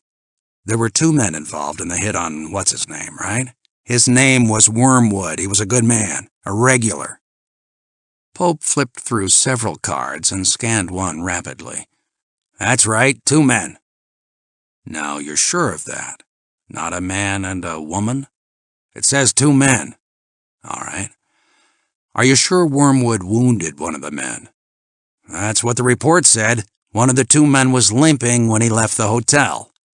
But are you sure he was wounded? Could he have been hurt earlier? Maybe in a mountain accident? The report said he limped. Why are you asking? Was one of your people hurt in some kind of accident?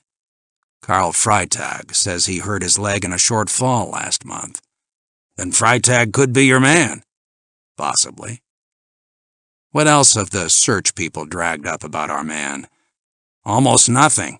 Couldn't have been a professional. We'd have gotten a line on him by now if he were a professional. Could he have been the one who cut Wormwood open? Maybe. We always assumed Kruger did the actual cutting. It's his kind of thing. But it could have been the other way, I suppose. Why? One of the climbers had the capacity to kill a man with a knife. Very few people can do that. Maybe he's your man. Whoever it was, he has a weak stomach. The vomit on the floor. Right. A woman might do that. There's a woman in this? Bidet's wife. She could have worn male clothing, and that limp might have been anything. A twisted ankle coming down the stairs. You got yourself quite a can of worms there, baby. For some perverse reason, Jonathan enjoyed drawing Pope along the mental maze he had wandered through for the last 2 nights. Oh, it's more a can of worms than you think. Considering that this whole affair centers on a formula for germ warfare, it's kind of interesting that one of these men owns a company that makes aerosol containers. Which one? Bidet. Pope leaned forward, his eyes squeezed up in concentration. You might be onto something there. Jonathan smiled to himself. I might be. But then, another of them is in the business of making insecticides, and there is reason to believe that they made nastier things during the war. One of the 2 of them, right? Is that the way you figure it? Pope looked up suddenly, the light of an idea in his eyes. Or maybe both of them. That's a possibility, Pope. But then, why? Neither of them needs the money. They could have hired the thing done. Now the 3rd climber, Meyer. He's poor, and he needed money to make this climb. Pope nodded significantly. Meyer could be your man. Then he looked into Jonathan's eyes and blushed with the angry realization that he was being put on. He tossed off the rest of his drink. When are you going to make your hit? Oh, I thought I would wait until I knew which one was the target. I'll hang around the hotel until it's done. No, you won't. You're going to go right back to the States. No way, pal. We'll see. One more thing before you go. Mello told me that you were the one who paid him for Henri Bach's sanction. Is that right?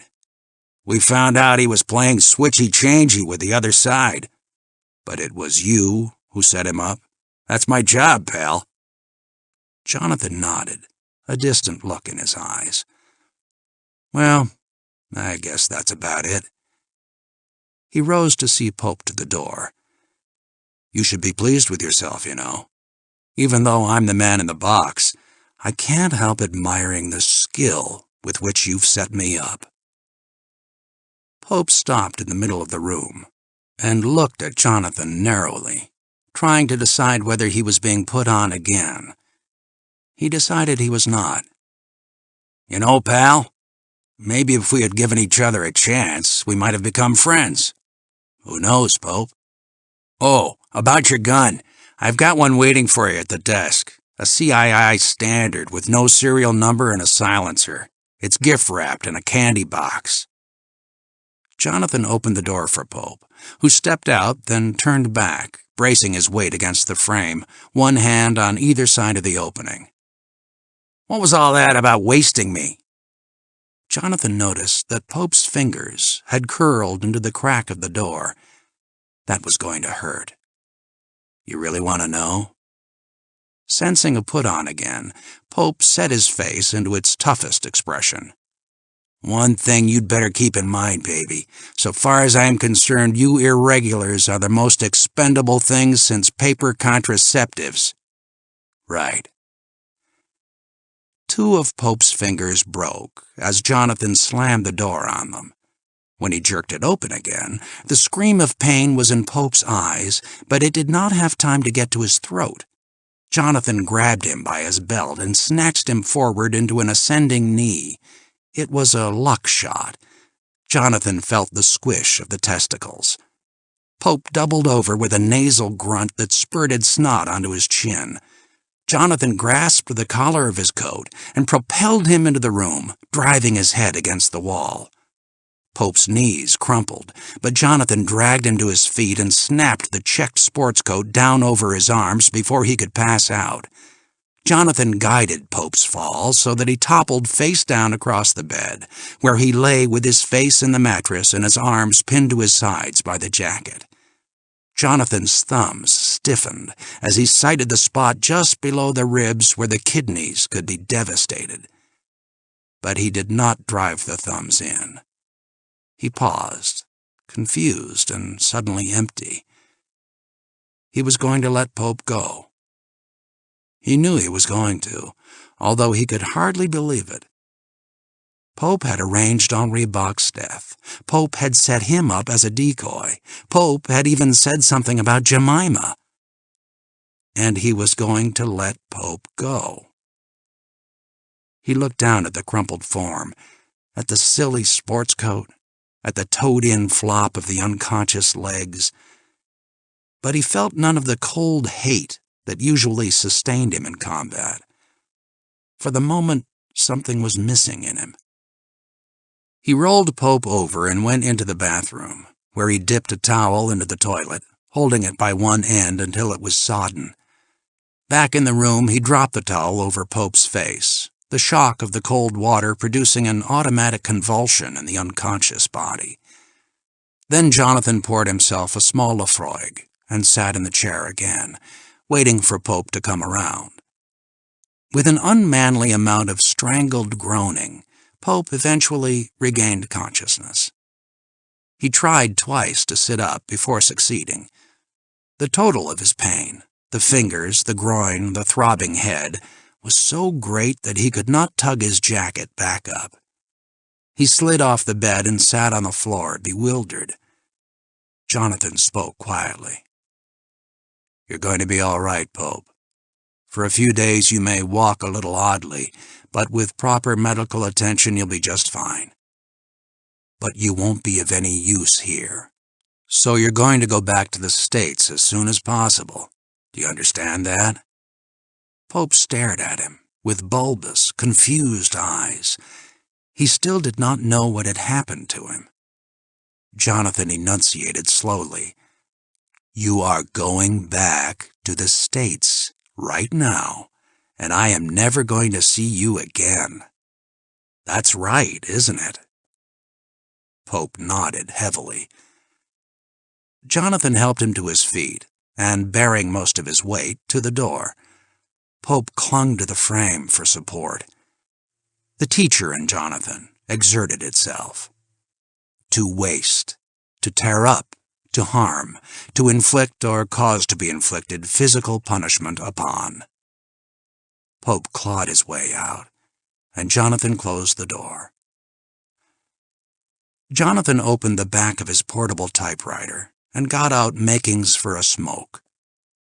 He sat deep in the chair, holding the smoke as long as he could on the top of his lungs before letting it out.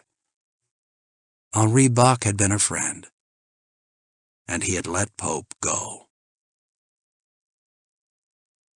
Jemima had sat across from him in the dim interior of the cafe for a silent quarter of an hour, her eyes investigating his face in its distant, involute expression.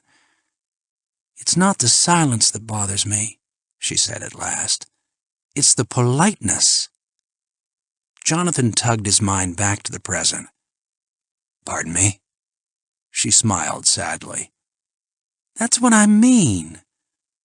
Jonathan drew a deep breath and focused himself on her. "I'm sorry. My mind is on tomorrow." "You keep saying things like that. I'm sorry, and pardon me, and please pass the salt. And you know what really bothers me?" "What?" "I don't even have the salt." Jonathan laughed. "You're fantastic, madam." "Yeah, but what does it get me? Excuses, pardons, sorries?" He smiled. "You're right. I've been miserable company. Say it, and I'll kick your shin." He touched her fingers. The tone of banter evaporated instantly. Under the table, she squeezed his foot between hers. "What are you going to do about me, Jonathan?" "What do you mean?" "I'm yours to do with, man. You could kiss me, or press my hand, or make love to me, or marry me, or talk to me, or hit me, or—" You are shaking your head slowly from side to side, which means that you do not intend to hit me or make love to me or anything at all, right? "I want you to go home, Jem." She stared at him, her eyes shining with hurt and pride. "God damn you, Jonathan Hemlock. Are you God or something? You make up your set of rules, and if somebody hurts you or tricks you, then you come down on him like a machine of fate?" She was angry because unwanted tears were standing in her eyes. She pushed them away with the back of her hand. "You don't make any distinction between a person like Miles Mello and somebody like me, somebody who loves you." She had not raised her voice, but there was anger in the crisp consonants. Jonathan counterpunched with the same hard tone. "Come on now. I wouldn't be in this thing if you hadn't stolen from me. I brought you to my house. I showed you my paintings, and briefly, I loved you. And you know what you did? You gave Dragon the leverage to force me into this situation. A situation I have goddamn little chance of surviving. Tell me about love." "But I had never met you when I took on the assignment." "You took the money in the morning. Afterwards." Her silence admitted the significance of the sequence. After a time she tried to explain, but gave it up after a few words. The waiter arrived with a carafe of coffee, and his presence froze them in an awkward hiatus. They cooled during the pause. When the waiter left, Jemima settled her emotions with a deep breath and smiled. "I'm sorry, Jonathan." "Say I'm sorry again and I'll kick your shin." The sting of the conflict was gone. She sipped her coffee. "Is it going to be bad, this thing on the mountain?" "I hope it doesn't get to the mountain." "But it's going to be bad." "It's going to be wet." She shuddered. "I've always hated that phrase, wet work. Is there anything I can do?" "Nothing at all, Jemima. Just keep out of it. Go home." When next she spoke, her voice was dry, and she was examining the situation fairly and with distance. "I think we're going to blow it, Jonathan. People like us hardly ever fall in love. It's even funny to think of people like us in love. But it happened, and we did. And it would be a shame. It would be a goddamn shame. She shrugged and looked down. Jem, some things are happening to me. He was almost ashamed to say it. I let Pope go today. I don't know why. I just didn't care. What do you mean? You let Pope go? The particulars don't matter, but something funny, uncomfortable, is happening. Maybe in a few years. No. The immediate rejection surprised him. No, Jonathan. I am a grown-up, desirable woman, and I don't see myself sitting around waiting for you to get mature enough or tired enough to come knocking at my door. He thought about it before answering. That makes good sense, Jem. They sipped their coffee without speaking. Then she looked up at him with growing realization in her harlequin eyes. Jesus Christ, she whispered in wonder. It's really happening. We're going to blow it. We're going to say goodbye. And that will be that. Jonathan spoke gently. Can you get a flight to the States today? She concentrated on the napkin in her lap, pressing it flat again and again with her hands. I don't know. I guess so. Jonathan rose, touched her cheek with the backs of his fingers, and left the cafe. The climbers' last meal together was strained. No one ate much except Anderl, who lacked the nerve of fear, and Ben, who, after all, did not have to make the climb. Jonathan watched each of his companions in turn for signs of reaction to Clement Pope's arrival, but although there were ample manifestations of perturbation, the natural pressures of the impending climb made it impossible to disentangle causes. Bidet's ill humor of the morning had ripened into cool formality, and Anna did not choose to emerge from behind her habitual defense of amused poise. Carl took his self-imposed responsibilities too seriously to indulge in social trivia. Despite the bottle of champagne sent to the table by the Greek merchant, the meal was charged with silences that descended unnoticed, until their weight became suddenly apparent to all, and they would drive them away with overly gay small talk that deteriorated into flotsam of half-sentences and meaningless verbal involutions. Although the room was crowded with Eiger birds in garish, informal plumage, there was a palpable change in the sound of their conversation. It lacked real energy. There was a sprinkling of girlish laughter, allegro vivace sforzando, over the usual drone of middle-aged male ponderoso. But underlying all was a basso ostinato of impatience. When was this climb going to start? They had been there 2 days. There was business to conclude and pleasure to pursue. When could one expect these falls? God forbid they should happen. The actor and his florid mate entered the dining room late, as was their practice, and waved broadly to the climbers, hoping to create the impression that they were privileged with acceptance. The meal closed on a businesslike note, with Carl's unnecessary instructions that everyone get to sleep as soon as possible. He told the climbers that he himself would make the rounds of the rooms 2 hours before dawn, waking each man so that they could steal out before the guests and reporters knew they were gone. The lights were off in Jonathan's room. Filtered moonlight from the snow beyond the window made the starched linen of the bed glow with its own phosphorescence. He sat in the dark.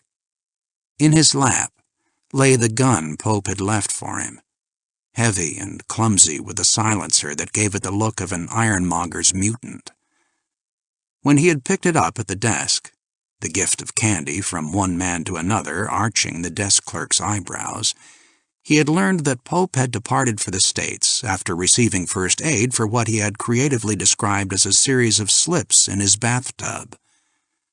Despite his need for sleep before the climb, Jonathan dared not take a pill.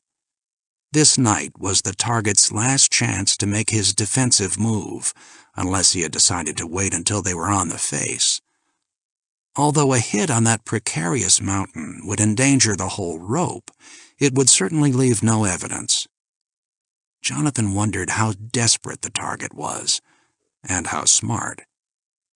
But no use sitting there worrying about it.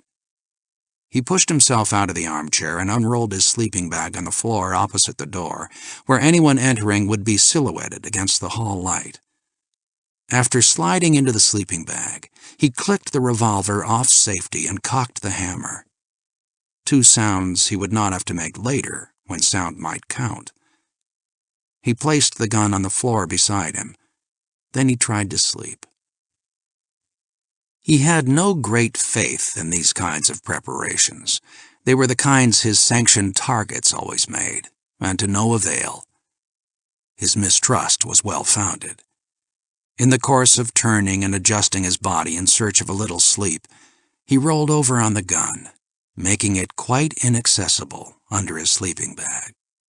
He must have slept, because he experienced a plunging sensation when, without opening his eyes, he became aware of light and motion within the room. He opened his eyes. The door was swinging ajar, and a man, Bidet, was framed in the yellow rectangle.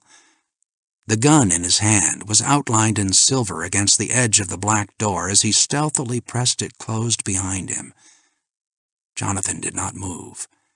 He felt the pressure of his own gun under the small of his back, and he cursed the malignant fat that had put it there. The shaded bulk of Bidet approached his bed. Although he spoke softly, Jonathan's voice seemed to fill the dark room. "Do not move, Jean-Paul." Bidet froze, confused by the direction of the sound. Jonathan realized how he had to play this. He must maintain the soft, authoritative drone of his voice. "I can see you perfectly, Jean-Paul. I shall certainly kill you if you make the slightest, undirected movement. Do you understand?" "Yes." Bidet's voice was husky with fright and long silence. "Just to your right, there is a bedside lamp. Reach out for it, but don't turn it on until I tell you." There was a rustle of movement. Then Jean-Paul said, "I am touching it."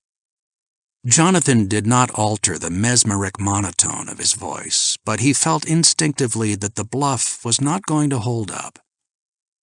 "Turn on the lamp, but don't face me. Keep your eyes on the light. Do you understand?" Jonathan did not dare the excessive motion required to get his arms out of the sleeping bag and scramble about under it for his gun. "Do you understand, Jean-Paul?" "Yes."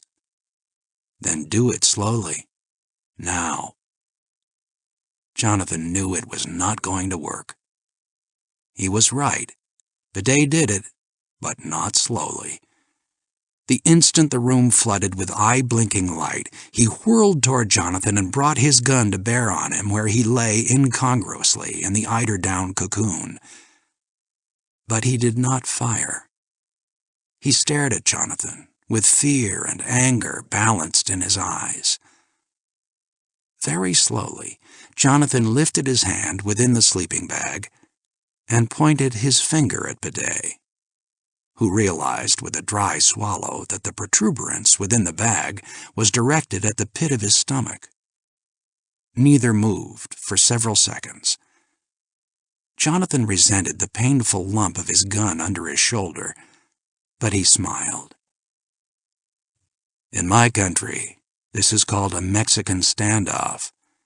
No matter which of us shoots first, we both die." Jonathan admired Bidet's control. "How does one normally resolve the situation in your country?" "Convention has it that both men put their guns away and talk the thing out.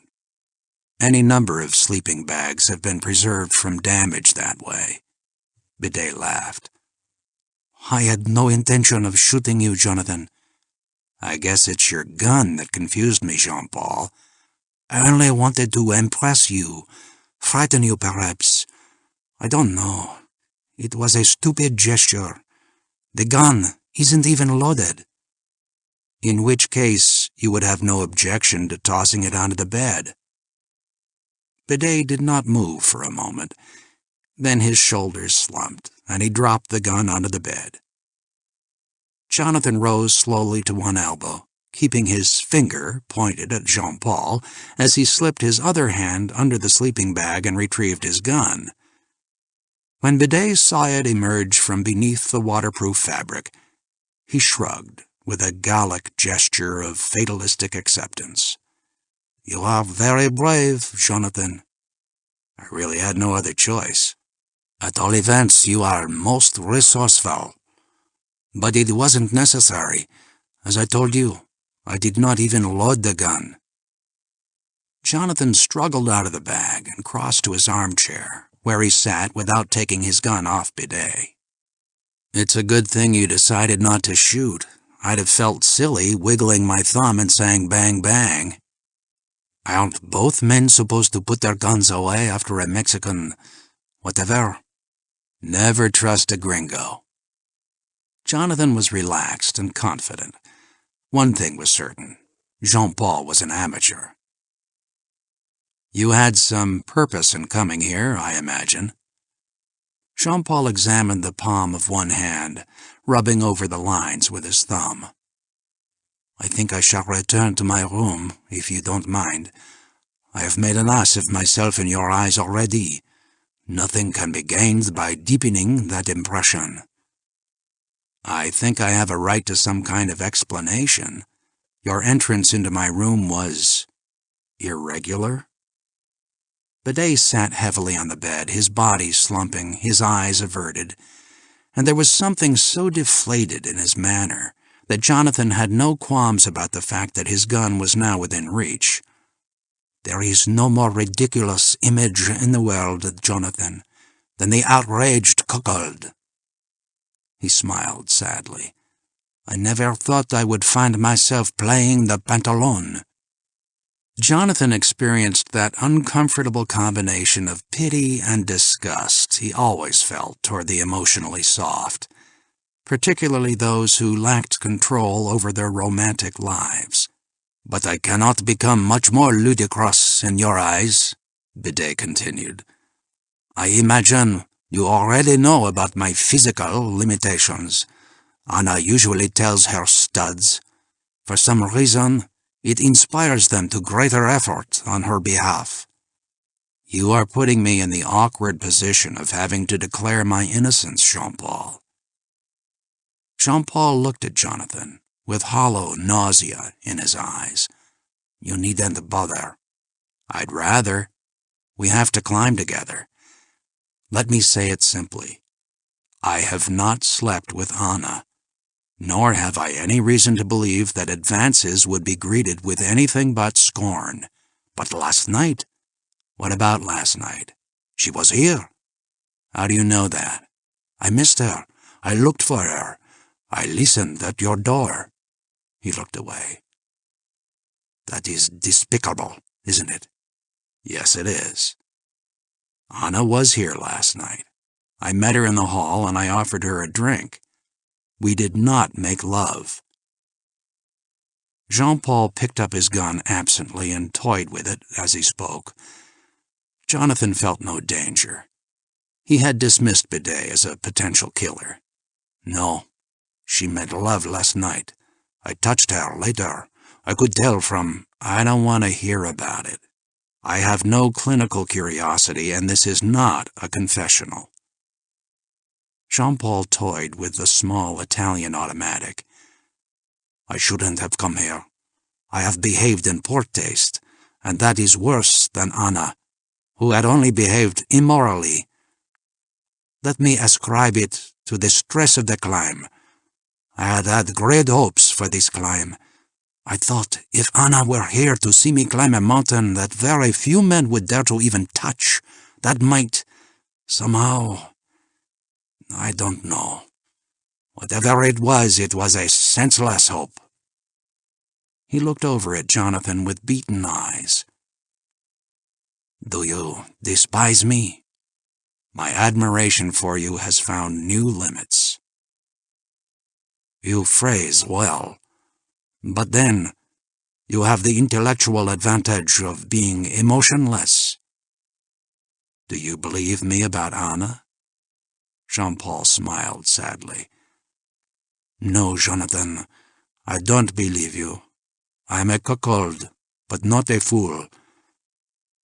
If you had nothing to fear from me, why were you lying there on the floor, anticipating my revenge? Jonathan could not explain and did not try. Jean-Paul sighed. Well, I shall return to my room to blush in private, and you will be freed from the duty of having to pity and detest me. In a gesture of dramatic finality, he snapped back the slide of the automatic, and a cartridge arced from the chamber, struck against the wall, and bounced onto the rug. Both men looked at the shiny brass with surprise. Jean-Paul laughed without mirth. I guess I am deceived more easily than I thought. I could have sworn the gun was empty. He left, without saying good night. Jonathan smoked and took a sleeping pill before attempting sleep again, this time in his bed, considering it now safe, with the same kind of superstitious faith and anti-chance that prompts bomber pilots to fly into ack-ack puffs, or woodsmen to seek shelter from storms under lightning-cleft trees. Eiger, July 11th. The only sounds they made as they walked single file toward the base of the mountain were the soft trudge of their footfalls and the hiss of alpenglen grass against their gaitered boots, wet and glistening with dew. Bringing up the rear, Jonathan looked up at the mountain stars, still crisp and cold despite the threat of dawn to mute their brilliance. The climbers walked without the burden of pack, rope, and climbing iron. Ben and 3 of the young climbers who camped on the meadow had preceded them, carrying the heavy gear as far as the foot of the scree slope. The team responded to the silence, the earliness of the hour, and the weight of their objective, with that sense of unreality and emotional imbalance common to the verge of a major climb. As he always did just before a climb, Jonathan attended hungrily to all physical stimuli. Within his body, he followed the tingle and ripple of anticipation. His legs, tuned high for hard climbing, pulled the flat land under him with giddying ease. The chill brush of pre-dawn wind on the nape of his neck, the smell of the grass, the organic viscosity of the dark around him. Jonathan focused on each of these in turn, savoring the sensations, gripping them with his tactile rather than mental memory. He had always wondered at this odd significance of common experiences just before a hard climb. He realized that this particularization of the mundane was a product of the sudden mutability of the world of the senses, and he knew that it was not the wind, the grass, the night that was threatened with mortality. It was the sensing animal, but he never dwelt on that. Jean-Paul slackened his pace and dropped back to Jonathan, who resented this intrusion on his sacramental relations with simple sensation. About last night, Jonathan. Forget it. Will you? Certainly. I doubt it. Jonathan lengthened his stride and let Jean-Paul fall behind. They approached the fireflies of light that had directed them across the lea, and came upon Ben and his group of volunteers laying out and checking the gear with the aid of flashlights. Carl considered it necessary to his posture as leader to issue a couple of superfluous instructions while the team quickly geared up. Ben groused heavily about the cold and the earliness of the hour, but his words were designed only to combat the silence. He felt empty and useless. His part in the climb was over, and he would return to Kleine Scheidegg to handle the reporters and watch the progress of the climbers through the telescope he had brought for the purpose. He would become an active member again only if something happened and he had to organize a rescue. Standing next to Jonathan, but looking away up toward the mountain that was a deeper black within a blackness, Ben pulled his ample nose and sniffed. Well, you listen to me, old buddy. You come off that hill in one piece, or I'm going to kick your ass. You're a sloppy sentimentalist, Ben. Yeah, I guess. Ben walked away and gruffly ordered his young volunteers to accompany him back to the hotel. When they were younger and more dramatic, he might have shaken hands with Jonathan. The climbers moved out in the dark, scrambling up the scree and onto the rock rubble at the base. By the time they touched the face proper, the first light had begun to press form into the black mass. In that cringing light, the rock and the snow patches appeared to be a common dirty gray, but Eiger rock is an organic tonic gray, produced by the fusion of color complements in balance, not the muddy gray that is a mixture of black and white. And the snow was in reality crisp white, unsooted and unpitted by thaw. It was the light that was dirty and that soiled the objects it illuminated. They roped up, following their plan to make the lower portion of the face in two separate parallel lines of attack. Freitag and Bidet constituted one rope, and Karl had most of their pitons clanging about his middle. He intended to lead all the way, with Bidet retrieving such iron as had to be planted. Jonathan and Anderl had shared their iron because, by common, unspoken assent, they preferred to leapfrog, alternating the sport of route finding and leading. Naturally, they moved much faster this way. It was 9 in the morning, and the sun was touching, as it did briefly twice each day, the concave face of the Eigerwand. The principal topic of conversation among the Eiger birds in the dining room was a prank the Greek merchant had played on his guests during a party the night before. He had soaked all the rolls of toilet paper in water. His American society wife had considered the prank to be in poor taste and, what is more, unnecessarily wasteful of money. Ben's breakfast was interrupted by a shout from the terrace, followed by an excited rush of Eiger birds toward the telescopes. The climbers had been spotted. The economic machinery of the hotel went into operation with the lubrication of careful preparation. Uniformed attendants appeared at each telescope, except the one that had been reserved at great cost by the Greek merchant. With typical Swiss efficiency and monetary foresight, the attendants were equipped with tickets, a different color for each instrument, on which 3-minute time allocations were printed.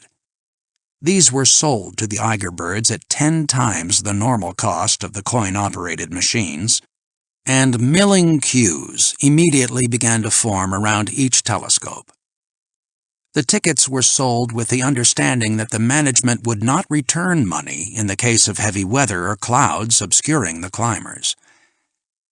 Ben felt the bitter gorge of disgust rise in the back of his throat at the sight of these chattering necrophiles, but he was also relieved that the climbers had been discovered. Now he could set up his own telescope in the open meadow away from the hotel and keep a guardian eye on the team. He was just rising from his coffee when a half-dozen reporters breasted upstream against the current of the excited exodus and pushed into the dining room to surround Ben and ask him questions about the climb and the climbers. Following earlier plans, Ben distributed brief typewritten biographies of each man. These had been prepared to prevent the newspeople from resorting to their florid imaginations. But the personal accounts, containing only the birthplaces and dates, occupations, and mountaineering careers of the team members, were barren resources for those newsmen who sought human interest and sensationalism. So they continued to assail Ben with a babble of aggressive questions. Taking his breakfast beer along with him, his jaw set in grim silence, Ben pushed through them. But one American reporter grasped his sleeve to stop him. Now you're real sure you have no further use for that hand? Ben asked, and he was instantly released. They followed him, tenaciously, as he crossed the lobby with his energetic, hopping stride. But before he could get to the elevator door, a tweeded English woman columnist, tough, stringy, and sexless, with precise clipped diction, interposed herself between him and the elevator door. "Tell me, Mr. Bowman, in your opinion, do these men climb out of a need to prove their manhood, or is it more a matter of compensating for inferiority feelings?" Her pencil poised over her notebook as Ben responded. Why don't you go get yourself screwed? Do you a lot of good. She had copied down the first words before the gist of the message arrested her pencil, and Ben escaped into the elevator.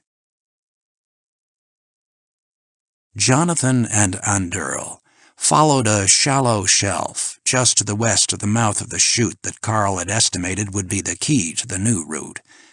They banged in a piton and tied themselves on while they awaited the arrival of Carl and Jean-Paul.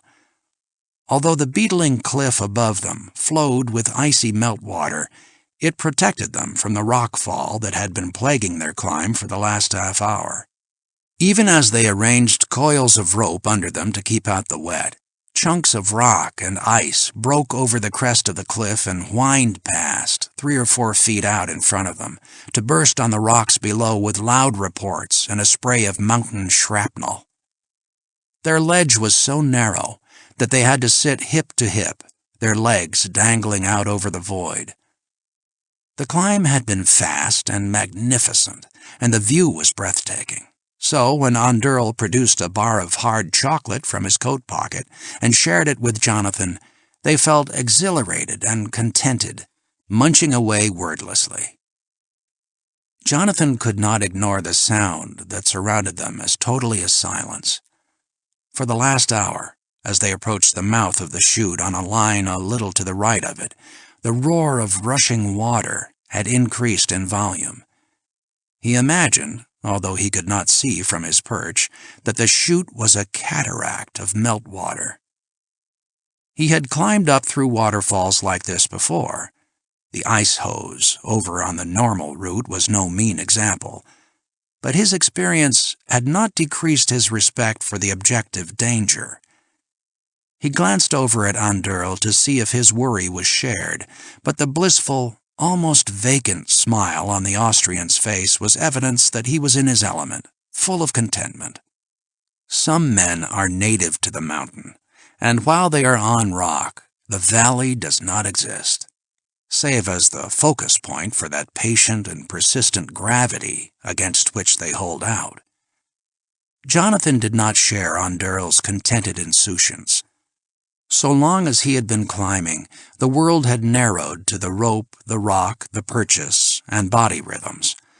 But now, with a safe stance and time to reflect, lowland troubles returned to him. For instance, it could be Anderl. Anderl could be the target, and a hunter in his own right now. At least half a dozen times in the past 3 hours, Anderl had only to cut the rope and give a slight tug, and Jonathan would no longer be a threat. The fact that he had not done so in no way excluded him as a possibility. They were too close to the base. There would be evidence, and a cut rope looks very different from a frayed rope. And, too, they were probably being watched at every moment. From far down there, from the toy terrace of the miniature hotel, there were probably half a score of eyes empowered by convex glass to observe them. Jonathan decided he could rest easy. If it happened, it would be higher up where the distance made them little dots, barely distinguishable to the most powerful glass. Perhaps when cloud and mist descended to conceal them altogether, up where the body and the severed rope would not be found for months, even years. "What are you frowning about?" Anderl asked. Jonathan laughed. "Morbid thoughts. About falling. I never think about falling. What's the use? If a fall wants to happen, it will happen without my thinking about it. I think about climbing. That requires thinking." He punctuated this simple philosophy by pushing the last of the chocolate into his mouth. This was the longest speech Jonathan had ever heard Underl make. Clearly, here was a man who came to full life only on the mountain. First Carl's hand, then his head came into view over the outcropping of rock below, and soon he was in a stance just under theirs, steadily taking in the line that led down to Jean-Paul until he too had hoisted himself over the ridge, red-faced but triumphant. The new arrivals found a slim ledge for themselves, banged in protecting iron, and rested. "What do you think of my route now, Herr Doctor?" Carl shouted up. So far, so good. Jonathan thought of the roaring meltwater above them. "I knew it would be!" Jean-Paul drew lustily at his water bottle, then rested out against the rope that was connected to his piton by a snap ring. "I had no idea that you gentlemen intended to run up the hill. Have pity on my age."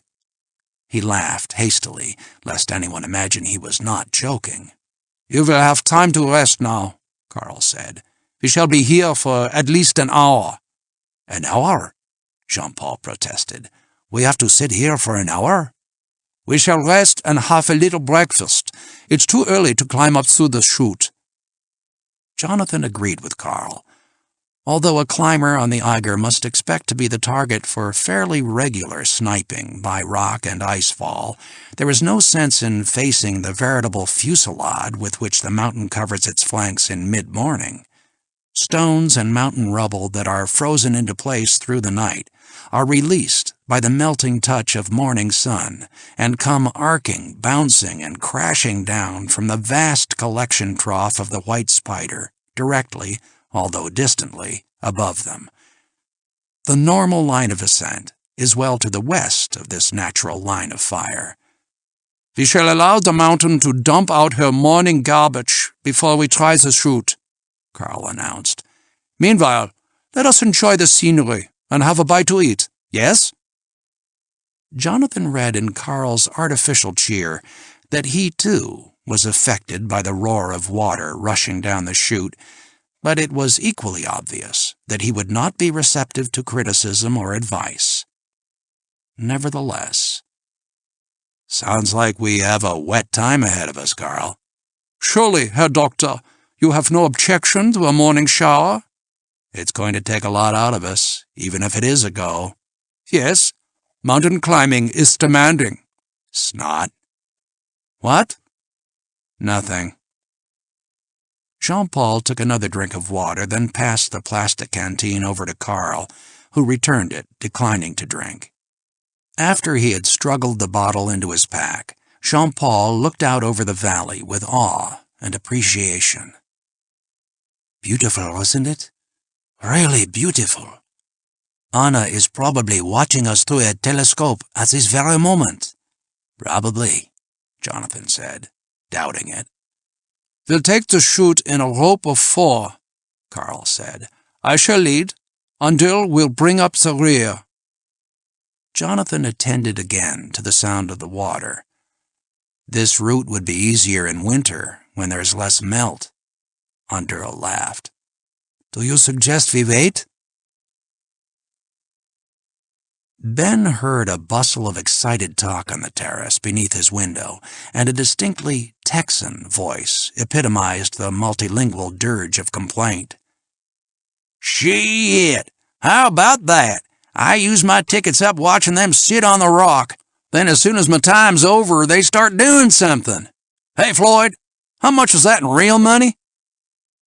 Ben ran down from his room and into the meadow, well away from the hotel and the Eiger birds. It took him 10 minutes to set up his telescope. From the first, this long diagonal chute of Carl's had worried him more than any other pitch on the climb. The distant face sharpened into focus, then blurred past it, then emerged clear in the eyepiece again. He began at the bottom of the chute and panned up and right, following the dark scar up the face. There was a fuzz of spray at the outlet of the chute that told him it must be a veritable river of rushing meltwater, and he knew the climbers would have to fight their way upstream through it, the flow tugging them away from their holds, all the while exposed to the hazards of rockfall that rattled through this natural channel. His palms were clammy by the time he picked up the lowest climber. Yellow Jacket, that would be on Durl, and up the thin spider thread of rope to a White Jacket, Jean-Paul. Above him was the pale blue windbreaker of Jonathan. Carl was out of sight behind a fold of rock. They were moving erratically and very slowly. That gush of water and ice fragments must be hell, Ben thought. Why don't they break off? Then he realized that they could not retreat. Once committed in a string of 4 to pressing up through the weight of rushing water, they had to go on. The slightest easing off, the slightest cooperation with the downward flow, and they stood a good chance of tumbling down through the channel and arcing out through the fuzz of spray into the void. At least they were moving up. That was something. They climbed one at a time, while the others found what purchase they could to protect the vulnerable climber. Perhaps Carl had found a secure stance up there out of sight, Ben told himself. Perhaps they were safer than they seemed. There was a sudden tension in the string of colored dots. They were no longer moving. Ben's experience told him something had happened. He cursed at not being able to see better. A slight, impatient movement of the telescope, and he lost them. He swore aloud and located them again in the eyepiece. The thread above Underl was slack. White Jacket, Bidet, was hanging upside down. He had fallen. The rope above him was taut and led up to Blue Jacket, Jonathan, who was stretched out spread eagle on the rock. That meant he had been pulled off his stance and was holding his own weight and Bidet's with his hands. "Where the hell's Carl?" Ben shouted. "God damn his ass!" Jonathan clenched his teeth and concentrated his whole being on keeping his fingers curled into the crack above him. He was alone, in an agony of effort, isolated by the deafening roar of water just to his left.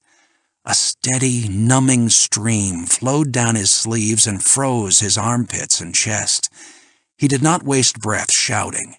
He knew that Underl below would do what he could, and he hoped that Carl above and out of sight had found a crack for a piton and was holding them in a strong stance. The dead weight of Jean-Paul on the rope around his waist was squeezing the air out of him, and he did not know how long he could hold on.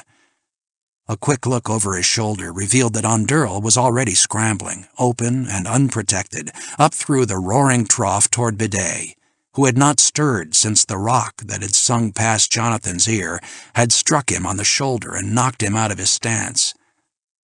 Jean-Paul lay head downward, in the middle of the torrent, and the thought flashed through Jonathan's mind that it would be ridiculous to die of drowning on a mountain. His hands no longer ached. There was no feeling at all. He could not tell if he was gripping hard enough to hold, so he squeezed until the muscles in his forearms throbbed.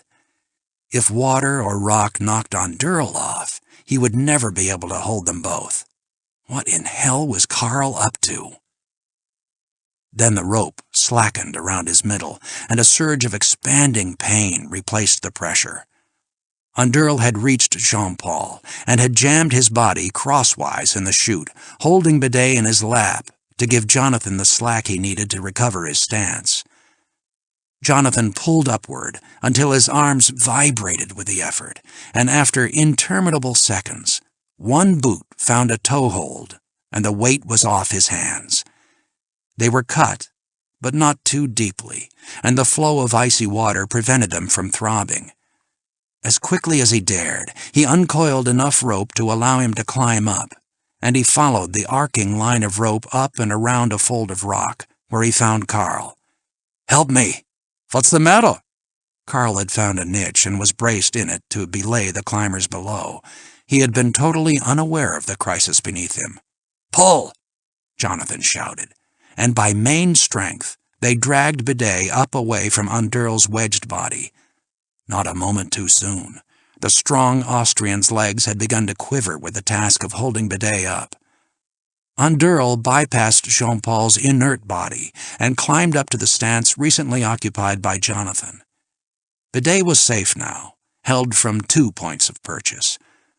From their position, neither Jonathan nor Karl could see what was occurring below, but Underl told them later that Jean-Paul had a comically quizzical expression on his face as he returned to consciousness and found himself dangling in a vertical river. The falling rock had done him no real damage, but he had struck his head hard against the face when he fell. With the automatic responses of the climber prevailing over his dizziness, he began to scramble up, and before long, the 4 of them were crowded into Karl's small, secure niche. When the last jacket disappeared behind the fold of rock at the top of the chute, Ben stood up from his telescope and drew the first full breath he had taken in 10 minutes. He looked around for deep grass, and he vomited. 2 of the young climbers who had been standing by, concerned and helpless, turned away to give Ben privacy. They grinned at each other out of embarrassment. "Wet and cold, but not much the worse for wear," Karl diagnosed. "And the worst of it is behind us. You really needn't be so glum, Herr Doctor." "We can't get back through that chute," Jonathan said with finality. "Fortunately, we shall not have to. If it comes to a retreat—" "You have a Maginot mentality, Herr Doctor. We shall not retreat. We shall simply climb up out of this phase." Jonathan felt a hot resentment at Karl's bravado, but he said nothing more. Instead, he turned to Underl, who shivered on the ledge beside him. "Thank you, Underl. You were fine." Underl nodded, not egotistically, but in genuine appreciation of the sureness and correctness of his actions. He received his own critical approval. Then he looked up at Karl. "You didn't know we were in trouble?" "No." "You didn't feel it on the line?" "No." "That is not good." Underl's simple evaluation stung Karl more than recriminations could have. Jonathan envied Underl his composure, sitting there on the lip of rock, looking out over the abyss, musing into space. Jonathan was in no way composed. He shivered, wet through and cold, and he was still nauseated with the sudden spurt of adrenaline. Bidet, for his part, sat next to Jonathan, gingerly touching the bump on the side of his head. He suddenly laughed aloud. "It's strange, isn't it? I remember nothing after the stone knocked me off my stance. It must have been quite an event. Pity I slept through it." "That's the spirit," Karl said, slightly accenting the first word to differentiate between Jean-Paul's attitude and Jonathan's. "Now, we shall rest here for a moment and collect our senses, then up we go. From my study of the route, the next 400 meters should be child's play." Every fiber of Ben's body was weary, drained by the sympathetic tensions and physical stresses with which he had tried to help the climbers, conducting their movements, as it were, by kinesthetic telepathy. His eyes burned with strain, and the muscles of his face were set in grooves of concern. He had to give a grudging credit to Karl, who, once the torrent of the chute was behind, had led the party up in a clean, rapid ascent of the virgin rock, up past the windows of the Eiger station, and through a long gully packed with snow and ice that brought them to a prominent pillar, standing out from the rock pitch separating the first and second ice fields. Making that pillar had consumed 2 hours of desperate climbing.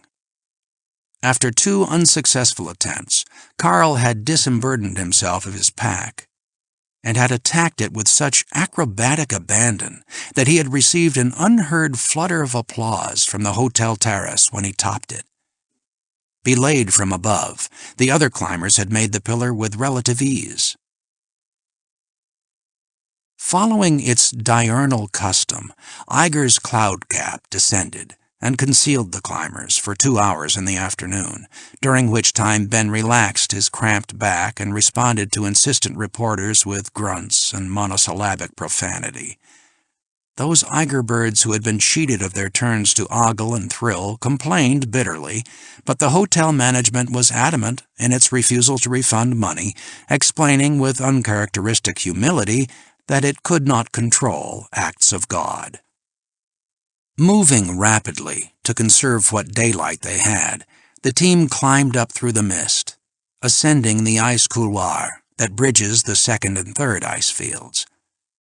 When the clouds lifted, Ben could see them making what appeared to be a safe, if uncomfortable, bivouac a little to the left of the Flatiron and below Death Bivouac.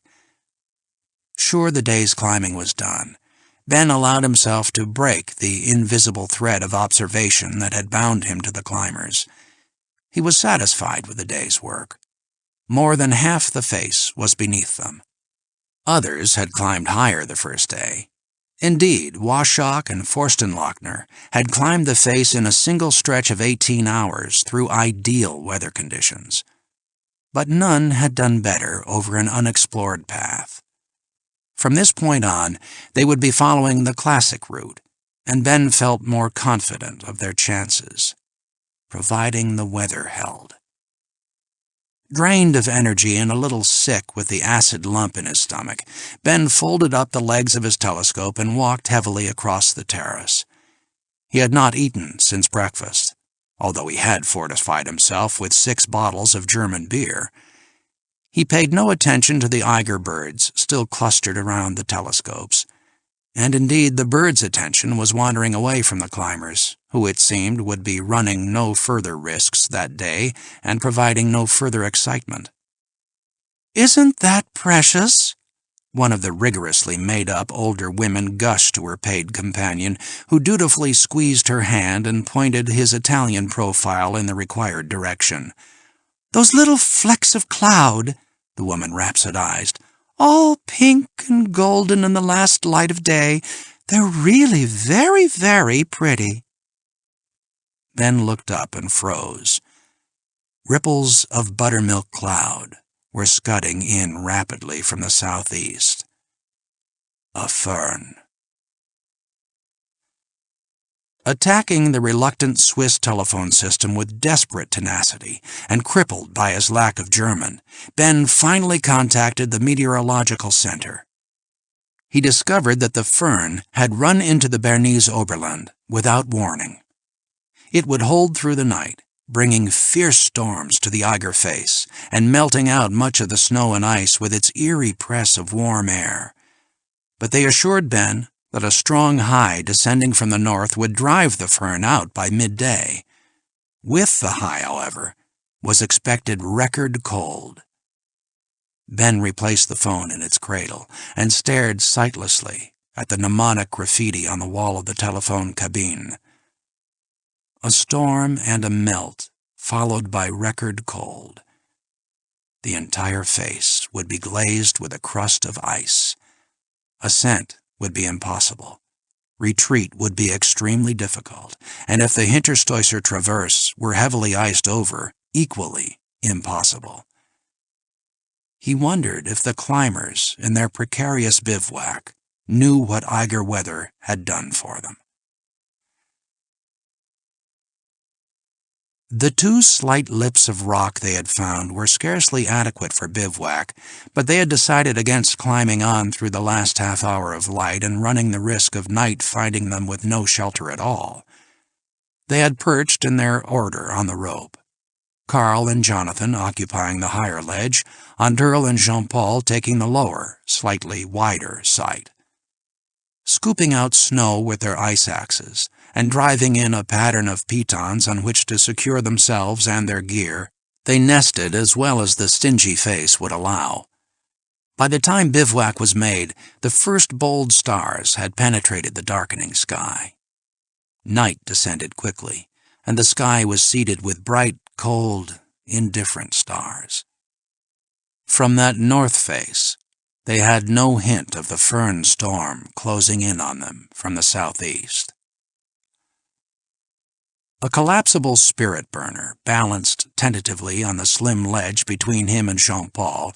Anduril brewed cup after cup of tepid tea, made from water that boiled before it was really hot. They were close enough to pass the cups around, and they drank with silent relish. Although each man forced himself to swallow a few morsels of solid food, glutinous and tasteless in their desiccated mouths, it was the tea that satisfied their cold and thirst. The brewing went on for an hour, the tea relieved occasionally by a cup of bouillon. Jonathan struggled into his eider-filled sleeping bag and found that by forcing himself to relax, he could control the chattering of his teeth. Save when he had actually been climbing, the cold that followed their drenching in the frigid water of the chute had made him shudder convulsively, wasting his energy and eroding his nerves. The ledge was so narrow that he had to sit astride his pack to cling without continuous effort, and even then his position was almost vertical. His rope harness was connected to the pitons behind by 2 separate ropes, just in case Carl should attempt to cut one while he dozed. Although Jonathan took this sensible precaution, he considered himself to be fairly safe.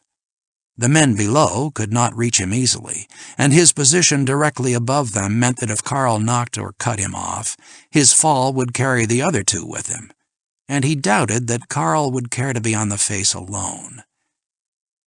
After his own safety, Jonathan was most concerned about Jean-Paul, who had made only the most minimal arrangements for comfort.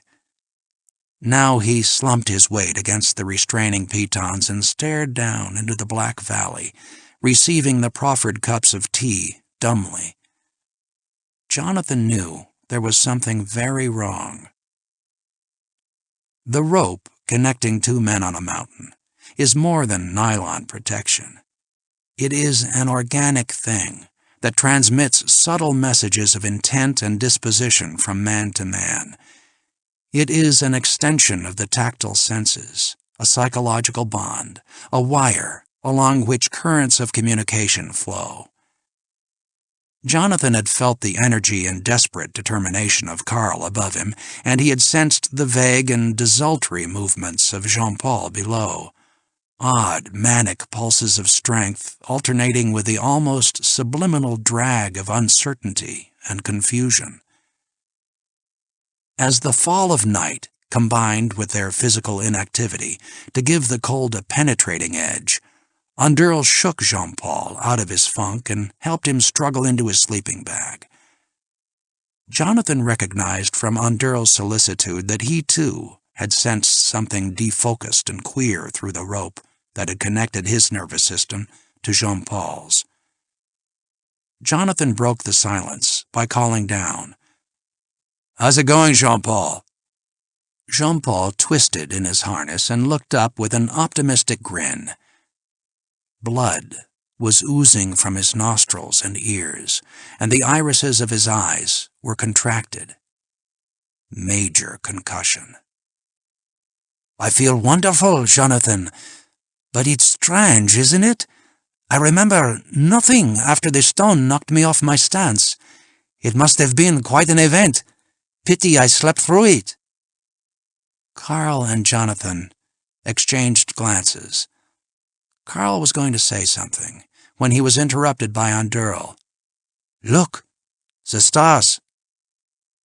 Wisps of cloud were racing between them and the stars, alternately revealing and concealing their twinkle in a strange, undulating pattern.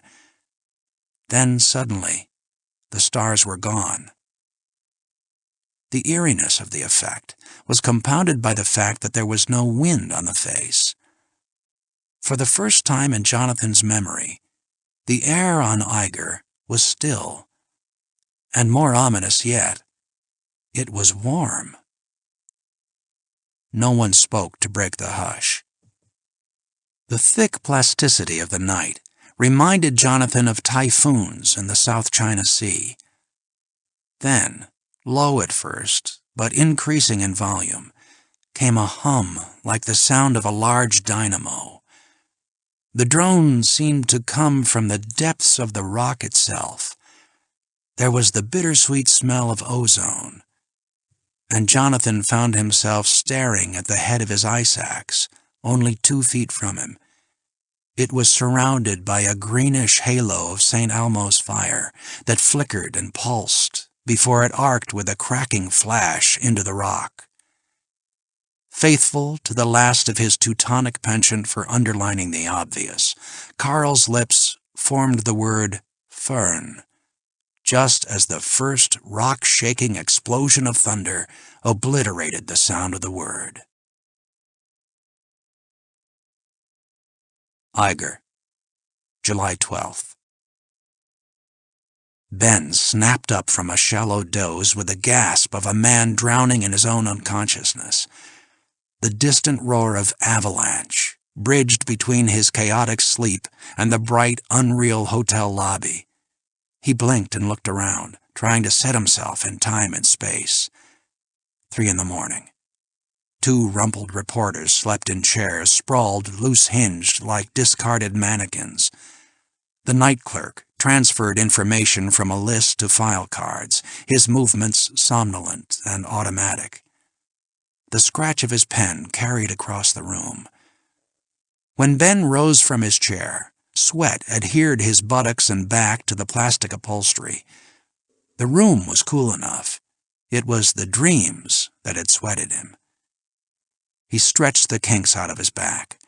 Thunder rumbled distantly, and the noise was trebled by the crisper sound of snowslide.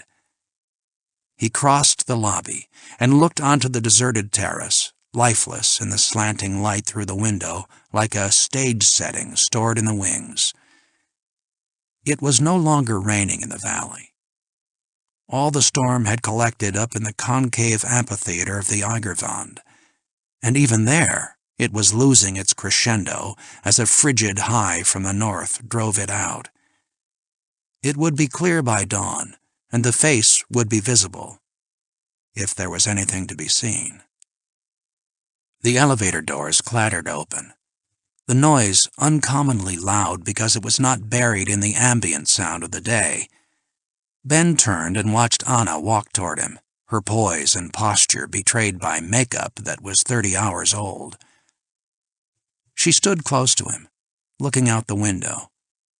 There had been no greetings. "The weather is clearing a little, it seems," she said. Yes. Ben did not feel like talking. "I just heard that Jean-Paul had an accident." You just heard? She turned toward him and spoke with odd, angry intensity.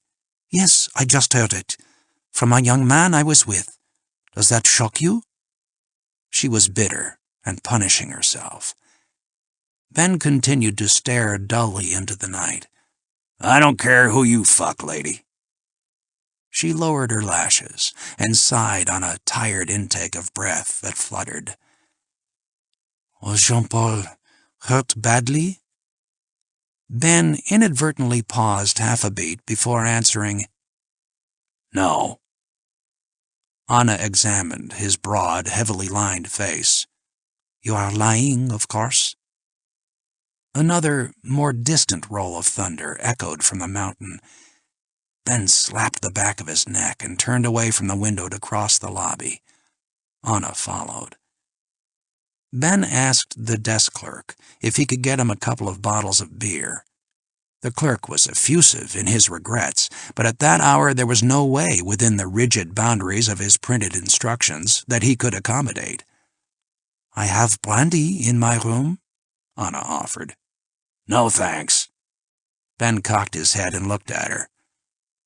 All right, fine. In the elevator, Anna said, "You didn't answer when I said you were lying. Does that mean Jean-Paul's fall was serious?" Fatigue from his long watch was seeping in and saturating his body. I don't know, he admitted. He moved funny after his fall. Not like something was broken, but funny. I got the feeling he was hurt. Anna unlocked the door to her room and walked in ahead of Ben, turning on the lights as she passed through. Ben paused for a moment before entering. "Come in, Mr. Bowman. What is wrong?" She laughed dryly. "Ah, I see. You half expected to see the young man I mentioned." She poured out a liberal portion of brandy and returned to him with it. "No, Mr. Bowman. Never in the bed I share with my husband." You draw the line in funny places. Thanks. He downed the drink. "I love Jean-Paul." Uh-huh. "I did not say I was true to him physically. I said I love him. Some women have needs beyond the capacities of their men. Like alcoholics, they are to be pitied." I'm tired, lady. "Do you think I am trying to seduce you?" I have testicles. There don't seem to be any other requirements. Anna retreated into laughter. Then instantly she was serious. "They will get down alive, won't they?" The brandy worked quickly up the dry wick of Ben's worn body. He had to struggle against relaxation.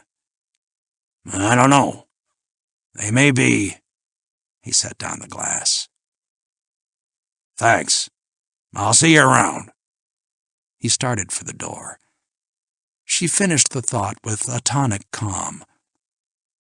"They may be dead already." It's possible. After Ben left, Anna sat at her dressing table, idly lifting and dropping the cut glass stopper of a perfume bottle. She was at least 40. The four figures were as motionless as the mountain they huddled against. Their clothing was stiff with a brittle crust of ice, just as the rock was glazed over with a shell of frozen rain and meltwater. It was not yet dawn, but the saturation of night was diluting in the east. Jonathan could dimly make out the ice-scabbed folds of his waterproof trousers. He had been crouched over for hours, staring sightlessly into his lap ever since the force of the storm had abated sufficiently to allow him to open his eyes. Despite the penetrating cold that followed the storm, he had not moved a muscle. His cringing posture was exactly what it had been when the firn struck, tucked up in as tight a ball as his stance permitted, offering the elements the smallest possible target. It had broken upon them, without warning, and it was not possible to reckon the time it had lasted. One interminable moment of terror and chaos compounded of driving rain and stinging hail, of tearing wind that lashed around them and wedged itself between man and rock, trying to drive them apart. There were blinding flashes and blind darkness, pain from clinging and numbness from the cold. But most of all, there had been sound. The deafening crack of thunder close at hand, the persistent scream of the wind, the roar and clatter of the avalanche spilling to the right and left and bouncing in eccentric patterns over the outcropping of rock that protected them. It was quiet now. The storm was gone. The torrent of sensation had washed Jonathan's mind clean, and thought returned slowly and in rudimentary forms. He told himself in simple words that he was looking at his pants. Then he reasoned that they were covered with a crust of ice. Eventually, he interpreted the pain as cold, and only then, with doubt and wonder, but no excitement, he knew that he was alive. He must be. The storm was over, but the dark and the cold only slowly retreated from his consciousness, and the transition from pain and storm to calm and cold was an imperceptible blend. His body and nerves remembered the fury, and his senses told him it had passed, but he could recall neither the end of the storm nor the beginning of the calm. He moved his arm, and there was a noise, a tinkling clatter, as his movement broke the crust of ice on his sleeve. He clenched and unclenched his fists and pressed his toes against the soles of his boots, forcing his thickened blood out to his extremities. The numbness phased into electric tingle, then into throbbing pain. But these were not unpleasant sensations because they were proofs of life. The dark had retreated enough for him to make out Carl's bowed and unmoving back a few feet from him, but he wasted no thought on Carl's condition. All his attention was focused on the returning sense of life within himself. There was a sound just beneath him. Underl? Jonathan's voice was clogged and dry. Underl stirred tentatively, like a man checking to see if things were still working. His coating of ice shattered with his movement and tinkled down the face. There was a storm last night. His voice was gruffly gay. I imagine you noticed. With the advance of dawn came a wind, persistent, dry, and very cold. Underl squinted at his wrist altimeter. It reads 40 meters low, he announced matter-of-factly. Jonathan nodded. 40 meters low. That meant the barometric pressure was 2 points higher than normal. They were in a strong, cold high that might last any amount of time. He saw Underl move cautiously along his ledge to attend to Jean-Paul, who had not yet stirred. A little later, Underl set to the task of brewing tea on the spirit stove, which he placed for balance against Jean-Paul's leg. Jonathan looked around. The warmth of the fern had melted the surface snow, and it had frozen again with the arrival of the cold front. An inch of ice crusted the snow, slippery and sharp, but not strong enough to bear a man's weight. The rocks were glazed with a coat of frozen meltwater, impossible to cling to. But the crust was too thin to take an ice piton. In the growing light, he assessed the surface conditions. They were the most treacherous possible. Carl moved. He had not slept, but like Underl and Jonathan, he had been deep in a protective cocoon of semi-consciousness. Pulling himself out of it, he went smoothly and professionally through the task of checking the pitons that supported him and Jonathan. Then he exercised isometrically to return circulation to his hands and feet, after which he began the simple but laborious job of getting food from his kit: frozen chocolate and dried meat. All through this, he did not speak. He was humbled and visibly shaken by the experiences of the night. He was no longer a leader. Underl twisted against the rope holding him into his nook and stretched up to offer Jonathan a cup of tepid tea. Jean-Paul. Jonathan drank it down in one avaricious draught. What about him? He passed the metal cup back down and licked the place where his lip had adhered to it and torn. He is dead. Underl refilled the cup and offered it up to Carl. Must have gone during the storm, he added quietly. Carl received the tea and held it between his palms as he stared down at the rumpled and ice-caked form that had been Jean-Paul. Drink it, Jonathan ordered, but Carl did not move. He breathed orally in short, shallow breaths over the top of the cup, and the puffs of vapor mixed with the steam rising off the tea. How do you know he is dead? Carl asked in an unnaturally loud, monotonic voice. I looked at him, Underl said as he refilled the small pot with ice chips. You saw he was dead, and you set about making a cup of tea? Underl shrugged. He did not bother to look up from his work. Drink the tea, Jonathan repeated, or pass it over here and let me have it before it gets cold. Carl gave him a look saturated with disgust, but he drank the tea. He had a concussion, Underl said. The storm was too much. The man inside could not keep the man outside from dying. For the next hour, they swallowed what food they could, exercised isometrically to fight the cold, and placated their endless thirsts with cup after cup of tea and bouillon.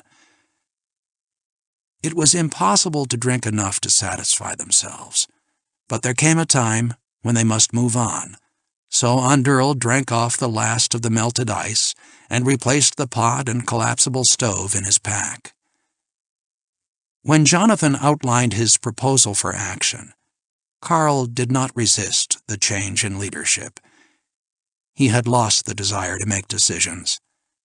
Again and again, his attention strayed and his eyes fixed on the dead man beneath him.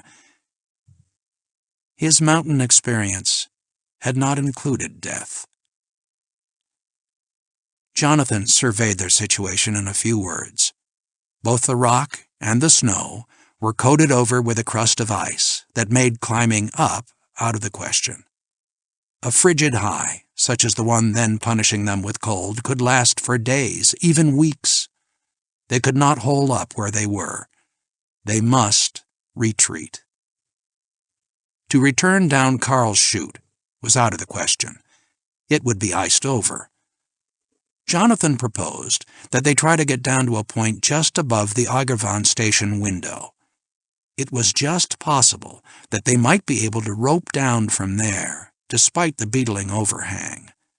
Ben, waiting and watching them from the ground, would realize their intention, and he would be waiting with help at the window. As he spoke, Jonathan read in Underl's face that he had no great faith in their chances of roping down from above the station window, but he did not object, realizing that for reasons of morale, if nothing else, they had to move out. They must not stay there and face the risk of freezing to death in bivouac, as years before Settlemeyer and Meringer had done, not 100 meters above them. Jonathan organized the rope. He would lead, slowly cutting big, tub-like steps in the crusted snow. Carl would be next on the rope. A second, independent line would suspend Jean-Paul's body between them. In this way, Carl could belay and protect Jonathan without the additional drag of Jean-Paul.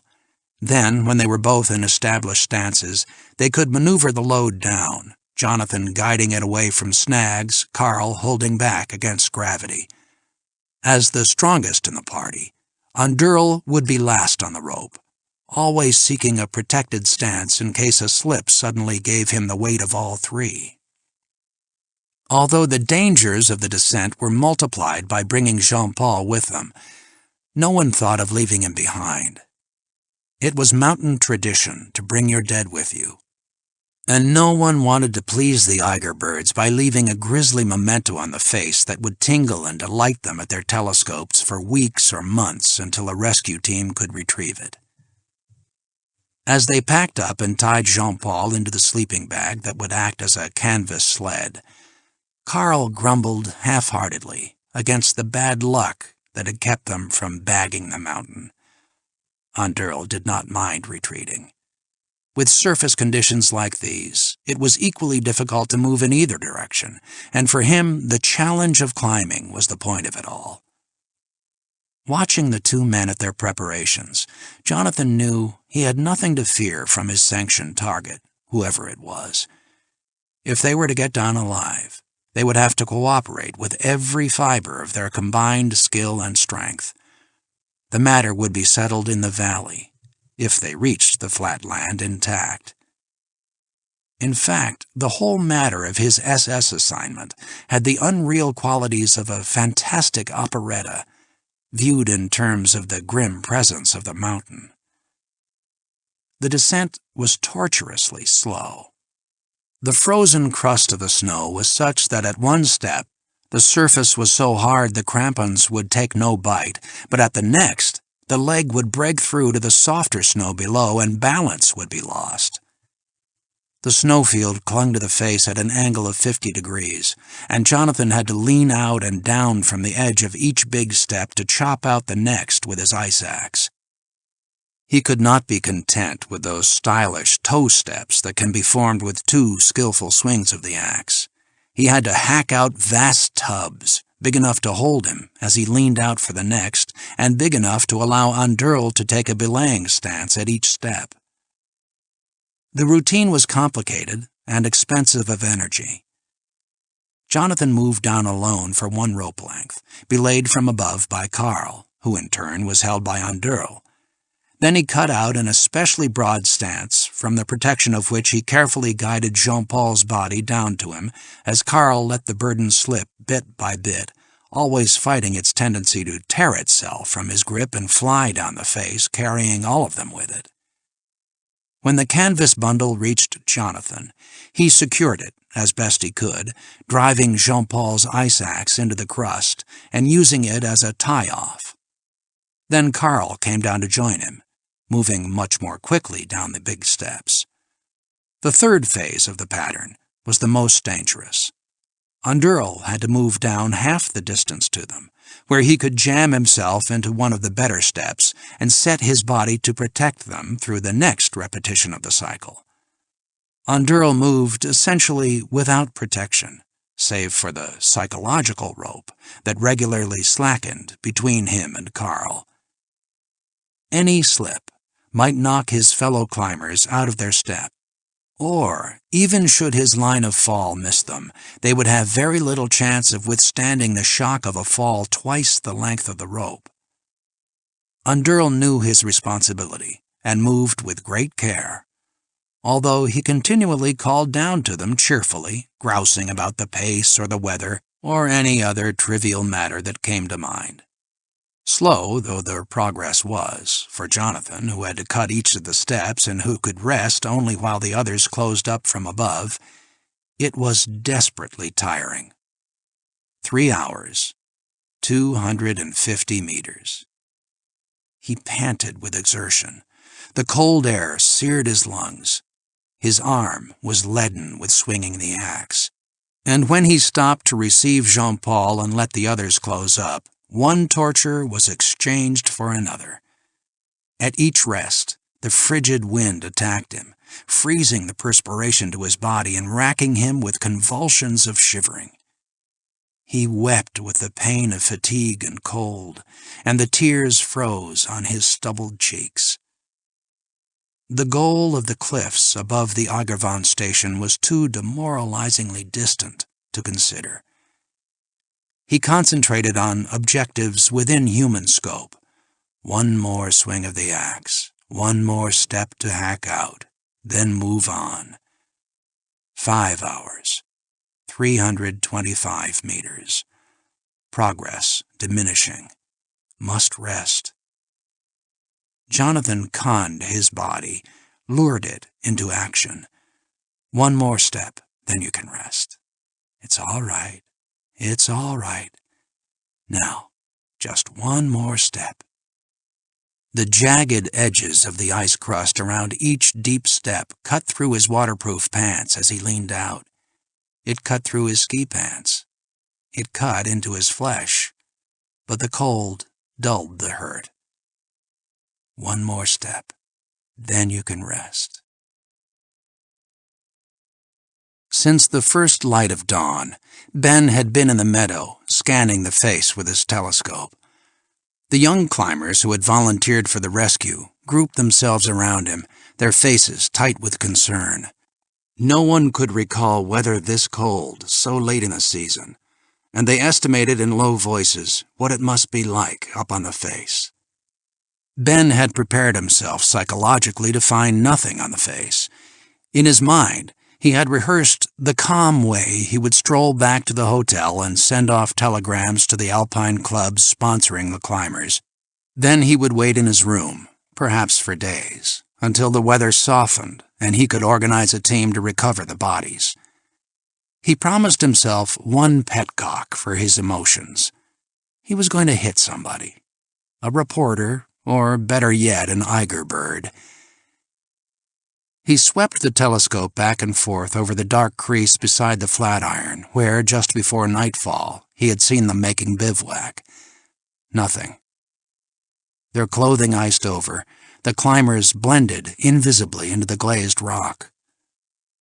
On the hotel terrace, Eiger birds were already queued up at the telescopes, stamping about to warm themselves and receiving great bowls of steaming coffee from scuttling waiters. The first rumors that there was nothing to be seen on the face had galvanized the tourists. Hungry for sensation and eager to display depths of human sympathy, Eiger hens told one another how terrible it all was and how they had had premonitions during the night. One of the twits Andurl had used burst suddenly into tears and ran back into the hotel, refusing to be consoled by her friends. When they took her at her word and left her alone in the empty lobby for 20 full minutes, she found the inner resources to return to the terrace, red-eyed but brave. The Eiger cocks nodded to one another significantly and said that they had known it all along. If anyone had had the sense to ask their advice, they would have told them that the weather looked ugly and changeable. Muffled up securely against the cold and convoyed by a solicitous entourage, the Greek merchant and his American wife walked through the crowd which grew silent and pressed back to make way for them. Nodding to the left and right, they assumed their roles as major mourners, and everyone said how especially hard this must be on them. Their tent had been kept warm through the night by 2 portable gas stoves, but still they had to endure the rigors of chill wind as they took turns rising from breakfast to scan the mountain with the telescope that had been reserved for their private use. Ben stood in the meadow, sipping absently at the tin cup of coffee one of the young climbers had pressed anonymously into his hand. A murmur, then a squealing cheer came from the terrace. Someone had spied a trace of movement. He dropped the cup on the rimed grass and was at the eyepiece in an instant. There were 3 of them, moving slowly downward. 3, and something else. A bundle. Once they were well out onto the snow, Ben could make out the colors of their windbreakers. Blue, Jonathan, was in the lead. He was moving down very slowly, evidently cutting out wide steps of the kind that cost time and energy. He inched down almost a rope's length before the second man, Red, Carl, began to lower a gray-green something, lump, down to him. Then Carl descended relatively quickly to join Jonathan. The last, Yellow, Andurl, climbed carefully down, stopping halfway and setting a deep belay. There was no one behind Andurl. The bundle must be Jean-Paul, injured or dead. Ben could imagine what that surface must be like after the melting fern and the hard freeze. A treacherous scab of ice that might pull away from the undersnow at any time. For 20 minutes, Ben remained at the telescope, his tightly reined body aching to do something helpful, but uncertain of the intentions of the climbers. Finally, he forced himself to straighten up and stop the torment of guessing and hoping. At their terribly slow pace, it would be hours before he could be certain of how they would try to execute their retreat. He preferred to wait in his room, where no one could observe his vicarious fear. They might attempt the long traverse over the classic route, or they might retrace their line of ascent, forgetting that Carl's chute was iced over now. There was a third possibility, one Ben prayed Jonathan would have vision enough to elect. They might try for the cliffs above the Eigervan station window. It was remotely possible that a man might rope down to the safety of that lateral gallery. No one had ever attempted it, but it seemed the best of a bad lot of alternatives. "Morning. Are you going to be using your telescope?" Ben turned to see the confident, boyish smile of the actor beaming at him. The stiffly made-up actress wife stood beside her husband, her sagging throat bound up in a bright silk neckerchief, shivering in the stylish ski clothes that had been specifically designed to make her appear taller and less dumpy The actor modulated richly. The lady would hate to go home without having seen anything, but we really can't have her standing around in line with those other people. I know you understand that. You want to use my telescope? Ben asked, unbelieving. Tell him we'll pay for it, love, the wife inserted. Then she blessed the young climbers with her handsome eyes. The actor smiled and used his most chocolate voice. Of course, we'll pay for it. He reached out for the instrument, smiling all the while his effective, disarming grin. Contrary to subsequent news reports, Ben never really hit him. The actor reacted to the flash of Ben's hand and winced away with surprising celerity. The movement cost him his balance, and he fell on his back on the frozen ground. Instantly, the wife screamed and threw herself over her fallen mate to protect him from further brutality. Ben snatched her up by the hair and bent over them, speaking in rapid, hushed tones. I'm going up to my room, and I'm leaving this telescope right where it is. If either of you fucking ghouls touches it, your doctor's gonna have one hell of a time getting it out. He walked away to the sound of laughter from the young climbers and a spate of scatological vitriol from the actress that revealed her familiarity with most of the sexual variants. Ben bore across the terrace with his energetic, hopping stride, not swerving an inch from his course through the milling crowd, and taking a retributive pleasure in each jolting impact that left one of the Eiger birds dazed and startled in his wake. In the deserted bar, he ordered 3 bottles of beer and a sandwich. While he waited, Anna approached, pressing through the terrace throng to join him. He did not want to talk to her, but the barman was slow. Is Jean-Paul all right? She asked as she neared him. No.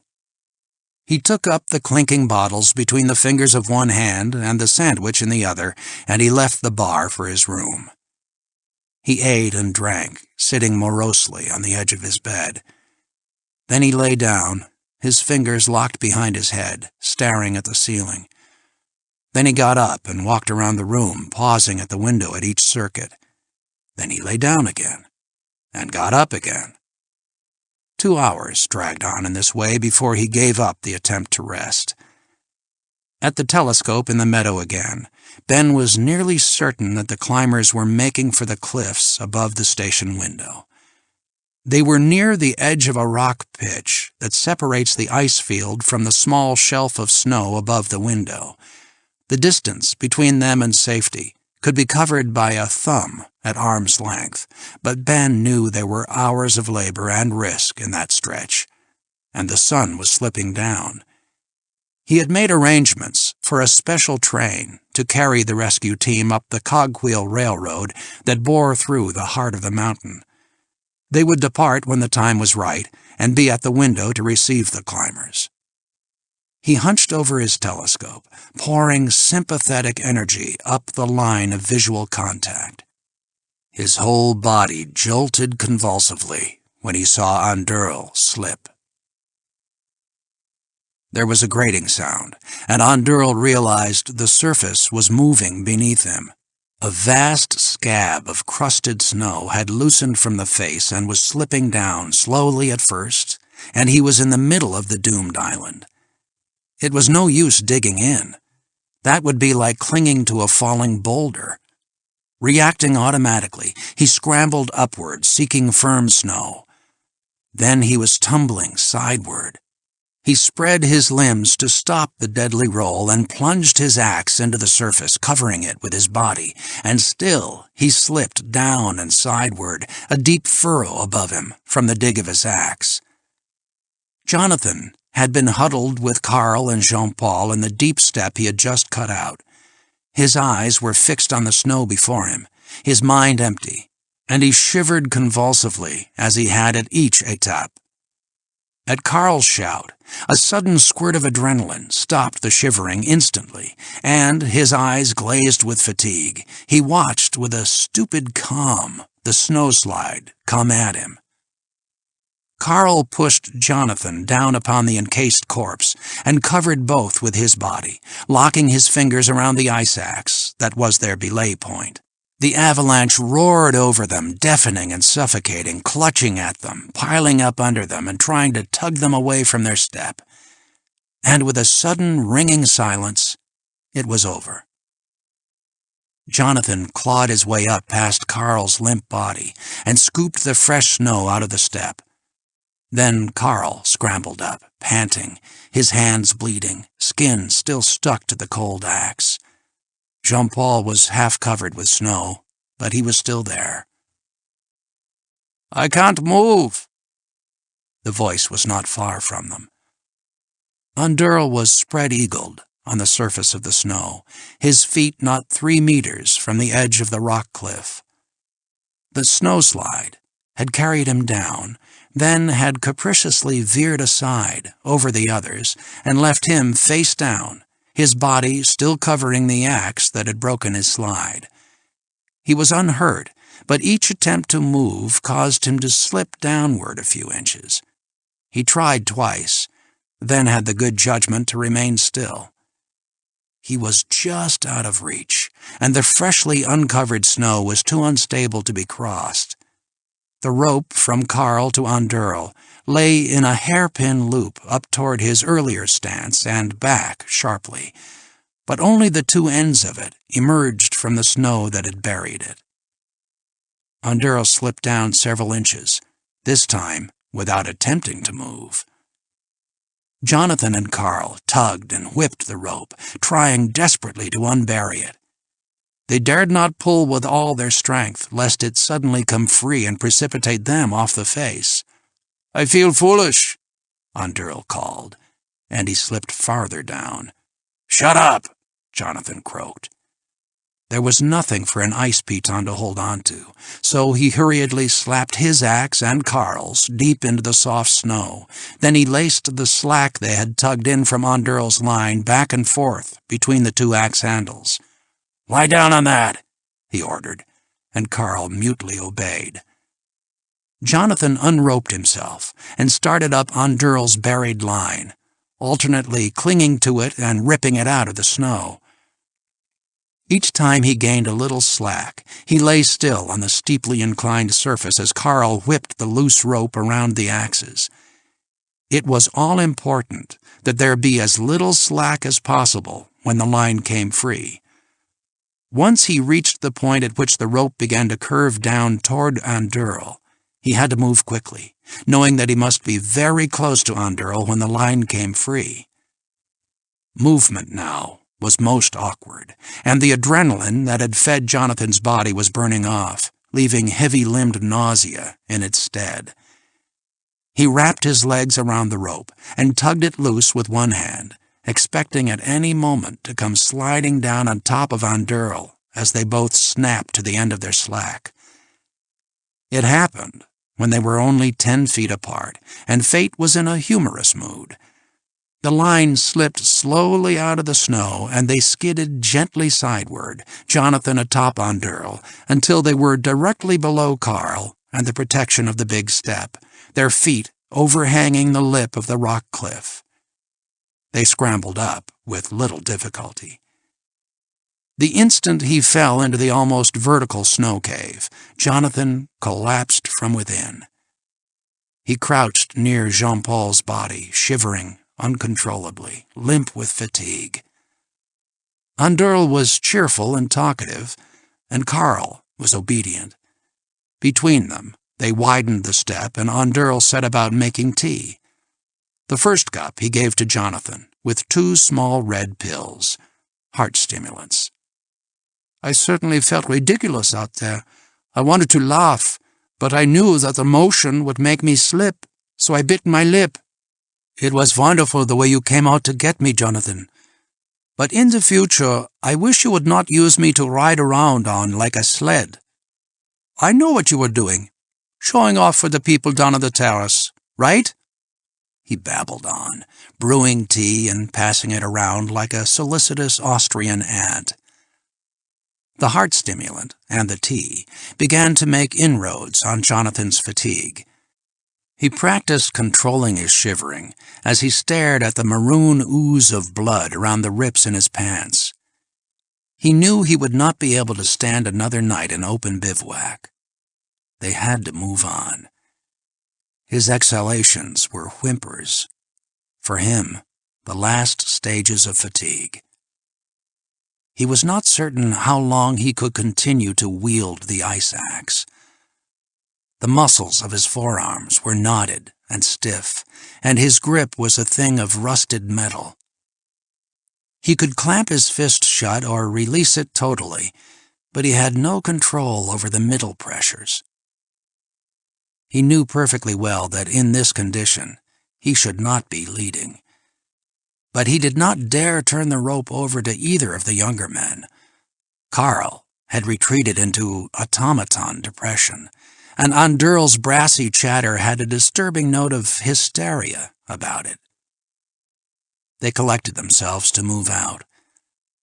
As he took the metal cup back, Andurl examined Jonathan's gray-green eyes, as though seeing him for the first time. "You're very good, you know, Jonathan. I've enjoyed climbing with you." Jonathan forced a smile. "We'll make it."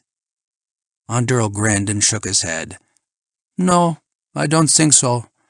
But we shall continue with style." They took the cliff quickly, rappelling on a doubled rope. That which looked most daring to Eiger birds below was in reality much less demanding than slogging down through the snowfields. Evening was setting in, so they did not waste time retrieving Andurl's rope. Months later, it could still be seen dangling there, half-rotten. One more snowfield to cross, and they would be perched above the station windows. The brutal cycle began again. It was colder now, with the sun going. Jonathan set his jaw and turned off his mind. He cut step after step, the shocks against the axe head, traveling up his throbbing arm directly to the nape of his neck. Chop, step down, lean out, chop, and shiver convulsively as the others close up. The minutes were painfully long, the hours beyond the compass of human time. Time had been viscous for Ben, too. There would have been consolation in action, but he controlled his impulse to move until he was sure of their line of descent.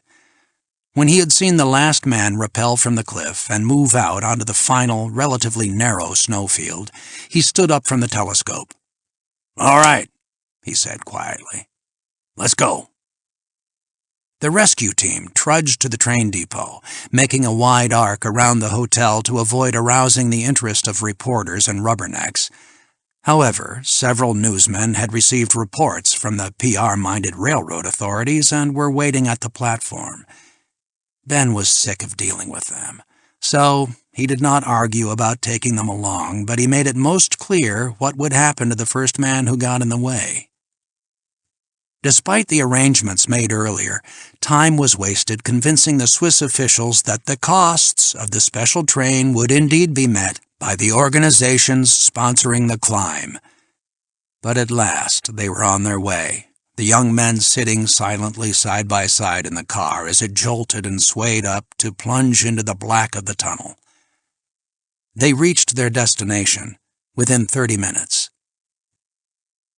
The clatter of climbing gear and the scrape of boots echoed down the artificially lit tunnel as they walked from the Eiger station platform along the slightly downsloping lateral gallery that gave onto the observation windows.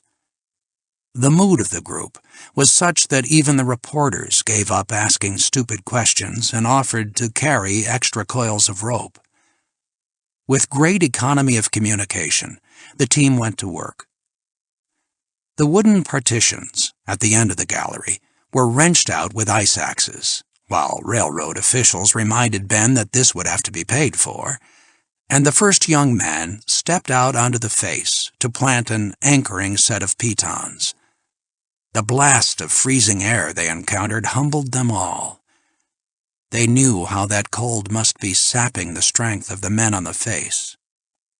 Ben would have given anything to lead the group making the rescue, but his experience told him that these young men, with all their toes intact and youthful reserves of energy, could do the job better than he. Still, he had to fight the desire to make many small corrective suggestions because it seemed to him that they were doing everything just a little bit wrongly. When the young leader had reconnoitered the face, he crawled back into the gallery. His report was not reassuring. The rock was plastered with a coating of ice half an inch thick, too thin and friable to take an ice piton, but thick enough to cover and hide such viable piton cracks as the rock beneath might have. They would have to peck away at the ice with their axes to bare the rock for each piton, and that would be slow. But the most disturbing information was that they would not be able to move upward toward the climbers more than 10 meters. Above that, the rock face beetled out in an impassable overhang. It looked as though a skillful man could move out as much as 100 feet to the right or left from the window ledge, but not up. As the young man gave his report, he slapped his hands against his knees to restore circulation. He had been out on the face for only 20 minutes, but the cold had stiffened and numbed his fingers.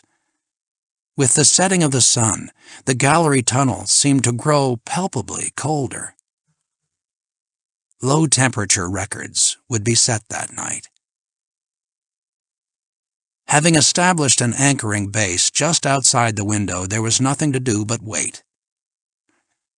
The likelihood of the climbers chancing to rope down directly above the window was remote. Even assuming the direct line would go, they had no way to know from above exactly where the window was. Because of the overhang, the first man would be dangling out several yards from the face. They would have to inch over to him, somehow get a line out to him and pull him in. Once that line was tied down, the retrieval of the others would be easier. If they had the strength left to make it down, if they had enough rope to pass the overhang, if the cold had not stupefied them, if their running line did not jam, if their anchor point above on the lip of the cliff held. Every few minutes, one of the young men went out on the face and yodeled up, but there was no answer. Ben paced up and down the gallery, the newsmen sagely pressing against the rock walls to stay out of his way. On one return walk, he cursed and stepped out on the face himself, unroped, holding one of the anchoring pitons with one hand and leaning out with something of his former insouciant daring. "Come on, John!" he shouted up. "Get your ass off that hill!" No answer. But something else struck Ben as odd. His voice had carried with abnormal, crisp resonance. There was no wind on the Eiger. It was strangely still, and the cold was settling down like a silent, malignant presence. He listened to the eerie silence, broken only occasionally by the artillery crack of a random chunk of rock arcing off from somewhere above and exploding against the base far below. When he scrambled back in through the gallery window, he slid his back down the tunnel wall and sat crouching among the waiting rescuers, hugging his knees until the shivering stopped, and licking his hand where he had left palm skin on the steel piton. Someone lit a portable stove, and the inevitable life-giving tea began to be passed around.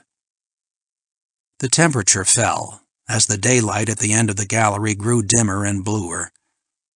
One of the young men at the mouth of the tunnel yodeled, paused, and yodeled again, and an answering call came from above. There was a mumble of excitement in the gallery, then a sudden hush as the young climber yodeled again. And again he received a clear response.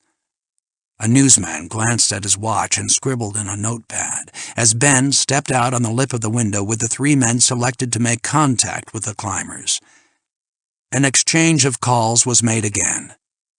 In the windless hush, it was impossible to tell how far from above the calls were coming. The yodeler tried again, and Andurl's voice replied with peculiar clarity, "What is this? A contest?" A young Austrian in the rescue team grinned and nudged the man next to him. That was Andurl Meyer for you. But Ben detected in the sound of Andurl's voice the last desperate gesture of a proud, spent man. He lifted his hand, and those on the ledge with him were silent. There was a scuffling sound above, and to the left, someone was being lowered over the bulge of rock, far to the left, 120 feet from safety. From the clink of snap rings, Ben knew he was coming down in an improvised harness. Then the boots appeared, and Jonathan slipped down slowly, twisting under his line, dangling some 10 feet away from the face. Twilight was setting in quickly. While Jonathan continued his slow, twirling descent, the three rescuers began to traverse toward him, chipping away at the treacherous coating of ice and wrapping in pitons each time they uncovered a possible crack. Ben stayed on the ledge by the window, directing the activities of the three. There was no room out there for others who were eager to help. Ben did not call out encouragement to Jonathan. He knew from the slump of the body in the harness that he was at the very rim of endurance, after having broken the way for all three since dawn, and he had no breath to waste on talk. Ben prayed that Jonathan would not succumb to that emotional collapse so common to climbers once the end was almost within grasp. The three young men could not move quickly. The face was almost vertical, with only an iced-over ledge 3 inches wide for toehold. If they had not been experienced at executing tension traverses against the line, they would not have been able to move at all. Then Jonathan stopped in mid-descent. He looked up, but could not see over the lip of the overhang. "What's wrong up there?" Ben called. "Rope!" Andurl's voice had the gritting of teeth in it. "Jammed!" "Can you handle it?" "No!" "Can Jonathan get on the face and give us a little slack?" "No!" There was nothing Jonathan could do to help himself. He turned slowly around on the line, 600 feet of void below him. What he wanted most of all was to sleep. Although he was far below them, Ben could hear the voices of Carl and Andurl through the still frigid air. He could not make out the words, but they had the sound of an angry conference. The three young men continued to move out, now halfway to Jonathan and starting to take chances, knocking in fewer pitons to increase their speed. "All right," Andurl's voice called down. "I'll do what I can." "No!" Carl screamed. "Don't move!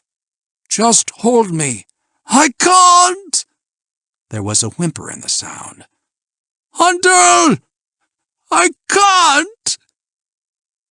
Ben saw the snow come first, shooting over the edge of the overhang, a beautiful golden spray in the last beam of the setting sun. Automatically, he pressed back against the face. In a flash, like one alien frame cut into a movie, he saw the two dark figures rush past him, veiled in a mist of falling snow and ice. One of them struck the lip of the window with an ugly splat, and they were gone. Snow continued to hiss past, then it stopped, and it was silent on the face. The three young men were safe, but frozen in their stances by what they had witnessed. "Keep moving," Ben barked, and they collected their emotions and obeyed. The first shock knocked Jonathan over in his harness, and he hung upside down, swinging violently, his mind swirling in an eddy of semi-consciousness. The thing hit him again, and blood gushed from his nose. He wanted to sleep, and he did not want the thing to hit him again. That was the extent of his demands on life. But for a third time, they collided. It was a glancing blow, and their ropes intertwined. Instinctively, Jonathan grasped at it and held it to him. It was Jean-Paul, hanging half out of his bedroll shroud, stiff with death and cold. But Jonathan clung to it. When Underl and Carl fell, their weight snapped the line between them and the corpse, and it tumbled over the edge and crashed down on Jonathan. It saved him from falling, counterbalancing his weight on the line that connected them, and passed through a snap-link and piton high above. They swung side by side in the silent cold. "Sit up!" Jonathan heard Ben's voice from a distance, soft and unreal. "Sit up!" Jonathan did not mind hanging upside down. He was through. He had had it. Let me sleep. Why sit up? "Pull yourself up, goddammit!" They won't leave me alone unless I do what they want. What does it matter? He tried to haul himself on Jean-Paul's line, but his fingers would not close. They had no feeling. What does it matter? "John, for Christ's sake!" Leave me alone, he muttered. Go away.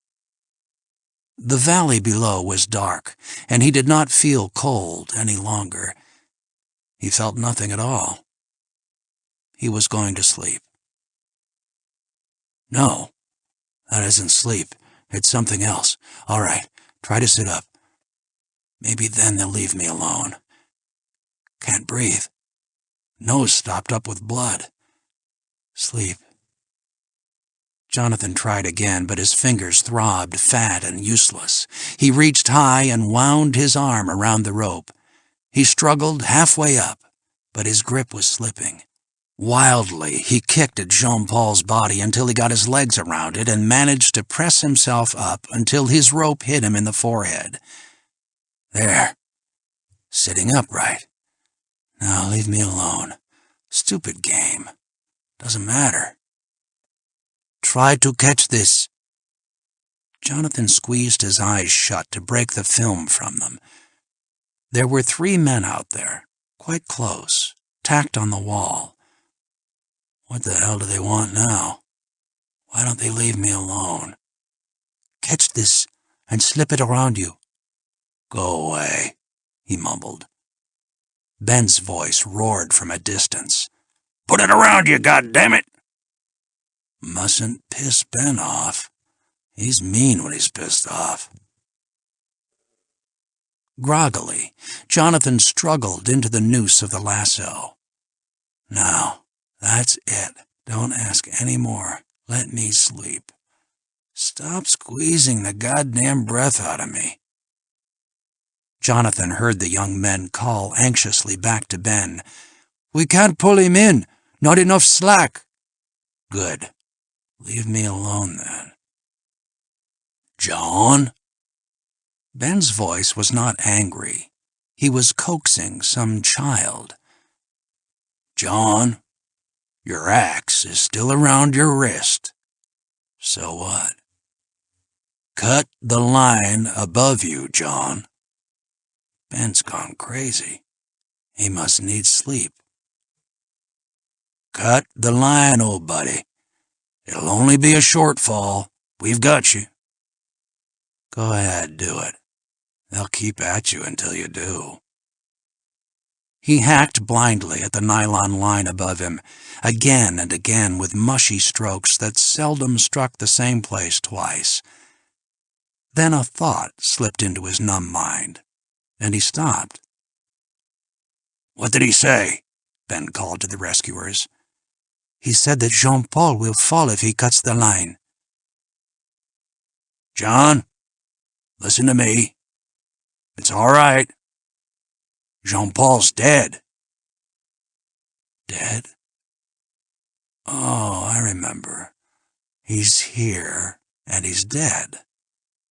Where's Anderl? Where's Carl? They're somewhere else, because they're not dead, like Jean-Paul. Is that right? I don't understand it. It doesn't matter anyway. What was I doing? Oh, yes.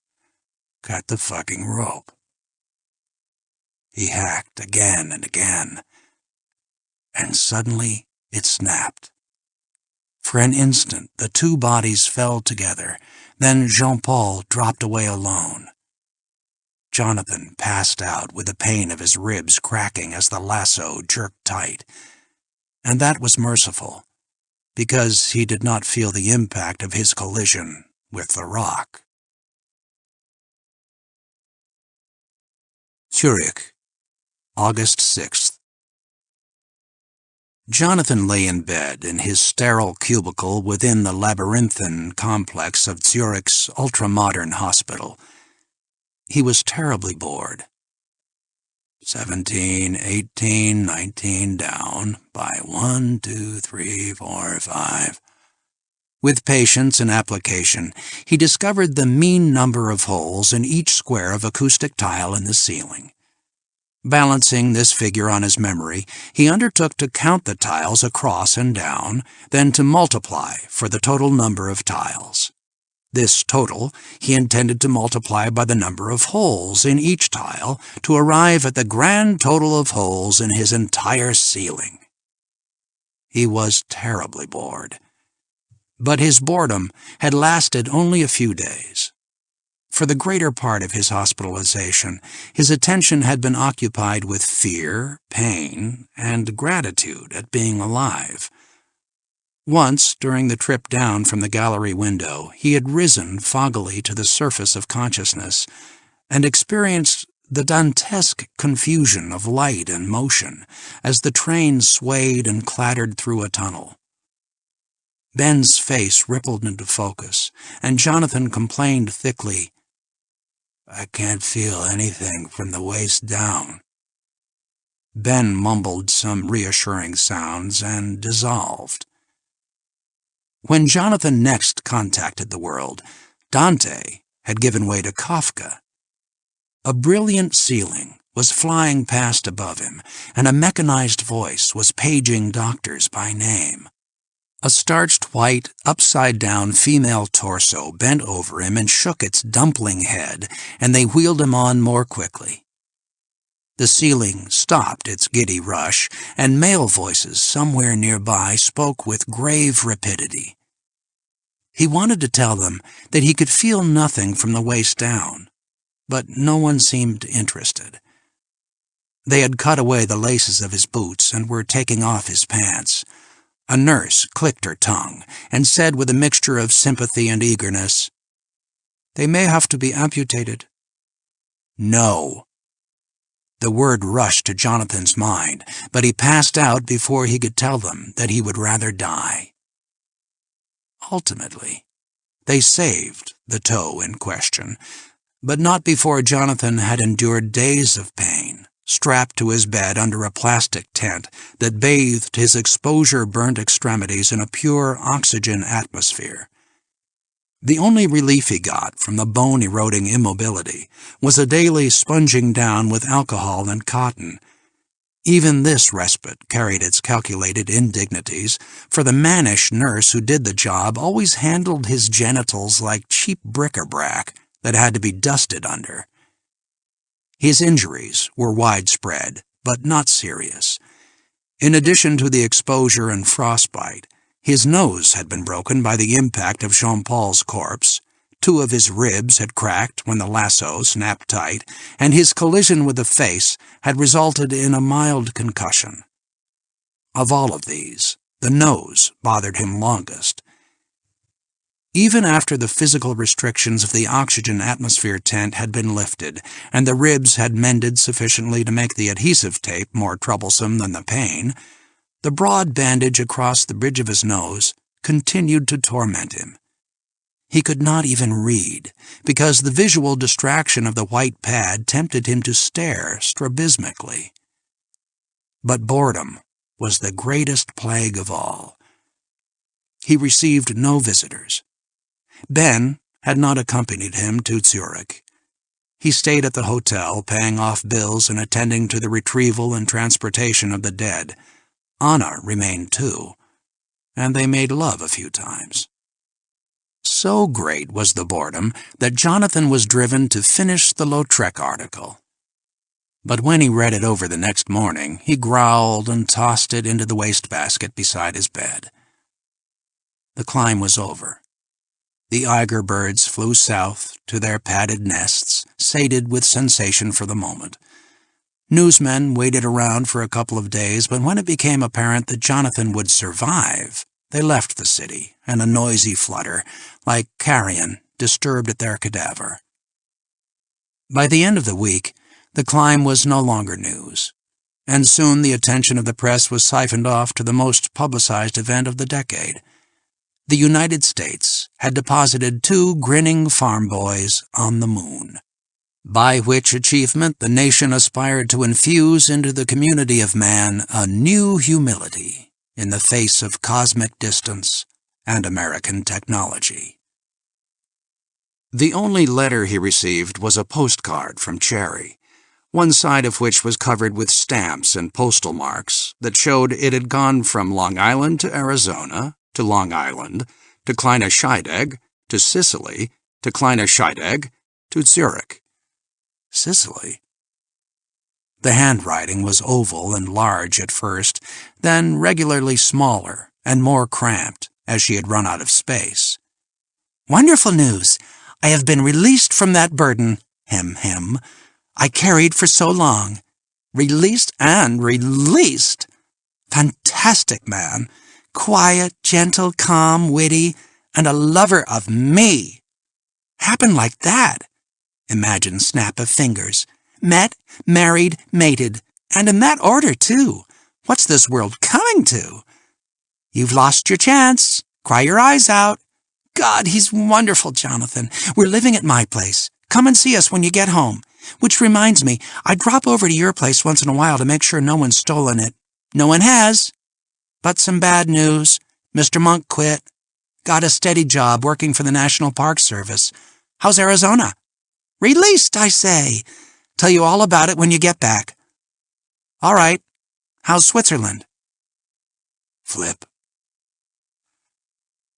Jonathan lay looking up at the ceiling. The first day after restrictions against visitors were lifted, he had the company of a man from the American consulate. Short, plump, with long hair crisscrossed over the naked pate, ranine eyes blinking behind steel-rimmed glasses. He was of that undramatic type CII recruits, specifically because they do not fit the popular image of the spy. So consistently does CII use such men that they have long ago become stereotypes that any foreign agent can pick from a crowd at a glance. The visitor left a small tape recorder of a new CII design that had the play and erase heads reversed, both operative in the play mode, so that the message was destroyed as it was played. The model was considered a marked improvement over its more secretive predecessor, which erased before playing. As soon as he was alone, Jonathan opened the lid of the recorder and found an envelope taped to the underside. It was a confirmation from his bank of the deposit of $100,000 to his account. Confused, he pushed the play button, and Dragon's voice spoke to him, even thinner and more metallic than usual, through the small speaker. He had only to close his eyes to see the iridescent ivory face emerging through the gloom and the pink eyes under tufted cotton eyebrows. My dear Hemlock, you have by now opened the envelope and have discovered, with surprise and pleasure, I hope, that we have decided to pay the full sum despite our earlier threat to deduct your more outrageous extravagances.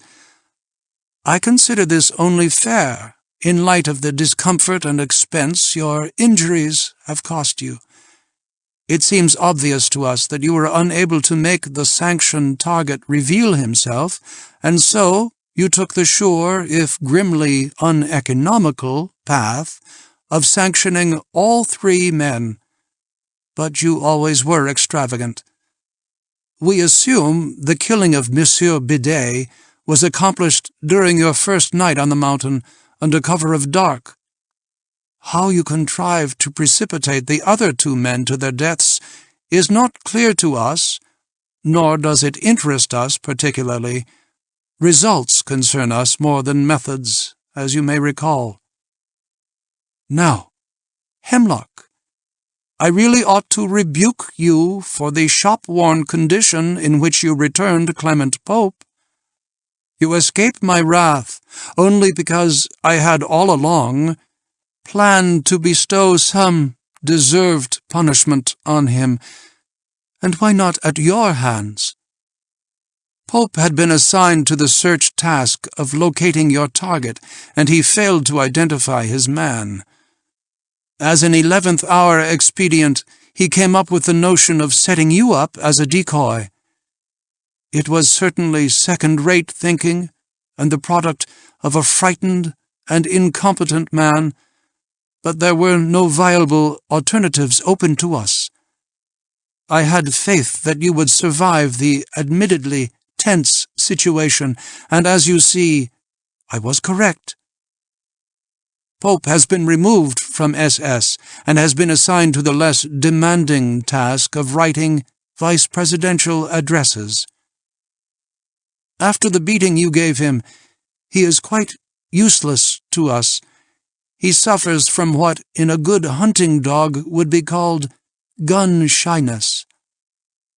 It is with great reluctance that I place your file among the inactives, although I will confide in you that Mrs. Cerberus does not share my melancholy. To tell the truth, I suspect in my heart of hearts that we shall be working together before long. Considering your tastes, this money will last no more than 4 years, after which, who can say? Congratulations on your ingenious solution to the crisis, and good luck to you in your Long Island shrine to your self-image. The end of the tape flapped as the take-up reel spun.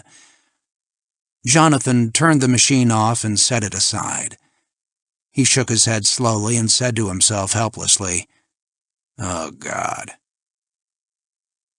Let me see now. It was 42 down by 1, 2, 3, 4. Ben had difficulty getting in the door. He swore and kicked at it viciously as he stumbled in, a huge cellophane-wrapped basket of fruit in his arms. "Here," he said gruffly, and he thrust the crinkling burden toward Jonathan, who had been laughing uncontrollably since first Ben burst in. "What is this wonderful thing you bring me?" Jonathan asked, between racks of laughter. "I don't know. Fruit and such shit. They hustle 'em down in the lobby. What's so goddamn funny?" "Nothing." Jonathan was limp with laughing. "It's just about the sweetest thing anyone's ever done for me, Ben." "Oh, fuck off!" The bed shook with a fresh attack of laughter. While it was true that Ben looked silly, grasping a beribboned basket in his ample paw, Jonathan's laughter carried notes of hysteria, born of boredom and cabin fever. Ben set the basket on the floor and slouched down in a bedside chair, his arms folded across his chest, the image of grumpy patience. "I'm real glad I cheer you up like this." "I'm sorry. Look, all right." He sniffed back the last dry, silent laugh. "I got your postcard." "You and Anna?" Ben waved his hand. "Funny things happen." Jonathan nodded. "Did you find—" "Yeah, we found them at the base. Ondurl's father decided to have him buried in the meadow with inside of the face. Good. Yes. Good. And there was nothing more to say. This was the first time Ben had visited Jonathan in the hospital, but Jonathan understood. There is nothing to say to a sick man. After a pause, Ben asked if they were treating him all right, and Jonathan said yes, and Ben said good. Ben mentioned the Valparaiso hospital after Aconcagua, where their roles had been reversed while Ben recuperated from toe amputations. Jonathan remembered and even managed to dredge up a couple of names and places that they could both nod over energetically, then let slip away. Ben walked around the room and looked out the window. How are the nurses? Starched. Have you invited any aboard? No, they're a pretty rank lot. That's too bad. Yes, it is. Ben sat down again and flicked lint off his pants for a while. Then he told Jonathan that he intended to catch a plane back to the States that afternoon. I should be in Arizona by tomorrow morning. Give my love to George. I'll do that. Ben sighed, then stretched vigorously, then said something about taking care of yourself, then rose to go. When he picked up the fruit basket and put it near the bed, Jonathan began to laugh afresh. This time, Ben stood there taking it. It was better than the long silences. But after a while he began to feel stupid, so he put the basket down and made for the door. Oh, Ben? What? Jonathan brushed away the tears of laughter. How did you get mixed up in the Montreal business in the first place? Ben had stood for many minutes at the window, his forehead resting against the frame, looking down on the traffic that crawled along the colorless street, lined with optimistic saplings. When at last he spoke, his voice was husky and subdued.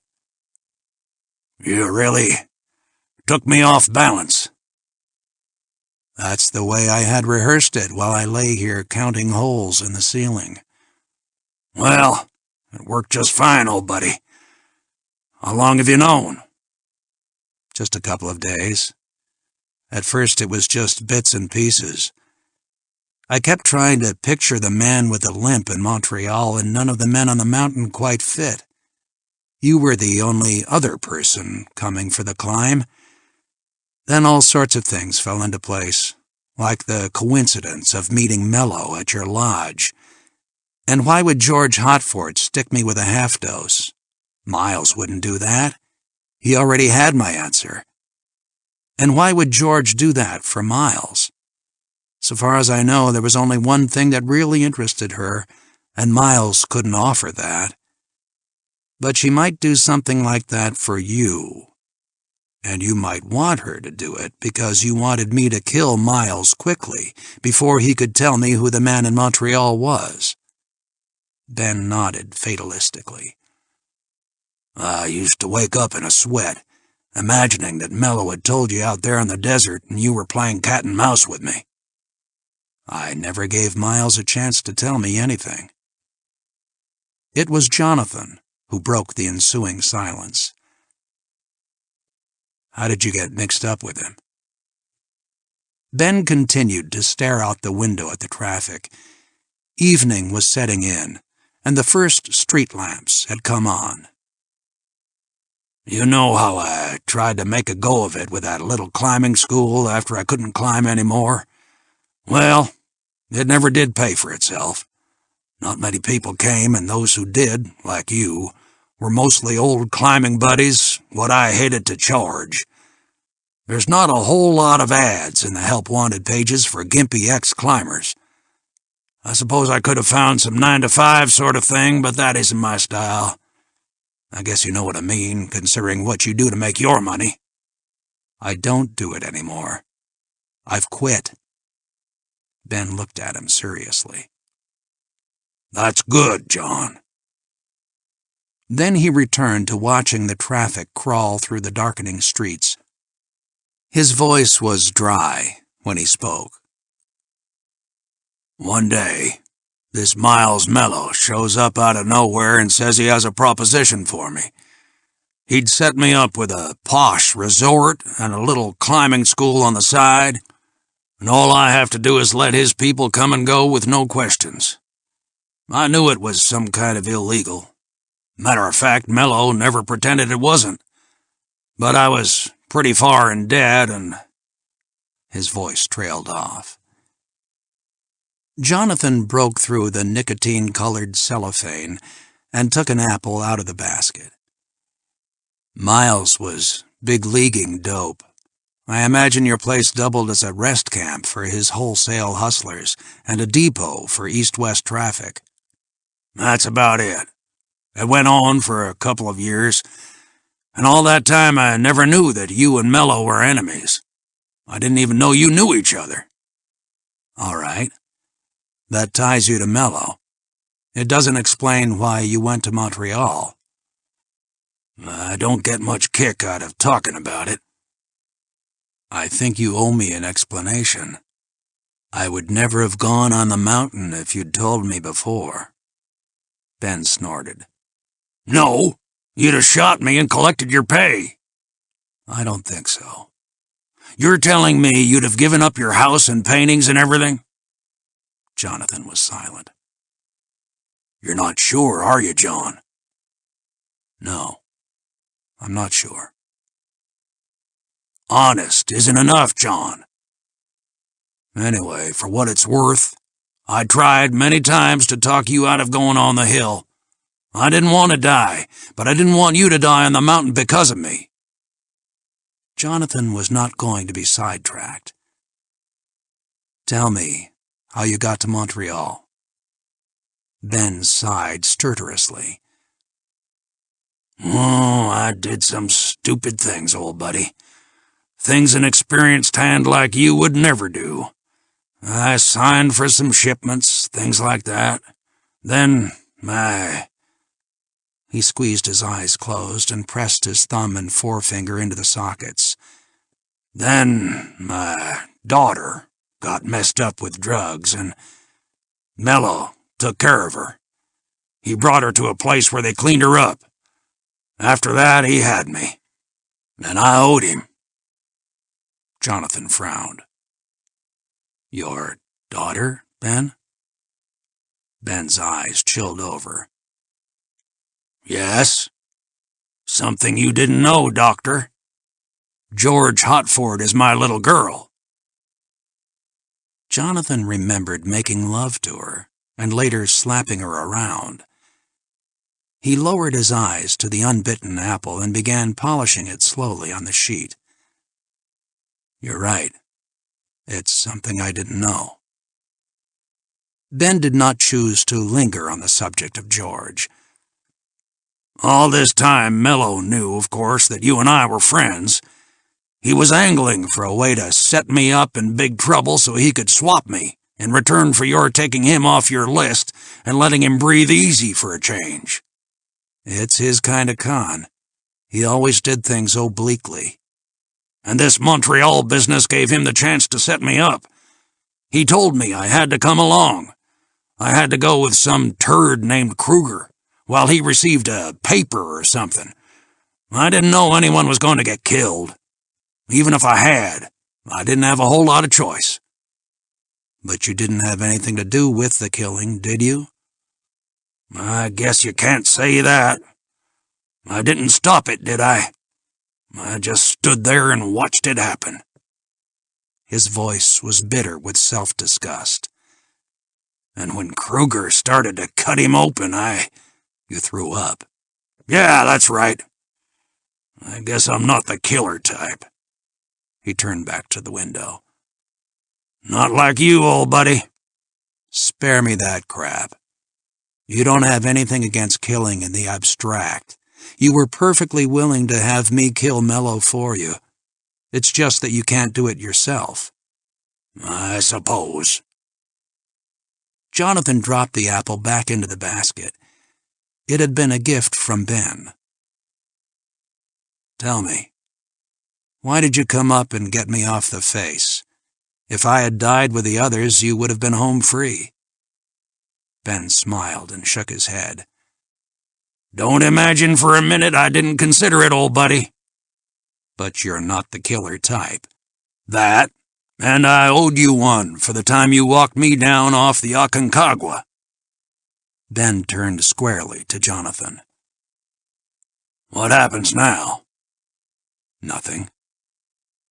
"You wouldn't bullshit an old buddy, would you?" "The CII people are satisfied that they have their man, and I don't see any reason to disabuse them, especially since I've already been paid." "What about you? I know how you are about friends who let you down." "I don't have any friends who have let me down." Ben thought that over. "I see. Tell me, old buddy, do you have any friends at all?" "Your solicitude is touching, Ben. When do you catch your plane?"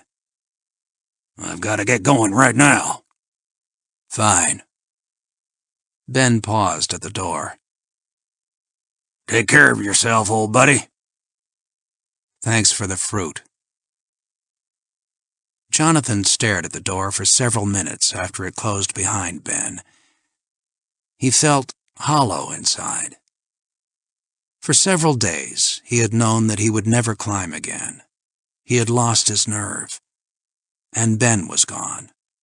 And Jemima was gone. And he was tired of counting holes in the ceiling. He turned the light off, and the blue of late evening filled the room. He closed his eyes and tried to sleep. What the hell? He didn't need them. He didn't need any of it. When he got back to the States, he was going to sell the goddamn church. But not the paintings.